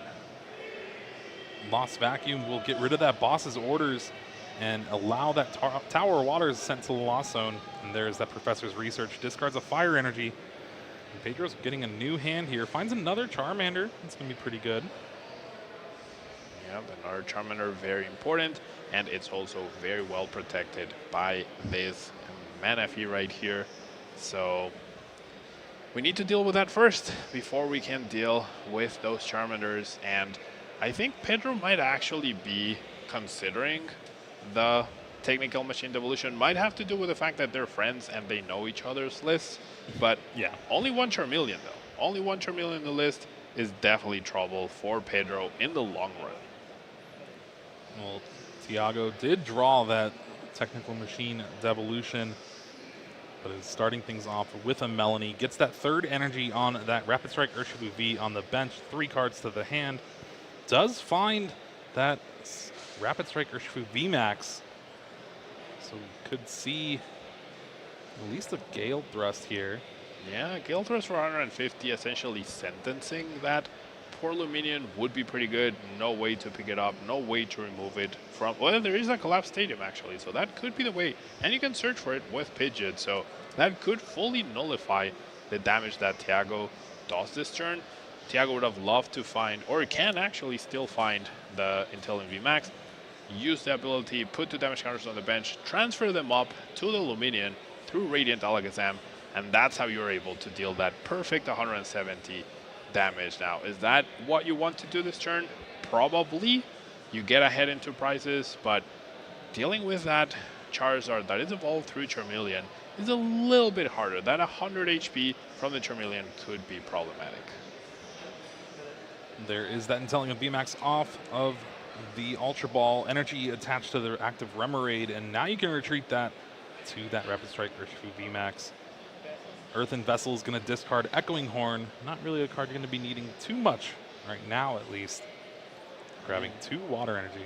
Putting back that Luminion into play could actually been pretty fantastic, but you need to deal with it now before it gets Collapse Stadium that way. I feel like because these players are friends and they know each other's lists, I think that's factoring into some of the decisions that we are seeing. Collapse Stadium is not a commonly seen card in Charizard EX, but we have seen Penny and Professor Sturo, so all of that factoring in, and we just saw the second best card from Paradox Rift, Earthen Vessel. You're never going to let me live that down, are you? Not quite. Well, there is that double gunner, 2 damage on that Pidgeot EX, 2 damage on the Manaphy, but opts not to use the Radiant Greninja to move the damage to the active. I would have loved to see that damage or that damage be transferred to the Luminion. I mean, it is a big ask, I guess, of the Pidgeot to go for that Collapse Stadium and have the Charizard and start dealing damage, but I really would have liked to see that. Now, another interesting inclusion in Pedro's deck for mirror matches are those gloves, the justified gloves for the mirror match. I'm sure they'll come in handy because there's a lot of Charizard here. Not just for Charizard, but also Roaring Moon EX as well. But here we see the first Charizard EX hit the board for Pedro, using that Infernal Rain to search for 3 Fire Energy attachment to your Pokemon any way you like, 1 of the active so you can retreat, and then powering up that Charizard itself. And then now you got an Arven to go along with it. Nest Ball and Forest Heal Stone look to be the cards. Nest Ball could go ahead and find you something like that Radiant Charizard, and then quick search for the Collapse Stadium like you were saying, and that will get rid of those free 2 prize cards. Pidgeot V works just as well. You are able to get rid of that as well. Though against Thiago's deck, you actually would love it if they attacked it and then shuffle it back with Vanishing Wing. That would actually be pretty powerful. I'm pretty sure someone who's 5-0 at LAC will not fall for that silly trick, right? But it is something that does open up in case your opponent forgets about the ability. Now, interesting, the quick search did find Rare Candy here. Already had the Collapse Stadium in hand, though, so perfect turn from Pedro Bertuzzi here. And now dealing 180 damage thanks to that Burning Darkness attack from Charizard EX. Indeed. Maybe Thiago was potentially valuing a lot more dealing with that Manaphy and then having Urshifu deal damage to these 2 Pokemon and have the TM Devolution take those down in that way. However, I really would have liked to see those 2 prizes because you do power up Charizard's Infernal Rain attack. However, that's not super scary yet because they're still 2-shotting you each and every time. And Thiago played down a 5th bench Pokemon, unable to yet because of that Collapse Stadium. So Pedro reminded him, hey, this needs to be back in your hand. Also trying to use Medicham to attack the Manaphy instead of the Water Energy with double gunners. That was pretty funny to see. And is holding the Professor Turos in hand, but no Octillery I think is definitely being a little annoying for Thiago. We're going to see the damage be transferred from Manaphy to Pidgey, and we could see the Devolution TM get played this turn, Jeremy. I think we might. You could also just damage the active and then next turn use that Technical Machine to de-evolve all of Pedro's Pokemon. Yeah, that G-Max Spiral could be really good. That's probably better, And again, you're not taking prizes, so you're not boosting that Burning Darkness just yet. And when Charizard EX, it's a very good card, but when it only does 180 damage, it's kind of easy to play around. Indeed, 180 damage, not as impressive as you would think it is. And now you have leftover damage to transfer to the Manaphy, get that ready to get KO'd if you want to next turn. and then you'll be able to take these 2 knockouts along with leaving Pedro's board pretty bare bones. There is still that Charmeleon on the bench, and no damage on that. So it could stick around for a little bit. There's another rare candy in Pedro's hand as well, so kind of expecting that de-evolution. Yeah, could be playing around that. Has that 1 turn. I feel like evolving into a Charizard would be the best way to do so. It's like, okay, you devolve, you take 2 prizes. Here's another Charizard that you now have to deal with now. Pedro might be choosing to get a couple prizes before that happens through that boss's orders. However, what was just taken down? Oh, the Remoraid. The Remoraid went down this turn, so no access to Octillery for Thiago in the upcoming turns. Well, there's no access for the Octillery in the first place. Right, but now there's definitely that you could top deck it, right? So there is 1 Octillery left in the deck. 1 is in the discard, Super Rod's not available, but there should be another 1 available in the deck. As we do see the Yoga Loop. Another play we do have is, yep, transfer damage to the Manaphy, get an extra turn. Oh, this is busted. This is really good. Pedro's board is about to get demolished. And there is that Yoga Loop, 2 damage on that Manaphy, taking the knockout, allowing Thiago to take another turn here. And you can't use Yoga Loop again this turn, but who needs to? You're going to be able to de-evolution and take 2 prize cards more if you want. I'm really wondering, I don't recall exactly what Pedro searched for, but I would have loved to see the Charizard just evolve, right? TM Devolution only takes the highest stage 1 Pokemon from the field. So if you take away the Charizard EX, you just re-evolve and you continue to apply pressure. And now the Professor Turo's gone, so really would have loved to see that card search. I'm not exactly sure what they searched for. Maybe the boss to chase down the Remoraid, which the one thing you know is that your opponent doesn't have an Octillery in their hand because it hasn't been played at all so far. Now, pretty powerful turn coming up for Thiago with that Technical Machine Devolution. And being able to de-evolve each of your opponent's evolved Pokemon by putting the highest stage card into their hand. It is essentially the same as an old Ancient Technical Machine Rock. Yeah, the very, very old Technical Machine Rock, which I'm very familiar with. Very powerful card. Devolving Pokemon, it's a strategy that we haven't seen in a very long time in the Pokemon trading card. I feel like the last time we saw Devolution be relevant was with Espeon EX, which is a big, like a long time ago. Yeah, back when it was uppercase EX. Yeah, uppercase EX Pokemon. Now, we are seeing this combined with an Iono, so limiting Pedro's options as well. We see a Hisuian Heavy Ball get played to just double check on the prize cards that we already know are there.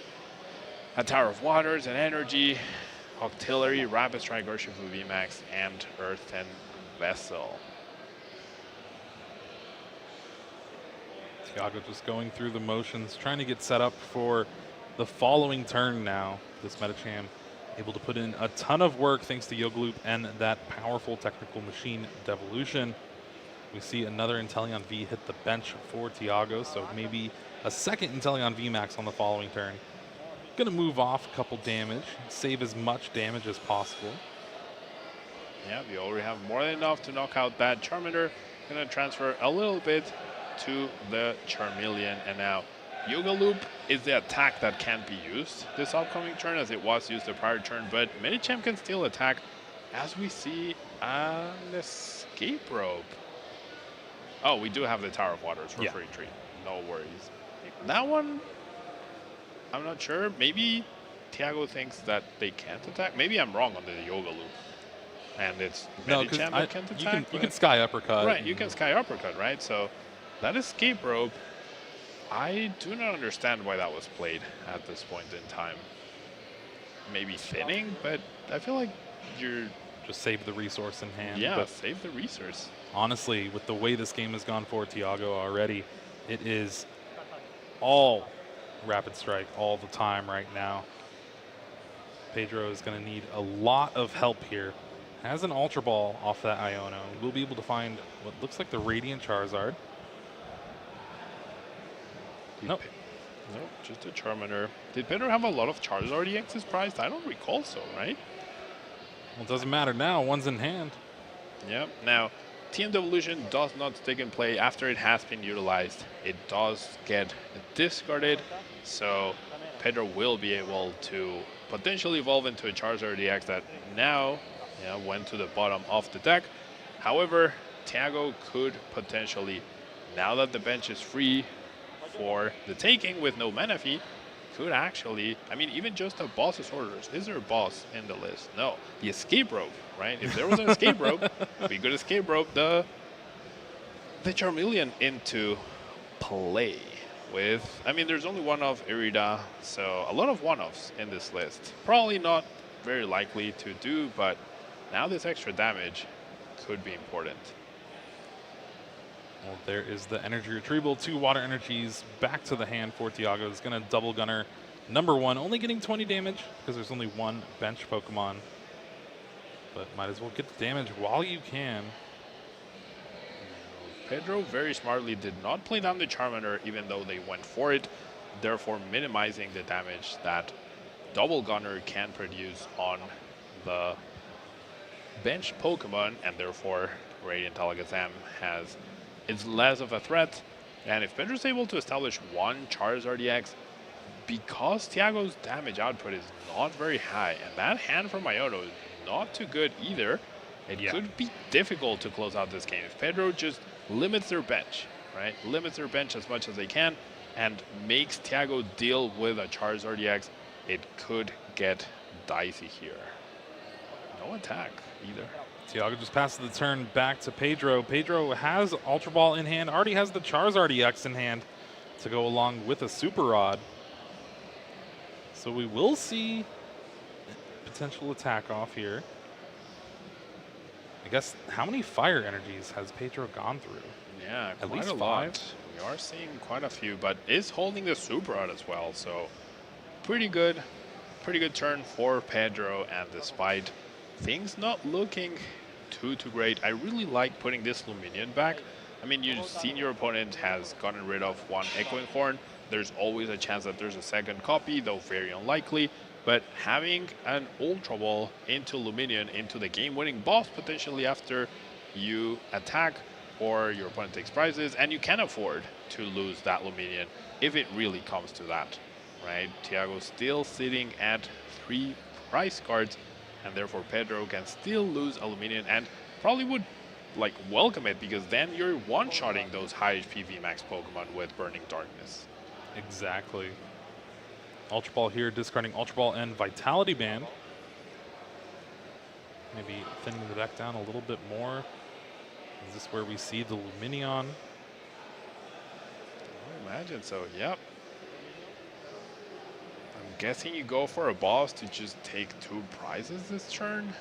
Eyeing up the Arven for Counter Catcher, which works just as well, right? Essentially a better boss in this situation because you get to thin your deck by 3 cards. Arven, the Counter Catcher, and the Justified Gloves at the same time. And once again, Pidgeot can go back, you minimize the damage, and if this Luminion goes down, there's no real harm to you. And here is the Counter Catcher. Pedro debating on what to actually bring up. Does opt for that Medicham and will be able to take a knockout, so no more Yoga Loop, at least for the foreseeable future for Thiago here. Yeah, and with no Octillery in play, which we would love to have here, then it's hard. Yeah, not finding energies has double Battle VIP Pass in hand at this point in time, which obviously are useless and can only pass the turn. So Pedro now in commanding position, even has the Temple of Sinnoh to deny the usability of the Rapid Strike energies.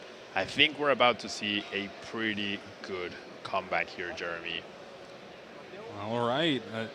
We usually don't see Temple of Sinnoh too much now, especially in this format. But it is going to be something that could really come in handy here. Top decking, Rapid Strike, Intellion, VMAX, no more Stadium, no more free retreat. That Intellion is stuck in the active spot and is about to go down. Somehow Pedro was able to just take game one, and the lack of artillery has led Thiago to just running out of steam. And wow.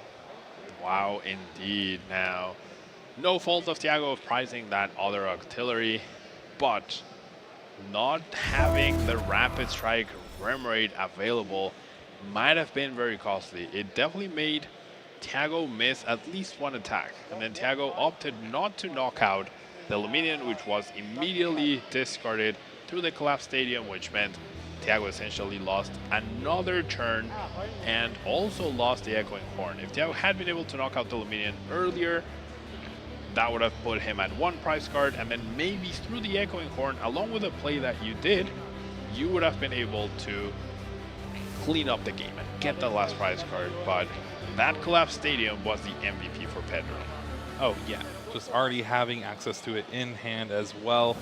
He was able to quick search for a card that didn't even really matter. You already have everything that you would ever want to clear off of that Luminion, and then having the Super Rod to put it back in the deck later on in the game, along with a couple Fire Energies, and closing it out in exciting fashion. Indeed, and Pedro didn't even play too much around the TM Devolution, right? Which I'm sure if you're playing against a deck that spreads damage, it's something that you should always expect to see. And yeah, just didn't bother evolving into that Charizard EX, knew he would find the time to do so, and the IO nodes were ineffective because Pedro had not taken too many prizes just yet and was able to sweep with a single Charizard EX. Looks like a mulligan from Pedro here. Now, at least with both of these decks, I know both players want to go first. Yeah, for sure, both players would like to go first to be able to get that initiative, right? They don't require too much setup. They don't need full benches in order to accomplish their best strategy. Pedro can get away with a single Charmander and a single Pidgey.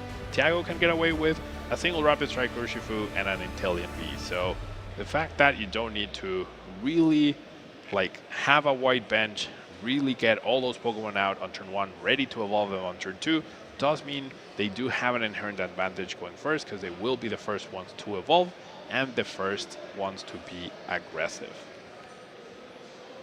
Third time's the charm for Pedro here. No basics. This always feels awful. Like, you just want a grindy game 1. It took you a lot of effort, and now you're just handing extra cards for your opponent, who is now choosing whether they go first or second, and they're gonna have a really good setup when they start with 10 cards in their hand, potentially more. And for those of you at home who are watching and have no idea what's going on, it's basically you need a basic Pokemon to start in your hand, or else you just have to shuffle it in and redraw, and your opponent gets to draw an extra card for every time that happens. So Thiago getting 3 extra cards to start this game off, most likely going second, so no possibility of an Iono to put those cards back on bottom. Or no, going first, sorry. Going first, yeah. Lost the first game, yeah, that's right. Yeah, so definitely a possibility of the Iono, but by that time it might be a little too late. We see Battle VIP Pass, we see Remoraid, we see Radiant Exam, we see double Intellion V start, so I don't think Thiago would mind the Iono at this point in time. And as we see the prizes, the Squawk could have factored in, but with the extra mulligan cards, definitely not a big deal. And then Pedro does have that Radiant Charizard and a Boss's Orders at the top. Both of those cards could come into play if the game does get to that later stage. There's no Hisuian Heavy Ball to unlock the Radiant Charizard, and there's only so many copies of Boss's Orders and Counter Catcher in the list. So both of those cards, if we get to that stage, could factor into play. After that Battle VIP Pass, finding Remoraid and the rest of the Pokemon, Rapid Strike Urshifu V gets that Rapid Strike energy attached to it, so threatening a big G-Max Rapid Flow. on the next turn, and it's going to force Pedro to find a Manaphy. Yeah, we really want to see a Manaphy, we want to see a Charmander, we want to see a Pidgey, we want to see all those good things on the bench in order to really help out, right? They are easy targets at some point if they don't evolve quickly. That 50 HP Pidgey is such a liability as well. I'm very surprised Pedro chose to play that Pidgey. I feel like the amount of time that you call for family is so low compared to the times where Charmander and Pidgey together are the perfect numbers for Sableye. Now Pedro is playing the Jirachi, but you can just play the 70 at 60 HP and then you don't need Jirachi at all. I feel like Charizard is definitely a deck that shouldn't be relying too much on that, but we see an Iodo instead of the Arven for the second Battle VIP Pass, and we are about to see that call for family right here. Yeah, Pedro is showing you. Pedro is showing me why Pidgey is making the cut in these deck lists. I guess the one bad thing would have been if he just drew 3 basic Pokemon. Yep, that would have sucked.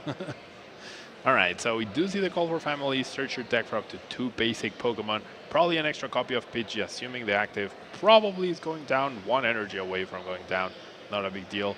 Eyeing up the Pidgey at V as well in order to have access to that Forest Seal Stone, and because it's definitely not threatened at all by Tiago's attacker, even has fighting resistance. However, decides to go for a Charmander, and oh no, never mind, hasn't chosen yet.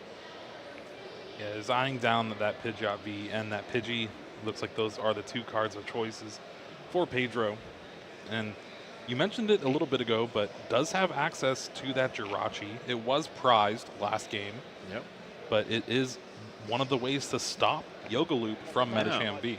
Yeah, Sableye Stellar Reveal does not only stop Sableye, I mean Jirachi Stellar Reveal does not only stop Sableye, it does indeed stop the damage counters from Yoga Loop, and therefore if you're not taking a KO with Yoga Loop, you are not getting that extra turn now. No more Professor Turo for Tiago as he discards that, I believe, or is that just a regular research? That's a Professor's Research. Oh, okay. Professor Turo edition. Okay, all right, so can get a little confusing with all these arts, but so Professor Turo scenario for recovery of a VMAX still available. Is it better than Cheryl? Probably, right? Because you can pick up Radiant Alakazam, you lose the energies anyways, right? But it could let you double Gunner as well if you pick that up, as we are seeing exactly that, and we might be seeing a pretty powerful turn here for Tiago. Unfortunately, has the Technical Machine Devolution in hand and is going to have to discard it if he wants to use this Professor's Research. Looks like that is going to be the choice. Had the option for Luminion to play it down, maybe get something like a Melanie, but you're not seeing as many cards. Indeed. Now, does find the Forest Seal Stone, so we'll be able to pull off anything that he wants, really, and with no Jirachi, we might be seeing the Yoga Loop happen right here, probably eliminating that Manaphy from board, and then G-Max Rapid Flow will do its thing. It's just crazy to think about. 4 Seal Stone, Star Alchemy being used. Finds the Octillery. Octillery will be able to find the Rapid Strike energy, and this is going to unlock basically the entire deck for Tiago. What he was missing game 1. Indeed, we're going to see that Manaphy get KO'd immediately by the Yoga Loop, and then we're going to see that followed up by probably knocking out both Charmanders, right? Because I guess you don't have to worry about your opponent's Charizard EX deck if they have no Charmanders available to them at all. You just have to remember to move the damage counter to the Manaphy. It looks like just that. Yep, just one. Only need one, can save one more on the Charmander, and then if you find access to a couple basic energies, you could even, I think we could see a board wipe basically, as we see the extra turn from Yoga Loop immediately for Tiago. Already having that Rapid Strike energy on that bench, Rapid Strike Urshifu VMAX means just a single water will be able to allow G-Max Rapid Flow to take a double KO on both Charmander, like you were saying, and Tiago starting off with an Irida. That's going to guarantee it almost for sure. You have Earthen Vessel, you have Energy Retrieval. Pick your poison. Yep, pick your poison indeed, and the energy is not only useful for double Gunner, you get the G-Max Rapid Flow, I think Thiago will be able to tie this series up. Both Charmanders going down will be pretty detrimental. Has double Gunner as well, so could also take down a Pidgey by moving 1 damage from the Charmander to the Pidgey, can then double Gunner twice to that 50 HP Pidgey. I cannot emphasize how much that probably matters. And then you snipe the double Charmanders on the bench, and that's it. Oh, wow. Searching for the Echoing Horn here. Remember, it is a Rapid Strike card. A lot of people forget about that. Unlike Remoraid, it is a Rapid Strike card. Too soon, too soon. All right, don't want to put back that Manaphy though, for sure. That would not be a good idea. As we see another Ultra Ball, more thinning, more Paradox Rift, Remoraid off the Ultra Ball, and yeah, Thiago's about to have a really, really good turn. I guess if he spends both energies on double Gunner, then he will not be able to knock out the 2 Charmanders. Surprised that he's targeting those 2. Oh, okay, there we go. Yeah, that knocks out the Charmander. Now you knock out the Pidgey and the Charmander. There you go. Thiago is smarter than I am, figuring out the exact damage counters on the fly. Perfectly well done. And yeah, that's it. Like, what do you do with a Pidgeot V and a Pidgey? Go to game 3? I would love to see Pedro go to a game 3 in the sense that, you know what? Yeah, I really want to win this series, and by having the most amount of time available for game 3, that's how I accomplish it. A tie is not bad for either player, right? They're still very much in the running. They're also very close already. They will have essentially 3 win-in-its for day 2. Of course, they would love to lock it up by round 7, but you're still feeling pretty good at 5-1 if that's the case. To be fair, though, nothing is guaranteed in the game of Pokemon. Pedro playing an Arven now, finds a rare candy and that 4 Sealstone. 4 Sealstone will be able to be used with the Pidgeot V. Wrong Pidgeot. Yeah, I cannot attach rare candy to Pidgeot V. That would have no effect, but we go for the 4 Sealstone card. We have the rare candy Pidgeot now, which is pretty safe, right? Pretty safe to do this. Technical Machine Devolution is also gone, so Pedro will be able to stabilize. Could also, there is a world where if Thiago is essentially baited, if you want to think about it that way, into 1 more KO, all of a sudden, 1 Charizard EX could sweep here with back-to-back knockouts on VMAX Pokemon. So maybe I'm counting Pedro out a little bit too early, as I tend to do. Well, here is that quick search. Going to find a card from Pedro's deck, put it in the hand. And it was a Charmander, so Pidgeot V shuffling back into the deck thanks to its ability. And Pedro left with just that Pidgeot EX and that Charmander. Now, granted, if you've played against Rapid Strike decks enough, you know that they rarely, if ever, they play Boss's Orders, right? However, there is that one of Escape Rope, so that's why I wasn't a big fan of Pedro putting that Pidgeot V back. I'm not sure if we've seen the escape. Oh, it's right there. Yeah. There you go. It's right there. So if you have the escape rope, you're protected from precisely this play. And you pull that off with Urshifu VMAX attaching the energy, and then all of a sudden with the Echoing Horn, you can potentially win. If you have a Melanie, you can also potentially win this turn as well. I don't think there is one available at this point in time in Thiago's hand, so plenty of ways for Thiago to win.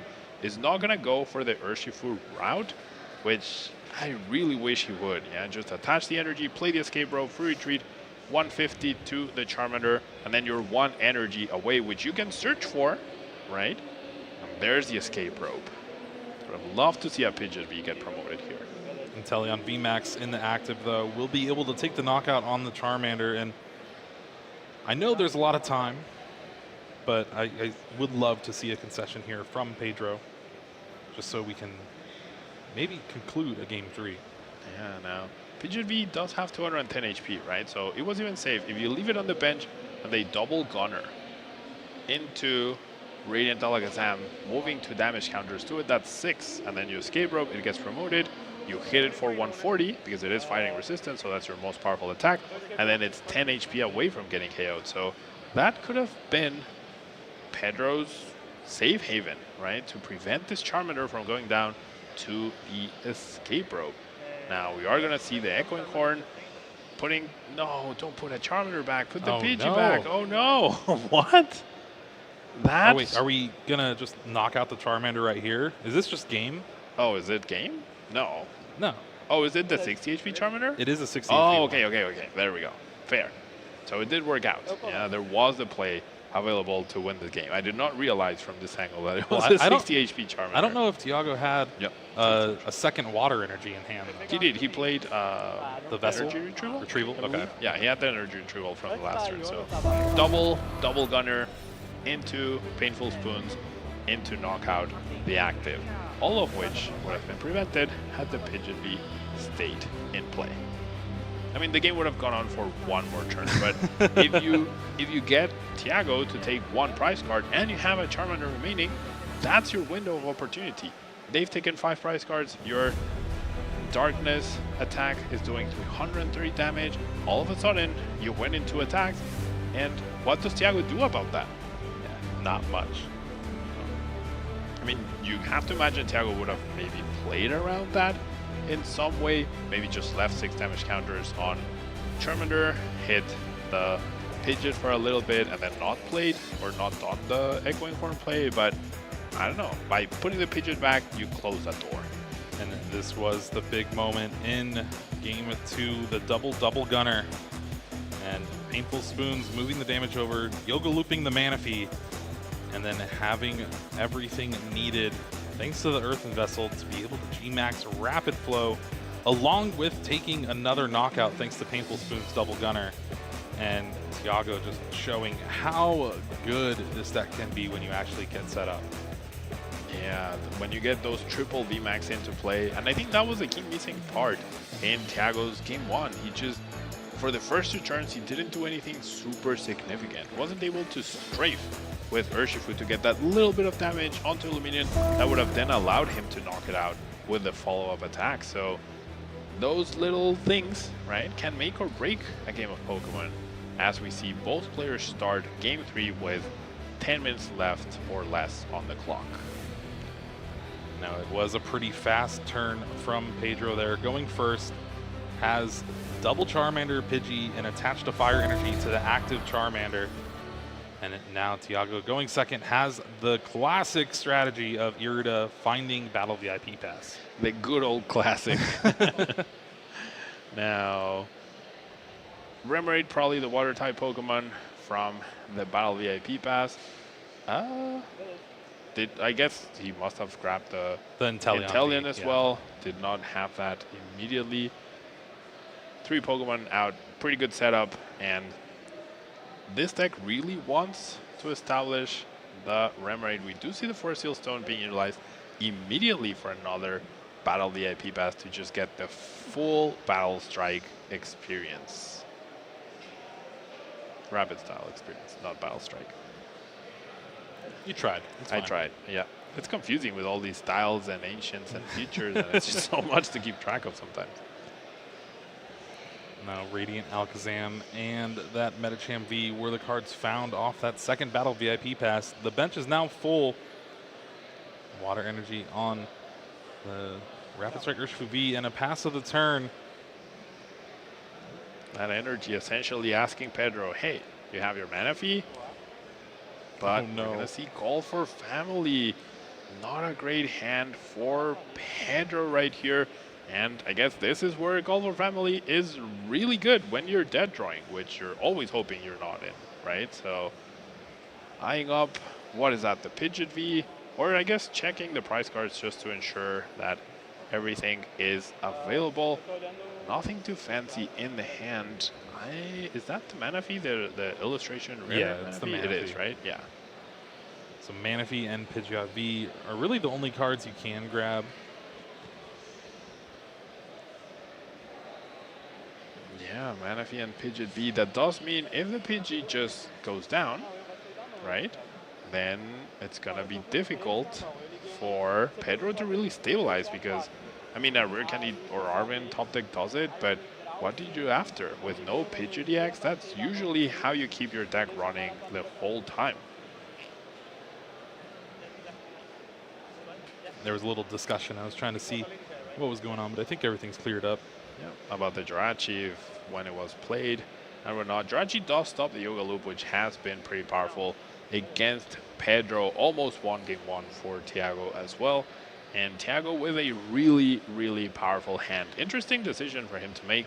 Do you establish the auxiliary, super out back the 2 evolution Pokemon and then get a clean research? Or do you just evolve and hope you find the auxiliary anyways? Or do you just disregard and set up the auxiliary and keep one of the evolutions?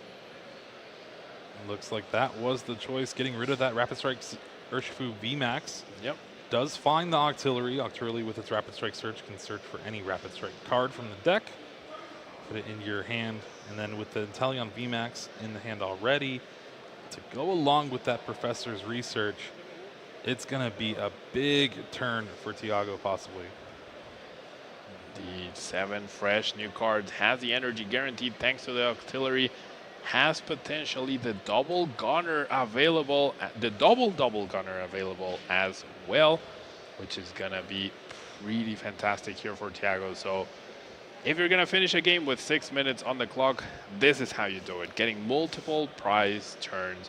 And Thiago does have 2 hurdles to go through. Both the Manaphy and the Jirachi are in their way of Thiago essentially getting multiple prizes over multiple turns, but definitely very close to accomplishing it thanks to the cards he found just now. I think the one thing that Jirachi doesn't prevent is the active from getting the damage counters placed. So if somehow you can get enough damage on the active, like let's say Pidgey, and then you can Yoga Loop and take your extra turn that way. Yeah, for sure. So not even that poor Pidgey is like it's not gonna have a good time. I mean, it's definitely going down here. Did search for the Rapid Strike. I would really love to see, after you see such a weak turn from from Pedro, Thiago to speed up. Yeah, he's taking his time with the shuffles. He's searching for something, shuffling, then searching again. And I'm thinking if Pedro is in this position, he doesn't mind all those actions eating up a little bit of extra time, but very, very important.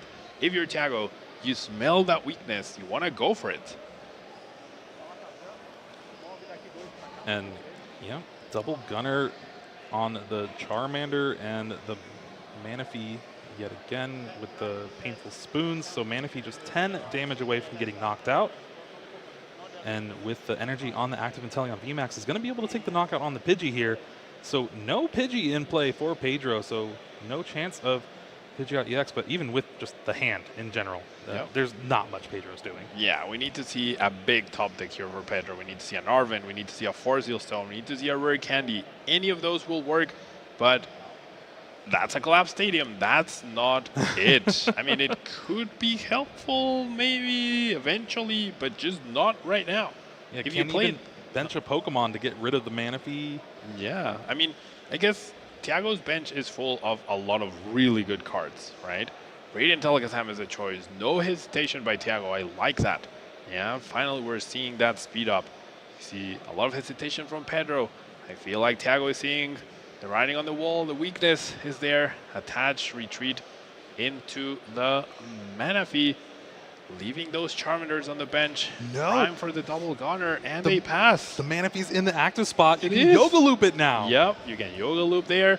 You can eliminate that Pokemon from play. You can search for the Rapid Strike Tower to make sure that you can free retreat. Get the Yoga Loop. Has the vessel for double gunner. Is there enough time to clean up the board? I think there is. I think there is as well, Pablo. This double gunner will be able to take knockout on the Charmander and leave Jirachi or Charmander with 30 HP left as well. The Octillery is searching for the Karina's Focus here.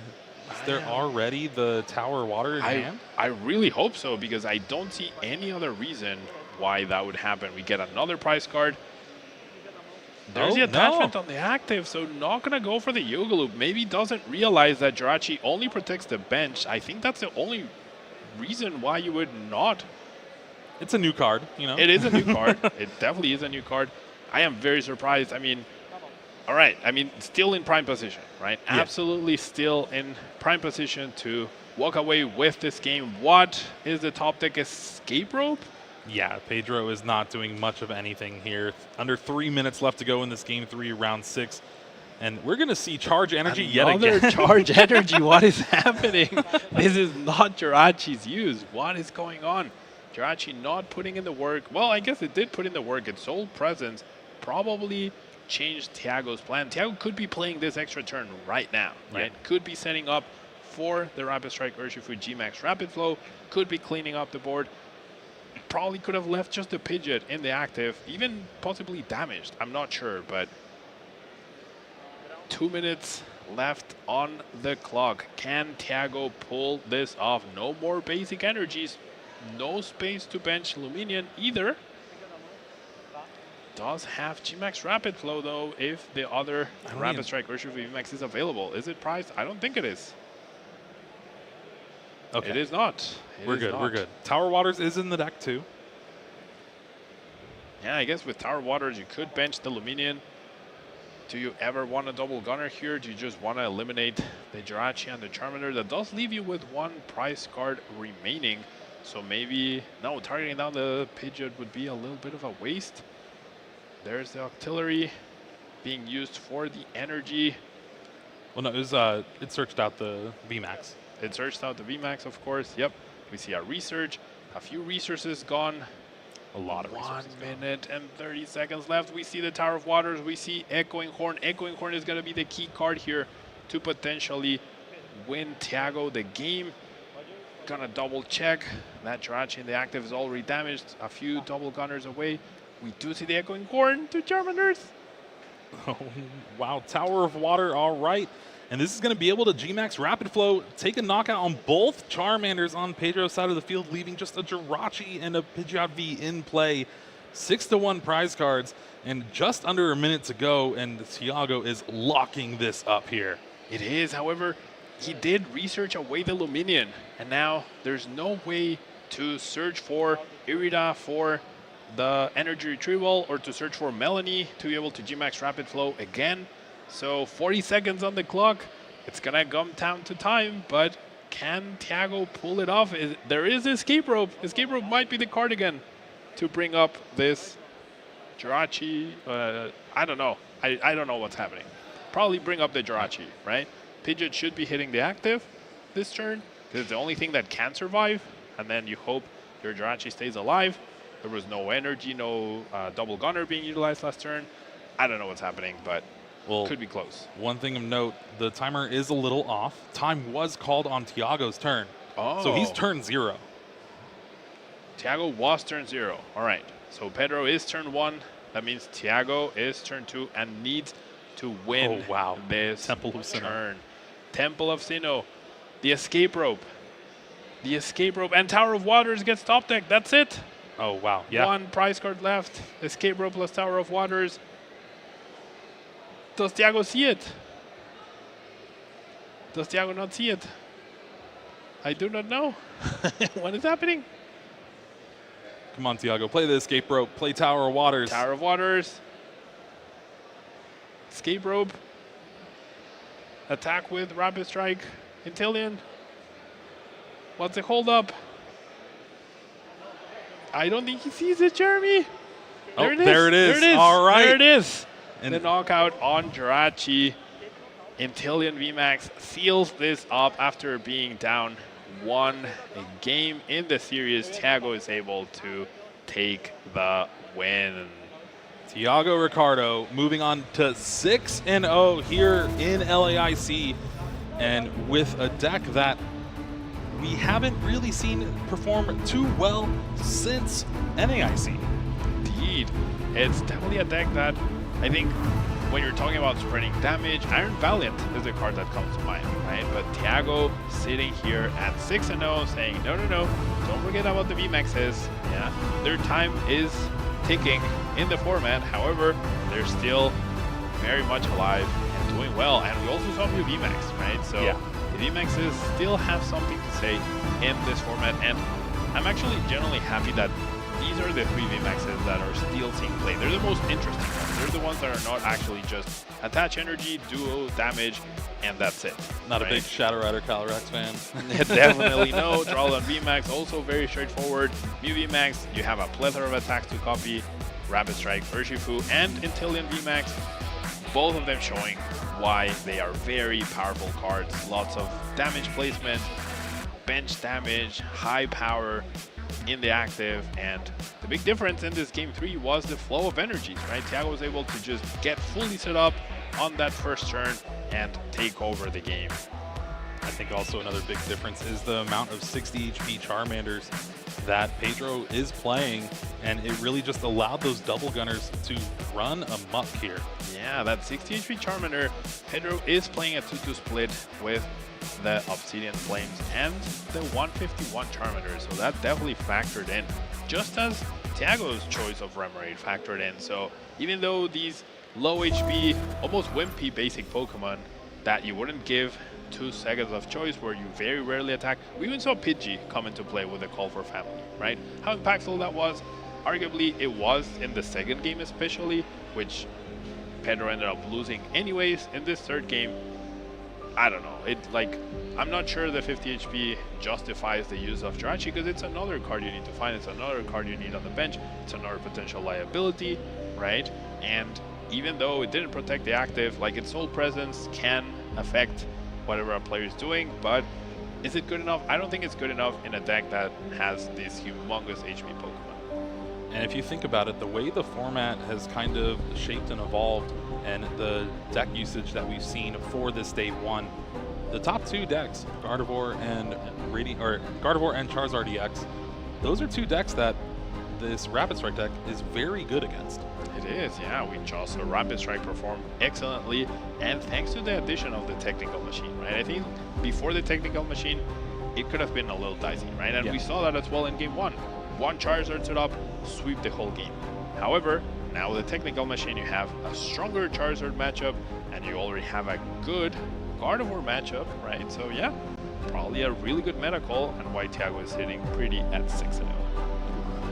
Must be nice. Just 1 match point away from making day 2 here in Sao Paulo, and when you make day 2, that just unlocks everything else. There's so much prize money on the line, championship points, trying to get that stipend into the next season of tournament, basically, and being able to do it with a deck that a lot of people tend to write off every now and then. For sure. I feel like it's definitely a deck that doesn't get a lot of respect. It's never played in big enough numbers to where people think like, oh, I should be worried about this. And that's when it thrives, right? When people least expect it, that's when it does well. And I definitely think none of us were factoring in this deck when talking about the Paradox Rift for it. Oh yeah, no, not at all. Even with the Charizard decks and the Gardevoir decks having a good, or you having a good matchup with Rapid Strike, there's a lot less Lost Zone. Yeah. And Lost Zone was like your auto win most of the time. Of course. You have humongous HP Pokemon, you deal that little bit of extra damage, you get extra turns through Jogo Loop. Absolutely, you're happy to face that, but there is a decrease in Lost Bugs, but Technical Machine Devolution seems to have done the trick, and with the new Roaring Moon threat around, I guess the only way they deal with your high HP Pokemon is if they self-damage as well. So, I mean, a couple double gunners, an extra Yoga Loop, and all of a sudden, once again, you're sitting pretty. Yeah, it is always great when you can manipulate damage counters on your opponent's side of the board. It's a fun thing to do in the game of Pokemon, and Yoga Loop has been an attack that is just a joy to watch. Yeah, it's always fun. It's not fun to watch when your opponent uses it against you, but when you're up here watching players play out beautifully, right? There was a missed opportunity for Yoga Loop on the active Manaphy. It didn't end up mattering. So yeah, always double check on the cards as well. Yeah, Jirachi only protects the bench. It only protects the bench.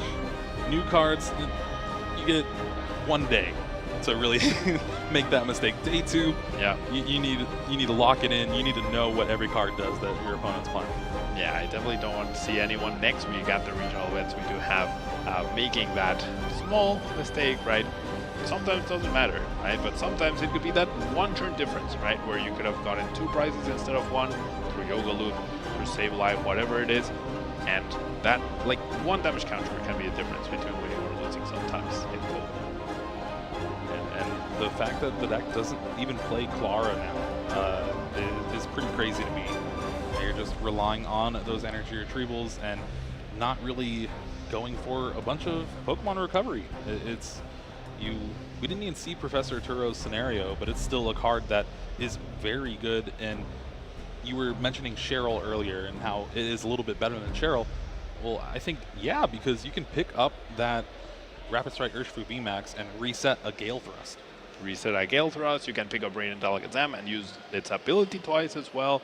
Ooh, you can pick up a double Gunner and then evolve a Bench Centillion and use double. You could have triple double Gunner plays as well with Professor Turo. So you're going to lose the energy anyways, might as well get that extra usability, an extra way to retreat as well, because Artillery is quite heavy and so is Radiant Alakazam. So especially Radiant Alakazam, you play 3 basic energies and 1 escape rope. I think boss into a Radiant Alakazam is definitely an underused strategy against that deck. All right, well, we have our interview ready with Ricardo, so let's go ahead and take it down to the stage and hear from the Rapid Strike player himself.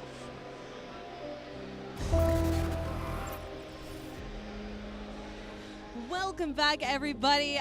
My name is Amy, and I am here with our Round 6 feature match winner, going 6-0 today. Tiago, how are you feeling after that? It's amazing. First of all, I would like to thank you for the attention and the opportunity. It's a pleasure, and I'm extremely excited to be here.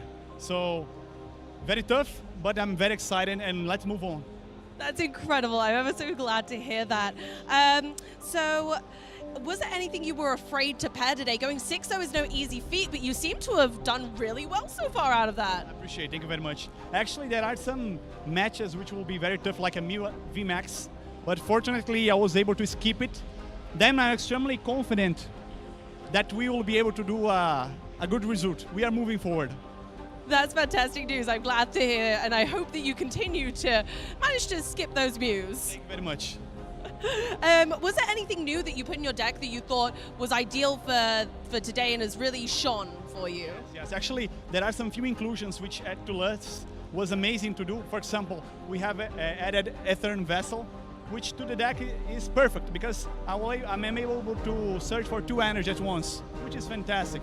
Despite of that, I have also the Devolution tool, which will be useful to me once I can spread damage in the field. I think that sounded fantastic. When I was watching the match, I was really enthralled with those 2 really simple additions, but they made a huge difference, right? You are totally right. That's amazing. How do you feel and how did you test for this new meta with a familiar deck? Thank you for asking. Actually, I'm a part of a team which the name is Krakens. They are seated there. So along with them, I'm able to move forward because I'm learning, we are studying, training, and then these efforts made us here. Incredible. Anyone specific you want to shout out on the team while you're here? My brother, that strong guy there. Fantastic. Thank you again for joining us. We're going to head back to the casters now, but thank you so much, everybody. Keep tuned in. There's so much more excitement to come. We'll see you soon.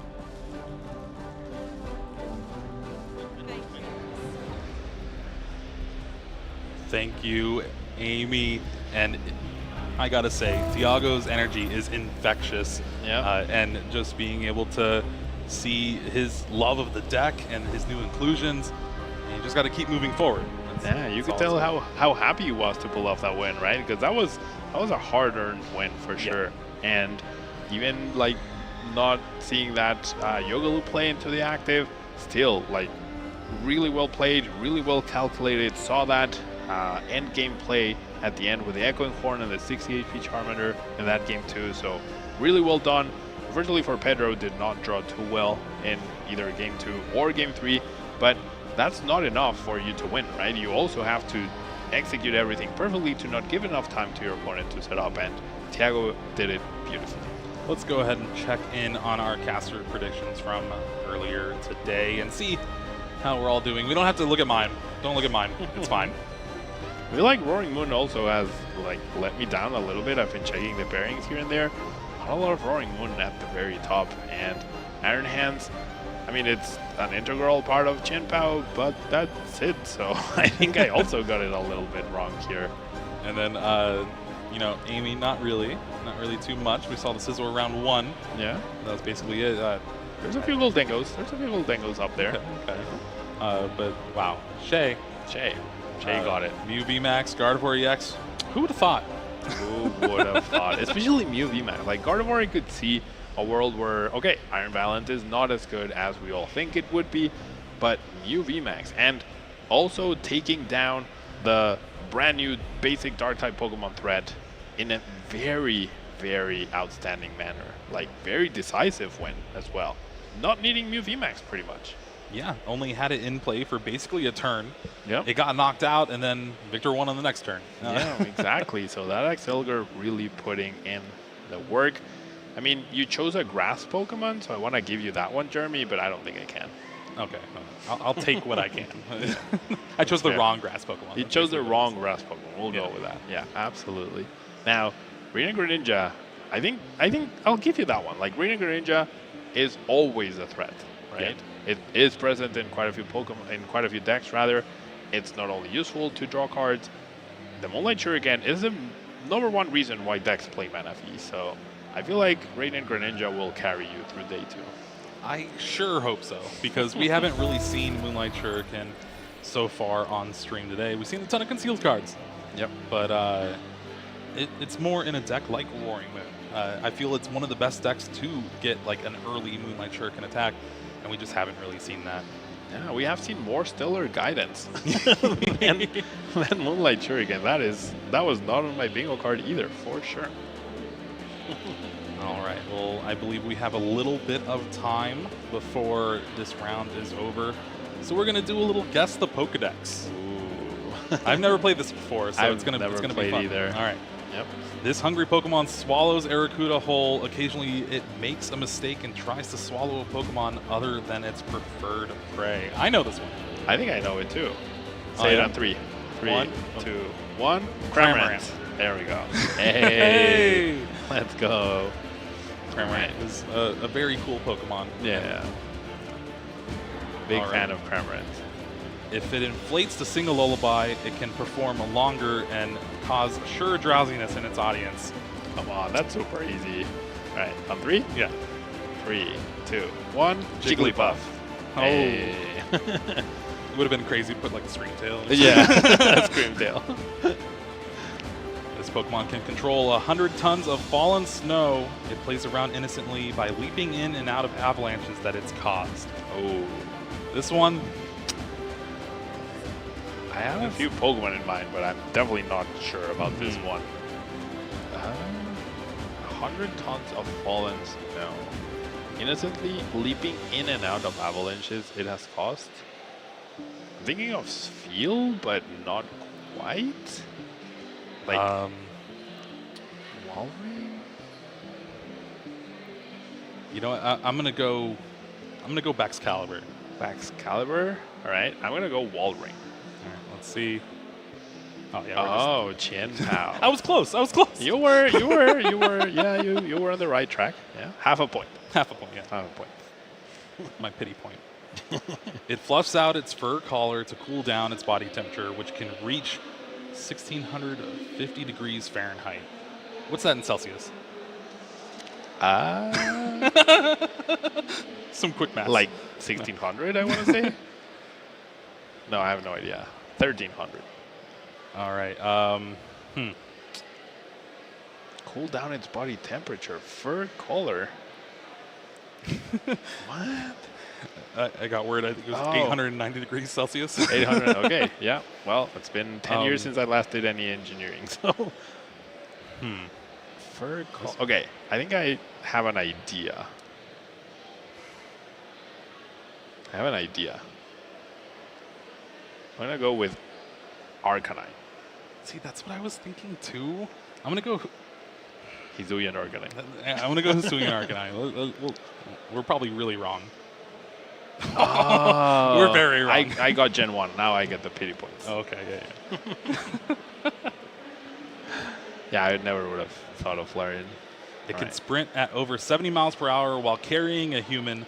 The rider's body heat warms its back and lifts the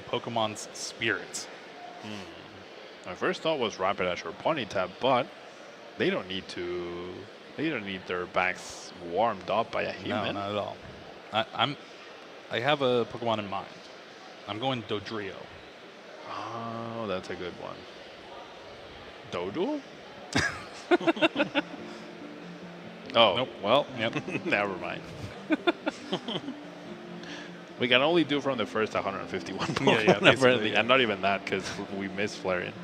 People used to mistake this Pokemon for a human when they saw it issue command after command to the other Pokemon of the forest. I know this one, 100%. You do? Yes. I'm going to write down my answer so people know I'm not cheating. If my pen works. In the forest? I think that's what's throwing me off. I want my point. I want to beat you.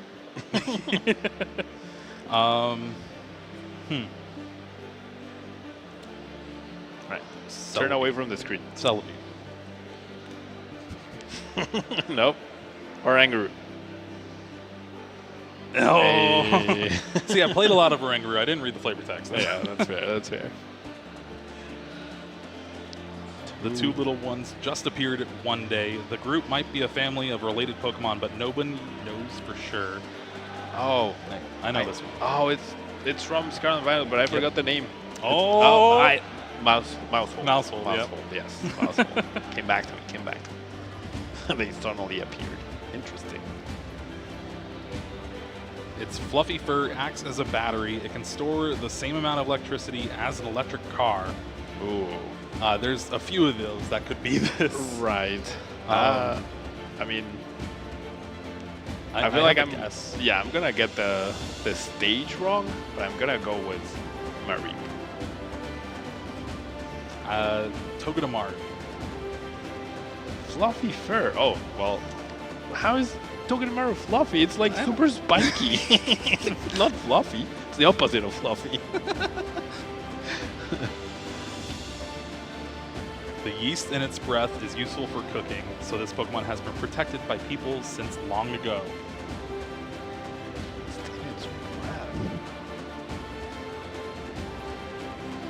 Bolton? Ooh. App. You can do the same one. Yeah, Applin. Applin. Oh my gosh. Brad, well, you know. Yep. Listen, a lot of these cards aren't TCG relevant. Yeah, so exactly. If it's not meta relevant in the TCG, it's much harder. It emits psychic power from the gaps between its multicolored frills and sprints at speeds greater than 120 miles per hour. This is a newer Pokemon. It's... I feel like it's Arokuda? No, it's I have to think. Or Broxish? It's the bird. It's the bird? Multicolored bird. No. Multicolored frills? Oh, I read gills. And sprints. Oh my gosh, fish don't sprint. Wow, this is embarrassing. I lose this one. Oh man. Oh, I know. I know exactly what you mean, but I don't know the exact name. It's like it's based off like an ostrich. Patatra, Cypatra, something along those lines. Sure. That one. I'll say my guess of I don't know the Pokemon, but I know what it looks like. So when it pops up on screen, I'm going to say if I'm right or not. I'm right. Yeah.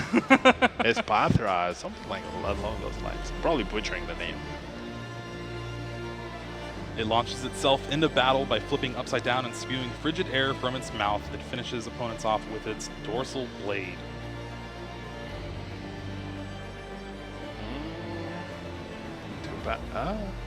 Frigid air.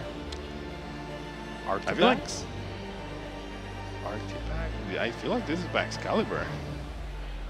All right, let's spin the wheel. Let's look. Oh, Baxcalibur. All right. Yeah, there you go. Yeah. There you go.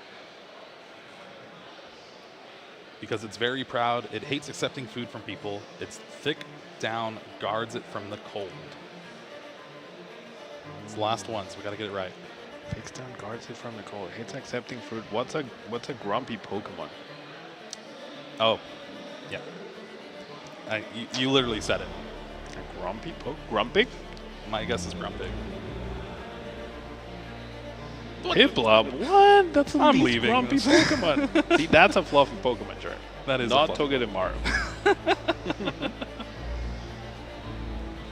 That's pretty fun. Yeah, I like this. Do we have a final counter? Probably not. I saw it. Yeah, maybe got one. We both lost. That's yeah, that's we usually what it did. is. Yes. All right. So, what's next? Round 8? No, round 7. Round 7, yeah. Coming up. It's going to be Shay and Amy for y'all. So, yeah. Hopefully we can get them in here soon and have some more Pokemon action for y'all. Indeed. We already have our match selected. Yeah, we just got a small preview. We're not going to spoil anything, but you definitely want to stick around. Like, you really, really want to stick around for this one. Oh, yeah, for sure. Yeah, for sure. Can we go to break? All right. So, what card are we missing from Paradox Rift? Like, from the top cards that we were expecting? I feel like we haven't seen enough Iron Hands. Like, that was the Doomsday card, right? That was supposed to be the end-all, be-all. Now we all need to play high HP Pokemon in order to do stuff, right? In order to have like any sort of chance of winning, we needed to go with Iron Hands. Where is it? We've seen it attack once in 6 rounds. Yeah, there's not a lot at the top tables either. No, not at all. And it's in Chien-Pao basically, and that's where we've seen it. We thought we would see it in Lugia, but the one Lugia we had was just straight colorless, no Earthen Vessel, nothing like that. Yeah, and Miraidon, nowhere to be found. Nowhere to be found. All right, well that does it for us. We have round 7 coming up shortly, so don't go anywhere. We're gonna throw it to a quick break.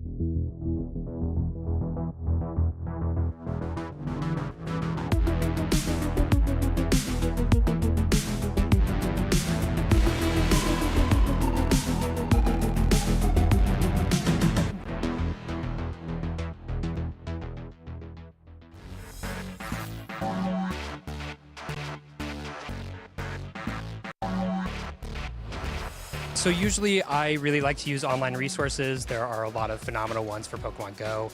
And in addition to that, I talk to a lot of my friends, play a lot of practice games with them, and get feedback from them, see how we can improve a team and work towards a team that is difficult to beat. So the way that I build the best team is just hit hard, hit fast. So you either win fast or you lose fast, but either way, it's quick. To build the best deck, for me, I play in a lot of locals, including cups and challenges.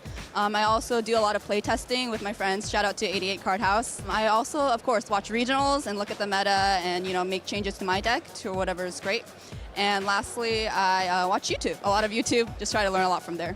When I build teams for an event, I just go with what I like mostly. I mean, I consider the meta, but for example, for this tournament, I really just wanted to bring Charjabug. It actually does pretty well right now, but it's also it's an unstoppable bus. A lot of times I'll start with what my boyfriend or one of my friends is using, and then I'll play with it, see what I like, see what I don't like, and maybe make some changes based on my own style, since everyone plays a little differently. I like to listen to podcasts. There's 3 different podcasts I follow: Uncommon Energy, Metapod, Lake of Rage. Do a little bit of reading here and there, seeing what other people are looking at. And then asking my friends what they have of opinions on my deck. Pretty much just staying what with what I feel most comfortable with. I like to be able to play what I like and make sure I'm comfortable the whole time competing.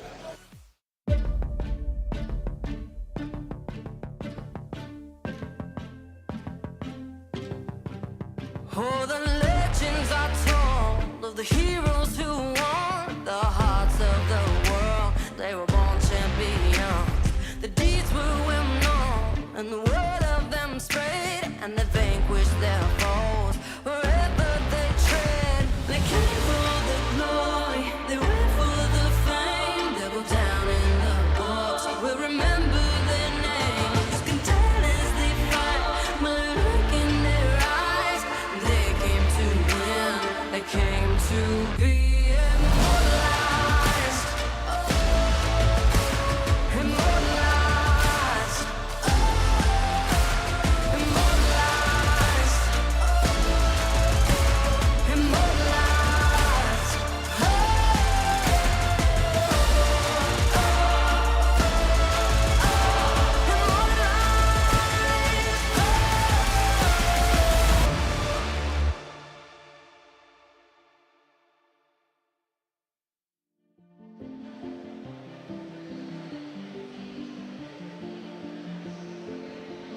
And welcome back, guys. You're joined with myself, Shay Burton, and Amy. Amy, how are we feeling coming up to round 7, LAIC, the first international of the season? Incredibly exciting to be here, and also just with such a broad meta right now. How exciting is that? I feel like our matches today have been from the tiniest sweet basic Pokemon to the biggest ferocious beastie, and everyone has been really putting in the work. Clearly there's been a lot of testing going on and behind closed doors. Yeah, we've already seen an Ampu very much. We saw the Roaring Moon, but we also saw some Tantrum Blasts from Hisuian Electrode V. We saw the Clonf as well. We saw the TM Devolution news in the last round. Honestly, all manner of new cards are flying around, and that at least makes me one happy person. I cannot wait to get started with some more action soon. And we don't have long to wait, because it's time to dart on over to the stage and have a look at our next couple of competitors who have some equally as fantastic matchups for us to see. Although we do have some slightly older decks that we've seen before in this competition, but some definitely interesting additions. Yeah, so it's almost like a nice representation of Paradox Rift. We're going to have an older archetype with some new additions versus a pretty new archetype as we get started here with our round 7. And I tell you what, I cannot wait for this. As we do see our players, it looks like they're getting ready to start. Hey, how about we start to introduce what decks we have here?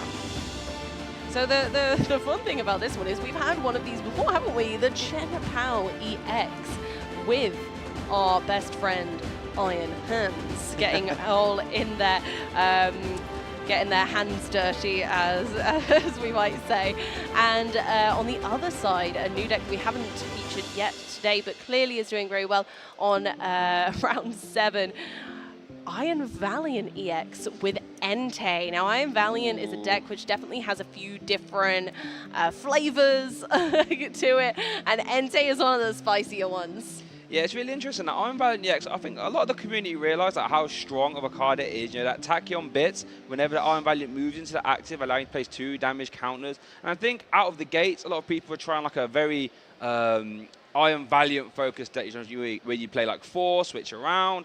And I think we all quickly realised that might not have had the most legs. And then out of nowhere, this sort of Entei Iron Valiant list popped up, where you're sort of using that damage to bolster the Combat Blaze, the Burning Wonder, I should say, and then Entei just being a very big, beefy attacker. And quite honestly, it's a real hard deck to deal with. So again, we're going to see a lot of damage flying around from both sides of the table. And you know what that means, Amy? That means it's going to be an exciting one. Yeah, Let's go. That's what we're talking about. I'm really excited to see these two play it out. These are some fantastic decks, and like we say, seeing the fantastic Iron Valiant EX for the first time. And don't forget, you can actually get one of those for free right now on TCG Live using the code that we have featured many times before on the stream. So if you missed it, you're going to have to go back. Oh no. More fun TCG for you. So as we look, looks like the players are getting started. We have Jared Grimes on the left, who's very vocal on social media about his love of the Chen Pao archetype. He's been playing it exclusively all season, so I'm sure he's very happy to be getting his favorite deck to this 5-0-1 record so far. One more win will guarantee him a place in day 2. Whoops, that's a lot of energy. Ooh, that is a bit scary. Yeah, and then over for Wellington there on the right, we do see that one copy of Radiant Charizard and one of those Iron Valiant there as well. And a fun fact about Wellington there on the right, he's been playing Pokemon since he was 12. My word, So- I wish I'd been playing Pokemon TCG since I was 12. Maybe I'd be up there instead of Wellington. He said we're here talking about it because we can't play. Goodness gracious. No, it's good to see that a seasoned player has chosen one of the newer decks. I think they're definitely the kind of player who's going to be naturally gifted with a new deck and not be afraid to take it to an event straight away, straight out of the gates. But here we go, our round 7 here at the Latin America International Championships 24 is now underway. Bear in mind, viewers at home, a win here for either player pretty much guarantees them a slot in day 2. Ooh. And Jared is going to open up the turn here with that Shivery Chill, which allows you to grab 2 water energies from your deck, put them in your hand. This serves quite a few functions. Number 1, on face value, grabs your water energy. It also lets you deck check as well, so you can try and work out your prize cards. And Jared does have a Nest Ball, finds the Radiant Greninja, which then you can use concealed cards, discard one of those energies, and draw 2. Fantastic synergy there. You've said it all, Shay, absolutely. We're going straight on into that concealed cards to help Jared start to actually get the game going, but actually it looks like they've got a pretty lovely hand. Another Nest Ball gets them their first Frigibacks, presumably. I don't know, the Bibarel and Bidoof are always questionable as well, whether you should prioritize those at the beginning, but I think it's undeniable that without Frigibacks, this deck is going nowhere. Yeah, about that Frigibacks, yeah, you're not attaching many energy, I should say. No Battle VIP pass, though. Oh, that is such a shame. So I would say this is the sort of minimum start you can have here as a Chen Pao player. Have 1 Frigibacks and 1 Chen Pao down. I think it's pretty dangerous, actually. I think Jared's in a really sticky situation here. If Wellington manages to get their Iron Valiants out and start switching them around already, that Frigibacks could not last long, Shay. Yeah, you are correct. Actually, Iron Valiant has no problems at dispatching 60 HP basic Pokemon. In fact, that's kind of what you want to try and do as often as possible. Wellington does obviously play the full 4 Iron Valiant. EX has prized 1. But it has a ton of switching cards to try and use at his disposal. As we do see Wellington start off the turn, the Battle VIP pass, that Squawkabilly, and 1 We're Iron ready Valiant. to squawk and roll now, Shay. Squawk and roll, squawk and seize, draw some cards, try and end this game as soon as possible. And Jared's realizing, okay, hold on a second, that's an Iron Valiant. Oh no. That's not good for me. We see a 2 escape. Oh, look at all the switching cards in hand, but wait a minute. Already? If Wellington was to use the Squawk and seize, that's a lot of switching Oh cards. no. I suppose they haven't used Entei's ability yet, Yes. so looks like that's, yeah, they're going in for that next probably, and Looks then like it. then use one of the switching options. Oh, and it was another Entei. Okay, so they could go into the Entei here, switch into another, use its ability again, then switch into the Iron Valiant for attacking a bit. So there's still potential for enough card draw to kind of not waste those switch options if Wellington wanted to go aggressive. They don't have to. I suppose that's the thing. They're in a position where if Jared still kind of ends up with a not so favorable hand situation, this could be okay for Jared, actually. For Jared. So it looks like Wellington's going to opt to switch into Entei V, fleet-footed again. Oh, no, another. No. Oh, my goodness, no. So just to explain, viewers, as to why this is not great here for Wellington, because he would love to use that Squawk and Seeds on that Squawkabilly on the bench there. so he can discard his hand and draw 6 cards. However, that would be discarding pretty much all of his switching options, which means he won't be able to maneuver around those Iron Valiants as much. So that's why we'll have to keep an eye on. Will Wellington even want to use the Squawkabilly? No, I think it might be a bit more of a silly Billy than a Squawkabilly if they decided to use it with all those switching options. A bit of a Billy, as we do see the Iron Valiant hit the active and use that Tachyon Bits, allowing you to place 2 damage counters on any one of your opponent's Pokemon.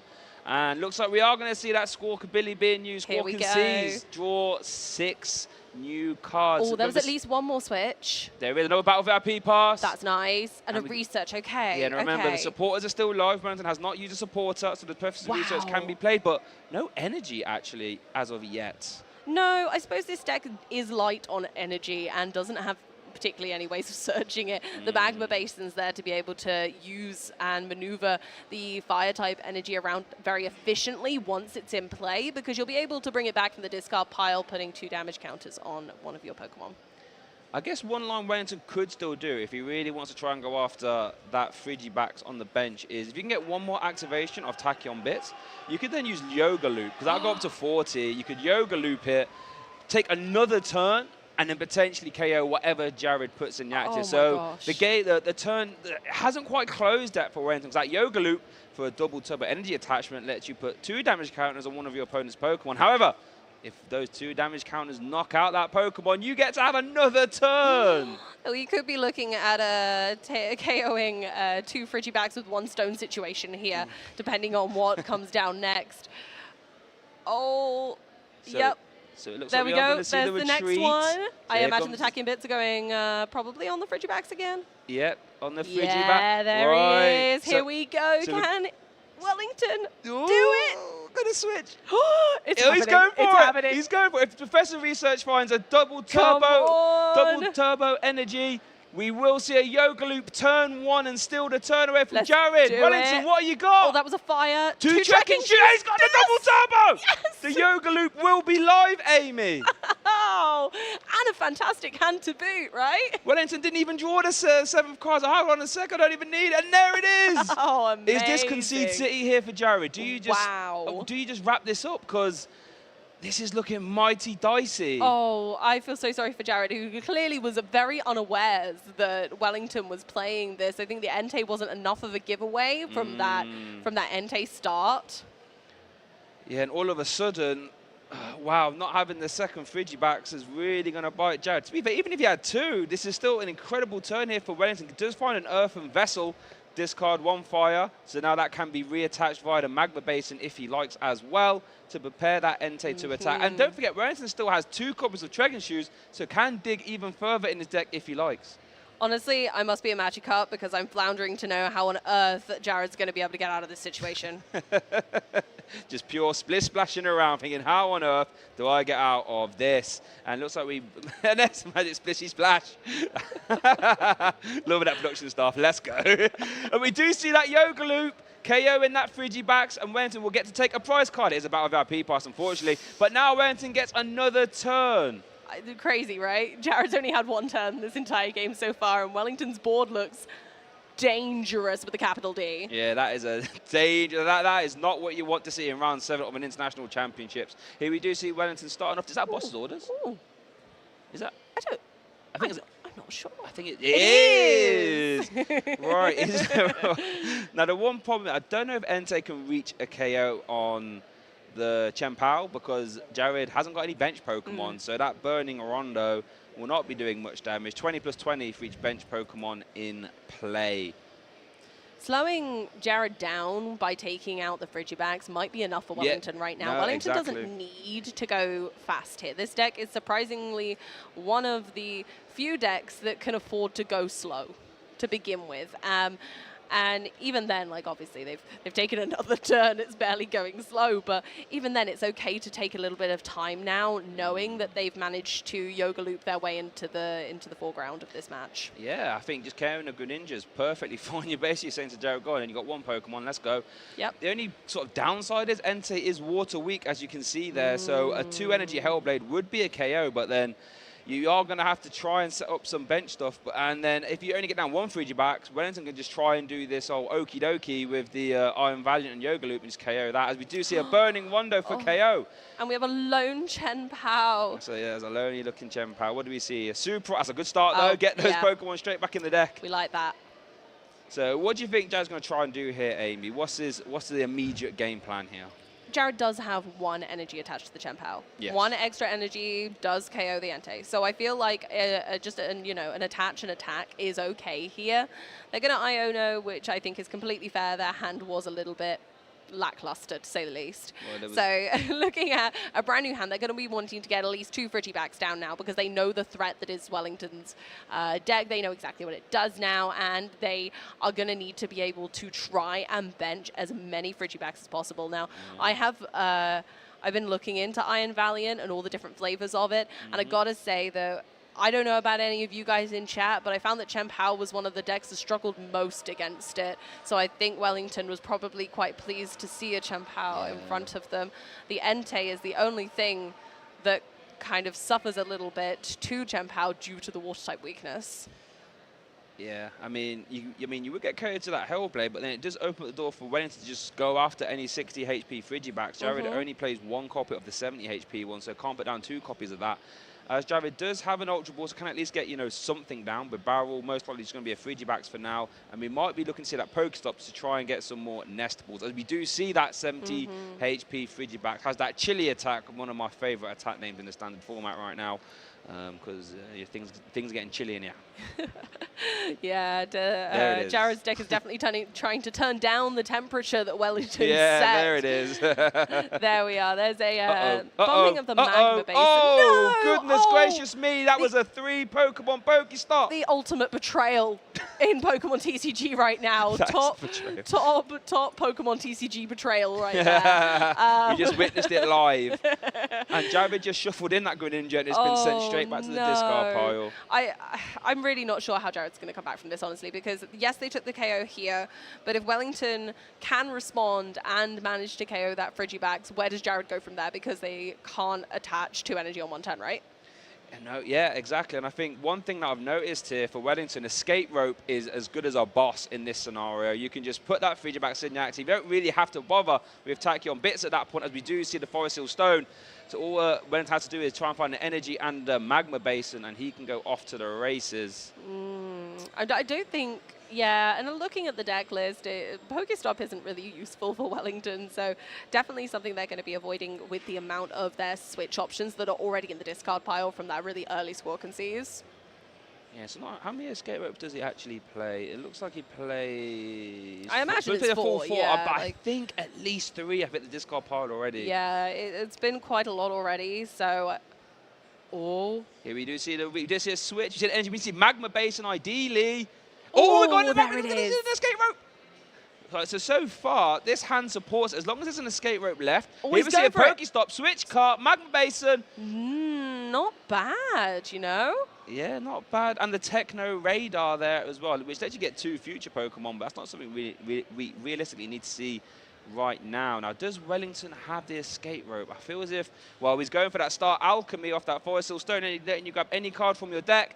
Is there an escape rope? There is! Beautiful. Here we go. And look at Wellington's deck. It's so tiny already. It feels like we've barely scratched the surface just because Jared hasn't really been able to do anything yet. But I appreciate his, he's sticking in this. He's not giving up. And I really, really and there's the concession. But honestly, he's stuck that out and I really respect it. Yeah, I think that was the writings on the wall there. That escape rope being as good as a boss's orders, removing Jared's only Frigibacks from play, removing all the energy acceleration, and Wellington removing all the win cons there for Jared as he goes 1 game up in this Latin America International Championships round 7. Yeah, I think, again, it's a strange matchup, this one, because you do have the water weakness on one side, but then just being able to pick off the little Pokemon is one of Iron Valiant's greatest strengths. So being able to take out those Frigibacks, being able to take out Bidoofs and such. Yeah. So it's really advantageous And I don't think the weakness matters. I think that's why the Entei is so good right now in this deck, is because I don't think they care too much about the weakness. And I think we might have actually seen Jared's massive mistake there off that first nest ball, grabbed the 60 HP Frigibacks, not the 70 HP one, not knowing what Wellington was playing, and Wellington said, right, I'm off to the races then, let me go and hunt that as quick as possible. Tachyon bits, 2 uses of that, and then that Yoga Loop coming in, which basically sealed the deal there, I feel. We're hopefully going to see that Clutch Professor research there. Here it is. No, we had to find that double turbo energy, and that said, don't worry, Wellington, I got you. And yeah, that Medicham, that Yoga Loop, honestly, that turn was a thing of beauty right there. Yoga might be detoxifying and de-stressing to most, but I feel like that was the most stressful yoga of Jared's life. As we do look at the price cards there, we do see that Radiant Charizard and 1 copy of Entei, and then over for Jared, 1 copy of Chien-Pao, Iono, and Irida. I think also, in all fairness though, both price cards for both players isn't too impactful. No, they don't seem too scary to me either. I think they're pretty fine. They're A-okay. I don't think they're going to have a big impact on this game. Okay, that's a much better start from Jared. Wellington has started with Squawkabilly, which is great in some scenarios, but it depends how Wellington sounds looking. It's looking a bit Jared is basic-y. going to might have to be a Pokestop. Oh, does have an Ultra Ball, sorry. Oh, nice. So we'll be able to get at least 1 basic Pokemon down, but I think it might have to be the Pokestop trying to fill Jared's board if he can find a Pokestop. Oh, no. Had actually led that copy of Bidoof, which again, that's 60 HP, I believe, that Bidoof, right? So that could be in the same region. As we do see Jared get the 70 HP Frigibacks this time, hopefully that can change the fate for him. Yeah, remembering that Bidoof is also weak to Medicham. So when it's in the active.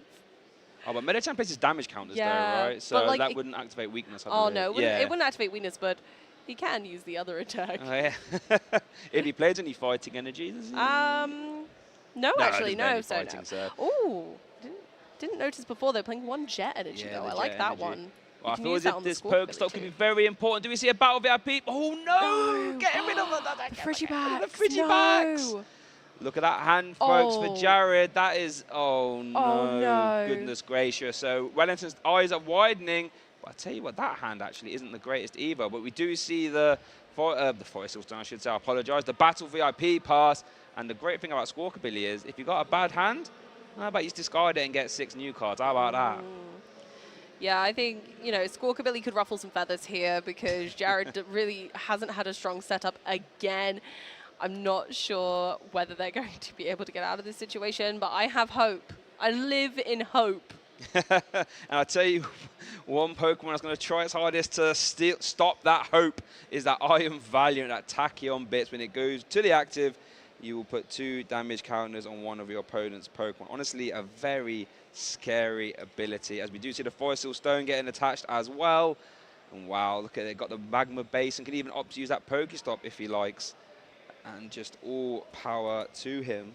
I worry that the Pokestop may be too risky early on for a deck that has so many integral Pokemon. That you need as many like Iron Valiants as you can get, and ending up with those in the discard pile a bit too early on feels maybe a bit too risky or scary to me, where this deck doesn't run any kind of recursion of Pokemon. Ooh, we saw a DT. I don't think we see a way to get the Medicham though. At least immediately, but we do see that Tachyon bits has been used there on the active. We do see a switch card, and we do see the future booster capsule. So you can switch card into the next Iron Valiant, use Tachyon bits. Oh, we're going to see the Forest Seal Stone activation now. Could this be for a Battle VIP pass, so you can attach that DT via Medicham, or looks like maybe just going for the Medicham, maybe? Yeah, I like that Wellington's going for a different approach this battle. They're going for the draw support on Jared's side instead this time, looking at what they've got out. They've got, you know, Radiant Greninja, who is a perfectly valid attacker in this matchup, but like it's not going to one-hit KO something straight off the bat, whereas the Bidoof is kind of big, right? Because if they don't manage to get a B-Barrel out, then the card draw is so limited that Wellington might just be able to continue to Tachyon bits away those smaller Pokemon. Oh no, here we go. We're going to see it again. That's 4 damage counters on that Bidoof. We see a DT on that Medicham. You know what that means?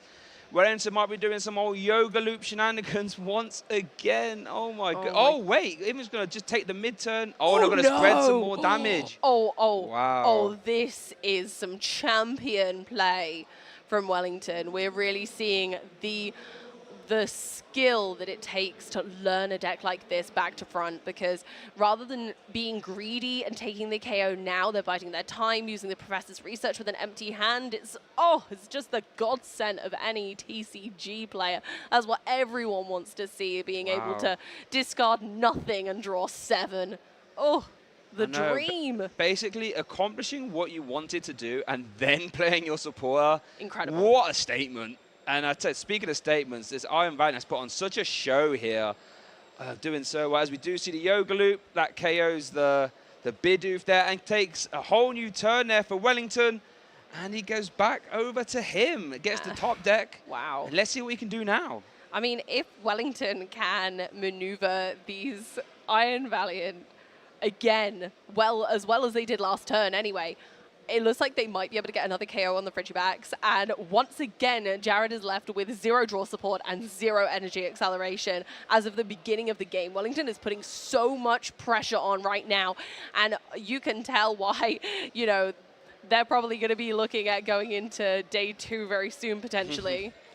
And, Wellington can just use 3 Iron Valiant this turn and not even have to attack. I mean, if he can get the Yoga Loop off, that's nice, but it's not even a strict necessity right now. No. As we do see the retreat there into the next Iron Valiant, so another Tachyon bits can be used at some point. There we see... Oh, yeah, actually maybe forgot to use that there, but then we see the escape ropes as the next Tachyon bits. No, oh, my goodness gracious me. Greninja's so lonely, just like Chen Pao last game, but unfortunately for Jared, Greninja has much fewer HP. Yeah, I mean, unfortunately for Jared, he's only got a Raging Greninja down.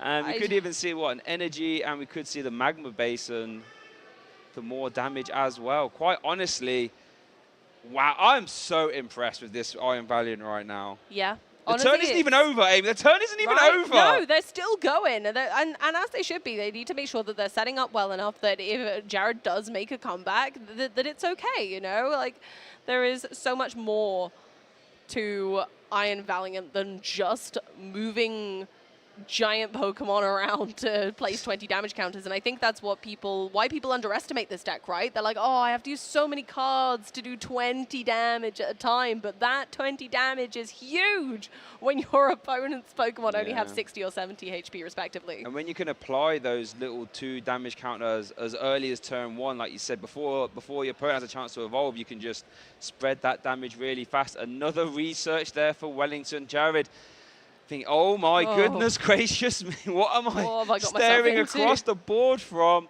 I don't think we're going to see a Combat Blaze though. I think we've already seen the 1 energy attachment for turn from hand.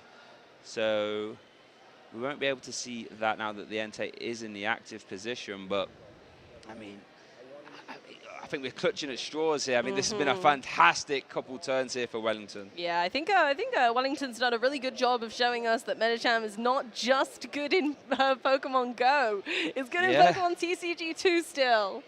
We love seeing those Pokemon that are good across different formats. We see Chen Pao's good in TCG and VGC right now. And speaking of, here's one now. Yeah, speaking of Chen Pao, there is one hitting the bench. We are going to see a Pokestop potentially hitting the board. I think kind of have to maybe here, Jared, because that hand unfortunately isn't the greatest. We are going to see the Pokestop. Nest Ball, Irida. Oh my goodness! Wow. That Pokestop has not been treating Jared well, at least this round. No, it's been really harsh on poor Jared here. Honestly, there is still a huge chance that Jared could pull this back. Like, realistically, Wellington does have limited resources. They will have to stop switching their Pokemon at some point. They will run out of switching options. If Jared can kind of run Wellington out of resources and then put down those Frigibacks, maybe that is some sort of method to the madness of managing to continue. Yeah, I think that might be the plan. They're going for 2 larger Pokemon that, Wellington can't cope with potentially without you know, attaching and using a larger attack. But if Jared does keep their bench small still, then Entei also can't do loads of damage. So it looks like I think Jared's just biding their time at this point and being like, right, you're going to run out of resources at some point. You cannot switch those guys forever. Yeah, and then you just sort of try and go for these 2 energy Hellblades and just KO the Entei that way. I mean, it's very possible. Yeah. It just means you are stuck attaching 1 energy per turn. I think making it's your a turns scary bit position. one-dimensional. I think it's a scary position, but not an impossible position for Jared. No, this is true. It's definitely a win con. That's where when you get to these sort of late stages and you get the sort of good players filtering through, it's just reevaluating your win conditions and then just working towards them as often as possible and try and turn those losses into wins or ties into wins. If we do see a fleet foot into an escape rope, wow, all manner of switching options there for Wellington. Yeah, that's a really great hand, actually. They're still really stacked with a lot of switching options, but if Jared can just kind of slow the pace of the game down forcibly, then Wellington might start to struggle. Jared's learned their lesson from the first game. They know that what Wellington is trying to do now. And I think it's well observed that Wellington is playing sort of a 4 of every single switching option they can. So it is easy to count those out. You do see the Scarab being played as well. You think it's probably going to have to be the one without the energy, I think, right? yeah, you've got to conserve the energy, right? Because you want to take a knockout slowly but steadily. Yeah. As we do see an Iron Valiant hit the active, does have that future boost capsule on it. So it does have a free retreat cost right now. As we do see that Tachyon Bits activation, putting 2 damage counters on that bench Chen Pao. We see an energy hitting the benched Entei as well. And yeah, it looks like we're going to see at least a Burning Rondo here. We see a Stadium replacement as well, so no bailout Pokestops for Jared, at least immediately. I mean, they've not exactly been treating Jared very well, have they, sadly? No, unfortunately, they have not. But I guess when you've got a hand of just 3 basic energy, you would love to at least have the chance to roll the dice with Pokestop there. We do see the Iron Valiant retreat into the next one. Tachyon Bix again. That's now 4 damage counters on that bench Chen Pao. And just to note that Jared doesn't play a PAL pad, so there's no way to get those poor Iridas back. We do see a switch being used there to bring the Entei V into the active. So we are going to, looks like, yeah, I think it looks like we've already seen Fleet Footer being used. So we are just going to see that Burning Rondo. Doing the math there. Let's see. Is it going to KO? I don't think it does. It's definitely not going to KO. No. No. Oh, there we go. So, yeah, there you go. Jared is forcibly slowing the pace of the game down, saying, all right, go on then. Fine. I won't put anything down that you can KO. I'm going to keep this big for a while, for as long as I can. But now that Chen Pao has damage on it, obviously that then gets a bit dicey, right? Yeah, and that's a lot of damage there. 6, 12, 180. Well, they've put 220 on. I mean, isn't Chen Pao 6, 12, 180? Yeah, they've definitely put 220 on there, right? I mean, Chen Pao has 220, so I'm guessing. Yeah. Not the correct. Okay, I'm going to do it. Fine, I was avoiding it, but I'll do it. Okay, how much damage is that ND doing? So 2, 4, 6, 8, 10, 12, 140, 160. I'll make that. And then the plus 20 from the NT. So 180? 180. 180, cool. So we don't need the 4. We don't need that 4. I think that 4 must be on there. Yeah, I think that's a mistake. But that's okay. As long as, you know, the judges are there. They know. They know. Whatever goes on the Chen Pao next is, if it has to take a big attack, then obviously it's going to get KO'd then, sadly. So we do see Jared there attaching an energy to the active, and it looks like just a pass.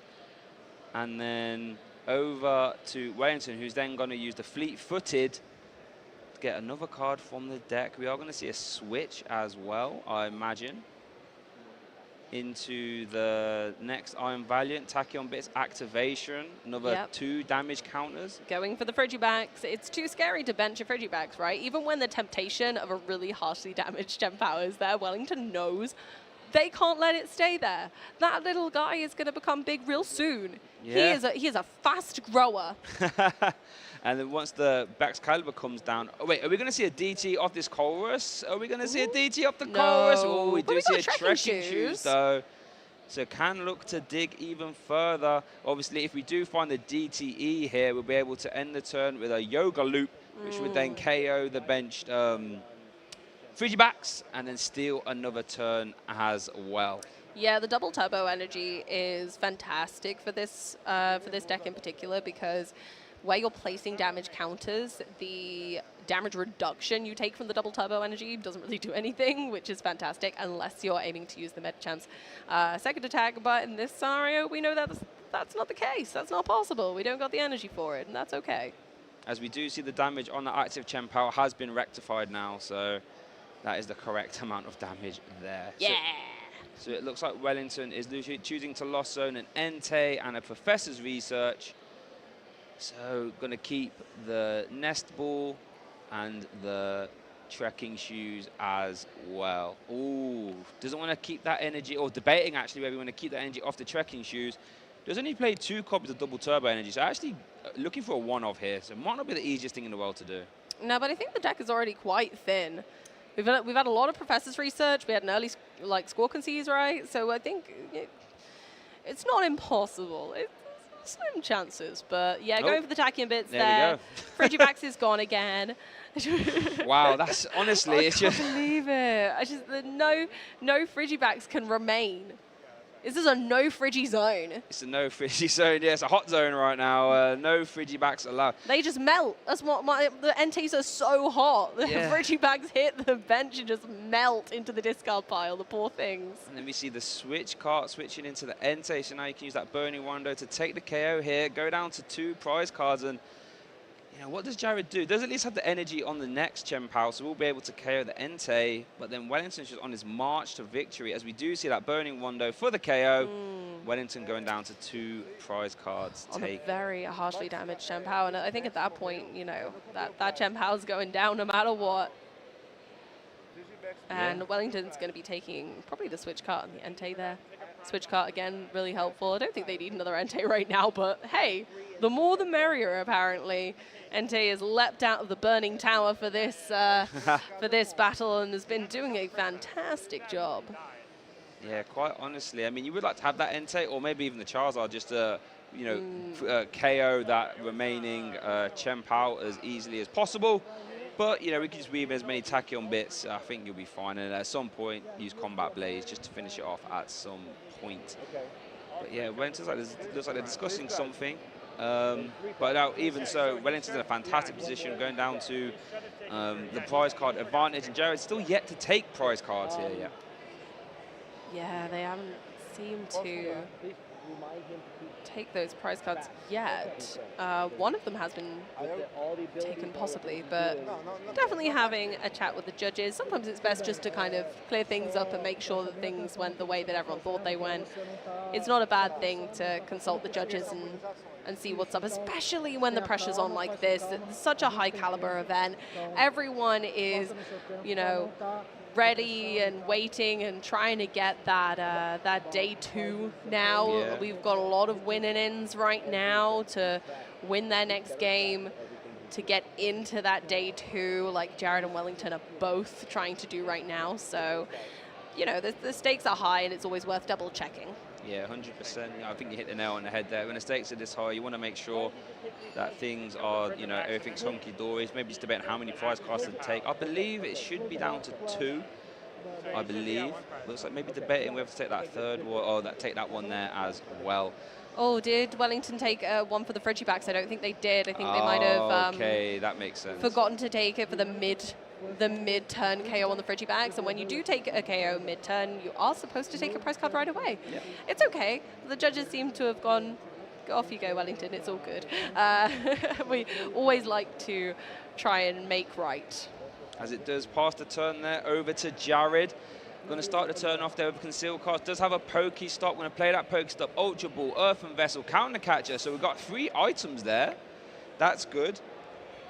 Maybe let's see what that hand can do. Does have the rare candy and the Ultra Ball. So at some point there would have been a Baxcalibur, but Wellington has just been very efficient in denying any Frigibacks there for Jared, as Jared looks like he's going to consult the discard pile just when you're counting out the switching options. You're right, yeah. Yeah. But how many more Tachyon bits can you do, my friend? Because I've been on the receiving end of a lot. Yeah, I think that's really crucial, and clearly is what Jared was going for. I might be wrong, but I feel in my heart that is what Jared was planning on, was that if I can just get them down low enough resources, maybe Wellington will let me bench a Frigibax. Or maybe just and let it stay in play so I can eventually get to the Bat's Caliber, right? Saying that, Wellington doesn't have another like attacker set up that can take a one-hit KO on either of Jared's two remaining Pokemon right now. If Jared takes out the Entei, but no, looks like they're going for the Medicham, realizing that is part of the real threat of the situation. Okay, yeah, that's an interesting one. That counter catcher letting you gust up anything you like as long as you are, or switches to active, I should say, as long as you are behind on prize cards, as we do see an Ultra Ball being played. They're getting rid of Battle VIP pass and a rare candy. So it looks like maybe, is Jared going to maybe try and run the gambit here with Frigibacks, or nope, going to go for the Bidoof. Might need to find a Super at some point to get those Frigibacks back. We'll see if Bidoof, our sweet little Bidoof, can stay on the bench for more than one turn. I believe in you, Bidoof. You've got this, buddy. Unfortunately, that carefree constant ability doesn't work for damage being placed by abilities. So, look, all I'm saying is that if Bidoof is carefree, then clearly he believes in himself too. Let's see, is that going to be the one? And it looks like we're going to see a pass, no attack. Okay. Oh, okay. Oh, does so have the boss. I like this. Boss into the Bidoof, as long as you have a switching card now, that's going to be game. Does Wellington, has the DTE, has a switch card, has all manner of ways to win right there. Bidoof, the little Bidoof that couldn't. Oh, I had so much faith in him. Yeah, so did I. Look at Wellington, big smile on his face. You deserve that smile. You put on a show there. That's right, we love you too. Yeah, you're the winner of our hearts as well. You put a fantastic show on there, my friend. I Am Valiant doing extremely well. Our winner here, round 7 at LAIC, Wellington. Into day 2, right? And yes, should be fairly safe to get into day 2 as well. But maximum commiserations there to Jared. I feel, to be honest, did everything he could with the information he had, but realistically, it's hard to play a Bat's Caliber deck if your Frigibacks just get ejected from players soon as they come down. And I gotta say, Jared still has a chance at day 2. There are still rounds to go today, so they can still make it. So maybe we will get the joy of seeing Jared and Wellington in day 2. Yeah, I think it's definitely on the cards for both players. And Jared stretched out his leg thinking, wow, I'm glad that's over. Hopefully Jared will never do yoga ever again. Yeah, I don't want to hear yoga. I don't want to hear about I Am Valiant. I don't want to hear tachyon bits, at least for the rest of this event. Yeah. Oh my goodness gracious. Oh my gosh, let's have a look at that replay with, the Pokestops. Oh, they weren't good, were they? The Pokestops were bad this game. Yeah, and unfortunately for Jared, with a deck where you sort of require to use the Pokestop as a way to draw cards, sometimes it works out well, sometimes it doesn't. Wellington was having a whale of a time just drawing through the deck, using the tachyon bits, as we saw, having that yoga loop again, making the yoga loop play look easy. It's not an easy play to do. It's really not. Viewers at home, honestly, you have to sort of build your deck around it. Jared reading it thinking, yep, I'm going to go on the receiving of that. And there goes that Bidoof. And then I think from there, it was just such an uphill struggle. Wellington was just constantly in the driver's seat. And then another Pokestop, not doing very well there for Jared. Yeah, the Wellington Yoga Studio definitely showed us the best of placing those tachyon bit damage counters. They were absolutely expertly placed throughout the entire game. They knew exactly where they were going with them. They knew exactly what they were doing. You can see that Wellington is a very seasoned player. Yeah, and Wellington, like I said, been playing since he was 12, so knows his way around the Pokemon TCG, and clearly knows his way around that deck. Must have put a lot of time in practicing, because he piloted that effortlessly and made it look incredible. Absolutely, that's what I'm saying. It's the difference between seeing one of our players here who's just made it into day 2 versus kind of playing at locals and getting ready with these decks. This is where you see the refined lists that made it to the event. And that's where when we're in these events for new formats, right? Like this is the first event that has Paradox Rift legal. We can sort of really see the players who like invested a lot of time into these new archetypes. It's not easy to build a new deck. Like that Iron Valiant deck, Entei decks didn't really exist in the metagame too much before. No. And then having to combine the right amount of switching cards with maybe the right amount of Techno Radar and Boost Capsule and Meta Champ and Energy Counts. It looks like it's a very meticulous deck that took a long time to put together, but clearly it's doing well for Wellington. I hope so. I hope it's going to continue to do well, and I hope that, you know, other people are seeing success with it today as well, because I think it was one of the decks that was underestimated coming into today. Yeah, I think a lot of people, we had that initial surge of hype for Iron Valiant, and it kind of got displaced when we realized that maybe sort of just 4 Iron Valiant maneuvering around wasn't quite going to cut it. We needed some kind of attacker. You know, everyone out the gates for Urshifu, VMAX might have been that option. Yeah. Kind of hard to use, and maybe because Entei is a basic, can draw cards, Magma base, and lets you attach energy. Seems to be, at least right now, working very well. Yeah, and I think, you know, the typing isn't bad going into today either. Hopefully they saw some golden goes. I'd imagine they'd love to see that. Made their life easy. So no, it's fantastic what they've managed to achieve. Get that record with a deck that is so number inherent. It's so important that they're placing those counters exactly where they need to be, and they've been doing that for hours. Absolutely hours. And then going on stream, the pressure is immense. Exactly. Like you have all that Burning Rondo maths, you've got all the Iron Valiant maths, you've got the Yoga Loop. You want to try and end on that. Sometimes you're thinking, is it worth, you know, playing this research and trying to go for the Yoga Loop, or do I hold resources, just go for like a Burning Rondo and try and work in the Yoga Loop later? Quite honestly, that must be a very hard deck to pilot. And that's without saying it's a new deck as well. Haven't had a chance to get reps with it, at least on a tournament setting. So yeah, I'm very impressed. But like I said, maximum commiserations there to Jared. You know, very vocal about his love for the Chen Pao deck, and I'm sure he'll be doing fantastic moving forward as well. I completely agree. However, Shay, it is now time for us to do our yoga stretches for the next game. So in the meantime, we're going to go and see the winner of that game. We'll see you guys very soon after we've done our lot of yoga.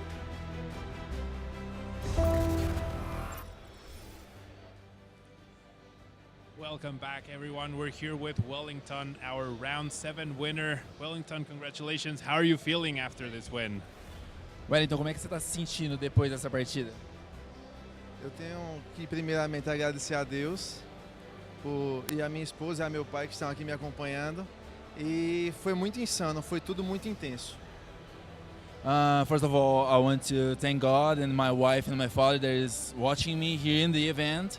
And it was insane, very intense. Yeah, you could see the game 1, the yoga loop on turn 1 was very cool to see, and then that game 2 was very back and forth, but it also felt like you were very much in control for the whole match. Would you say that? Would you agree with that? I'm sorry? Like that Wellington was very much in control for both games. Is that a good matchup for you? Yeah. Você ficou durante toda a partida em controle do jogo. Como que foi sentir isso? Você veio preparado para isso? Sim, com certeza. Eu já vim preparado para nocautear os Pokémons de pouca vida, né? E o meu deck funciona realmente para isso. Com tênis eu consigo dar o Squawkabull no T1, já dou professora, descarto 7 e compro mais 7. E aí o tênis me ajuda mais a comprar mais cartas. Então no T1, ou T2 no caso, eu consigo já parar o meu oponente impedindo que ele consiga ter a sua estratégia. Yeah, I can be here prepared because my deck is all built to knock out all the low health points Pokemon, so I can use the sneakers, so I can buy the cards easily or discard with the professor. So my entire deck is built to buy fast as I can, to knock out fast as I can. Yeah, and that's definitely what we saw in game 1 and 2, right? Now, tell me a little, like, is this your first time on stream? Have you played in any other big tournaments before? Tell us a little bit about, like, your Pokemon career so far. Bom, por um acaso foi a sua primeira stream? Como que você está se sentindo nesse torneio? Como que foi suas experiências em torneio antes? É o primeiro torneio grande que você veio?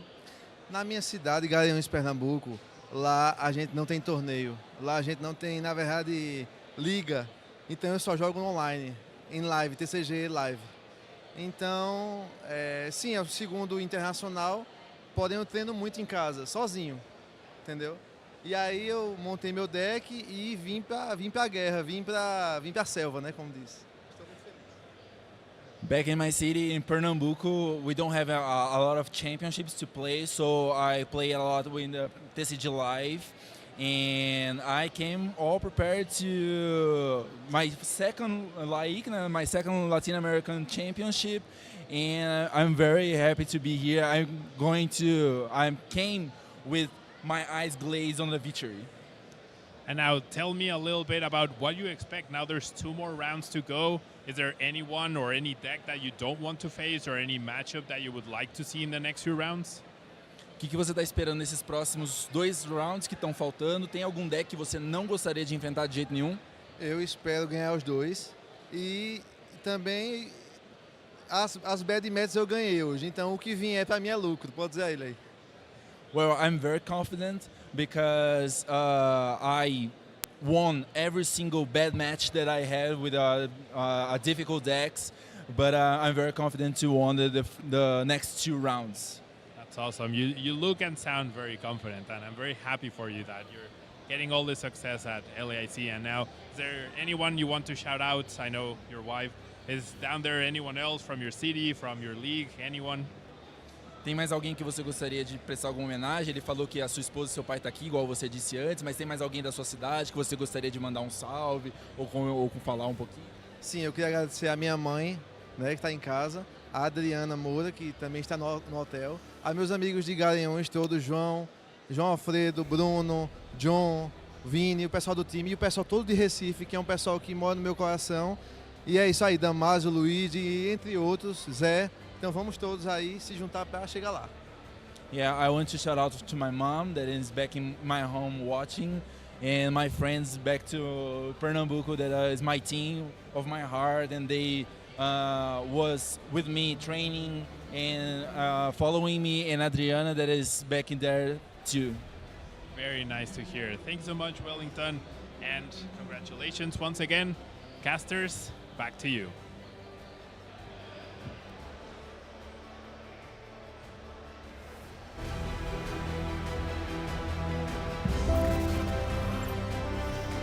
Welcome back to mine and Shay's abode with the Pokemon trading card game Latin American International Championships.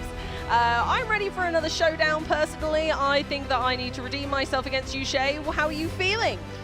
Yeah, I'm feeling ecstatic. You know, we don't get to compete in the trading card game whilst we're sat here, so my competitive needs to come out, and it looks like it's going to come out via some more Pokemon trivia. Currently, the score is 3-2 to myself, so it is still anyone's game. I think we've got 5 questions, so it really could go either way. It could, and I'm feeling more confident. I'm more awake now. I've had my drink. We're all good.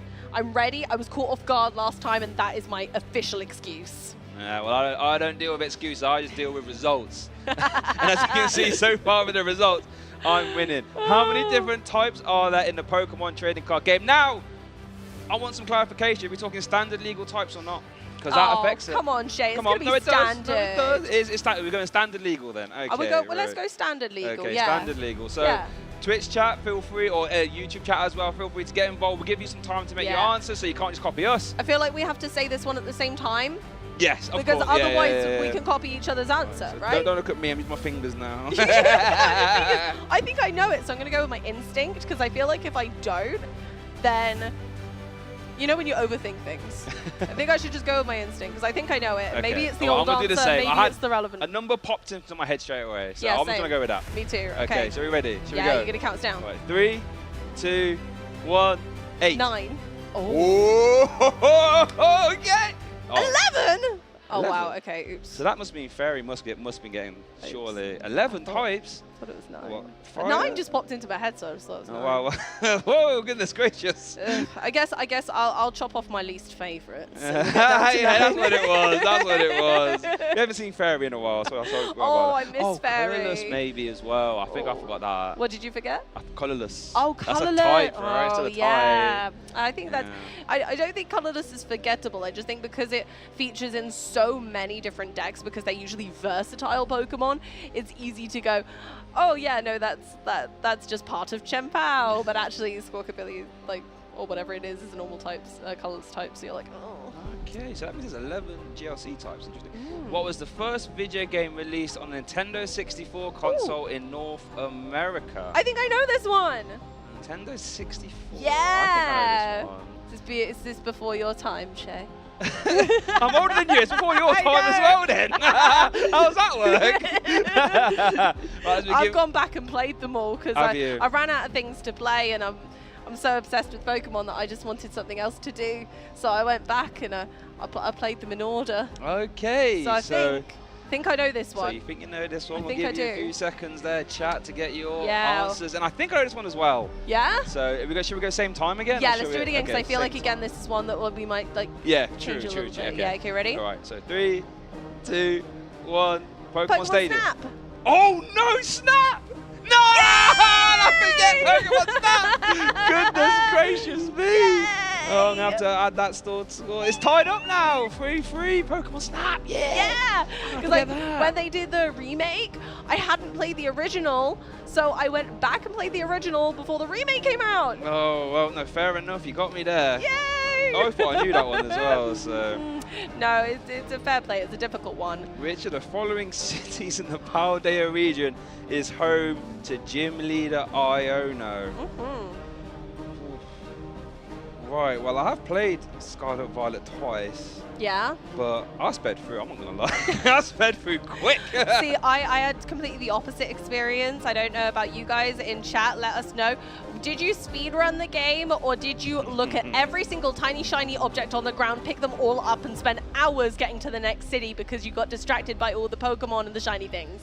I'm guessing that was you then. That was me. That sounded like that was coming from memory. Yeah, I think it took me like at least 2 hours to get between the first 2 towns through getting purely I got so distracted by all of the environment, everything to see, everything to explore, and then finding the Pokemon and them interacting with each other and interacting with me, and I just got very emotional. It took me a while.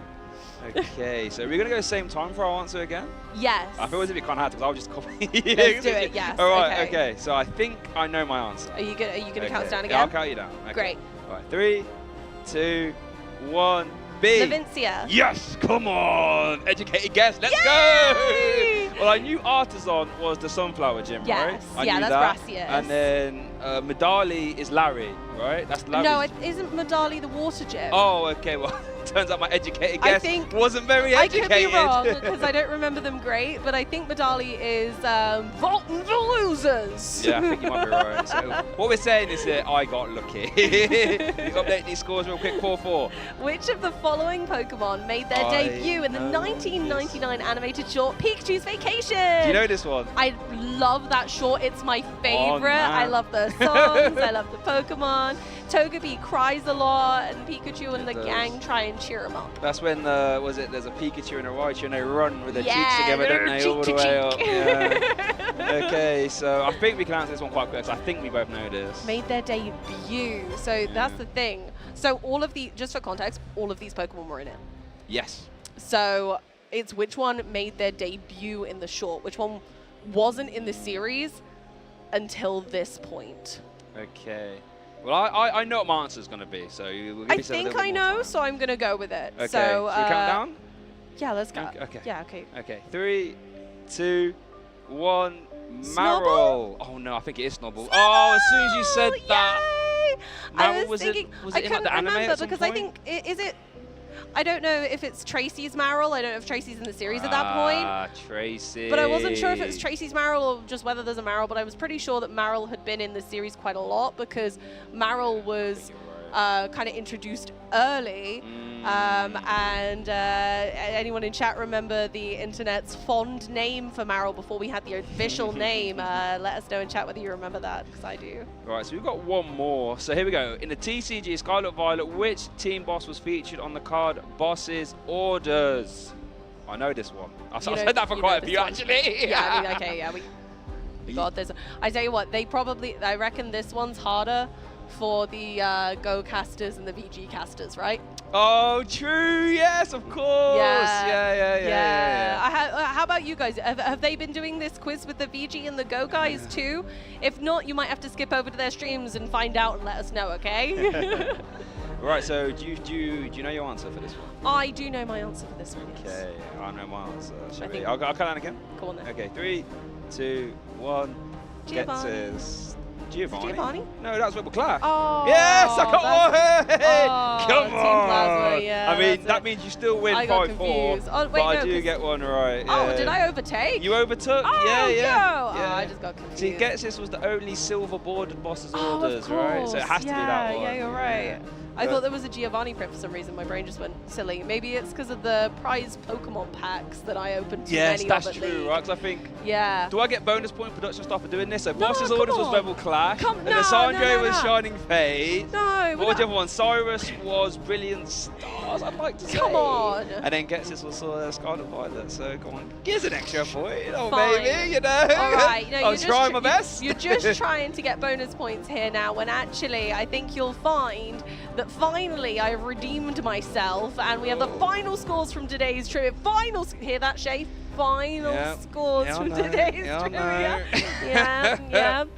I must have got the bonus point. Yeah, let's go. Or maybe I haven't done my maths right. Okay, Do you know what that means? We're going to have to do another one at some point to settle the score. Yeah, we're not done yet. This ongoing trivia rivalry will stand the test of time, I feel. It literally is a rivalry as well, right? Like, I don't know, over all the events we've done and various, content, we somehow always come back to trivia, and it's always close every single time. Oh, I love it. No, it's super fun being able to do trivia and Pictionary and all sorts of lovely games with you, Shay. Honestly, it's always so much fun. Honestly, I love them. And other things that I love are tweets, and I believe we have some tweets to get looking at. Hashtag play Pokemon. You might get your tweet featured on screen. So let's have a look there from Paul. Good luck to all the players and staff at the Latin America International Championships today. May the spirit of Pokemon foster lasting memories of this tournament. Love that from Paul. And you know what? One thing I want to draw attention to there, mention the staff. Exactly. I feel as if the staff don't get enough love at these events. No, but we have so many. Yes. And not just the production stuff, but you guys are fantastical. But we also have the judges, we have the tournament organizers, we have so many members of staff, even the security team keeping us all safe. Yeah, security team, we've got the staff working at the Hive. There's honestly so much stuff that a lot of people wouldn't even think about. And without that staff, we wouldn't be sat here. We wouldn't have these big Pokemon events. So. Can we get some hype in the chat for the staff? Yeah, 100%. Let's go. 100%. You're a judge yourself, right? You won your own event, so yeah, you get some shout outs there as well. Much love to the staff. Right, so we've got one from Eddie. Have a fun weekend, casters. Yeah, well, I tell you what, Eddie, I'm having a whale of a time. Don't know about you, Amy. What are you saying? Oh, honestly, it's been the most fantastic time. But Eddie also mentions the spectators. Oh, yeah. Who, absolutely, we can't forget them. There are so many fantastic spectators here today. Some in costume, which have been really fun. Yes. If you guys haven't come to a regionals or a championships before as a spectator, it's not just sitting around watching games. I promise you, there is so much to get involved with. There's so many friends to meet, there's so many games to play, there's activities, there's retailers. It is just an out of this world experience, and I would massively recommend getting yourself over to one if you can. Yeah, no, for sure. I remember my very first regional, I was astounded by the other stuff to do that didn't involve just playing the games. Oh. So we got one there from Adam saying the best part of waking up is the Pokemon LAIC stream. Have my coffee, have the stream on, and let's see some great play. Love that. Love Adam that. is pulling on my heartstrings now. I'm going to start crying, guys. You've got to Is this what you're trying? I feel like they're doing it on purpose. I feel like they, you know what? We'll try and make Amy cry by like being really wholesome and lovely. Yeah, thank you so much, Adam, and everyone at home, even tuning in. Because if you guys wasn't tuning in, we wouldn't be sat here. So no, thank you to all you guys. Give yourself a round of applause as well at home. And get involved on Twitter using the hashtags PlayPokemon or PokemonLIC. I'll get your tweet featured on stream and all that good stuff. Get involved in the chat as well. We love that as well. Yeah, honestly, like we're trying to bring more features to you guys as well every single stream. Make sure you're using all of the socials. Yeah, look at those. We've got X, YouTube, Facebook, and Instagram. Yeah. And you can use any of those with our hashtag to be able to get involved more so. And don't forget that you could also get involved sometimes on the Twitch chat with our new voting segments for what could be on stream. And I think our next round will be a community vote as well. So if you're not already in the Twitch chat and have that open ready to vote. If you're on mobile, sometimes you have to click the channel point section to be able to bring the vote up, but you'll still be able to be involved. Yeah, so make sure you get involved. I love the community vote aspect, quite honestly. It's so good letting you guys at home choose between one of 4 pairings. Whichever one gets the most votes, we then get on stream. So it gives you a massive incentive to get involved, because if you want to see a certain deck, hit that vote button and hopefully it will get on stream for you. And you know what? There's no lack of fun, fantastic activities going on this weekend, including some that you guys can take advantage of at home. Don't forget, you can get Dragapult on Pokemon VGC. You can get Alex Gomez Berna's Dragapult using the code on the screen right now. We have plenty of them to distribute. You can use the passcode by the 20th of November to be able to grab yourself a free dragon. Yeah, look at that. That is an impressive Dragapult right there, coming courtesy of us from Alex Gomez. Who doesn't like free things? Come on. Right? It's not a lot of stuff in this world is free, so make sure you get your free stuff. Look at that. The terrestrial ghost type as well, so they get the extra damage output from ghost type moves, making that Phantom Force even more dangerous. See, I don't know that much about VGC, but what I do know is that Amoonguss is a tanky Pokemon, and that Dragapult just ejected that Amoonguss from play. So one thing I know about this is an impressive Dragapult, so make sure you use that code there, LAIC Phantom Ace, with a few numbers to replace some letters, and you can get yourself one of them Dragapult. Use that yourself and start to, when you battle your friends, get this Dragapult out and start doing some massive damage. I feel like the words free and dragon going together. Yeah, exactly. There isn't many better combinations, really. So what can we say? It's clearly still a fantastic Pokemon, and why not at the end of the day? You don't have to train your own Dragapult. Alex did all the work. Yeah, exactly. You just get to, oh, thanks for that. I'll have that, and Cheers, I'll buddy. use that in my battles. So make sure you do that as well. Make all your friends jealous. Very, very good. So as we're moving towards the later stages of this tournament, what do you feel is going through our players' minds, especially the ones who are sending attention to day 2 and points? I think it's going to be a mixture of I'm really tired, I'm hungry, I possibly need the bathroom, I'm really excited, oh my goodness, I might make day 2, oh my goodness, I made day 2, and then possibly just, oh, I really hope I don't hit next. Yeah, I don't want to hit X deck next because that might knock me out. Yeah. So hopefully. So I think it's going to be a really big mixture of emotions and thoughts going through the players' minds, but we're really late in the day at this point. It's very exhausting being here. It's very exhausting just being out in the hall, having to move around a lot, bringing all your stuff with you, keeping it all safe. It's a tough world out there at LAIC this year. Yeah, so a fantastic shout out to all them players. As we get ready for our next round, we're going to have a quick break so we can get ready for that. We'll be back as soon as possible with our next round of Pokemon TCG action. So promise me you won't go anywhere.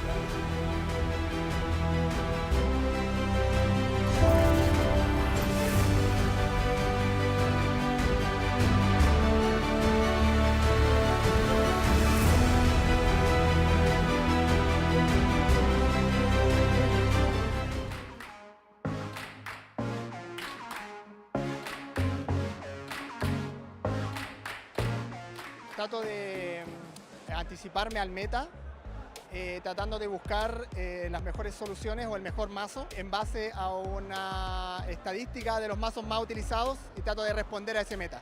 I play test with my friends, play against other decks. Look for certain matchups. Guardy, I need to look for that one. That's probably the hardest matchup for me.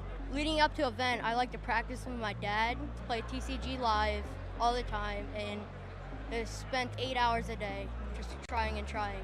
Make something work. Eu escolhi o Miraidon X para usar como deck, porque eu achei ele mais consistente, até para a questão de ataques. First, I look at the meta, identify the most common threats, and then start testing the decks that are more comfortable to my gameplay. I usually try to look and ask my friends from the country which the tournament is being held, what they are playing in their locals all the time, so you can be prepared for that. Geralmente eu treino todas as semanas com os meus amigos, aí a gente vai testando todos os decks do meta e a gente vai jogando entre si para ver qual deck fica melhor com as configurações atuais. I've made many friends during all these years. I've been in the community since 2016. I rely on the community, so many of the players have been helping me out of Latin America. Me and my dad will just sit on like our dining room table, practice, and then we go up to an event, then we practice at the tournament, and then we just get ready for the event. Hello everyone, we're here at Sao Paulo LAIC 2024 and I'm here with competitor Juan Espinola. How's your day going, Juan? What's your record so far? My record was 2-1-0 and I have fun. I play very well and be confident to get to next step. And what deck are you playing today? I play Gardevoir. Gardevoir is the best deck for me in this format, and we'll see. And what have you played against so far? I play against Robin Moon in round 1, in round 2 versus Lost Box, and in the round 3 against Lost Box Giratina. And were you expecting these decks? Did you learn anything new from them today? Yeah, I expect that decks and be prepared for this this tournament, and I play very well. I'm glad you're playing well. Are you having a lot of fun here? Yeah, I have a lot of fun. I love this game. I love Pokemon. It's the best. Thank you very much, Juan. And everyone watching, let's get back to more Pokemon.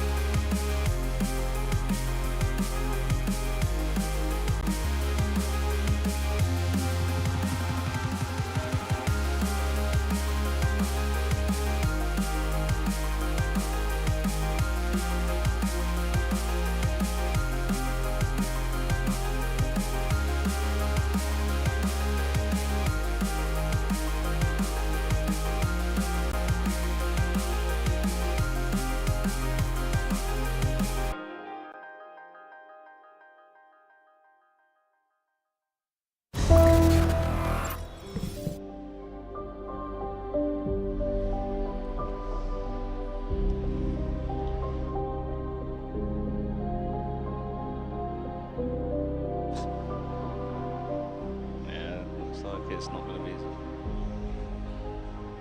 Nope, they're good, they're good.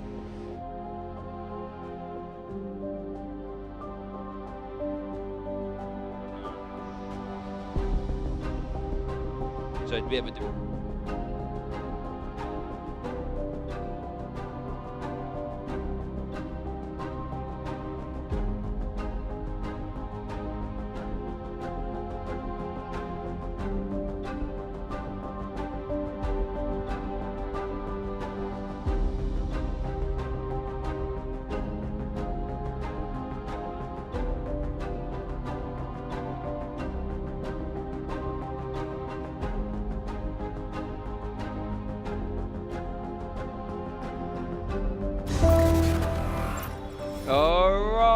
welcome back after that intense trivia action and that intense game that we just saw. Last Iron Valiant into the Chen Pao, and we're going to get ready for the next round as soon as possible. I'm still joined with Amy. How are we feeling?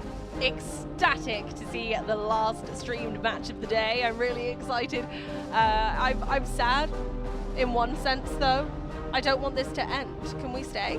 I would stay all day and all night if given the option. And don't forget, for this next round coming up, you guys get to vote on what you want. So get involved in the chat as soon as possible. Have your say. I think from when I had a quick look at what the what the option side is, well, could be a little bit of spice going on there. So if you want to see that spice, then get involved in the chat. If you rather see something a bit more metagame, if you have want to see, vote as well. If you look, Shay and I are casting this next one.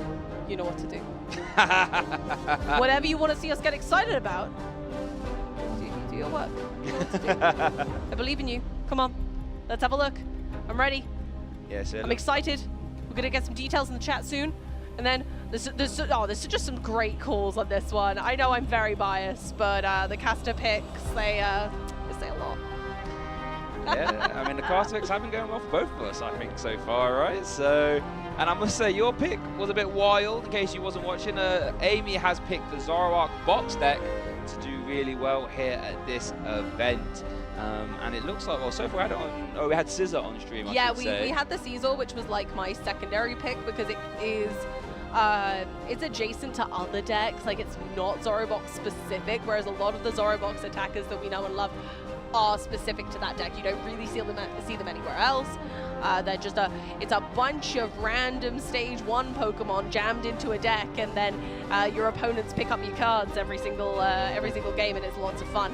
And I think the element of surprise that deck brings is what is one of its greatest advantages. And when you get to a tournament like this, where there is a giant shift in the meta because of so many fantastic cards that have just come out, that's why I chose it right now. That's why I thought if it's ever going to have its spot in the spotlight, it's going to be now, because the element of surprise is higher than it has been in a long time. Yeah, and I feel as if Zoroark has so many options, right? It's so versatile. We saw in past formats the Appleton and the Flapple just dealing massive damage via special ability attachments or abilities, respectively. And yeah, it could be Zoroark's time. It could be one of the options in the polls, I think. So if you want to see that, make Amy really happy, then go for that. You go crazy. Oh, look at that, though. Look at our lovely event. Look at all the smiling faces. It's so joyous, honestly. Like I said earlier in the cast, if you can get yourself to one of these events, it is so worthwhile. They are absolutely filled to the brim with fun, regardless of if you're playing, whether you're spectating, whether you just have friends and you're going to root for them in the competition. Honestly, any angle, it's worth popping down. Yeah, you've got like vendors. You can buy a lot of exclusive Pokemon merch that might be hard to get anywhere else, you know. You've got all the side events even. There's so much things going on. And like I said, my very first regional, I was astounded at the amount of like extra stuff there was apart from just playing the game. So make sure if you can, get involved at your IRL scene, especially if you're a bit worried about getting something as big as this. Get down to your local league, because you were one of them, right? I do indeed, yeah. And the Pokemon event locator on the website, Pokemon.com, is fantastic for finding out where your nearest location is to go and meet some friends. And, you know, I think that's one of the really shining examples that we can see with Pokemon leagues, is that you can just show up and there will be friends. There will be people who have the same interests as you, who have spent time out of their day to come and play Pokemon in whatever aspect that might be, whether they like trading or collecting or playing. The Pokemon leagues are there for exactly that, and you can go along, there's no pressure, and you can just go along to enjoy yourself. And we even have Pokemon Go at League now, so if you want to go and play Pokemon Go competitively at a Pokemon League, you can start doing that as of November. That's now! And speaking of other things that are happening now, the poll should be live. So whatever matchup you want to get on stream, feel free to vote. Wow, these are some names. We got Reagan there, we got Jose, Gustavo, Brian DeViz, Hector, and wow, Edwin at the bottom there as well, all fighting for their place in day 2. So whatever matchup you want, feel free to get involved. We've got Gustavo Wada there, 2-time EUIC champion. We've got Reagan, you know, regional champion there himself. Quite honestly, wow, that's a stacked roster right there. I feel as if any one of those would be fantastic. But whichever one you want, make sure to go vote. Yeah, and I mean, all of these scores are ridiculously good for an event like this. And I just want to put it out there that Zorobox is in this. And so anybody who went, Amy, why as your caster pick? This is why, okay? Look, somebody is doing me proud out there. I was one of those people, when you put the caster pick, I was like, oh wow, that is belief, yeah. as it were. I believe you used a very polite, spicy. Yeah, that was it, yeah. Wow, that's a spicy pick. Translates to, wow, that is a pick. Yeah, that is, Amy, have you had too much wine? Oh my goodness. No, I genuinely think it's a great choice right now. I think the meta isn't expecting it, but it is expecting a lot of other things. And, you know, like we saw earlier in the day, Iron Valiant used exactly that element of surprise to dominate the day and take out some really fantastic matchups. And, you know, they didn't give that Chen Pao any wiggle room. There was no breathing room there for poor Jared there. Those Frigibacks were, you know, they were getting benched, and then they were getting, well, sent to the discard pile very, very fast. So yeah, I'll be intrigued to see what gets picked here. Make sure to get your votes in if you haven't already. You might not have enough time. Oh, maybe a confirmation the poll might have finished. Looks like we might have got it. And we're going to hopefully bring these guys over to the table very soon. Yeah, and I'm very excited. Oh, there's the confirmation. We didn't know what that was, by the way. Just taking us by surprise. Our stream match is going to be 2-time EUIC champion Gustavo Wada versus Alderson Jr. And I believe the matchup is Adelson is playing Lost Zone Giratina, and Gustavo Wada is playing my caster pick, actually, Gardevoir EX. Well, I'm glad one of us got our caster pick of the day on this one. I'm very pleased, and we didn't get to see Gustavo earlier in the day, so I'm very pleased that we got the right vote this time and got Gustavo on, even though we didn't manage to feature them earlier in the day. So they've done really well to get to this point and once again be in the spotlight. Yeah, you know, Gustavo Wada, I was actually chatting to him in the hotel, maybe on the Friday, I'd like to say, or the Thursday even. And I was saying, well, did you have to travel far for this one? He was like, no, it was half an hour drive, actually. Oh. And I was like, oh, wow, so do you get to, like, you know, go back to your own house between the days? He was like, yeah, I get to go home to my own house, sleep in my own bed, and I feel as if, what an advantage that is for an international. You're just going to get to a little half an hour drive and you're back home. That's incredible. I love that. I think maybe next time I move house, I need to move closer to where regionals typically take place, and hopefully maybe I'll be a half an hour away from one sometime. That'd be great. I think that happened for me once at Birmingham Regionals. I live quite close to Birmingham, so I was able to travel to and from there and stay in my own house for a regional. But unfortunately, I wasn't doing as good as Gustavo. I didn't do very good that day. But shout out to fellow caster Alex Dow. I actually won that regional there, so a little bit of trivia there for you.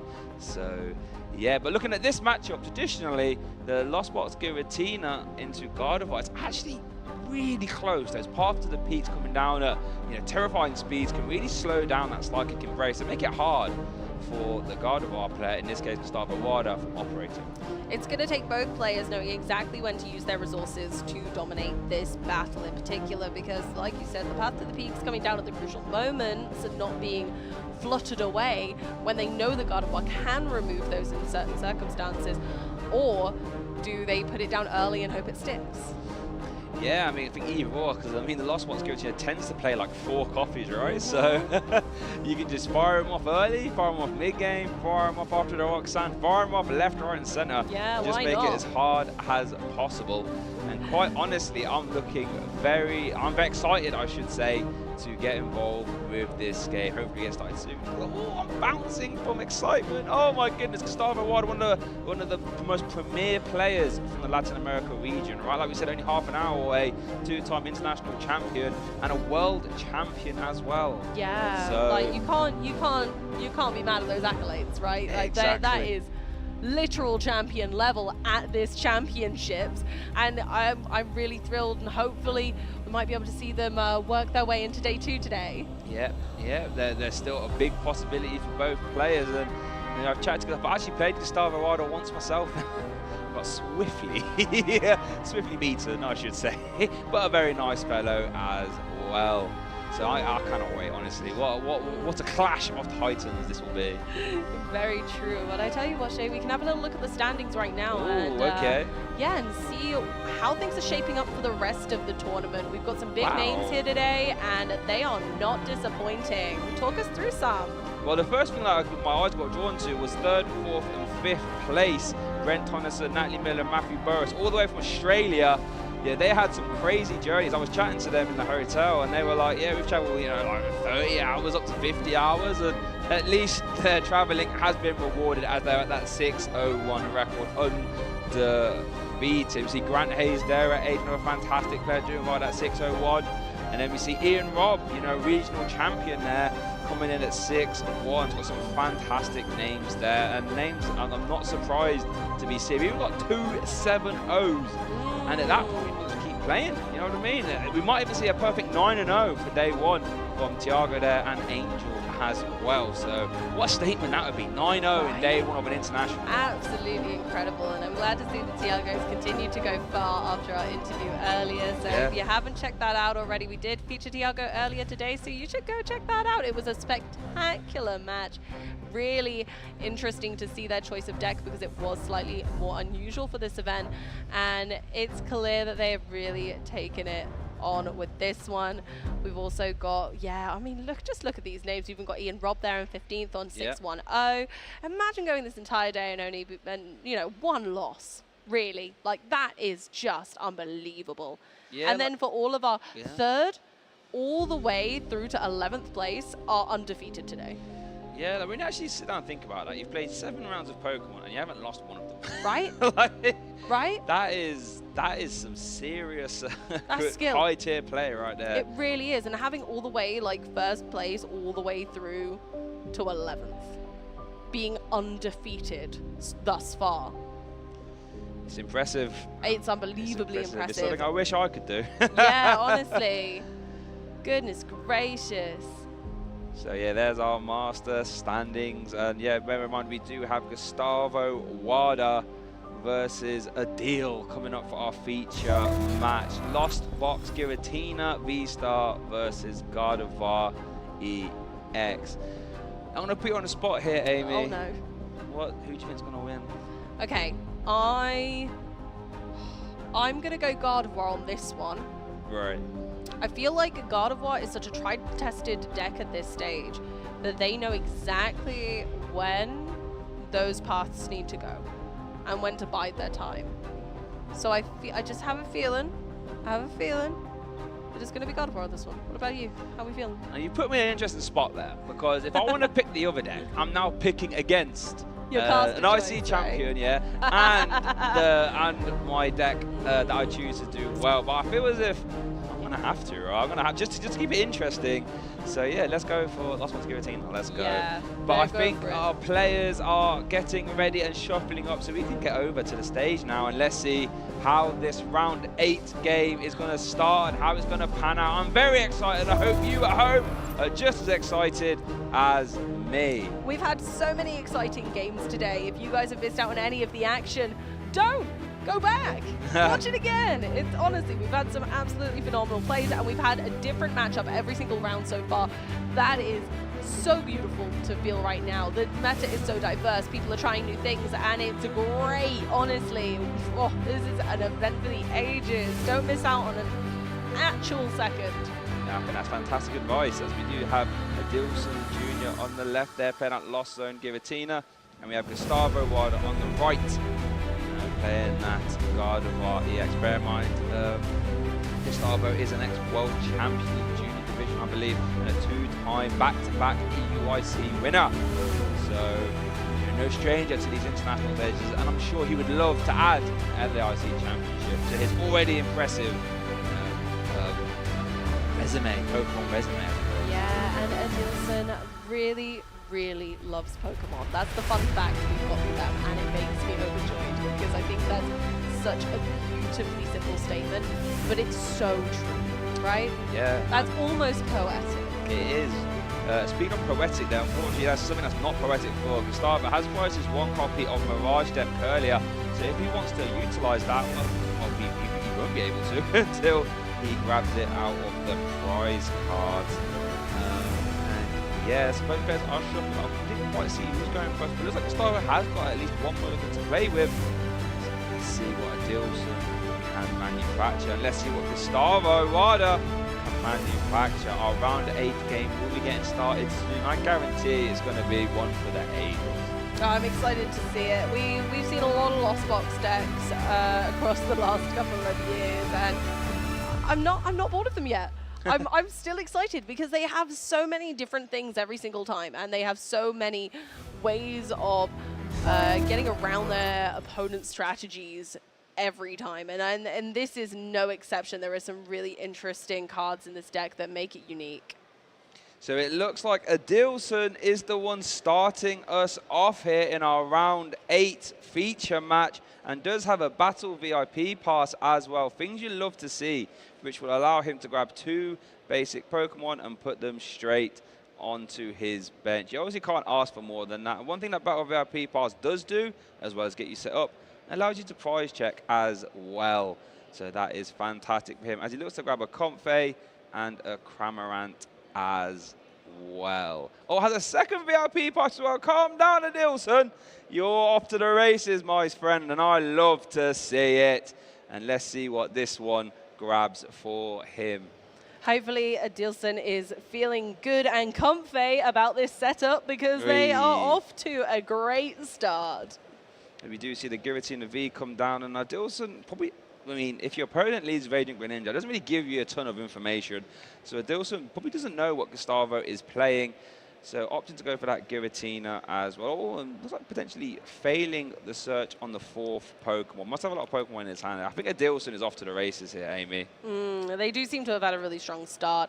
And I think Gustavo is in a unique position, though. I think one of Lost Box combined with Giratina's biggest weaknesses could potentially be that if they don't know what their opponent is playing, are they setting up that bench in an ideal circumstance for themselves? Gustavo's only started with Radiant Greninja, which features in lots of decks. So Adilson might still be completely in the dark to what Gustavo is playing right now. I tell you what, that's a statement. Lost zoning, a battle VIP pass on your first turn. Then you have to know your opponent must be very happy with their hand if that's the card that gets chosen or flower selection to get sent to the Lost Zone. Well, over to Gustavo Wada now. Let's see what he can manufacture. Does have a Fog Crystal in hand, I believe, so I can grab a Psychic Energy or a basic Psychic Pokemon. Has actually 2 Fog Crystals and a Level Ball as well, so a ton of ways for Gustavo Wada to fill his bench. So in case you are unaware of how this Gardevoir EX deck would like to work, you would love to get a lot of Curlia into play as soon as possible, because the Refinement ability lets you discard cards from your hand and draw 2. Then the Gardevoir EX is the build around Psychic Embrace, allowing you to attach as many Psychic Energy from your discard pile to your Psychic Pokemon as often as you like, but you do have to put 2 damage counters on them. This opens up the door for a whole host of attackers, which we will probably see at some point. You know, Screamtail, Zacian V, and then the Gardevoir, Shining Arcana Gardevoir, has a very good attack Brainwave, 60 plus 30 for each Psychic Energy attached. Yeah, Gardevoir has a really reliable engine in that regard. It not only helps you to draw cards, but also to attach those energies wherever you need them. And they're going for reversal energy to be able to retreat Greninja to go for the Mew. Mysterious Tail, taking 6 off the top to try and achieve an item card, and we are trying for the Battle VIP pass there and didn't see one. Yeah, that's unfortunate. Yeah, you have to imagine that's what that Mysterious Tail was really hoping to find. If you do see like the reversal energy being used to get that Greninja out the active, you have to imagine you really want to see a Battle VIP pass off that Mysterious Tail, but unfortunately Gustavo wasn't able to find it. and may have to end the turn with 1 or maybe 2 Ralts into play. Would love to have more, though. I think it's really scary that Mirage Oh my goodness, was that? Yeah, that was 1 battle VIP pass off the Radiant Greninja. Wow. Amy, that is a well-trained Greninja. Look at Adilson as well. He's like, okay, I see you, Gustavo. Gustavo's like, yeah, that's how I get down. If any of you knew where I was going with that previous statement, I take it all back. I take it all back. Wow, Gustavo Wada, what an entertainer. Has the Manaphy as well. Perfect. Perfection. You couldn't get much better than that for a turn 1 board, right? Especially with the Mirage step with Curlier prized. Yep. Wow. Mew didn't come through on this occasion, but Greninja snuck over there, discarding 1 energy to draw 2 and saving the day. Right, so let's see what Adilson can do here. Does start the turn off with a flower, selecting Lost Zoning, a Jet Energy. And Adilson really wants to get to those 7 cards in the Lost Zone as soon as possible, so he can activate Mirage Gates. That will allow him to attach energy to his Giratina V Stars, and maybe even a Radiant Greninja. So that's one mini game there for Adilson. How he gets cards in the Lost Zone? Comfade puts 1 in the Lost Zone, lets you look at the top 2 cards of your deck, and then you put 1 in the Lost Zone, put 1 in your hand, and then Chorus Experiment lets you look at the top 5, keep 3, and Lost Zone 2. Yeah, and as you can see, Adilson's already got a huge lump of cards in the Lost Zone already with 4, which activates Cramorant. So Cramorant's going to go for Spit Innocently, which it can use with 0 attack cost of energy due to the 4 in the Lost Zone, taking the first KO of the game. And it looks like Gustavo has the rare Candy Gardevoir EX combination. So now that Gardevoir EX is in play. So that means any Psychic energy in Gustavo Wada's discard can now be attached to any of his Psychic Pokemon. So Gustavo Wada could be off to the races very fast. We do see the Super Rod shuffling in the Manaphy. And we see a counter catcher into the Giratina V-Star. Wow, that is early for a counter catcher. However, I love this play. I love this play so much. The Giratina has 2 retreat costs. Yeah. And Adilson isn't ready to use a Mirage Gate yet, right? So Adilson's going to need a switch option. They used quite a few in that first turn to be able to get the comp phase. But if Gustavo can slow Adilson down by making them waste resources on a Giratina in the active, that could be huge. Oh, wow, that mysterious tail having to grab a Lost Vacuum. Gustavo, I think, there is a world in which he actually could take the KO on this Giratina V-Star, but it would rely on having a lot of Psychic energy in the discard pass. We do see a rare Candy Shining Arcana hit the bench. Shining Arcana being used, then you look at the top 2 cards of your deck and attach any energy you find there. Equally, Reversal Energy is live since Adilson did go for that KO with the Cramorant, so they can attach. There it goes, the Reversal Energy's right there. So that will immediately be 150 damage. 1 Reversal Energy alive on a Gardevoir is 150 damage, because if you have more prize cards remaining than your opponent, then it counts as 3 Psychic Energy on the Gardevoir, and they've already got 1. There we go, that's 180 damage. We're seeing it rack up quickly, and Gardevoir EX is on the bench ready to go, so they could go ahead and Psychic Embrace. 1 more on? Is it only 1 more? Just 1 more, yeah. Oh no, so it's not quite enough for a KO on this instance. It's a good chunk though. It is it's a really it's an excessive amount of damage, especially considering that Gustavo does run the Scream Tail, which can target the bench. So just putting as much damage as they can onto this Giratina V-Star right now is still completely valid. Yeah, and like you said, the Giratina V-Star could get stuck inactive. You can't switch card that. All you can do is play Switch, which I don't think Adilson... Oh, does play 1 card with Switch, actually. But you could play Escape Rope as well. But while Adilson's deck is rather large, hasn't had time to get through, hasn't even seen Colvis's Experiment, might struggle. And that is exactly what we see. There it is. Exactly what we were hoping for. Poor Giratina is so clumpy and big. He's stuck in the active. Oh, no.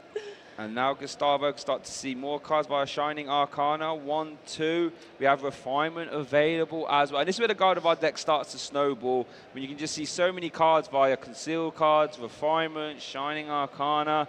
The deck can start to just do some very, very silly things. As we do see Psychic Energy in the hand now, so we get them in the discard pile via Refinement. They can be put into play via Psychic Embrace. I love that. I love that combination in this deck. It's one of the things that really makes it shine for me, is being able to use Curlier's Refinement ability in order to discard 1 card to draw 2. but you want those beautiful energy in the discard pile so that you can Psychic Embrace them onto your Pokemon. It's great. And so if you haven't played this deck before and you think that sounds like it's up your alley, you should give that a go on PTCG Live or get down to your local Pokemon League. Yeah, get involved, because honestly, this deck is poetry in motion. I encourage you all. As we look like we're going to see a Scream Tail. Now, this is interesting. The Scream Tail has a really strong attack. That Roaring Scream does 20 damage to one of your opponent's Pokemon for each damage counter on this Pokemon. This works perfectly with Psychic Embrace, because every Psychic Energy you attach via Psychic Embrace is an effective 40 damage. So we could see the retreat into that, and you can start to go around this Giratina and say, well, that's stuck there, that's fine. Let me just start carrying your bench stuff. Yeah, do you think they're going to go aggressive and go for the Giratina, or do you think they are going to just start, like, dealing with the threats on the bench, like the Comp Phase, so that Adilson can never get more in the lost zone? I think that feels pretty strong. Yeah, I think... Wait, is Adilson? No, he hasn't got a Manaphy. So yeah, I think going after Comp Phase is rather strong, I think. You can start to slow them down. But then, going after the Cramorant even. Going for the danger. Going, nah, that can attack for free. Say goodbye. Roaring Screams making a loud mess of the opponent's benched Pokemon and saying, get out! Oh no, as we see the Manaphy coming down slightly too late. The Manaphy would have prevented that damage, but yeah, as it stands now, a slight turn too late. But that does limit the Scream Tail's effectiveness. Now, the Scream Tail can only hit into the active if Gustavo chooses to. But that hand for Adilson is just going to be another pass over for Gustavo. Oh, no. Passing multiple turns is never a feel-good situation. No, you are correct. It's not something you want to do, especially when you're in this late stage of an international championship. We're going to try to get as many wins as possible so you can get yourself in day 2. The pressure is massively on for these two players. They have both gone undefeated with 5 wins and 2 ties each. One of them needs to close this out so that they can hopefully become into day 2 and continue their winning streak. So let's see, it's like Gustavo Wild just played Ultra Ball there, going to have a Psychic Energy and a Counter Catcher. Probably doesn't want to play the Counter Catcher, would much rather keep that Giratina there for as long as possible as he Ultra Balls for another Gardevoir EX. And let's see what he chooses to do with that. Maybe just thinning, maybe could evolve. Going to attach an energy to the Gardevoir EX. Does have that Miracle Force attack, I believe. It's 190. Yeah, and then heals all special conditions. Not super relevant, but 190 is not a bad number. As it looks like we see a Roaring Scream into the active to KO that Giratina V-Star. Amy, can Adilson do something this turn? They can. I mean, Adilson now has the opportunity to continue to populate their Lost Zone, making those many, many micro decisions that makes Lost Box an incredibly skillful deck to master. So we might see a comeback here. There is still a lot that they can do. I think they're assessing Gustavo's discard pile there just to see what Gustavo can do now. Because Gardevoir needs the energy in the discard pile, but Gustavo does have a lot on board. So there's potential that Adilson could be thinking, right, if I can leave that energy on the Scream Tail maybe, and bring up something more immediately threatening like the Gardevoir EX, but then is it worth leaving the damage on the Scream Tail? There's so many decisions to be made, and that is not just because of their flower selecting. And one interesting thing, Adilson does have the Roxanne in hand now, can be played. But then if you play a Roxanne, that means you're not getting cards into your Lost Zone via Colress. So interesting decisions there. And let's see what Adilson opts to do here. It's like playing a Nest Ball after the Super Rod to get that Cramorant straight back. And then are we going to see the Roxanne being played? We're going to see a Counter Catcher. Going after the Refinement Curlier. That makes sense. Trying to remove some of the draw options, especially when you're combining that with a Roxanne. Here we go. So yeah, I think this is one of the things that Lost Box can excel at. When using Roxanne, your opponent must have 3 or fewer prize cards remaining, but each player is going to shuffle their hand to their deck. You get to draw 6, but your opponent only gets 2 cards, leaving Gustavo with not a lot of draw support after the potential KO of this Curlier if Cramorant manages to make it into the active spot, using Spit Innocently for 110 damage. Poor Curlier will be heading to the discard pile, and Gustavo is left with limited draw support from Mew, Shining Arcana, Gardevoir, and Radiant Greninja, which may be enough on its own anyway, but I still think this is a good limitation of Gustavo's resources, leaving leaving energy on a suboptimal attacker like Screamtail, kind of preventing Gustavo from being able to put those valuable energy on a larger attacker.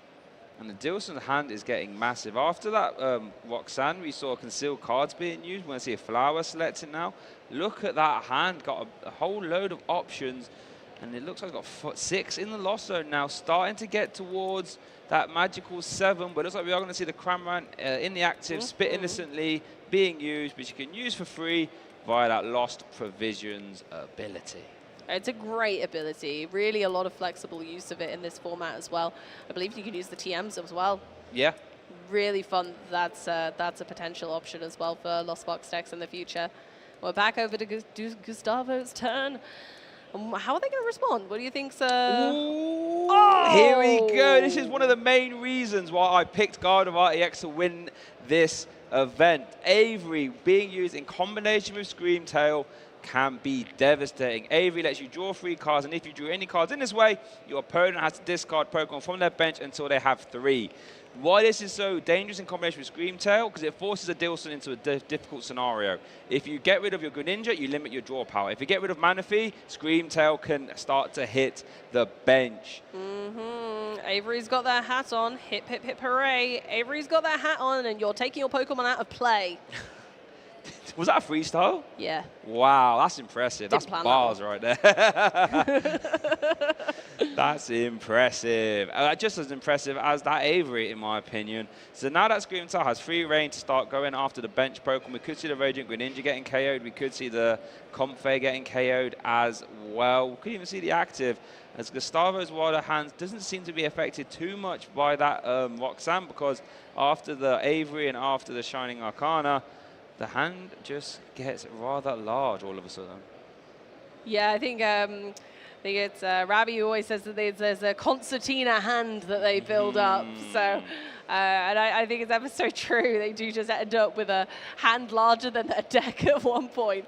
And you're like, wait, which one's the deck and which one's their hand? Yeah, which is a fantastic place to be in the Pokemon trading card game, right?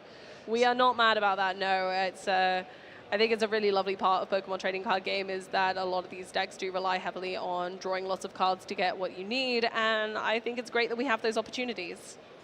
So let's see what Gustavo goes after. Does go after the Comfey, going to really make it hard for a Dilson to get to that 7. We'll have to have a Chorus, which I don't think he's actually played so far.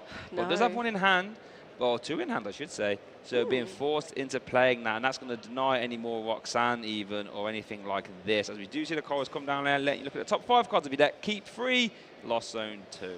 And finally, we're at the second Lost Zone milestone of putting the Mirage Gates live. So Adilson can finally start to put some energy on the board in different places. Yeah, it opens up the door for you. So, you know, maybe go for Moonlight Shuriken, which is actually live now, because Gustavo doesn't have a Manaphy in play. So it could go after that Mew, and the Rolts go take 2 prize cards and actually even it up in that scenario. Or we could see the Giratina V-Star off of Mirage Gate, you know, start to swing with Lost Impact. Yeah, because that Mirage Gate is that magical 7 breakpoint in Lost Zone, which lets you attach 2 colored energy from your deck to one of your Pokemon, which is fantastic. Yeah, those Ninja Stars from Greninja could be terrifying. What would be your picks for those couple of Ninja Stars on Gustavo's side of the board? Well, if you were going to go for the Moonlight Shuriken this turn, I feel as if you want to try and take 2 KOs. Oh, but I guess you could carry the active as well, right? I'd probably go active plus Rolts. Seems quite good to me. Yeah, I think that's a really good choice as well. I think that's, yeah. That's exactly what I'd go for, I think. I don't love leaving the Mew in play, but I think the Screamtail is becoming a bit too much of an outrageous problem with all its screaming. I think it's definitely scared off all of those Comfey, hasn't it? Although I don't think our Dilson has enough water energy to attack with the Moonlight Shuriken. I didn't see any in that deck, actually. So it looks like we're going to be settling for Mirage Gate for 1 single Psychic Energy to the Giratina V-Star. Does have 1 water energy in hand, actually. As we do see getting attached down. It's just going to be the Spit Innocently. Okay, cool. Yeah, and I mean, it still deals with one of the glaring issues in front of them, right? So I don't think it's bad to take their time with this right now. So if Gustavo Wada can gust or switch that Giratina V-Star into the active, I should say, Gustavo Wada could win this turn. I think we've seen one counter catcher from Gustavo already. Does play one more, I believe, and does play a boss's orders as well. So let's see. Can't quite see what's in that hand. Does have a concealed cards available and a Shining Arcana. So that's 4 cards we could see from the top of the deck. And let's see if Gustavo Wada can try and close this game out. It's very possible this turn. Yeah, I think they've got plenty of card had the boss in draw. hand. Oh, okie dokie. So if they're able to get enough energy on the right Pokemon, this could be enough. But they do have a lot of energy committed to that Gardevoir EX, which isn't great right now. Yeah, that's true. Could have maybe promoted at the start to maybe pay retreat. But also we want to see the Iona, and this is actually probably fine. Gustavo looking at that hand thinking, right, I'm going to limit your options. Go back down to 3 cards, please. I can refill my hand. You really can't. So let's see what Gustavo can draw. Does have the Shining Arcana as well. So does actually find a counter catcher there. What was it? Or Lost Vacuum? I should say, sorry, not a counter catcher. Oh, and the Luxurious Cave. Possibly a turn too late. We didn't get to see that attached to its natural predecessor of the Screamtail, but it can also be used on the Shining Arcana Gardevoir, but to be able to boost the amount of energy that you can put on the Gardevoir, which I think is really cool, is a great addition to this Pokemon, being able to just be able to put essentially as much energy as you would ever need onto the Gardevoir to take some of those final KO moments. Wow, that is a stacked Gardevoir there. Oh my goodness, 1, 2, 3, 4, 5, 6, I believe, right? 6 basic energies, that's 120 damage. Leaving it with 20 health left, HP I should say. And that Brainwave for the KO as Gustavo Wada goes down to 1 prize card remaining. Let's see what Adilson can do after that Iona. I'm not sure Adilson's going to have many options, unfortunately, but we'll see whether they can get themselves out of this circumstance. There's a Colress, always a great draw supporter right now. Sableye isn't live, and they've got 2 in that Colress. Is it worth just saying goodbye to the potential of a Sableye in this game? That seems really scary, right? It does, but looking at Gustavo Wada's board, there's not a lot of low HP Pokemon anymore. I'm sure you've got the Mew, but then you've got a Gardevoir on the bench with full HP there. You know, that Greninja's got full HP. That Zacian's got full HP. So I'm not 100% sure if Sableye can really close this game out. But I also don't mind holding it, because you'd think at some point you could manufacture some multi-prize KOs. As yeah, we could actually see Lost Mine into the Gardevoir in the active and the benched Mew. That would get you there. Yeah, that would get 2 but then you'd leave the Sableye in the active, which would just get KO'd, and Gustavo's on 1 prize card. So you probably can't even use that unless you're going to win the game with it. Yeah, I mean, yeah, that is the scary part, right, with Gustavo being on 1 prize card remaining. Adilson finally, with that Colress, managed to get up to 10 in the Lost Zone. So yeah, the Sableye is live now, but is it worth it now? I think they have to. I think they have to go with a larger attacker and then hope that Gustavo can't respond. We'd love to see a path from the peak from Adilson. We haven't seen that at any point yet, and that's one of the ways Giratina can really win this matchup. Yeah. By sticking that path to the peak, it will turn off all Woolbox Pokemon abilities. So it turns off Radiant Greninja as 1, but it mainly turns off the Psychic Embrace from the Gardevoir EX. As we do see Adilson shuffling 3 basic energies from a Super Rod, and then benches that Sableye. Oh, here he comes. We do have a counter catcher in hand, so I wonder whether a different Pokemon could come forward, because Gustavo has a lot of energy already committed across the board. So there's potential that something could get stuck in the active for a little bit to let Sableye work its magic. Yeah, I mean, the obvious pick would be to counter catcher up the Radiant Greninja, because you can't Psychic Embrace to that anyway. So that would force a manual attachment from the hand to retreat it, which, like you mentioned, with so many Psychic Energies committed, Gustavo might not have one of them. So let's see if that's what Adilson chooses to do. We do see the counter catcher. Here it goes. There we are. And yes, so Gustavo does only run 10 Psychic Energy. The path, great addition right now as well. Just saying, okay, well, I am gonna let you have some energy back, because I am gonna take out that Gardevoir, but good luck putting it on anything else. Yep, and it's over to Gustavo, as that Lost Mine lets you place 12 damage counters if you have 10 cards in the Lost Zone, has cleared up that board. Does Gustavo have an energy? I don't see one. No, I don't think they do yet, but they do have an Iono. I think this could be it. This could be the comeback. This could be the big comeback of the day, folks. Well, this is how Giratina loves to operate, right? Fall behind, you know, disrupt via counter catcher and Roxanne, and stick the path to the peak down and hope you are okay.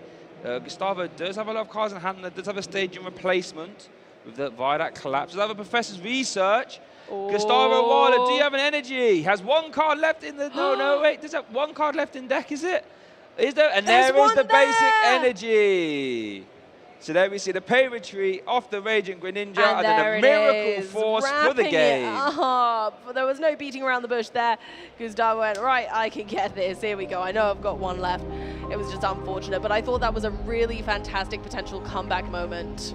Yeah, and that's Giratina showing you what, it came close, right? It was getting dangerously close there for Adilson, but Gustavo Wada was able to find that energy and get that Raging Greninja out of the active. And you have to be feeling quite confident now if you are Gustavo, going one game up in this best of 3. Round 8 here at the Latin International Championships. I can't believe it. There's so much pressure on this game. It's the last one we're going to be featuring today. So if you want to catch back some of the action, then you're going to have to go back through some of the footage that we've shot today. We've had some absolutely phenomenal games. And this one is still ongoing. We're not done yet, folks. That was really, really close. And I have a funny feeling that this entire match is going to be close. Yeah, and as we see here on the replay, that first Battle VIP pass could have, if that wasn't found, that could have been quite disastrous. But Gustavo Wada using that Scream Tail by bringing the Giratina in the active, I feel really started to get Gustavo back in the driver's seat here. That Scream Tail was doing way too much business, taking all kinds of prizes. It really got his worth in. And Adilson couldn't really get back into the game until right at the end. As we do see that Refinement Curlier getting discarded, well, KO I should say, via the Cramorant. And then Adilson, give him all credit, tried his best and came pretty close at the end there, but unfortunately couldn't quite get over the line. No, if Gustavo Wada wasn't able to find that final energy, that was the point. Yeah. If that Professor's Research had have left the final card in deck as that energy, oh, that would have hurt. Ooh, we don't love to see that. Yeah, we see the one copy of Scream Tail in the prizes, one Refinement Curlier, and one Ralts as well. So a lot of Pokemon in Gustavo Wada's prize cards there, and I don't believe he plays a heavy ball, so they're going to stay right there. Could this be the opening that Adilson needs in this round 8 match to get back involved, win this game, and then try and put it all onto a game 3? Yeah, Giratina could stomp all over Gustavo this time if they're not careful, so I imagine that first deck search is going to be very crucial to finding out that, okay, Scream Tail's not going to be able to put in as much work this time, but I'm sure Gustavo has other tricks up their sleeve. Yeah, I mean, Gustavo, if anyone can navigate out of this, Gustavo Wada's pretty hard on that list for me, as we do see a Psychic Energy getting discarded for concealed cards. And what was that? A Giratina V-Star and a Cramorant. No comp phase in sight. And if there's no comp phase in sight, that means there's going to be no cards in the lost zone. Nope, not yet. They're considering popping an energy on the Giratina. No, they've decided, no, I'm going to save my resources. Not going to do that yet. Abyss Seeking does only require 1 energy, so if they are needing to use Abyss Seeking next turn to start the Lost Zone population, then you know, they can wait. There's no rush. Yeah, I guess there's no reason to attach that now. You can start using it earlier. Over to Gustavo's side of the board does open up the turn with a Fog Crystal. Then you grab a basic Psychic Pokemon or a basic Psychic Energy. As Gustavo's going to use this time to work out what his prize cards are, as he does grab a Teleportation Burst, Ralts. First Ralts on the board is always a good feeling, making sure that the essential Pokemon is down. The Teleportation Burst Ralts has 70 HP as well, which is quite nice against Adilson's Sableye, making sure that a Sableye isn't able to knock out 2 Ralts on the same turn. If they had 60 HP, they would be able to, so going for this one first, I feel, is very strong, making sure that the Ralts are going to stick around long enough to become Curliers and potentially Gardevoirs. Yeah, I think that's the idea for Gustavo. Now, I'd love to get another look at Gustavo's hand. because if this turn ends with just one Fog Crystal being played, that's not going to be particularly great. So let's have it. So boss's orders. Oh no. Was there another playable card there outside of boss's orders? Oh, there's an Iona. There and there's an Iona. we Okay. go. Woo! Okay. I got a bit worried there for a sec, Amy. I was fretting quite heavily myself. I think what do we want from this? I think I would want my Mew at this point. Yeah, Mew, Battle VIP, pass, any combination. If you do see the Ooh, level ball, so I think there was a lot of level balls yeah, there. two level ball. Ooh, So level we can ball. look to grab, I would imagine, the Celebrations Mew or another Ralts even. I guess the second level ball could grab the Celebrations Mew. Yeah, they went for the Mew. I like that play. I think the Mew is really valuable here to keep digging for a Battle VIP pass, remembering that they can't be used after the first turn. So Mew's Mysterious Tail can dip its way into the deck. Look at the top 6 cards, reveal an item that you find there, and shuffle the others back in. So here we go with that Mysterious Tail. Is it mysterious enough? No. No! You could argue too mysterious because you're not going to get the Battle VIP past there. But you see a counter catcher being played. Now I wonder if, are you now forced to play that level ball to grab another roll? So you kind of have to now. And in an ideal world, you'd love that to become a Curlier, but I think since you've only got one rolls down now, you kind of have to play it to grab your second one. Yeah, although Gustavo does play the Mirage Step, Curlier, still making sure that you have 2 Ralts on the bench is really imperative here, because it's not out of the realms of possibility that Adilson could knock one of them out with Cramorant. Yeah, Escape Rope could be live in that scenario. Any form of Gust options there, apart from Counter Catcher, would be live. So it is over to Adilson now. Let's see if he can capitalize on Gustavo Wilder's sub-optimal start. We're going to start the turn off there with the concealed cards. And that, I think, drew into a Colruyt, and now Adilson can get some cards in the Lost Zone and start working towards that 4, that 7, and that 10 cards in the Lost Zone breakpoint. Oh, let's see what they are choosing to put in the Lost Zone. The first 2 cards, it looks like an Escape Rope, and I can't quite tell what that other card is, but we don't need it anymore. I think it's a Jet Energy. Oh, is it? Oh. Yeah. And we do see the manual attachment of a Psychic Energy to the active Giratina V, so we could see an Abyss Seeking, where you look at the top 4 cards of your deck, put 2 of them in the Lost Zone, and 2 of them in your hand. So let's see what Adilson looks like. Okay. Boss's Orders, a V-Star. That was a Colruyt, I think they chose first. Just having another check of their hand is always best to make sure you know exactly what you need. I think that is a tricky decision, though, because, again, we haven't had any Comfey peek out of the deck right now, so the Nest Ball's quite tempting. That's a really tough decision. I think that's one of the things that makes Lost Zone players so great, is that they have to make all of these tough decisions one after another, and if you make one play that is maybe not going to be so optimal later in the game, it can really sting. Exactly that. As we do see Gustavo Wilder start off his turn with an Avery, drawing 3 cards. Now, because Adilson hasn't got more than 3 Pokemon on his bench, he will not have to discard any. As we do see the Mysterious Tail being used there. So had quite a few Ultra Balls there in that Mysterious Tail target. Looks like is going to choose to grab the Ultra Ball, opts to put the rest of them in the way. As we did see 1 copy of a Battle VIP pass there. Would have loved to have seen that last turn, but it's going to get shuffled away now. Yeah, no, that's going away already. Seeing what... There we go. Into the hand. Let's have a look. That's a huge hand already for Gustavo, and they haven't even got a Curlier down yet, but they're going straight in.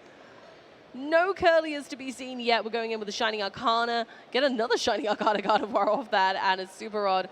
So I think they kind of have to go into the Curlier now, because they're going to need to start discarding some energy. Not that they have any right now.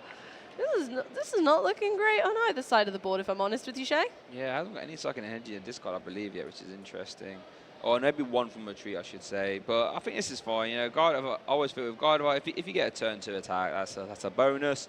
It's not something you're guaranteed. To have the reversal energy attachment as well, which is fantastic at dealing with early game prizes from Cramorant. Basically saying, if that Cramorant takes a care of my Mew, I'm just going to fire back with a Brainwave. That reversal energy is such a powerful card in the Gardevoir archetype, honestly. Yeah, it's fantastic, and I think that the reason that we see more reversal energy in Gardevoir decks nowadays is very clear.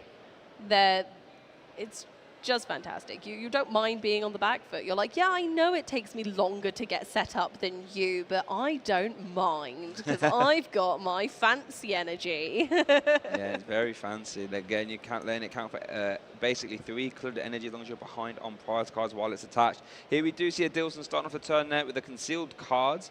I mean, not concealed cards, sorry, a Chorus Experiment. And let's see what he has there. Looks like we see a Jet Energy, a Mirage Gate. Jet Energy is being sent to the Lost Zone as well as... Interesting. Could be the Counter Catcher. Does have that 1 copper bottle in his hand currently? I'm still curious to where those Comfey are. I think the Screamtail must have roared so hard that they're too afraid to come out this time. Yeah, they're scared. They think, I don't want any business of that. No, I'm staying here, Adilson. Sorry about that. You're going to have to rely on Greninja and Cramorant, at least at this moment in time. As it looks like we might be seeing the Jet Energy attachment. Looks like he was debating it at the very least. Which will then swoosh that Cramorant into the active. And bear in mind, he can attack for free via that Lost Provisions ability, as we do see that Spit Innocently attacking, which does mean that that Reversal Energy is now live. I love Jet Energy. It's so fun. Great new card, allowing you to move the Pokemon that you attach it to into the active spot. I must say, I loved your little sound effect there as the Cramorant hit the active little shoo. I cannot help myself. I do it every single time I use Jet Energy. Okay, let's see what Gustavo does. It looks like going to play an Iono. That will reset Gustavo hand down to 4, Adilson's down to 5, and both players shuffle their hands to the bottom of their deck. That's a card that Gardevoir decks love to just fire off, because like you said, you tend to be on the back foot anyway, so you get to get a new hand of 6, and you can start to limit your opponent's hand as well. Yeah, and the Gardevoir's already ready to attack. It's got 150 damage on the board because of the Reversal Energy with Brainwave, 60 plus 30 more for each Psychic Energy attached, and currently that's counting as 3 energy, so it's going to be doing 150 damage, which is plenty. We don't need more than that right now. No. And you can still use Gardevoir's Shining Arcana ability even under that path, so we're still fine for now. Gustavo is in absolutely no rush to make a Gardevoir EX. In fact, it might be dangerous to make a Gardevoir EX this early, because Path isn't really a worry of theirs right now. Right now, they need to be populating the discard pile with as much Psychic Energy as humanly possible, ready for when the larger threats are available on Adilson's board. Yep. And then you start using the Zacian and the Screamtail in combination with Luxurious Cape to start KOing your Adilson's bigger HP Pokemon. As we do see the Ultra Ball being played, discarding 2 Psychic Energy. And it's not going to grab, I mean, it could grab the Raging Greninja, but then you won't be able to use that currently. We could even see the Gardevoir EX potentially, even to get it into play. Could also grab Rolls, could grab anything. As we do see the Raging Greninja, oh, no, not quite. As we do see the Raging Greninja being taken. He does hop out of the deck in the end. He was a bit hesitant there, but it's okay. He's here, and that's all that matters. He was like, are you sure there's a pop to the peak right now? Are you sure you want me? Because I was like, yeah, I want ya. Yeah, go on then. Yeah, there's Gustavo's done a great job of getting Psychic Energy in the discard pile so far, but 4 isn't load still, so I think having Greninja as an option is always friendly, especially if they are, taking out the Cramorant, leaving their Shining Arcana of Gardevoir in the active with no other attacker on their board. It does allow their other 2 rolls to be, their other 2 Curlier, sorry, to be really flexible. And I tell you what, that Gardevoir with 140 HP is actually a really awkward number for Adilson to deal with, right? Lost Sparks can't quite get to 140 damage easily. You know, Moonlight Shuriken doesn't get you there, as Adilson does play a Chorus Experiment. You know, Lost One doesn't get you there, Spit Innocently doesn't get you there. One thing that does get you there is Giratina V-Star Lost Impact, but that's 3 energy for 280, and it Lost Zones 2. You don't want to be doing that if you're taking 1 prize card. So, yeah, a Gardevoir with 140 HP could be quite a hurdle for Adilson to jump over. I don't even believe Shred does enough, does it, on the Giratina V if you chose not to V-Star it? I think it does 160, actually. Yeah, it does 160, oh, so that would actually be an option. Actually, then. But that's really, 220 HP is such an easy number for Gardevoir to get to, right? It is. Yeah, I think it may be a bit too dangerous, but it's a potential because I think the other issue with using Lost Impact is that you then have to Lost Zone the energy. Yeah. And that's so scary against, you know, taking out a single prize Pokemon and permanently losing 2 of your energy. That's terrifying. It is. As we do see Adilson does get to that 7 breakpoint in the Lost Zone, so does play a Mirage Gate, which allows him to grab any 2 different colored basic energy and attach them to Pokemon in any way you like. And looks like we're now going to see a Psychic Energy and a Grass Energy, so that means Giratina V can now attack if desired. Giratina V-Star, if it evolves, could also be attack as well. And the path is still down, so they don't have to worry about kind of digging for that to be able to limit Gustavo from being able to do much once this Gardevoir is gone. So maybe putting the resources into knocking out this Gardevoir is going to be enough as long as the path stays. Yeah, that's a good point. Yeah, as long as that path to the peak stays, there will be no Psychic Embrace. So I guess Adilson has got that working for him. As we do see this Comfey jetting into the active. It looks like we are going to see potentially that Shred, like you mentioned. I don't think there's a Giratina V-Star in the hand right now. So yeah, Shred 160. Shred, there it is. And I think they're relying on that path to the peak, making sure that Gustavo isn't actually able to get up to those high numbers. 220 is way too much without Gustavo being able to use a Gardevoir EX. Adilson seems quite confident, in my opinion. You know, they put that other path to the peak in the Lost Zone. They only run 3 total in their list. So yeah, I don't know. I think they're pretty confident that Gustavo is going to get stuck in the snow on the mountain there. Yeah, that sort of slippery slope up to the path of the peak. Adilson's hoping that Gustavo cannot climb anymore. If we do see Gustavo play a Super, shuffle in 3 Pokemon there. And let's see what Gustavo does still have a lot of cards to draw. At a minimum, there's 4 from Refinement. Yeah, then you discard 1 card from your hand and draw 2 more. As it stands now, can't use that Radiant Greninja while Path to the Peak is in the active. We are going to see a Professor Research, actually, immediately letting you discard your hand and draw 7. Are we going to see a Stadium replacement here, Amy? Let's have a look. Let's see if they manage to find one. No, you were so confident going into that. Yeah. Oh, no. And having played their supporter for the turn as well, we know that there's no chance of using any further draw to be able to help them out. And in fact, Gustavo is not playing Worker. No, that is a card that has been omitted from a lot of Gardevoir lists now. A lot of them are starting to play, you know, cards like Lost Vacuum instead, which Gustavo does play 1 of. But this is getting towards Last Chance Saloon here for Gustavo. You know, did miss Stadium out again off that first refinement. Only has 1 refinement left. He's forced to play the Fog Crystal just to thin the deck a little bit. Let's see if Gustavo can get that Stadium replacement. I think if he does get it, he is off to the races, can evolve into the Shining Arcana, see another 2 cards as well. And had the reversal NGS Stadium replacement there, Gustavo. Was that? I don't think it was. No. No, Battle VIP pass by the looks of it. Escape. Here's the last dig then, Come Amy. on. Lost Vacuum and the Collapse Stadium goodness, as spoiled well. for choice. Wow, there they are. They were just keeping it interesting for us. You know, they were thinking right. They built the tension, took it right to the last draw. And just seeing there that there's 1 in the Lost Zone already is really cool. And so they're able to put another 1 in there. Oh, they vacuumed up that snow. It's all good. They vacuumed up the snow, yeah, they blew it away. So now it's easy for people to come up and down the mountain, as it were. So now we see the Gardevoir EX evolving. So now Psychic Embrace can be used. And like I said, 220 damage is not a hard number for that Brainwave Gardevoir to hit. You know, it's 60 plus 30 for each Psychic Energy attached. And bear in mind, Gustavo is behind on prize cards, so that Reversal Energy is counting for 3 Psychic, as we do see the Brainwave and full Gustavo launches themselves back into the lead. No more Reversal Energy is active currently, as they are on 3 prize cards now. And we finally see a little Comfey. I tell you what, something interesting.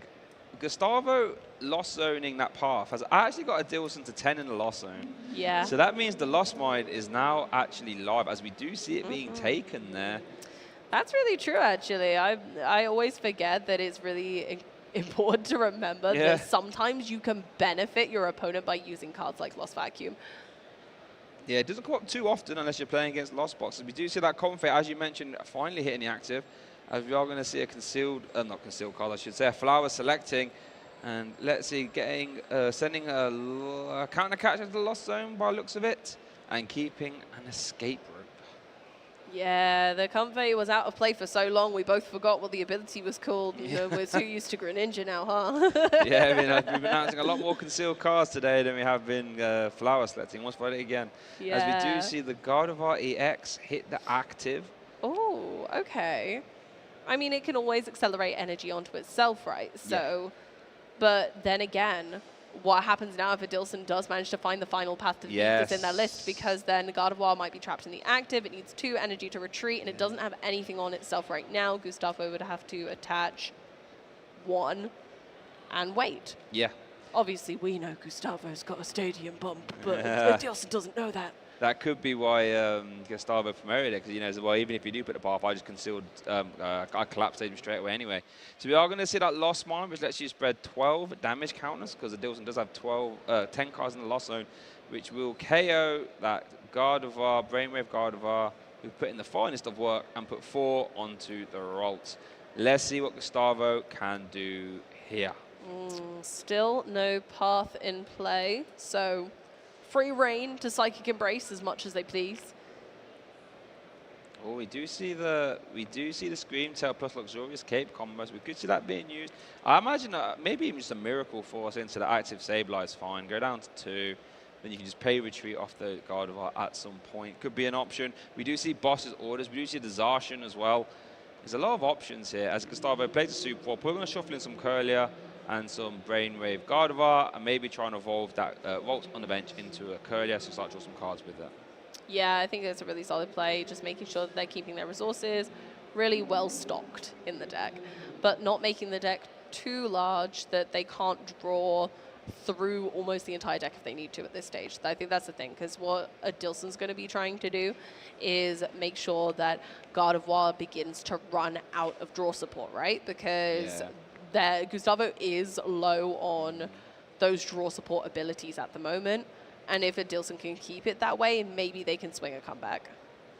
Yeah, that's one thing. As the course of the game pans out, when I play against Gardevoir, I start to think, about how many draws have you got? Have you got like 1 refinement, 2 refinement? Have you got, you know, concealed cards available? If I path, that takes that away. So yeah, that's definitely one thing I think Adilson is trying to keep track of and try and limit for Gustavo. But as it stands now, Gustavo has at least concealed cards and a refinement available this turn. I think Gustavo's in a really strong place right now, but I'm not disillusioned to the fact that Adilson could still bring this comeback. That's the beauty of Lost Box. It is terrifying. And they don't need a lot to make a mountain out of a molehill. No, yeah, you are correct. So when stabilizing format, you know, multiplier turns aren't that hard to do. One thing I want to keep you, draw your attention to, though, is that time just gone under 4 minutes. So that's something to keep an eye on here. As we do see Psychic Embrace being used 3 times, and it looks like we are going to see just a Miracle Force to potentially KO that Sableye, doing 190 damage at the same time. Yeah, going ahead and using the refinement on the Kalia as well. Like I said earlier, I think it's really important for Gardevoir to have their deck relatively thin and flexible at this point. And that's one thing that Gardevoir does really well, as we are going to see Scream Tail getting benched for that Luxurious Cape, giving it an extra 100 HP. But if it gets knocked out via damage from an attack, it gives up 1 extra prize card. It essentially turns it into like an EX Pokemon, by lack of a better term. Yeah, indeed. However, I mean, Sableye doesn't really trigger that. Yes. Because it's not knocking out the Scream Tail via damage from an attack. It is placing damage counters, which is different. Placing a damage counter is placing 10 damage onto a Pokemon, whereas an attack has the damage output at the side of the card. So if you're ever confused of whether something is placing damage counters or damage, then you want to look next to the attack name, just like this Moonlight Shuriken. It doesn't have a damage value to the right of it, so it's damage counters. There we go. So let's see what Adilson does here. Looks like starting off the turn with a Chorus Experiment, and looks like it's going to get rid of... I've just remembered I'm wrong with that Greninja. It's been a long day. No, that one is damage because it specifically says it underneath. It says this attack does 90 damage, but if it doesn't have the word damage, then yeah, it's counters. So in the instance of Sableye, it is damage counters. So let's see what Adilson opts to keep, or looks like losing a Switch Cart. and a Giratina V, I should say, getting sent to the Lost Zones. Adilson gets the third team. We do see another Sableye coming down. And I think if Adilson is going to win this game, it's going to be just seeing how many Lost Mines can I fire off. Because Gustavo is not going to be putting many two prizes down. Well, any extra, I should say, because there is that Zarshan. And it looks like, and since we saw the Giratina V get sent to Lost Zone, I think Adilson's realizing I can't really afford to use any Giratina V, so I'm going to have to try and Lost Mine my way out. Try and find my way out of the mine with old Sableye. The Lost Zone is becoming like a barrier through the middle of the table. It's always fun to see when Lost Box is really doing its thing and populating that zone very adequately. However, in this instance, it feels like a bit of a desperation stretch for what Adilson is going to need to be able to close this game out, if at all. And we will see if Gustavo can close it out, if Adilson can sort of hold on for dear life here, as it were, as we do see that Mirage Gate being played. We see a Grass Energy attached to the active and then a Psychic Energy attached to that bench Sableye. So that means that Comfey can retreat, and that Sableye will be able to get into the active and start using Lost Mine, start trying to take some KOs. Yeah, where do we think the Lost Mine's going to go this time? I think that Curlier is really important personally because it's their only flexible spot for another Gardevoir EX, right? Yes, so I think you've put 4 there because Kylia has 80 HP, so that leaves you with 80 to go. Oh, so you can take the Manaphy as well. Ooh, that evens up the prize trade a little bit. It does, no, for sure. But then I don't know how Adilson can take this last fight. I guess you can KO the Raging Greninja actually with another Lost Mine. So Gustavo might want to try and weave in an Iono here if possible. Just Iono plus KO and just hope that Adilson can't get another Sableye down. But Adilson has got a route to victory here. Let's see if he can find it. As we do see Gardevoir, Brainwave Gardevoir, Shining Arcana, getting to the hand via an Ultra Ball. And let's see what Gustavo does. Hasn't got anywhere to draw cards outside of that concealed cards. So if Gustavo hasn't got an Iono in hand, and I think he's played at least 2 so far, only plays 3 copies in totality, might actually struggle to find it. Let's have a look. Yeah, like we said, one of the most powerful things you could do against a Gardevoir deck late game is restrict their card draw. Adilson's done a fantastic job with that right now in making sure that Gustavo doesn't have a lot of options on board to be able to draw more cards to help them out of this situation that Adilson's little gem gremlin has popped him in. And just that confirmation that time has been called, and this is Gustavo is turn 0. So we have 3 more turns to conclude this game, and if a winner hasn't been decided, then the game technically won't end. So we have to keep that in mind. But I tell you what, with Adilson at 1 prize and Gustavo at 2, I'm fairly certain the game will end. But let's see. Looks like we're just going to see a Miracle Force. Okay, can Adilson get a Sableye back? The top deck's a Sableye, actually. Does have a way to maneuver that Comfey and a Psychic Energy. Does he have it? Does he have a Roxanne?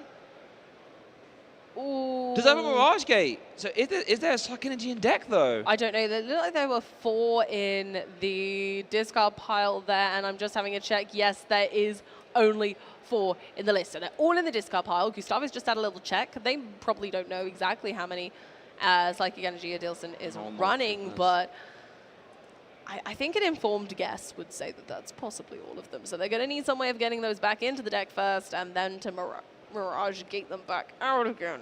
Yes, we need to see a Superrod essentially then, right? Superrod does get you there. Comfey, select some flowers. Ooh, okay. Roxanne or Iono? I mean, I think he did have a Roxanne in hand already, so could play that. Yeah, because the Iono is only going to get you 1. Yeah, so it's going to get both of you 1. And that might be that might struggle. Basically, if you play that Roxanne, you kind of force yourself into switching first. You've got no guarantee that you would find the switch back again. So it could be quite tough.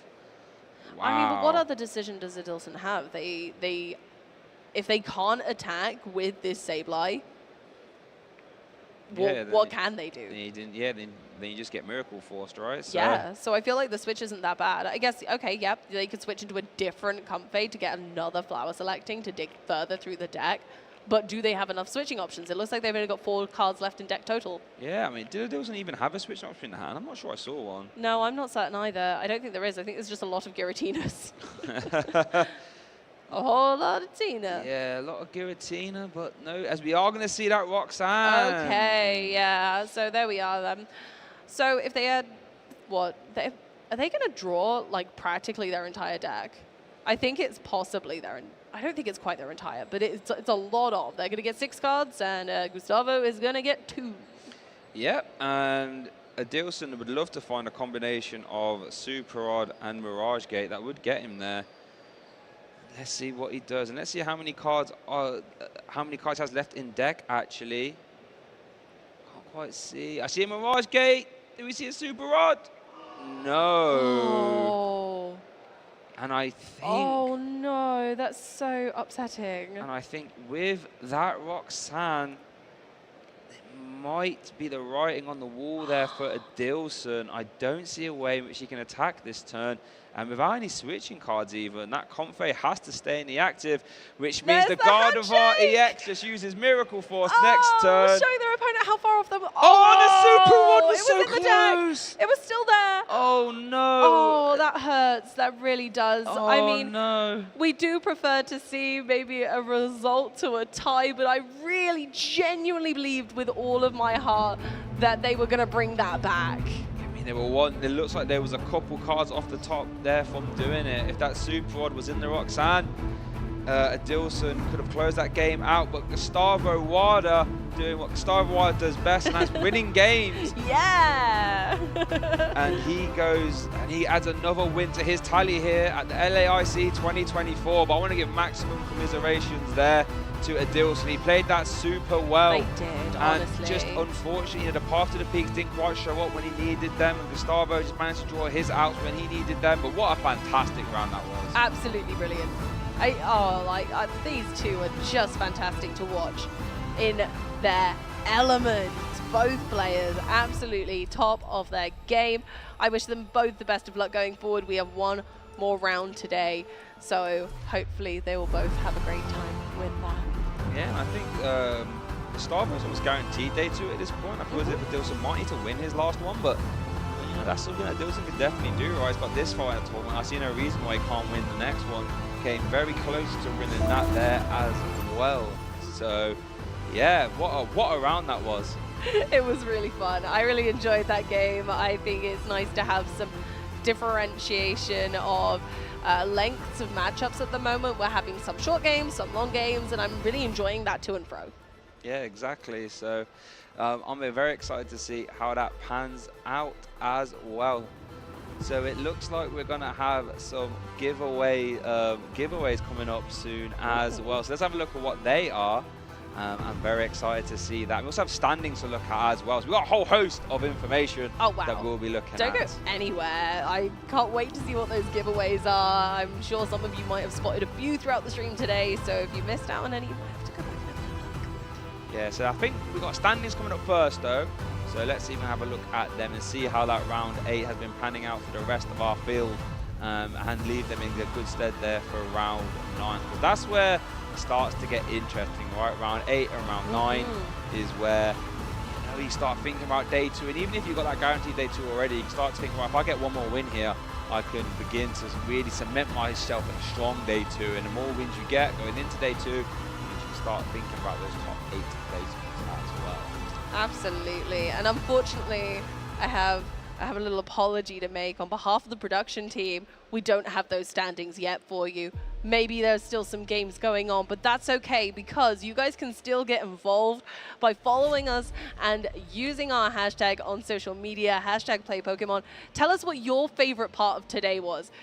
Tell us your absolute favorite part. What was the best bit that you saw today of the Latin American Pokemon TCG Championship? So what do you think, Shay? Have you got a favorite moment of today? What would you tweet?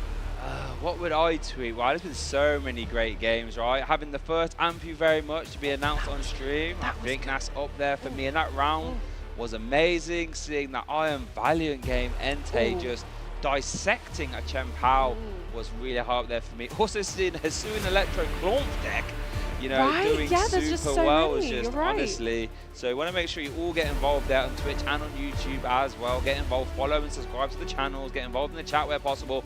And as we saw there, you know, sometimes you get to pick at home what game we have featured there. So make sure you stick around for all them opportunities as well. There's so many opportunities to get involved. We've tried to make this super interactive. And remember that you can have your social media posts featured on the stream here as well. So if you use our hashtag, we might even feature you. Let us know what your favorite moment. Was it something the players did? Was it something we did? Was it something our co-casters did? Was it something on the Go stream? Was it something on the VGC stream? All of these things are valid. Did you have fun in a side events? Did you see a cool cosplay? There are so many things that you can talk about. Not only just incredible gameplay, there's so many things like you said. So, but once you do them tweets, what I want you at home to promise that you'll come back bright and early for day 2 tomorrow. Starts at 9 AM Brazilian time or 4 AM Pacific time. So make sure you get involved, because that's the good thing about internationals. You get 3 days of action. So we got day 2 coming up and then championship Sunday on Sunday. So I don't want you at home to miss anything. So get back here bright and early for our day 2. Make sure you sleep well, but don't forget that we have some fantastic giveaways as mentioned earlier. So let's run through those one more time. Don't forget you can receive a special illustration rare Iron Valiant EX, and we did see that phantasmal game earlier with it. Yeah, that Iron Valiant, that Tachyon bit's a fantastic ability. We saw it absolutely annihilate a Chen Pao deck. So if you want to start trying that deck at home now on TCG Live, just use that code Paradox LAIC before the 27th of November, and you will own one of those nice shiny special illustration rares as well. They didn't have to give you that rarity, so thumbs up to Pokemon TPCI for doing that for the giveaway, because that is a stunning card as well. Something else that's stunning though, Amy, is if you use the code LAIC Phantom Ace with a few numbers replacing some letters there, you can get yourself a Dragapult or Alex Gomez's Dragapult that he's used to fantastic effect, but you have to use that passcode before the 20th of November, so a little bit sooner. Yeah, you got a little bit less time to grab your Dragapult there, so I would go and get your free dragon, best phrase of the stream so far in my opinion, to make sure that you grab that on your game to impress your friends and be winning some battles of your own. And of course, on our Twitch stream, you can earn Twitch drops. All you have to do for that is simply watch the streams, and I believe it's every half an hour to an hour, you will get a new Twitch drop on your account. You can go to the Twitch drop section of your account at any point. You won't miss out on them. So if you need to go and grab a coffee, it's okay. Stay hydrated. You're not going to miss out on your Twitch drop. It'll be there when you get back. Yeah, so make sure to get involved. Look at that. You can earn stuff just for watching. It doesn't get much better than that. See, I love some freebies. So, and you guys at home can get plenty of freebies. So make sure you get involved in that. Thank you so much, everybody. From myself, Shay, and the entirety of the event, today has been absolutely phenomenal. Thank you for being here with us for the Pokemon Trading Card Game Championships in Latin America, Sao Paulo. We have been having so much fun, as you can probably tell. So from all of us here, don't forget to pop back tomorrow, but it is time for us to say goodbye for now, and we'll see you very soon.